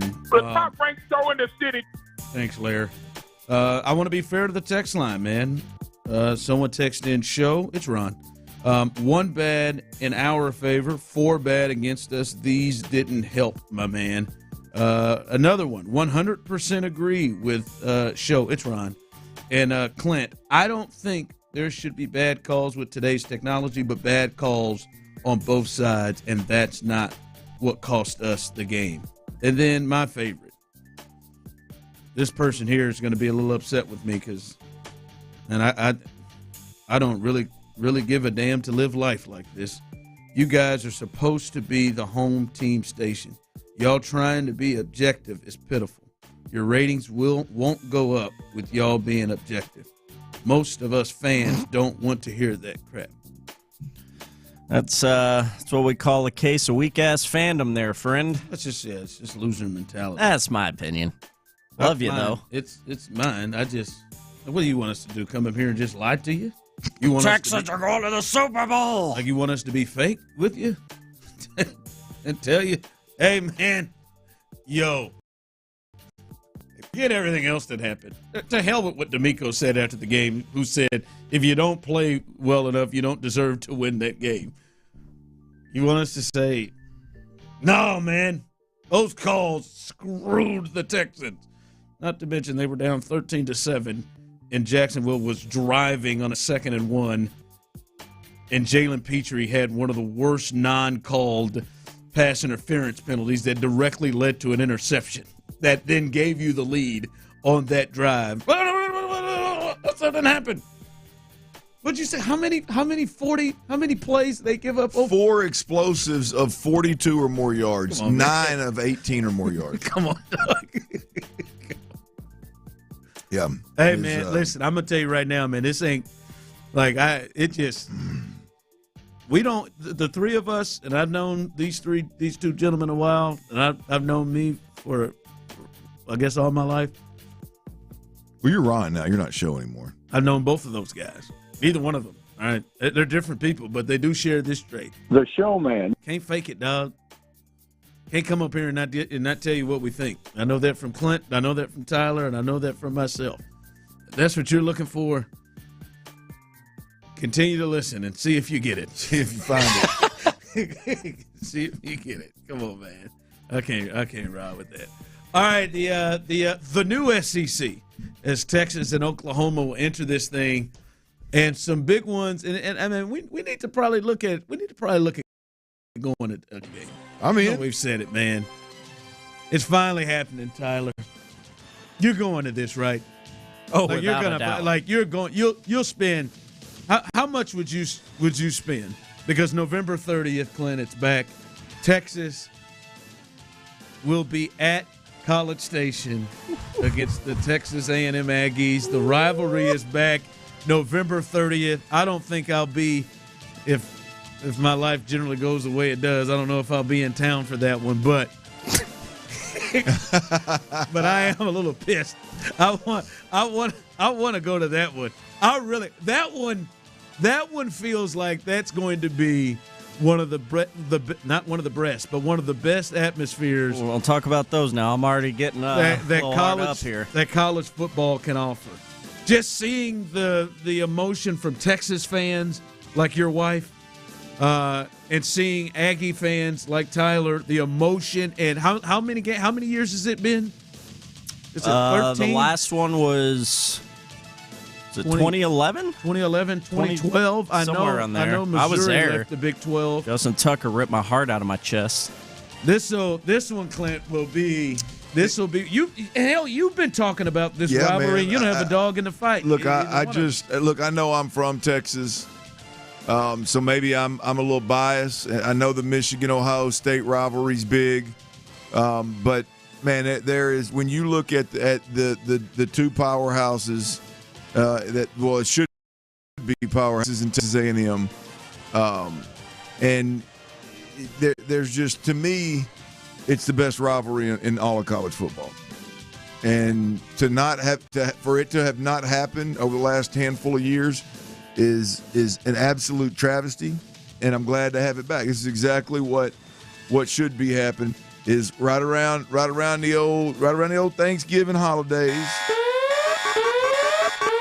Breaking news from Sports Radio 610 is presented by BetQL. Smarter bets start with BetQL. Download the BetQL app or visit BetQL.com today. All right, we got some breaking news. What's the breaking news, What the hell Tyler? happened? Man, there's some reports coming out here.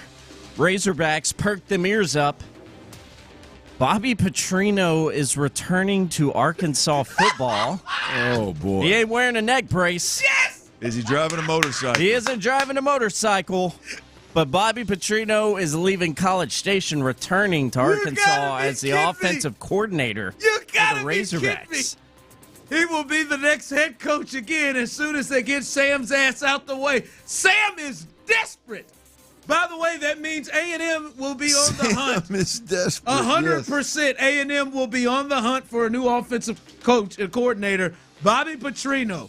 If you don't remember why Bobby left Full circle. Arkansas, is because he got frisky and jammed up, didn't he? Yeah, he did on a motorcycle. If you don't know the photo of him in that Arkansas jacket with his face, that Sugar Bowl hat on, please go look at that now. By the way, first it was CM Punk coming back to the WWE, and now Bobby Petrino is come back to Arkansas.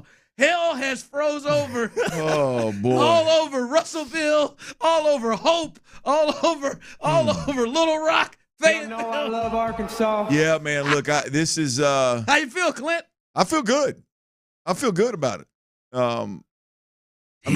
Look. He is a great offensive coordinator. He is a good enough offensive coordinator where his system will recruit itself. He's arguably, I don't know if it's arguable, I think the only BCS bowl game that Arkansas went to was at the hands of Bobby Petrino with Ryan Mallett and DJ Williams and Joe Adams and Jay Wright and all them boys. So look, the appeal of coming to Arkansas and playing high-level offensive football is going to be there, and Sam needed that desperately. There is no question about it. Sam needed somebody that's been a head coach before, so he could lean on him. It is. I'm stoked about it, Ron. I'm stunned. I'm stoked about it because of what it means on a football field. But the rest of the country is to your point, is going to be absolutely stunned with the way he left, the pictures that were out there. The AD that replaces Jeff Long that fired him brings him back as the OC. I would have thought that. Clint, when did Elko get hired? Just over the weekend.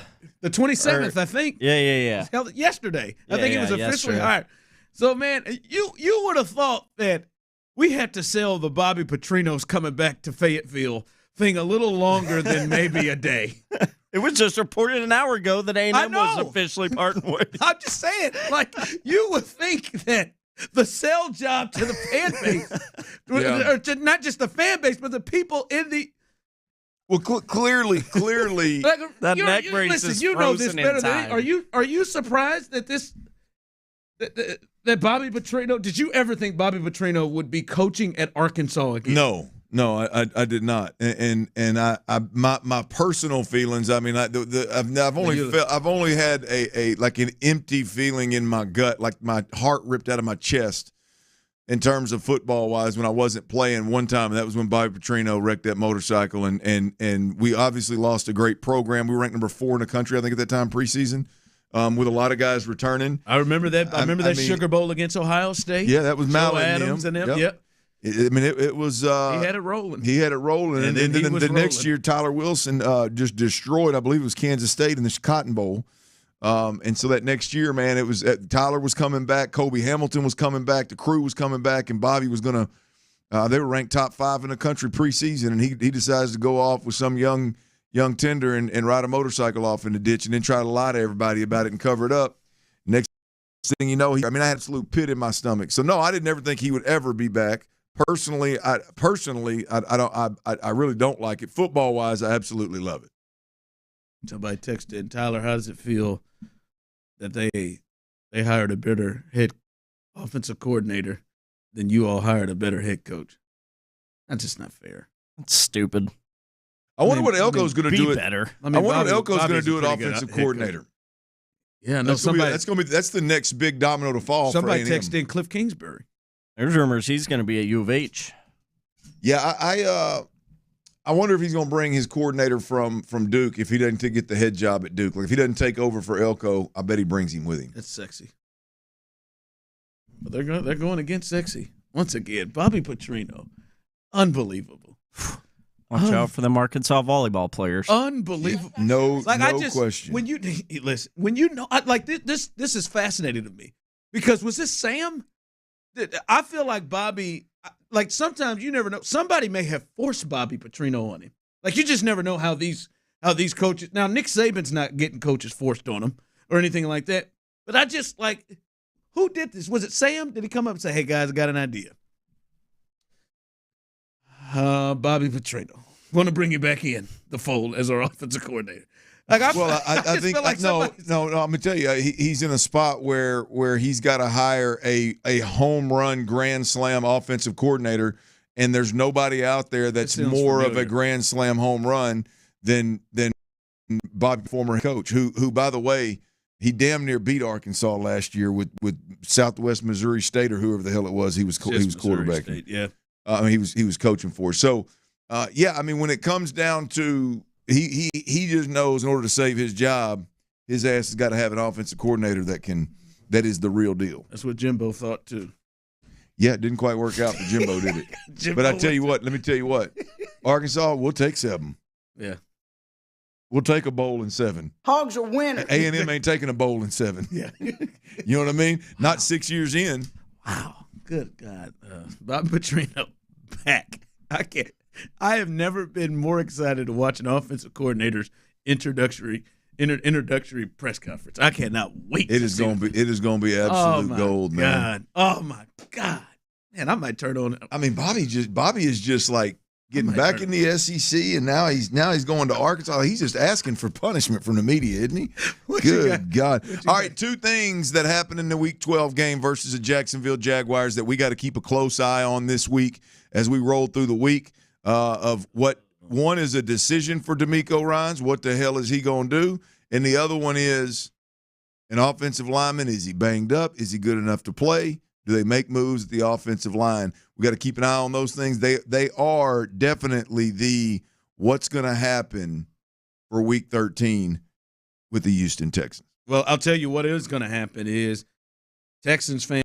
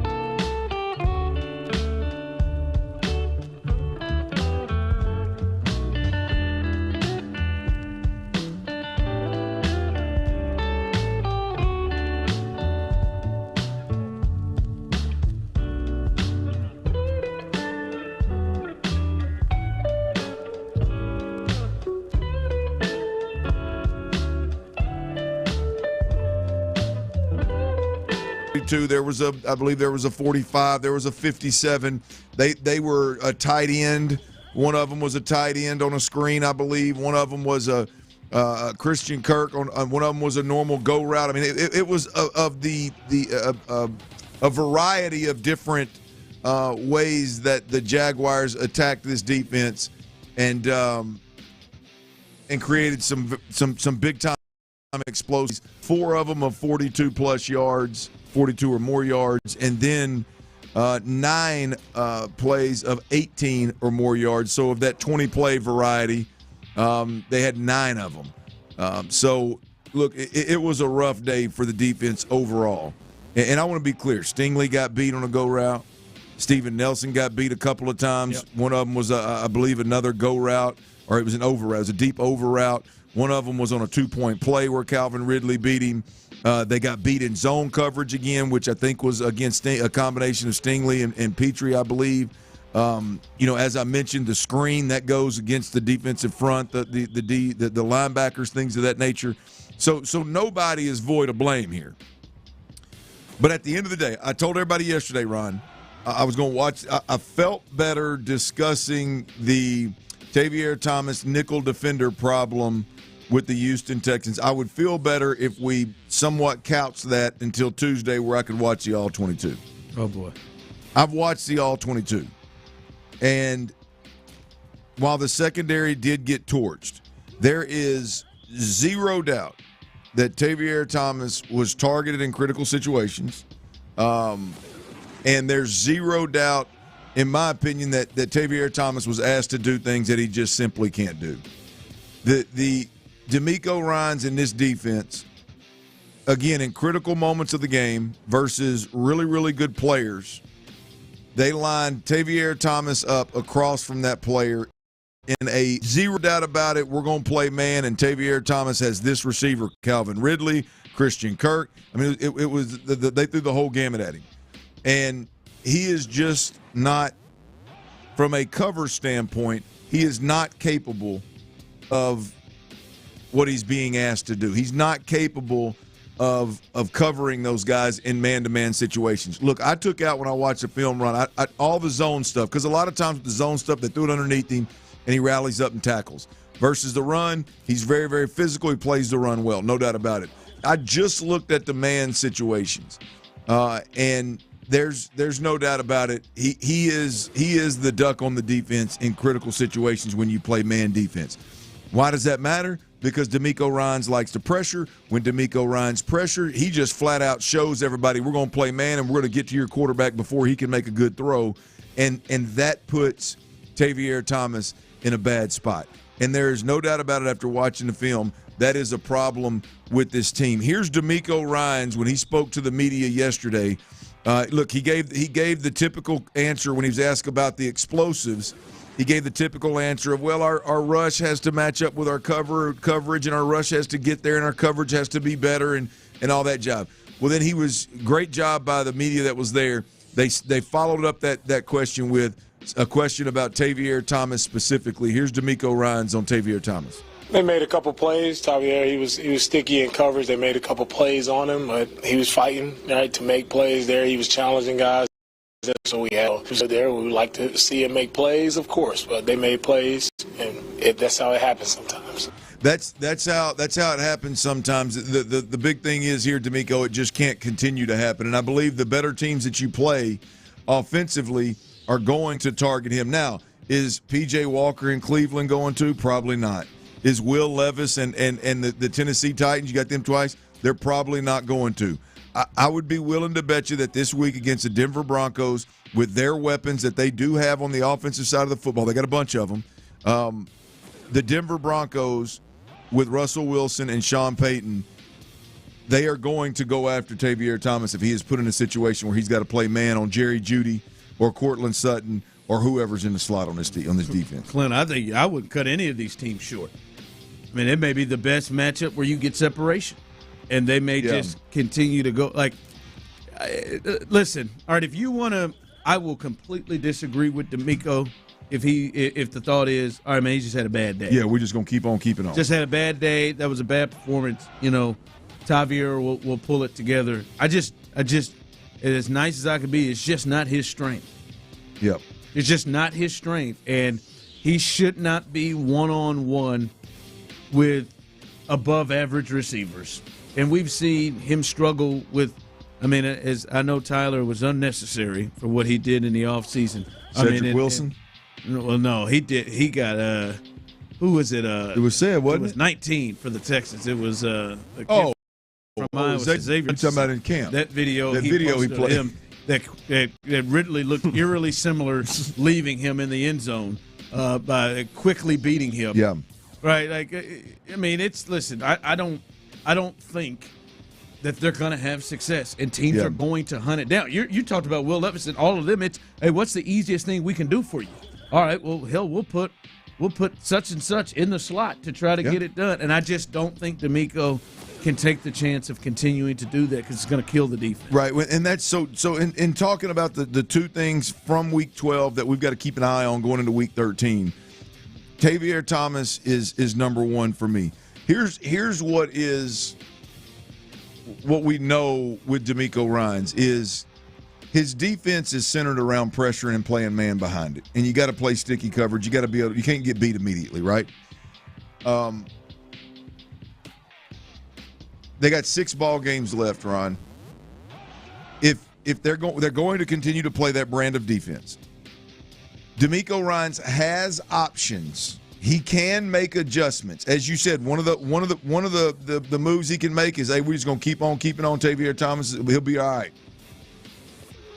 They re-signed Des King last week, who was active, by the way, and made a monster play on that 4th down stop at the goal line before the first half. Kept points off the board right there.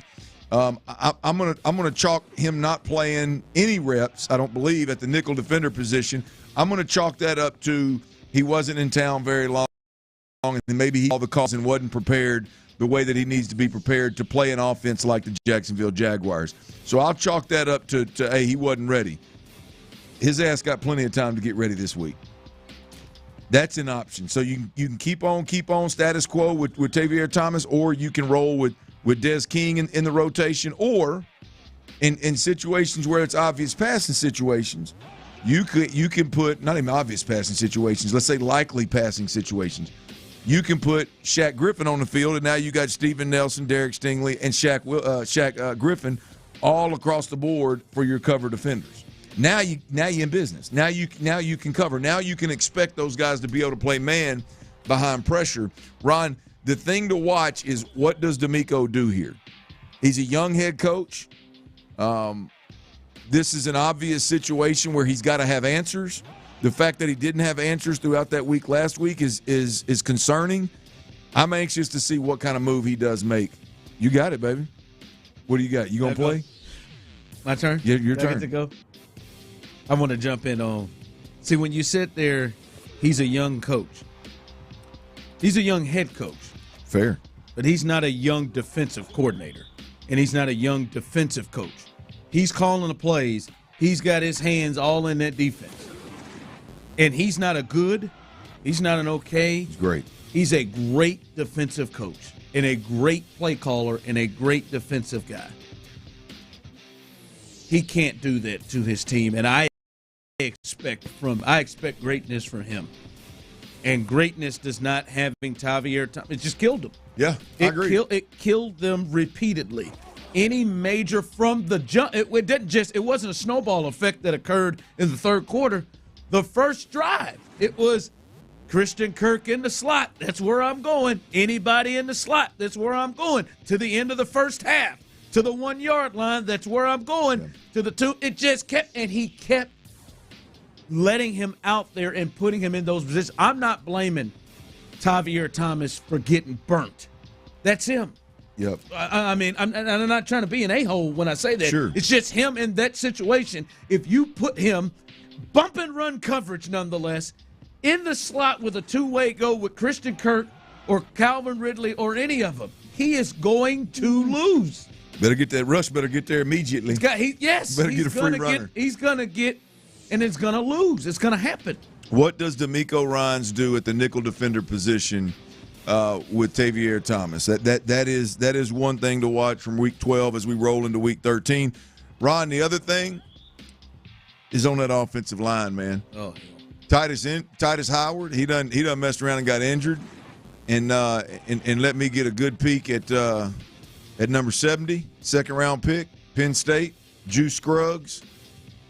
He doesn't let me get a look at what a true blue interior offensive lineman looks like, how they play the game, how they play the position. I'm going to tell you, Juice didn't go out there and light it on fire, but Juice played well. Juice impressed. And I'm going to tell you, if it's me, Titus Howard, healthy or not, Titus Howard has played his last snap at guard for me. And I know I've been the one telling you, Ron, whoa, nope, that can't be the case, man. Don't create problems. Some new evidence? Well, I just watched Titus Howard, struggle mightily in pass protection.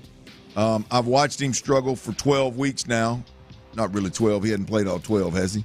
But for however many weeks he's been healthy, I've watched him tiptoe around in the run game and do the exact opposite of what D'Amico Ryans has told us he wants his offensive line to do, which is be physical. What did he say? Create space. What was the other thing? Other phrase he used? I can't remember. But Titus just ain't doing it at the guard position.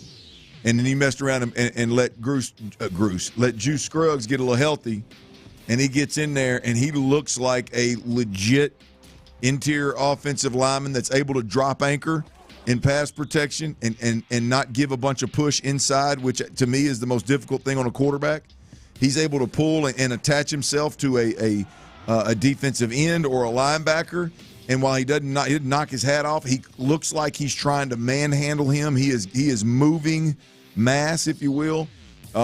It's a small sample size, but I'm gonna tell you what D'Amico Ryans and Bobby Slowick do really with the whole left side of this offensive line, but the left guard position is something to watch. Is Titus Howard healthy?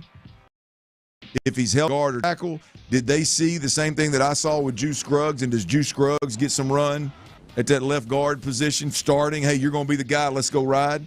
If it's me, I'm going to let the young fella Juice Scruggs play guard. I've seen enough. And if there is any hope that this team generates an effective run game, I think it's going to depend on Juice Scruggs interiorly doing some different things. Juice get a little bit more of that displacement than displacement. That's the word. Why'd you hold that, man? I asked for it 20 minutes ago. Why'd you hold that? You one were on rolling, man. I was just letting you go. And plus, I just saw it on the text line. Yep, that's it. Displacement. Like it just that left side of the offensive line. They ain't even trying to displace anybody. That's the most part that's disheartening. Is the offensive line was an issue in the game, and it's coming from the left side. And the left side is the number one highest paid offensive lineman in football. Yep. And the guy next to him is the number 11 highest paid player in football. And that's where it seemed like a lot of the issues were coming. Yep. Like they were attacking that side of the ball. Yeah, man. That side of the line is where they were You're right. attacking. They were scheming up. They were scheming up that left side. That's I don't know, man. It's hard for me to look at. And I'll be honest with you, before the Titus Howard injury, it's hard for me to watch and see either one of those guys that's limping, that's favoring one leg or the other. That, you know what I mean? Like, it's hard for me to see what's going on. It seems like just sheer want to as I watch it. But we'll see what happens. Keep an eye on those two things from week 13. What does D'Amico Ryans do at the nickel defender position? And what does D'Amico Ryans do with Juice Scruggs and Titus Howard at left guard? In fact, D'Amico Ryans, he spoke about Juice Scruggs. He got about roughly 3/4 of play, I believe. Let's see what the head coach thought about Juice Scruggs. It was good to see Juice in there get some time. I think he did a good job. He stepped in, his first action in a long time. So he stepped in and did a really nice job for us, and Juice will only continue to improve with the more reps that he takes. I'm telling you, he did a couple. Look, he didn't move mountains, but he did a couple of things. One that we weren't seeing consistently from Titus, and two that as an offensive-minded coach, I'm talking about Bobby Slowick, and a defensive-minded head coach that would like to establish the run more than anything right now. He did some things that it'd be really hard for me to keep him off the field. Yeah, I mean. Like you said, and I saw it, it didn't get worse. Hell, it got better.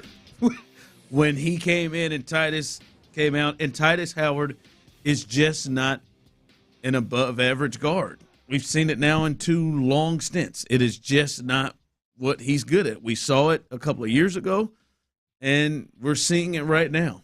Like we talked about a little earlier, Ron, like those two, like they're not even like there's something about like keeping the integrity of the pocket, staying on the same level as offensive line that makes it hard for defensive line and back to stunt and tricks and pick you and do all those things. They're not doing those things. And I think the Jacksonville front is decent. You know, I don't think that they're great. I mean, Josh Allen appears to be having. I know that the expectations, the first round pick, were high for him, but I mean, he appears to be having kind of a breakout year this year. Yeah. Sixth in the league in pressures. I mean, I didn't like going into last week's game. I didn't look at I didn't look at Allen and go, what in the hell are we going to do? You know. But midway in the first quarter, you're like, what in the hell are we going to do? Absolutely. He was the most dominant player in the game, and Laramie Tunsil was lined up against him most of the time. All right, coming up. All right, because this is one for both fan bases. If you're an A&M fan base or you're one against them, does the hire of Mike Elko excite you if you're an A&M fan? And if you're not, does it scare you that a sleeping giant in A&M is about to make a move? We'll discuss that coming up next. Hey, talked to a lot of people on Thanksgiving who had a good time, who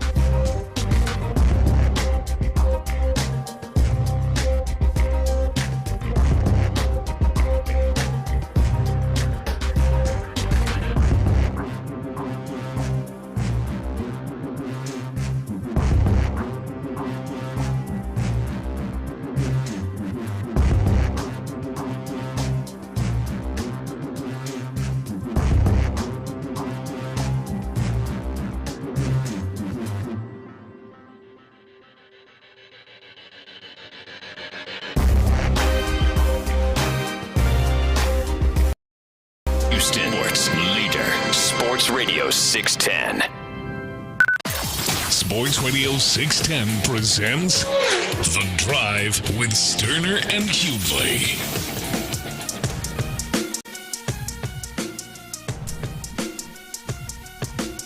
Man, a lot happened up at College Station. Bobby Petrino, who was tasked to help Jimbo Fisher come in and change that offense, he bolts, he leaves, and in the craziest return, he is back at Arkansas as the offensive coordinator. So that means the new coach, Mike Elko, who has just been hired from Duke officially yesterday, the new coach at A&M, is going to be looking for another offensive coordinator. We'll see where he goes there. But Bobby Petrino is out at A&M 1 year. What were they average? You said 34 points a game last year? Yeah, 34 points a game. They had a decent little run. Didn't score much against Tennessee. Had some turnover issues. Scored 20 against Bama. But they put, I mean, against the middling teams, you know, they put up Arkansas, Auburn, LSU. You know, they put up some good points. So no, I mean, I don't think Bobby blew it out of the water. But you get, I mean, he only went through three quarterbacks. And so, you know, I give him in 1 year, give him a little bit of leeway there. But I would say I probably expected a little bit more out of Bobby on the offensive side of the ball, given with the talent, even with the injuries. Yeah. And Tyler, I'll let you jump in on this, and Aggie fans, you can text in 713-572-4610.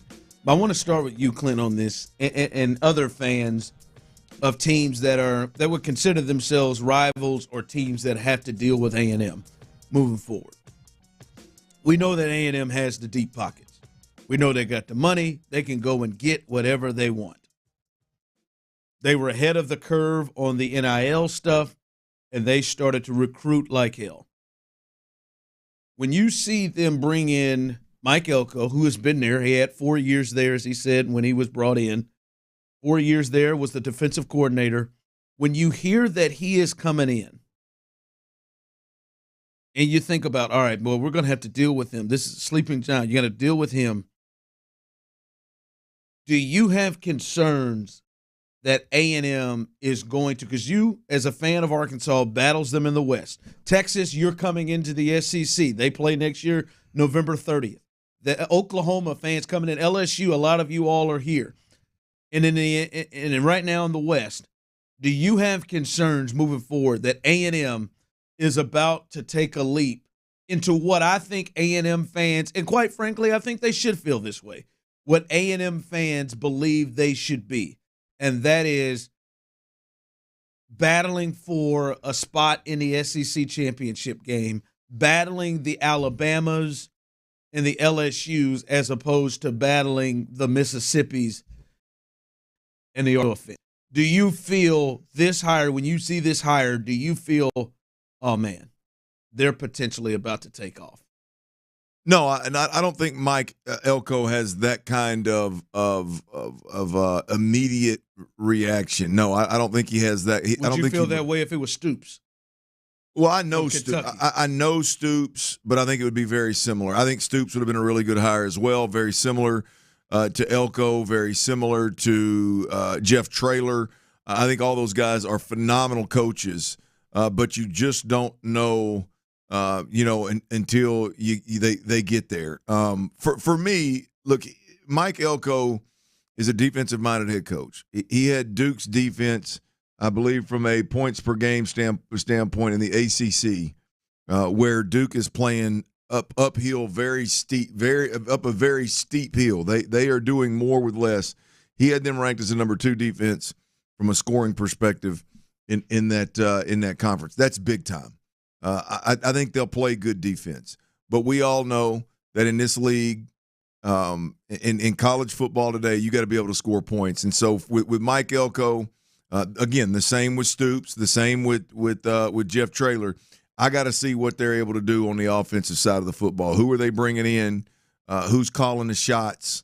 Are they able to run the scoreboard up? They don't do it every game, but are they able to run that scoreboard up in the games that dictate you're going to have to run the scoreboard up? So for me, I think it's a good hire. I think it lacks, the sexiness that Brian Kelly from Notre Dame to LSU kind of deal. It lacks that.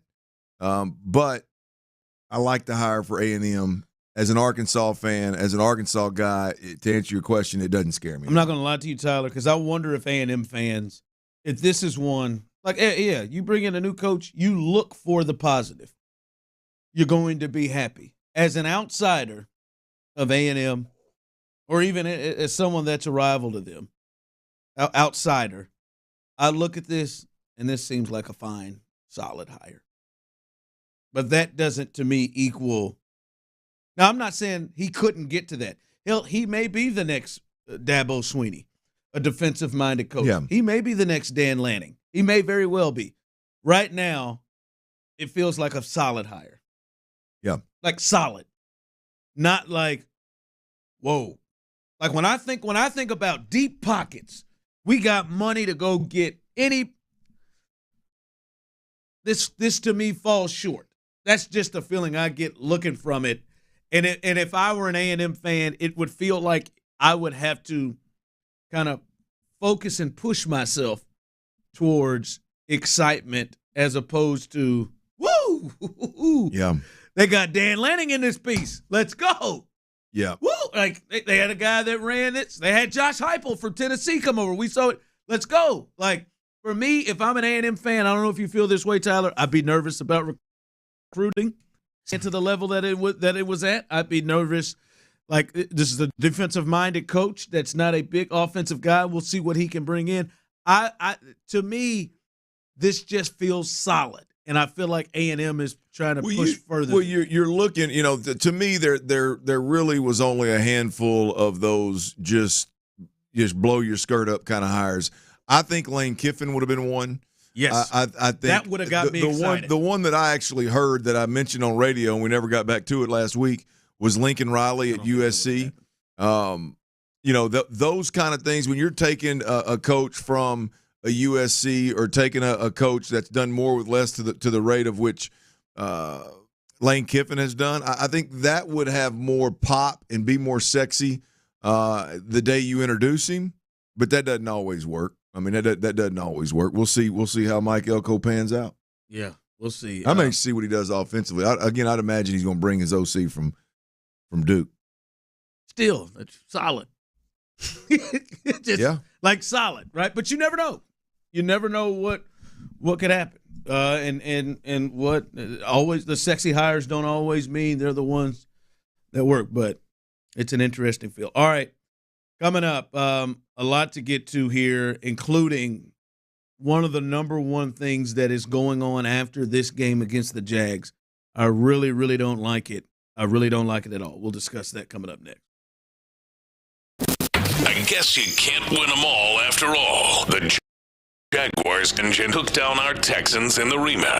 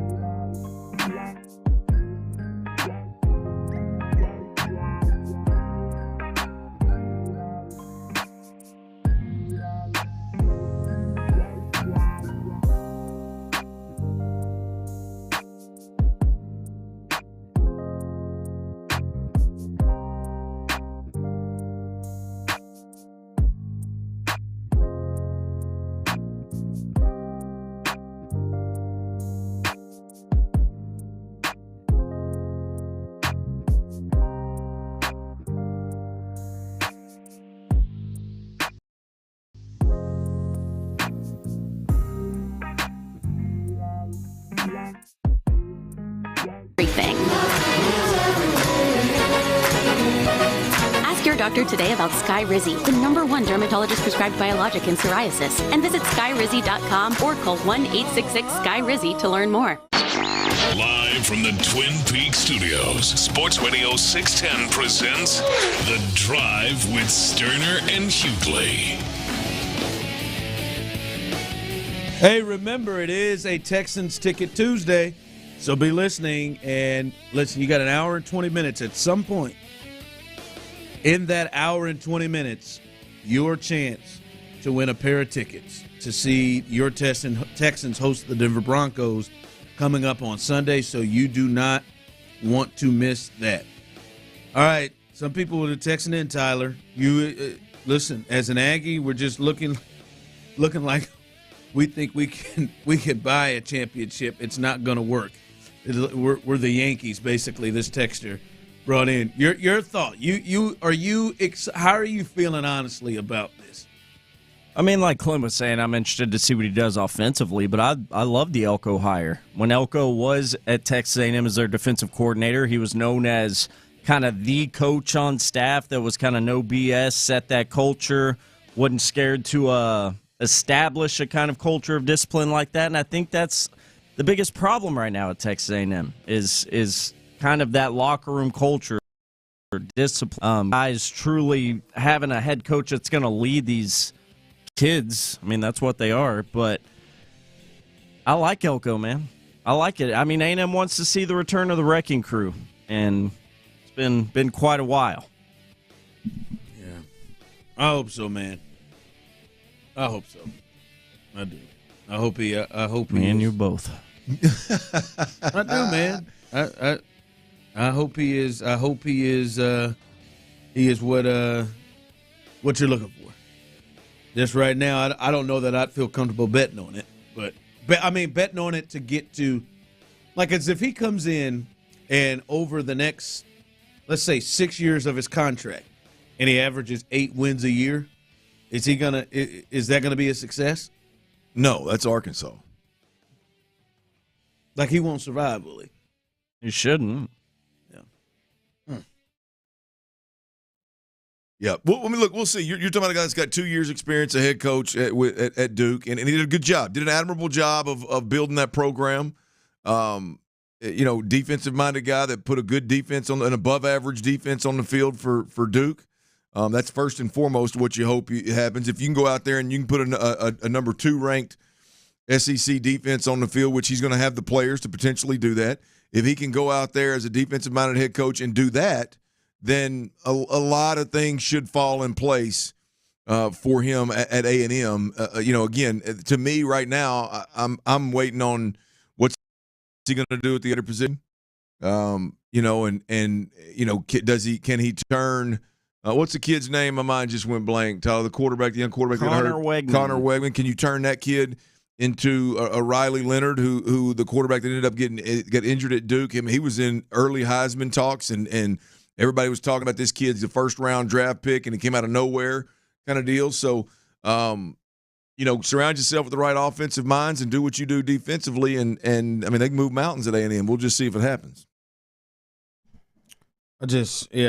We will. I'm sorry. If I see another video of complaints of the officiating in this game on Sunday, I'm going to lose my mind. No. I am just going to lose it. God, dog. Come on, Texans fans. Don't do this. I'm seeing it. Oh, yep, here it is. Stroud and Woods. They wanted a PI. Didn't get it. I'm going to freeze video footage of it. The guy getting there early.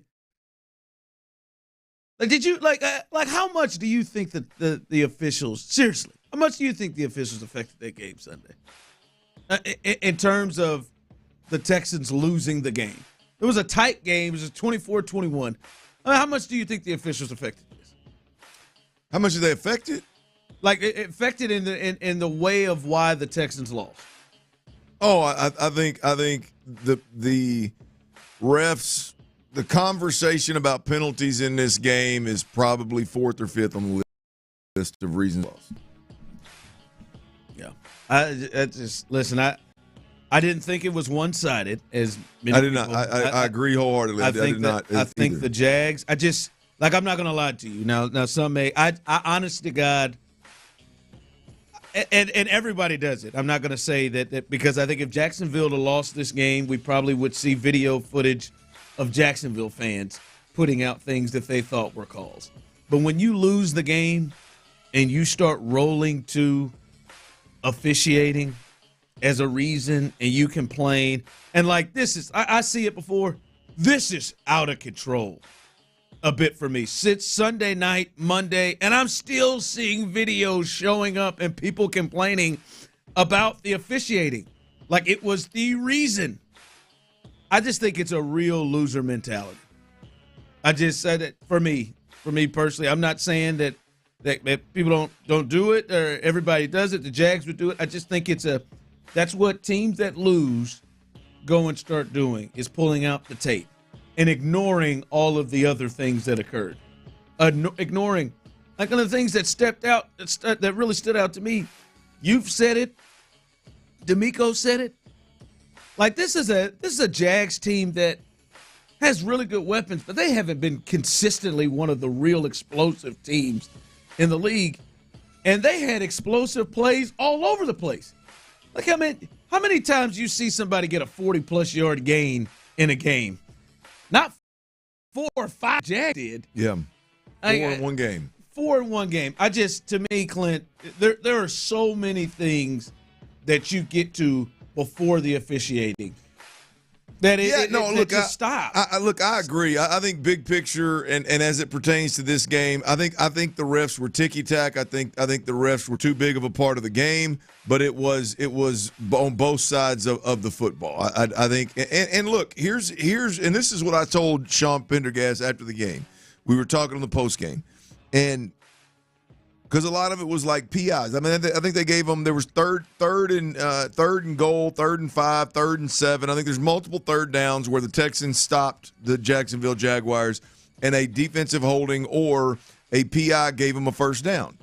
And when you are, and again, I'm going to use Tavier Thomas, but everybody struggled. But when you are faced with a set of weapons, the Evan Ingrams, the Christian Kirks, the Calvin Ridleys, when they can throw those guys at you offensively and you're getting beat, all of a sudden you're in panic mode. So what do? You grab. So there's going to be more PI calls. Yes. Right? And then you add to the fact that you got Tavier Thomas over there and he's struggling trying to cover. And what's he going to do? He's going to grab. He's going to get beat or he's going to grab.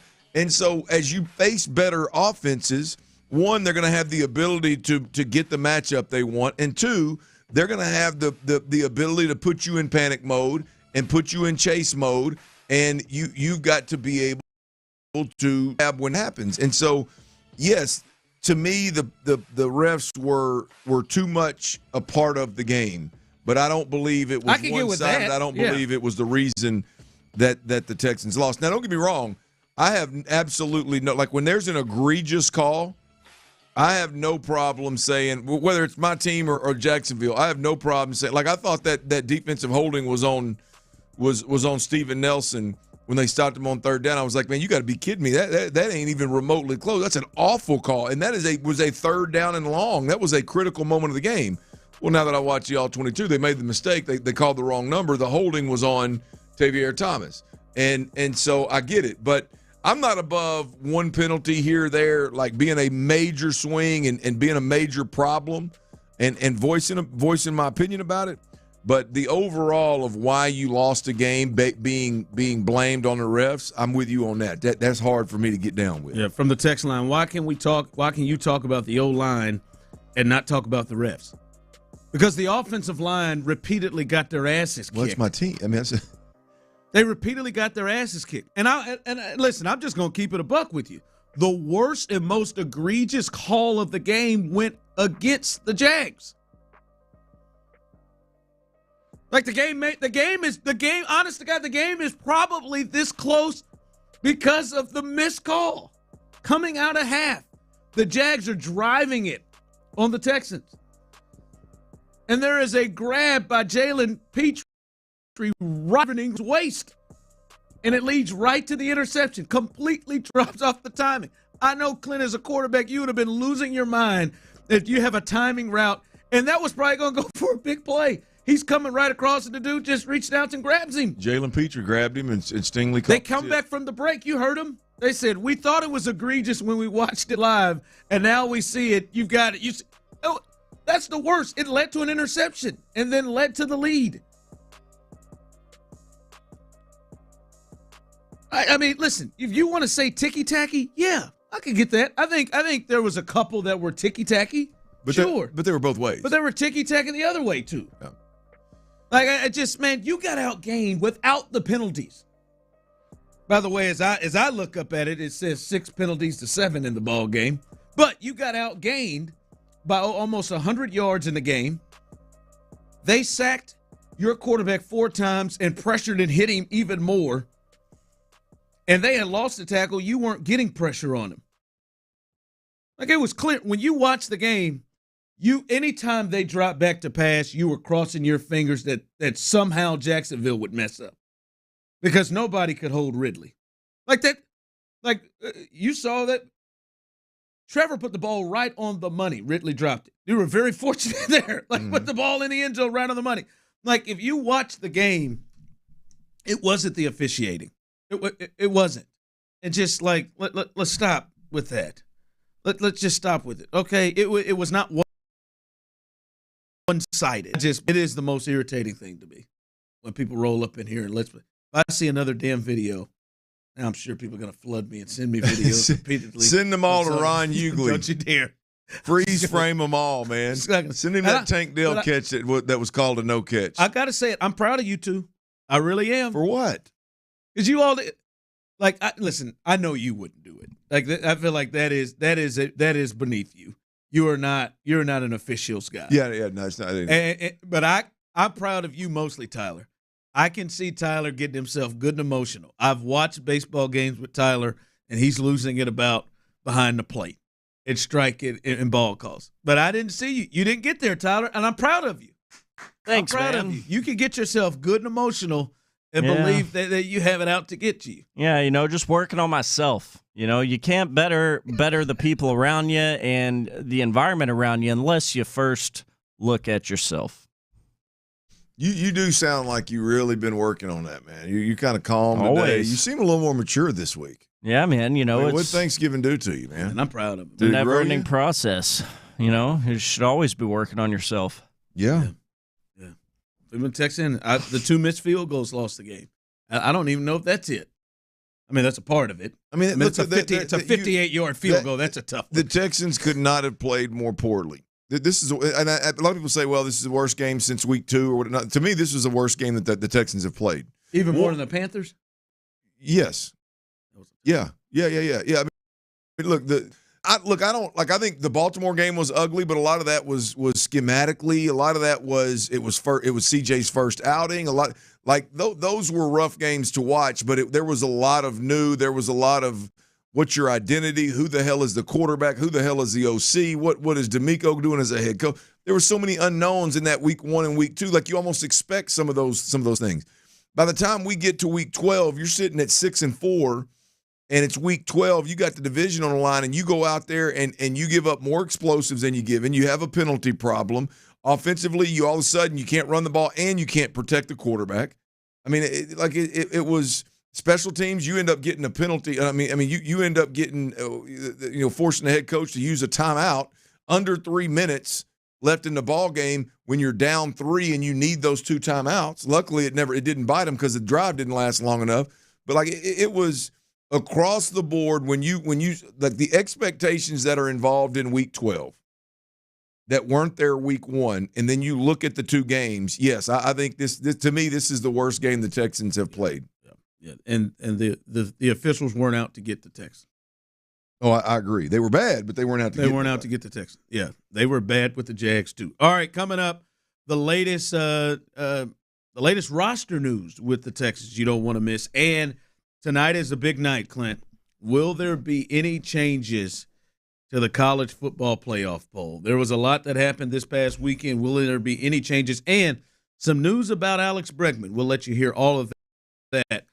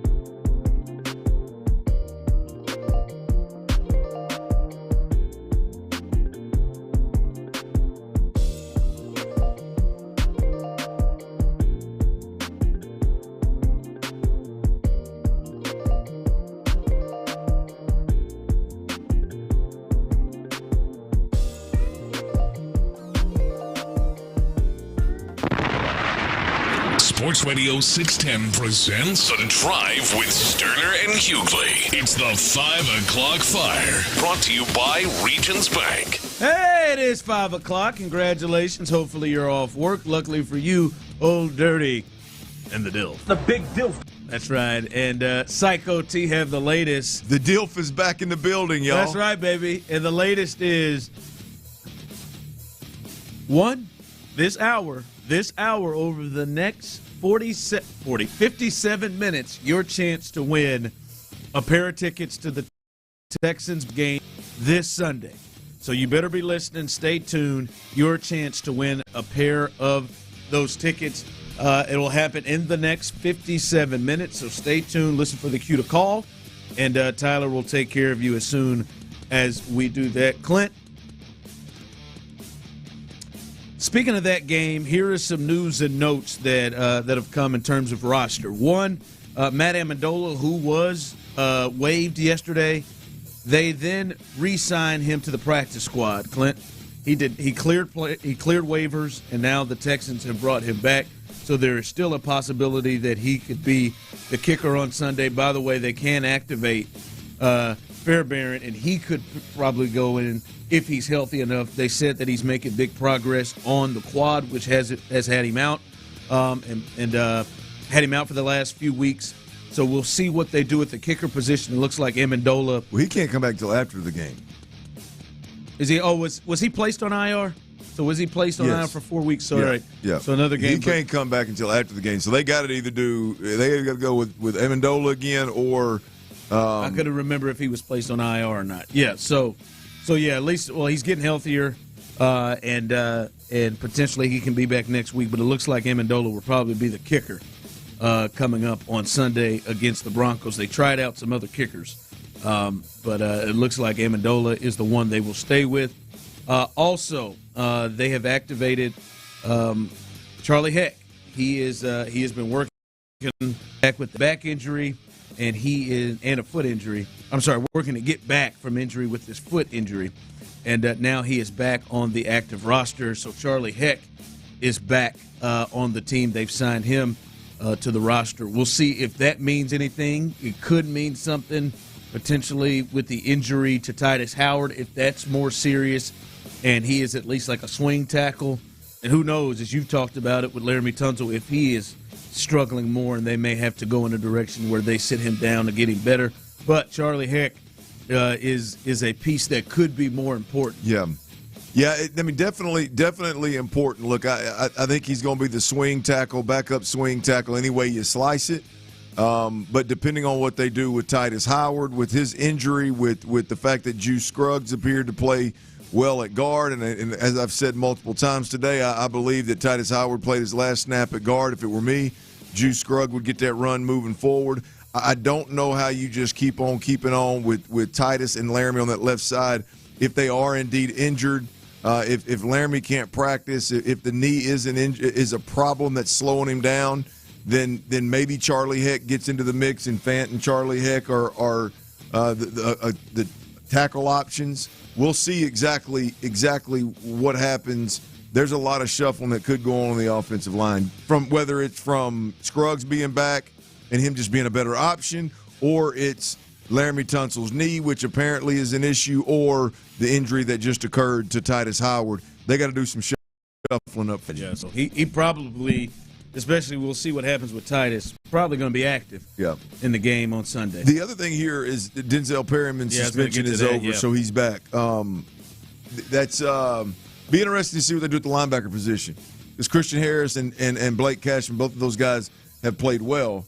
Now, they're not the same physical, downhill, run-stopping linebacker that Denzel Perryman is. So we'll see what D'Amico plans to do there as well. You know, and they didn't play any huge run teams, really. The Cardinals kind of got them a little bit, but they seem to fare pretty well without him in there. And that doesn't take away from, I think, the leadership and the experience that he brings that he'll play. But it wasn't a noticeable thing to me where you're like, yo, man, do they need 6 to get back? Boy, do they need him to get back. They seem to do pretty well. And Jacksonville, who ran the ball on them pretty well the first game, They couldn't do anything in this game running the football. So, like you said, it will be interesting because Christian Harris, and I heard him on the coaches show yesterday, D'Amico Ryans, talk about how much he has really come along in the last couple of weeks. Henry To'oTo'o was back. Blake Cashman, it's hard to take him off the field with what he's done. So I'm sure he will get time, but it'll be interesting to see what they do with Denzel Perryman because they fared pretty well in the middle with him being out. Well, look, the bottom line is if Blake Cashman is communicating at that spot as well as Henry and well as Denzel Perryman, I don't know how you take the guy off the field. Look, we haven't even talked about Henry To'oTo'o. He is a and really last time we saw Denzel Perryman play, both of those guys are going to be targeted in the pass game as well when they're on the field. Whereas when Christian Harris and Blake Cashman are on the field, they're better matchups for the defense in defending tight ends and defending routes across the middle of the field. So while the Texans have options, I do believe that it is a completely different set of options. When you're talking about Henry To'oTo'o or Denzel Perryman in the ball game, you're talking about playing the run predominantly and really, again, being a bit of an issue in pass coverage, right? But when you're talking about speed and being able to cover sideline to sideline, track run, sideline to sideline, covering man or zone, I think you got Christian Harris and Blake Cashman are the obvious options there, and they've played really well in the absence of those other two guys. So I would bet you that he keeps it in your nickel defenses. I would bet that you see a lot of Christian Harris and Blake Cashman moving forward. Of the games, it was good that they got him back in this game because Travis Etienne and James Conner pretty good, but Denver's going to run the football. They're going to try. Javonte Williams, Shamaje Perine, those are physical backs. Yep. They want to run the football up, and they've gotten a lot better at it. So I think in this game in particular, it's good to have the physical yep. Denzel Perryman back. Yep. In the particular, but the last couple of weeks they have done pretty well with him out. So that is the latest there. Looks like Matt Amendola will probably still be this team's kicker coming up on Sunday. Charlie Heck is in the mix now as he is brought back and signed to the roster, and then Denzel Perryman returns. By the way, Corey Littleton is the move. They go ahead and cut him. Garrett Wallow, who they drafted out of TCU a few years ago, he is back and signed on the practice squad. 5 o'clock fire. You've been talking about this game coming up, Clint, and it's the last game of the season of importance. Well, this could be huge for the Texans. This is just coming out. Jonathan Taylor, the running back, and you could argue their best offensive threat, Emmitt Pittman, the best offensive threat for the Indianapolis Colts. He is going to have thumb surgery and is likely to miss 2 weeks, at least 2 weeks. Could be more than that, but at least 2 weeks. And this is a team that just passed you and occupies one of the final playoff spots in the AFC. And he could miss multiple games, which is big for the Texans in a good way. I think Zach Moss will return and play in his spot, and he's not bad, but he's not Jonathan Taylor. And this offense was humming. He had almost 100 yards in his last game.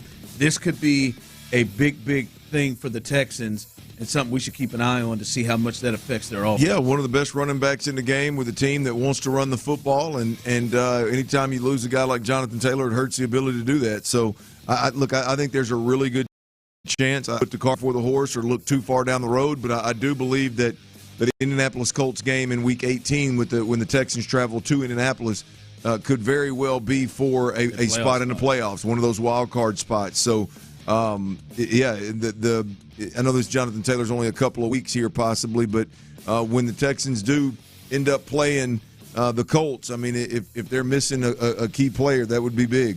Yep, their next 2 games, Titans on the road and at Cincinnati. The Colts come up. Yeah, those are the Colts' next 2 games.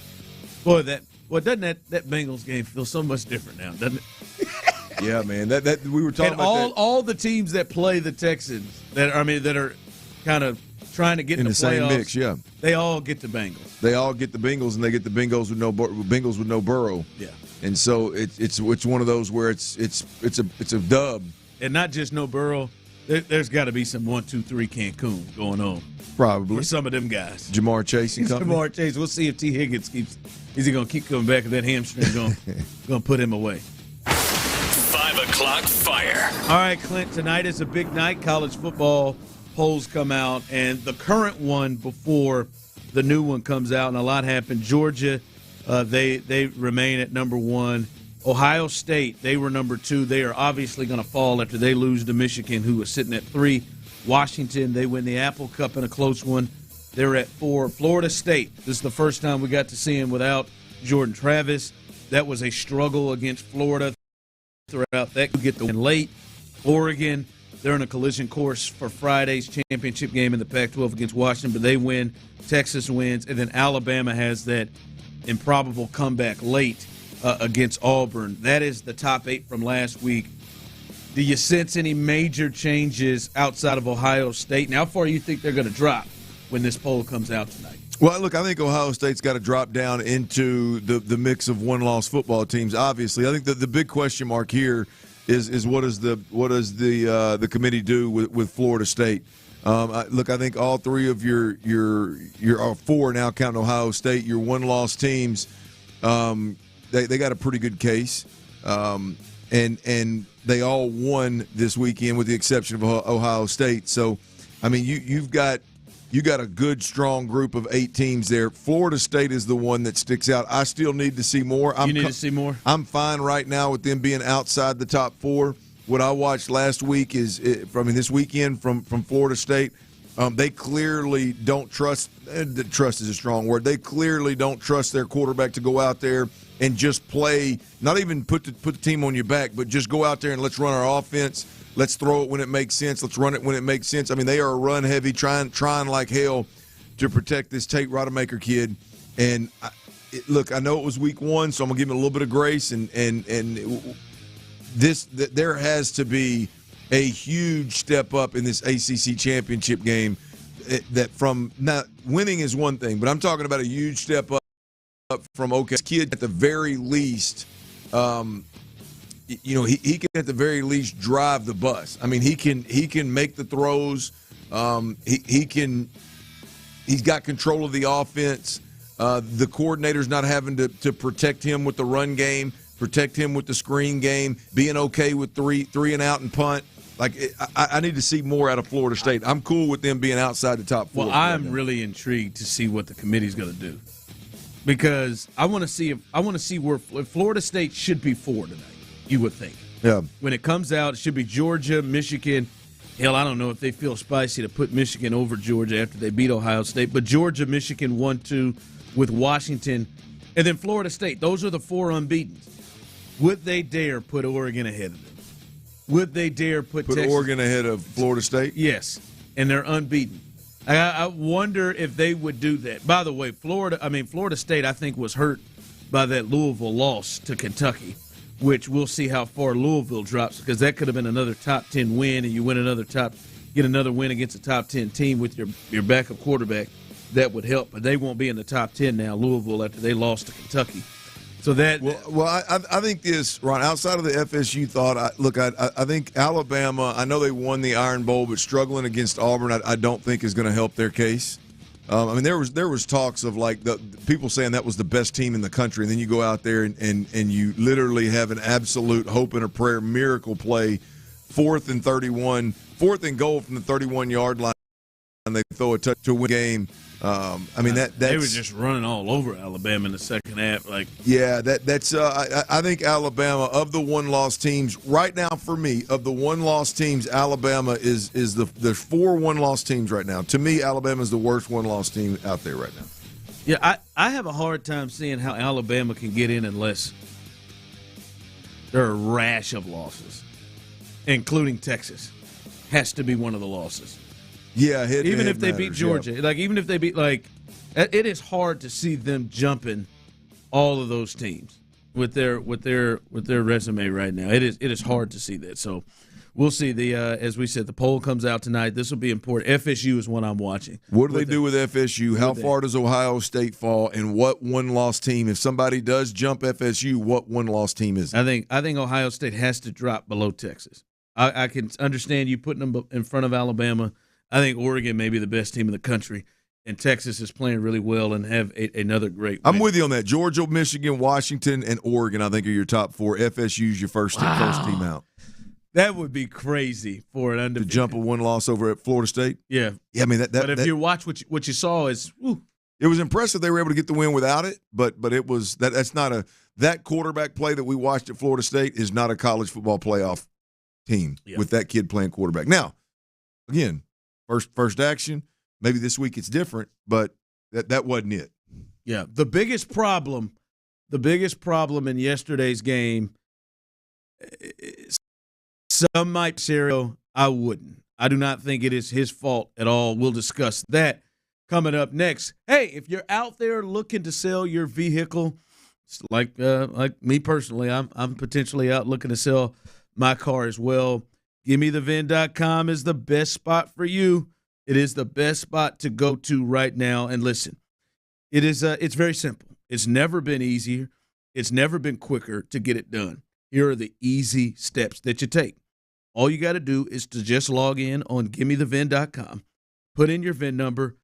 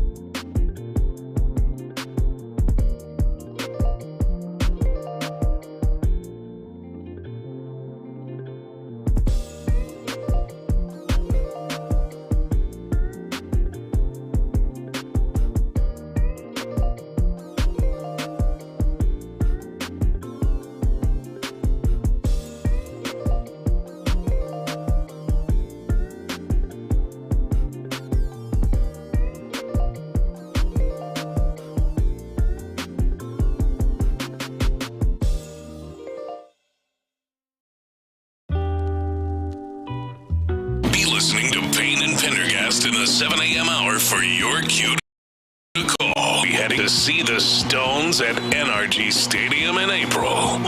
Houston's sports leader, Sports Radio 610. Sports Radio 610 presents The Drive with Stoerner and Hughley.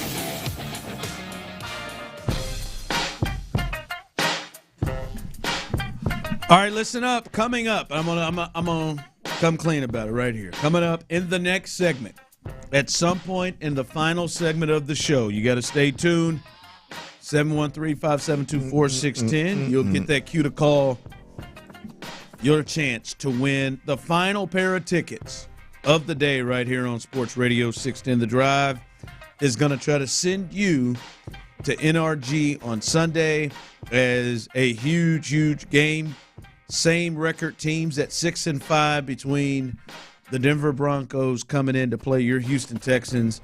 In the next segment, your chance to win a pair of those tickets. So stay tuned for that. Clint, I'm not going to lie to you, man. One of the major things that stuck out to me, Clint, one of the major things that stuck out to me in that game, and it's a lot of feelings, disappointing, concern, a lot of things that jump out is the offensive line play, Clint. The offensive line play in particular, especially coming off of this where they run the ball pretty well. They were able to protect C.J. Stroud, and we saw this team put up big-time numbers offensively, especially against the Bengals. You said they would struggle to run the football and wouldn't run the football the way they did the previous 2 weeks. Well, damn, you was right. The one part that I didn't think was that they wouldn't be able to protect C.J. Stroud enough. I didn't think they would give up 4 sacks and that many pressures and hits. But I think even deeper than that, the thing that was most disappointing and alarming to me is who it was. It wasn't 77. It wasn't 69. Shout out to you, Shaq, for wearing that number. It wasn't Michael Dieter. Y'all big 69 guys? Huge. Absolutely.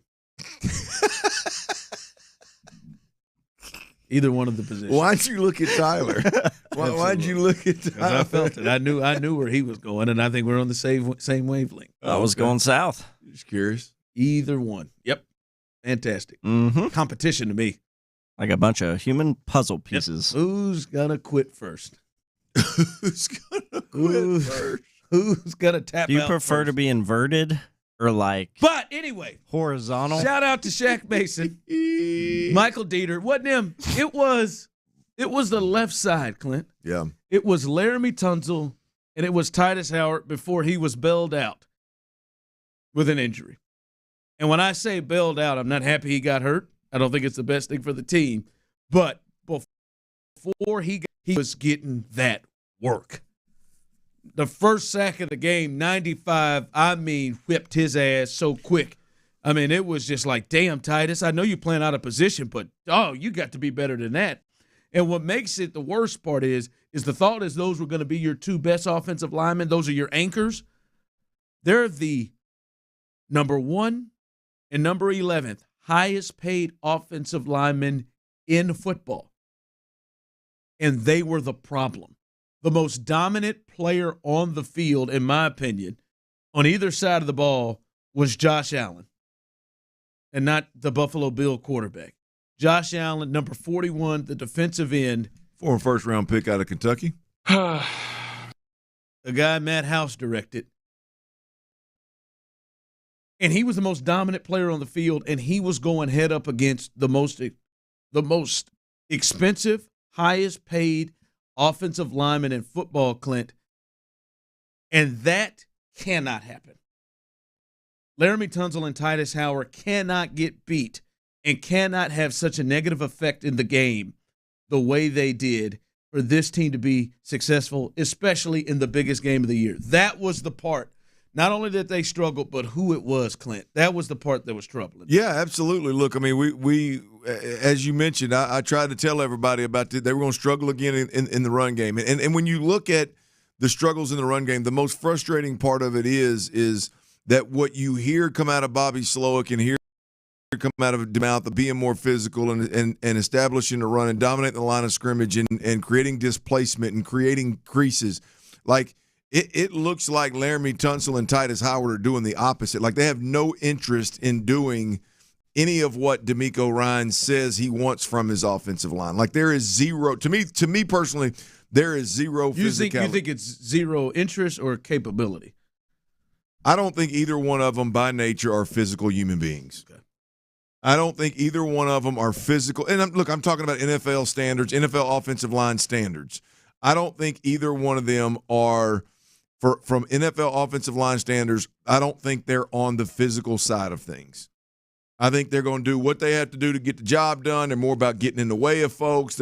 Now, if you want to talk about athletic ability and moving your feet and staying between, okay, then you got some athletes on your hand. But when it comes to physically playing the game of football in a violent manner, very, very rarely have I seen either one of those guys even attempt to do it. Look, you watch the other guys, George Fant, you watch Shaq Mason.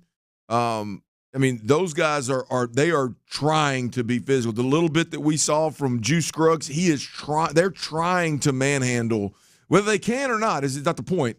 They are trying to manhandle people and trying to physically move people. And when I watch Titus and Laramie, I'll never forget a couple of years back having a conversation with Wade Smith, not about these guys in particular, just about offensive line play. And he said, man, they're just taught. It's more about like shielding defenders instead of blocking and moving defenders. Some of the techniques and mechanics and fundamentals that they're taught, they aren't as physical as like Wade Smith and that group was taught. And I'm going to tell you what, those two cats, I see exactly what he was talking about.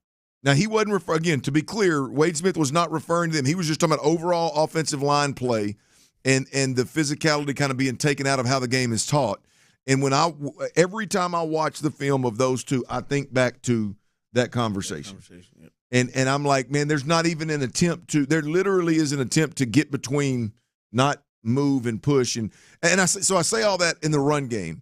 Ron, is what reared its head this week is all of a sudden it bled over into the pass game. And I'm not shocked by that. It's the other thing. Like you said, the run game, I'm not shocked by that. The pass game, I'm shocked that the number 1 and the number 11 highest paid offensive linemen in the league have appear to have zero interest in being physical. Again, NFL offensive lineman standards, they have zero interest in being physical.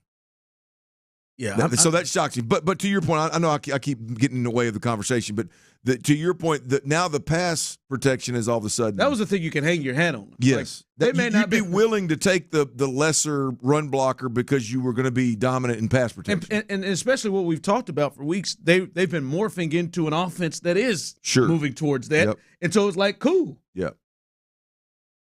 That wasn't on display. I mean, Josh Allen came in 6th in the league in pressures, and I'm going to tell you, he's jumped up on that list after Sunday's game. Well, I think they said yesterday Laramie gave up 8 pressures to 41.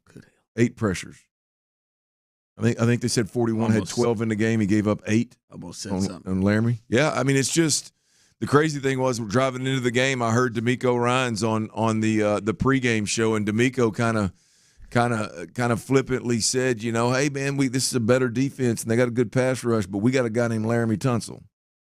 And then Tunsil I would have said that. I would have too. When he said it, I was like, okay, I hear you, Miko. Then Laramie goes out there and plays like that. Like here, I'll be honest with you. Like I think the offensive line, the Laramie Tunsil and Titus Howard, the left side of the offensive line, like now that it's become a problem in the pass game, in the biggest game in the biggest game of the year, it became a problem in pass protection, right? Like, to me now, Bobby and D'Amico are bordering on, like, it's laughable when they say, oh, we were close, or, oh, man, we got to do this or that. Nah, man. It's a running back. Like it is, whew, like, I don't know what they're going to do. I know one thing they need to do. Whenever Titus Howard comes back and he's healthy, he should not be playing left. Oh, I'm there. I'm there. I know I pushed back on you a lot this year with that, Ron. I'm there.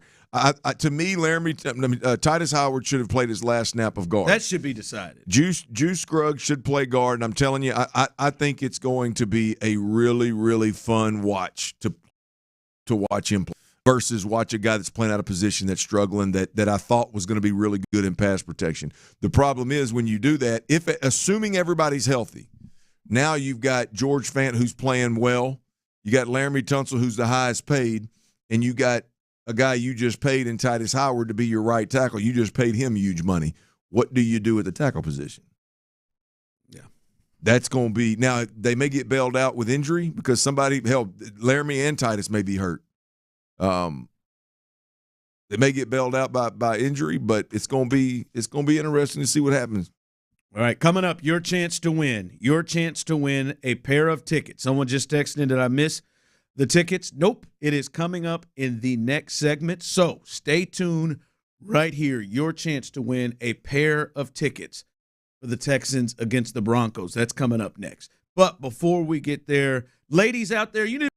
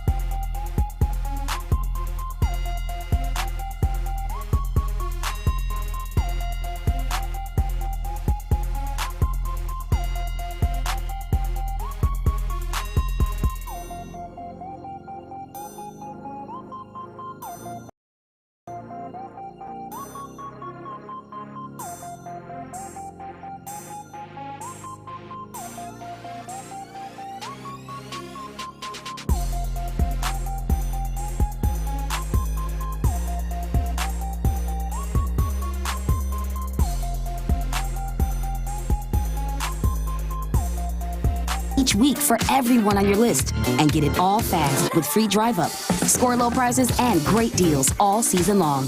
Now at Target. Exclusions apply. Love like this before. Live from the Twin Peaks studios, Sports Radio 610 presents The Drive with Stoerner and Hughley.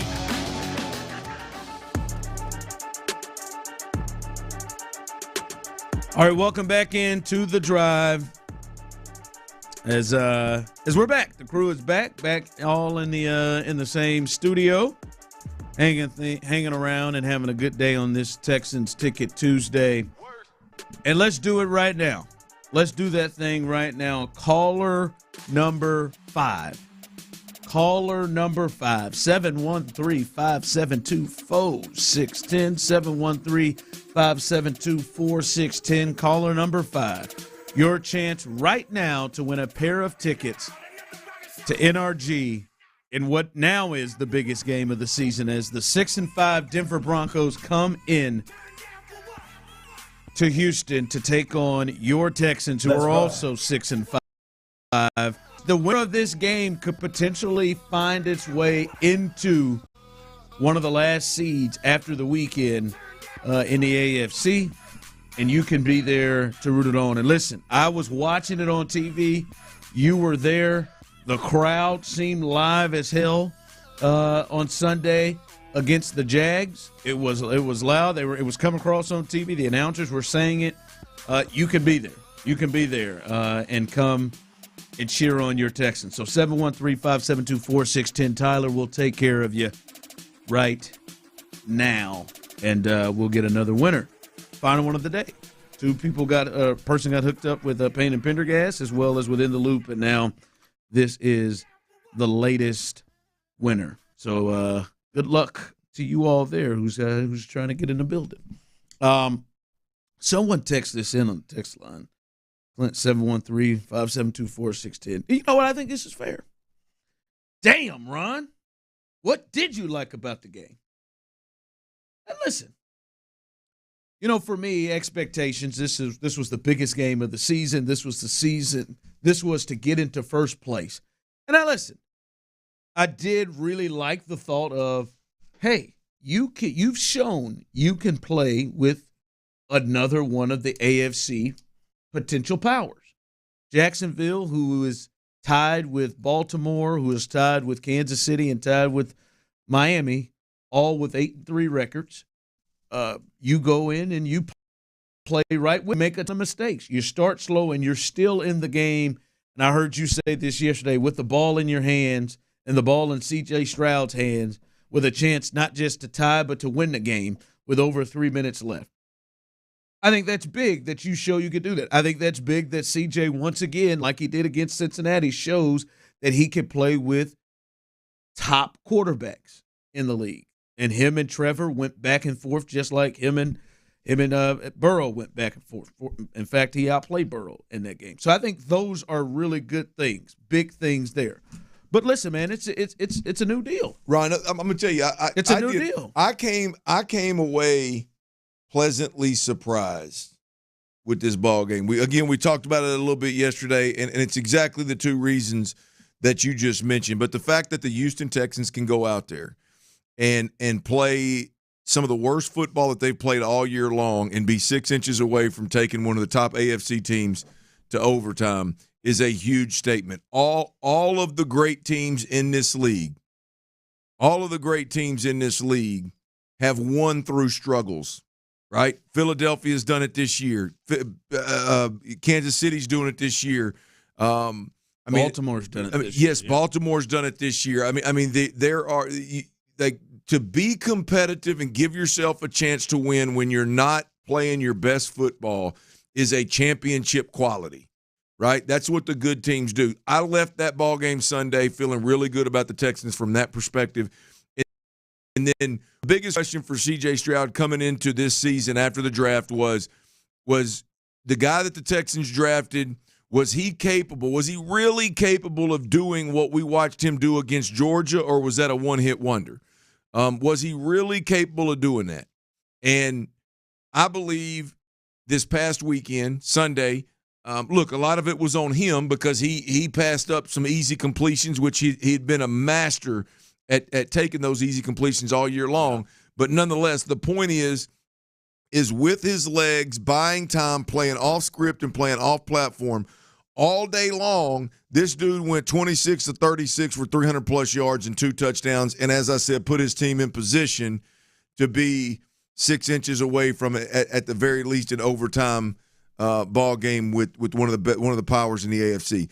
Those are 2 monster positive takeaways that I didn't know about the Houston Texans before. I knew they were better than we thought, and obviously they were 6-4, and but we hadn't seen that. Like, we hadn't seen CJ have to play off script, off platform the entire game and do it to the tune of 26 to 36 for 300 yards and 2 touchdowns. We hadn't seen it. And so we hadn't seen this team make a million mistakes on all 3 phases of the game and still be right there with a chance. Those are signs of really, really, really good things to come down the road for the Texans. Yeah, it's just the expectations are different, and you look at different things, right? And you had a chance in the biggest game, as you talked about last week. This could change a ton. This could be huge for so many people. And there were clear things that held you back. Yeah, when you things. Yeah, when you miss an opportunity as big as what you had Sunday, and you play as poorly as you did Sunday in the process of missing that opportunity, then hell yeah, a lot of the conversation is going to be negative. Yeah, I mean, and it should be. You shouldn't be talking about, man, we're just thankful to be above 500, man. No, man, we shouldn't be. Man, we got a quarterback that threw for 300 yards. Hey, man, it's okay. Tank Dale's out there making play. Hey, Nico came to life in the second half. Could get him a target in the second half. No, by the way. Right. There's another one. I went down that laundry list of things yesterday. I wasn't going to say that about that. I know that hurt you. Come on, man. That was 50 in that first half. That was painful to watch. But yeah, like hell yeah, it's going to be. I mean, call it negative, call it real, call it what you want. It is what it is, man. That was, I mean, if it hurts your feelings, I'm sorry. I don't know what to tell you. The reason why I'm looking at this, my expectations for the Texans have changed. And it doesn't shock me anymore that CJ can go and play with Trevor Lawrence, but it is good to see. And they've just got to pick up some of these things because they've got a real chance to make it to the playoffs. They got a real chance to really make this a surprising. It's already a great season in progress. They got a chance to make this a really special first season and get a lot of experience right now. And things to me that really jumped out at me. And listen, I like my man on Good Will Hunting. I like to tell Tavier Thomas, man, it's not your fault. It's not your fault, Tavier. It's not. I thought you were gonna go with how you like them apples. Wasn't that Good Will Hunting? I don't remember that part. How you like them apples? Oh yeah. No. I got you. No, I'm talking about when Robin Williams' character came in. It's not your fault, Sean. Shut up. He's like, I know, man. I mean, shut up, Sean. Dude. I got it. Will, it's not your fault. No, I know. Dude. Sean, man. Sean, don't do this. It's not your fault, man. It's not your fault. That's why I want to tell Tavier Thomas. It's not your fault that you got your ass burned. It's not your fault that you look like barbecue brisket out on the field at NRG. Smoked? I don't care what it was, man. Smoked, whatever. Grilled. Burnt was ends? Just burning. It was all. Burnt ends. That's good.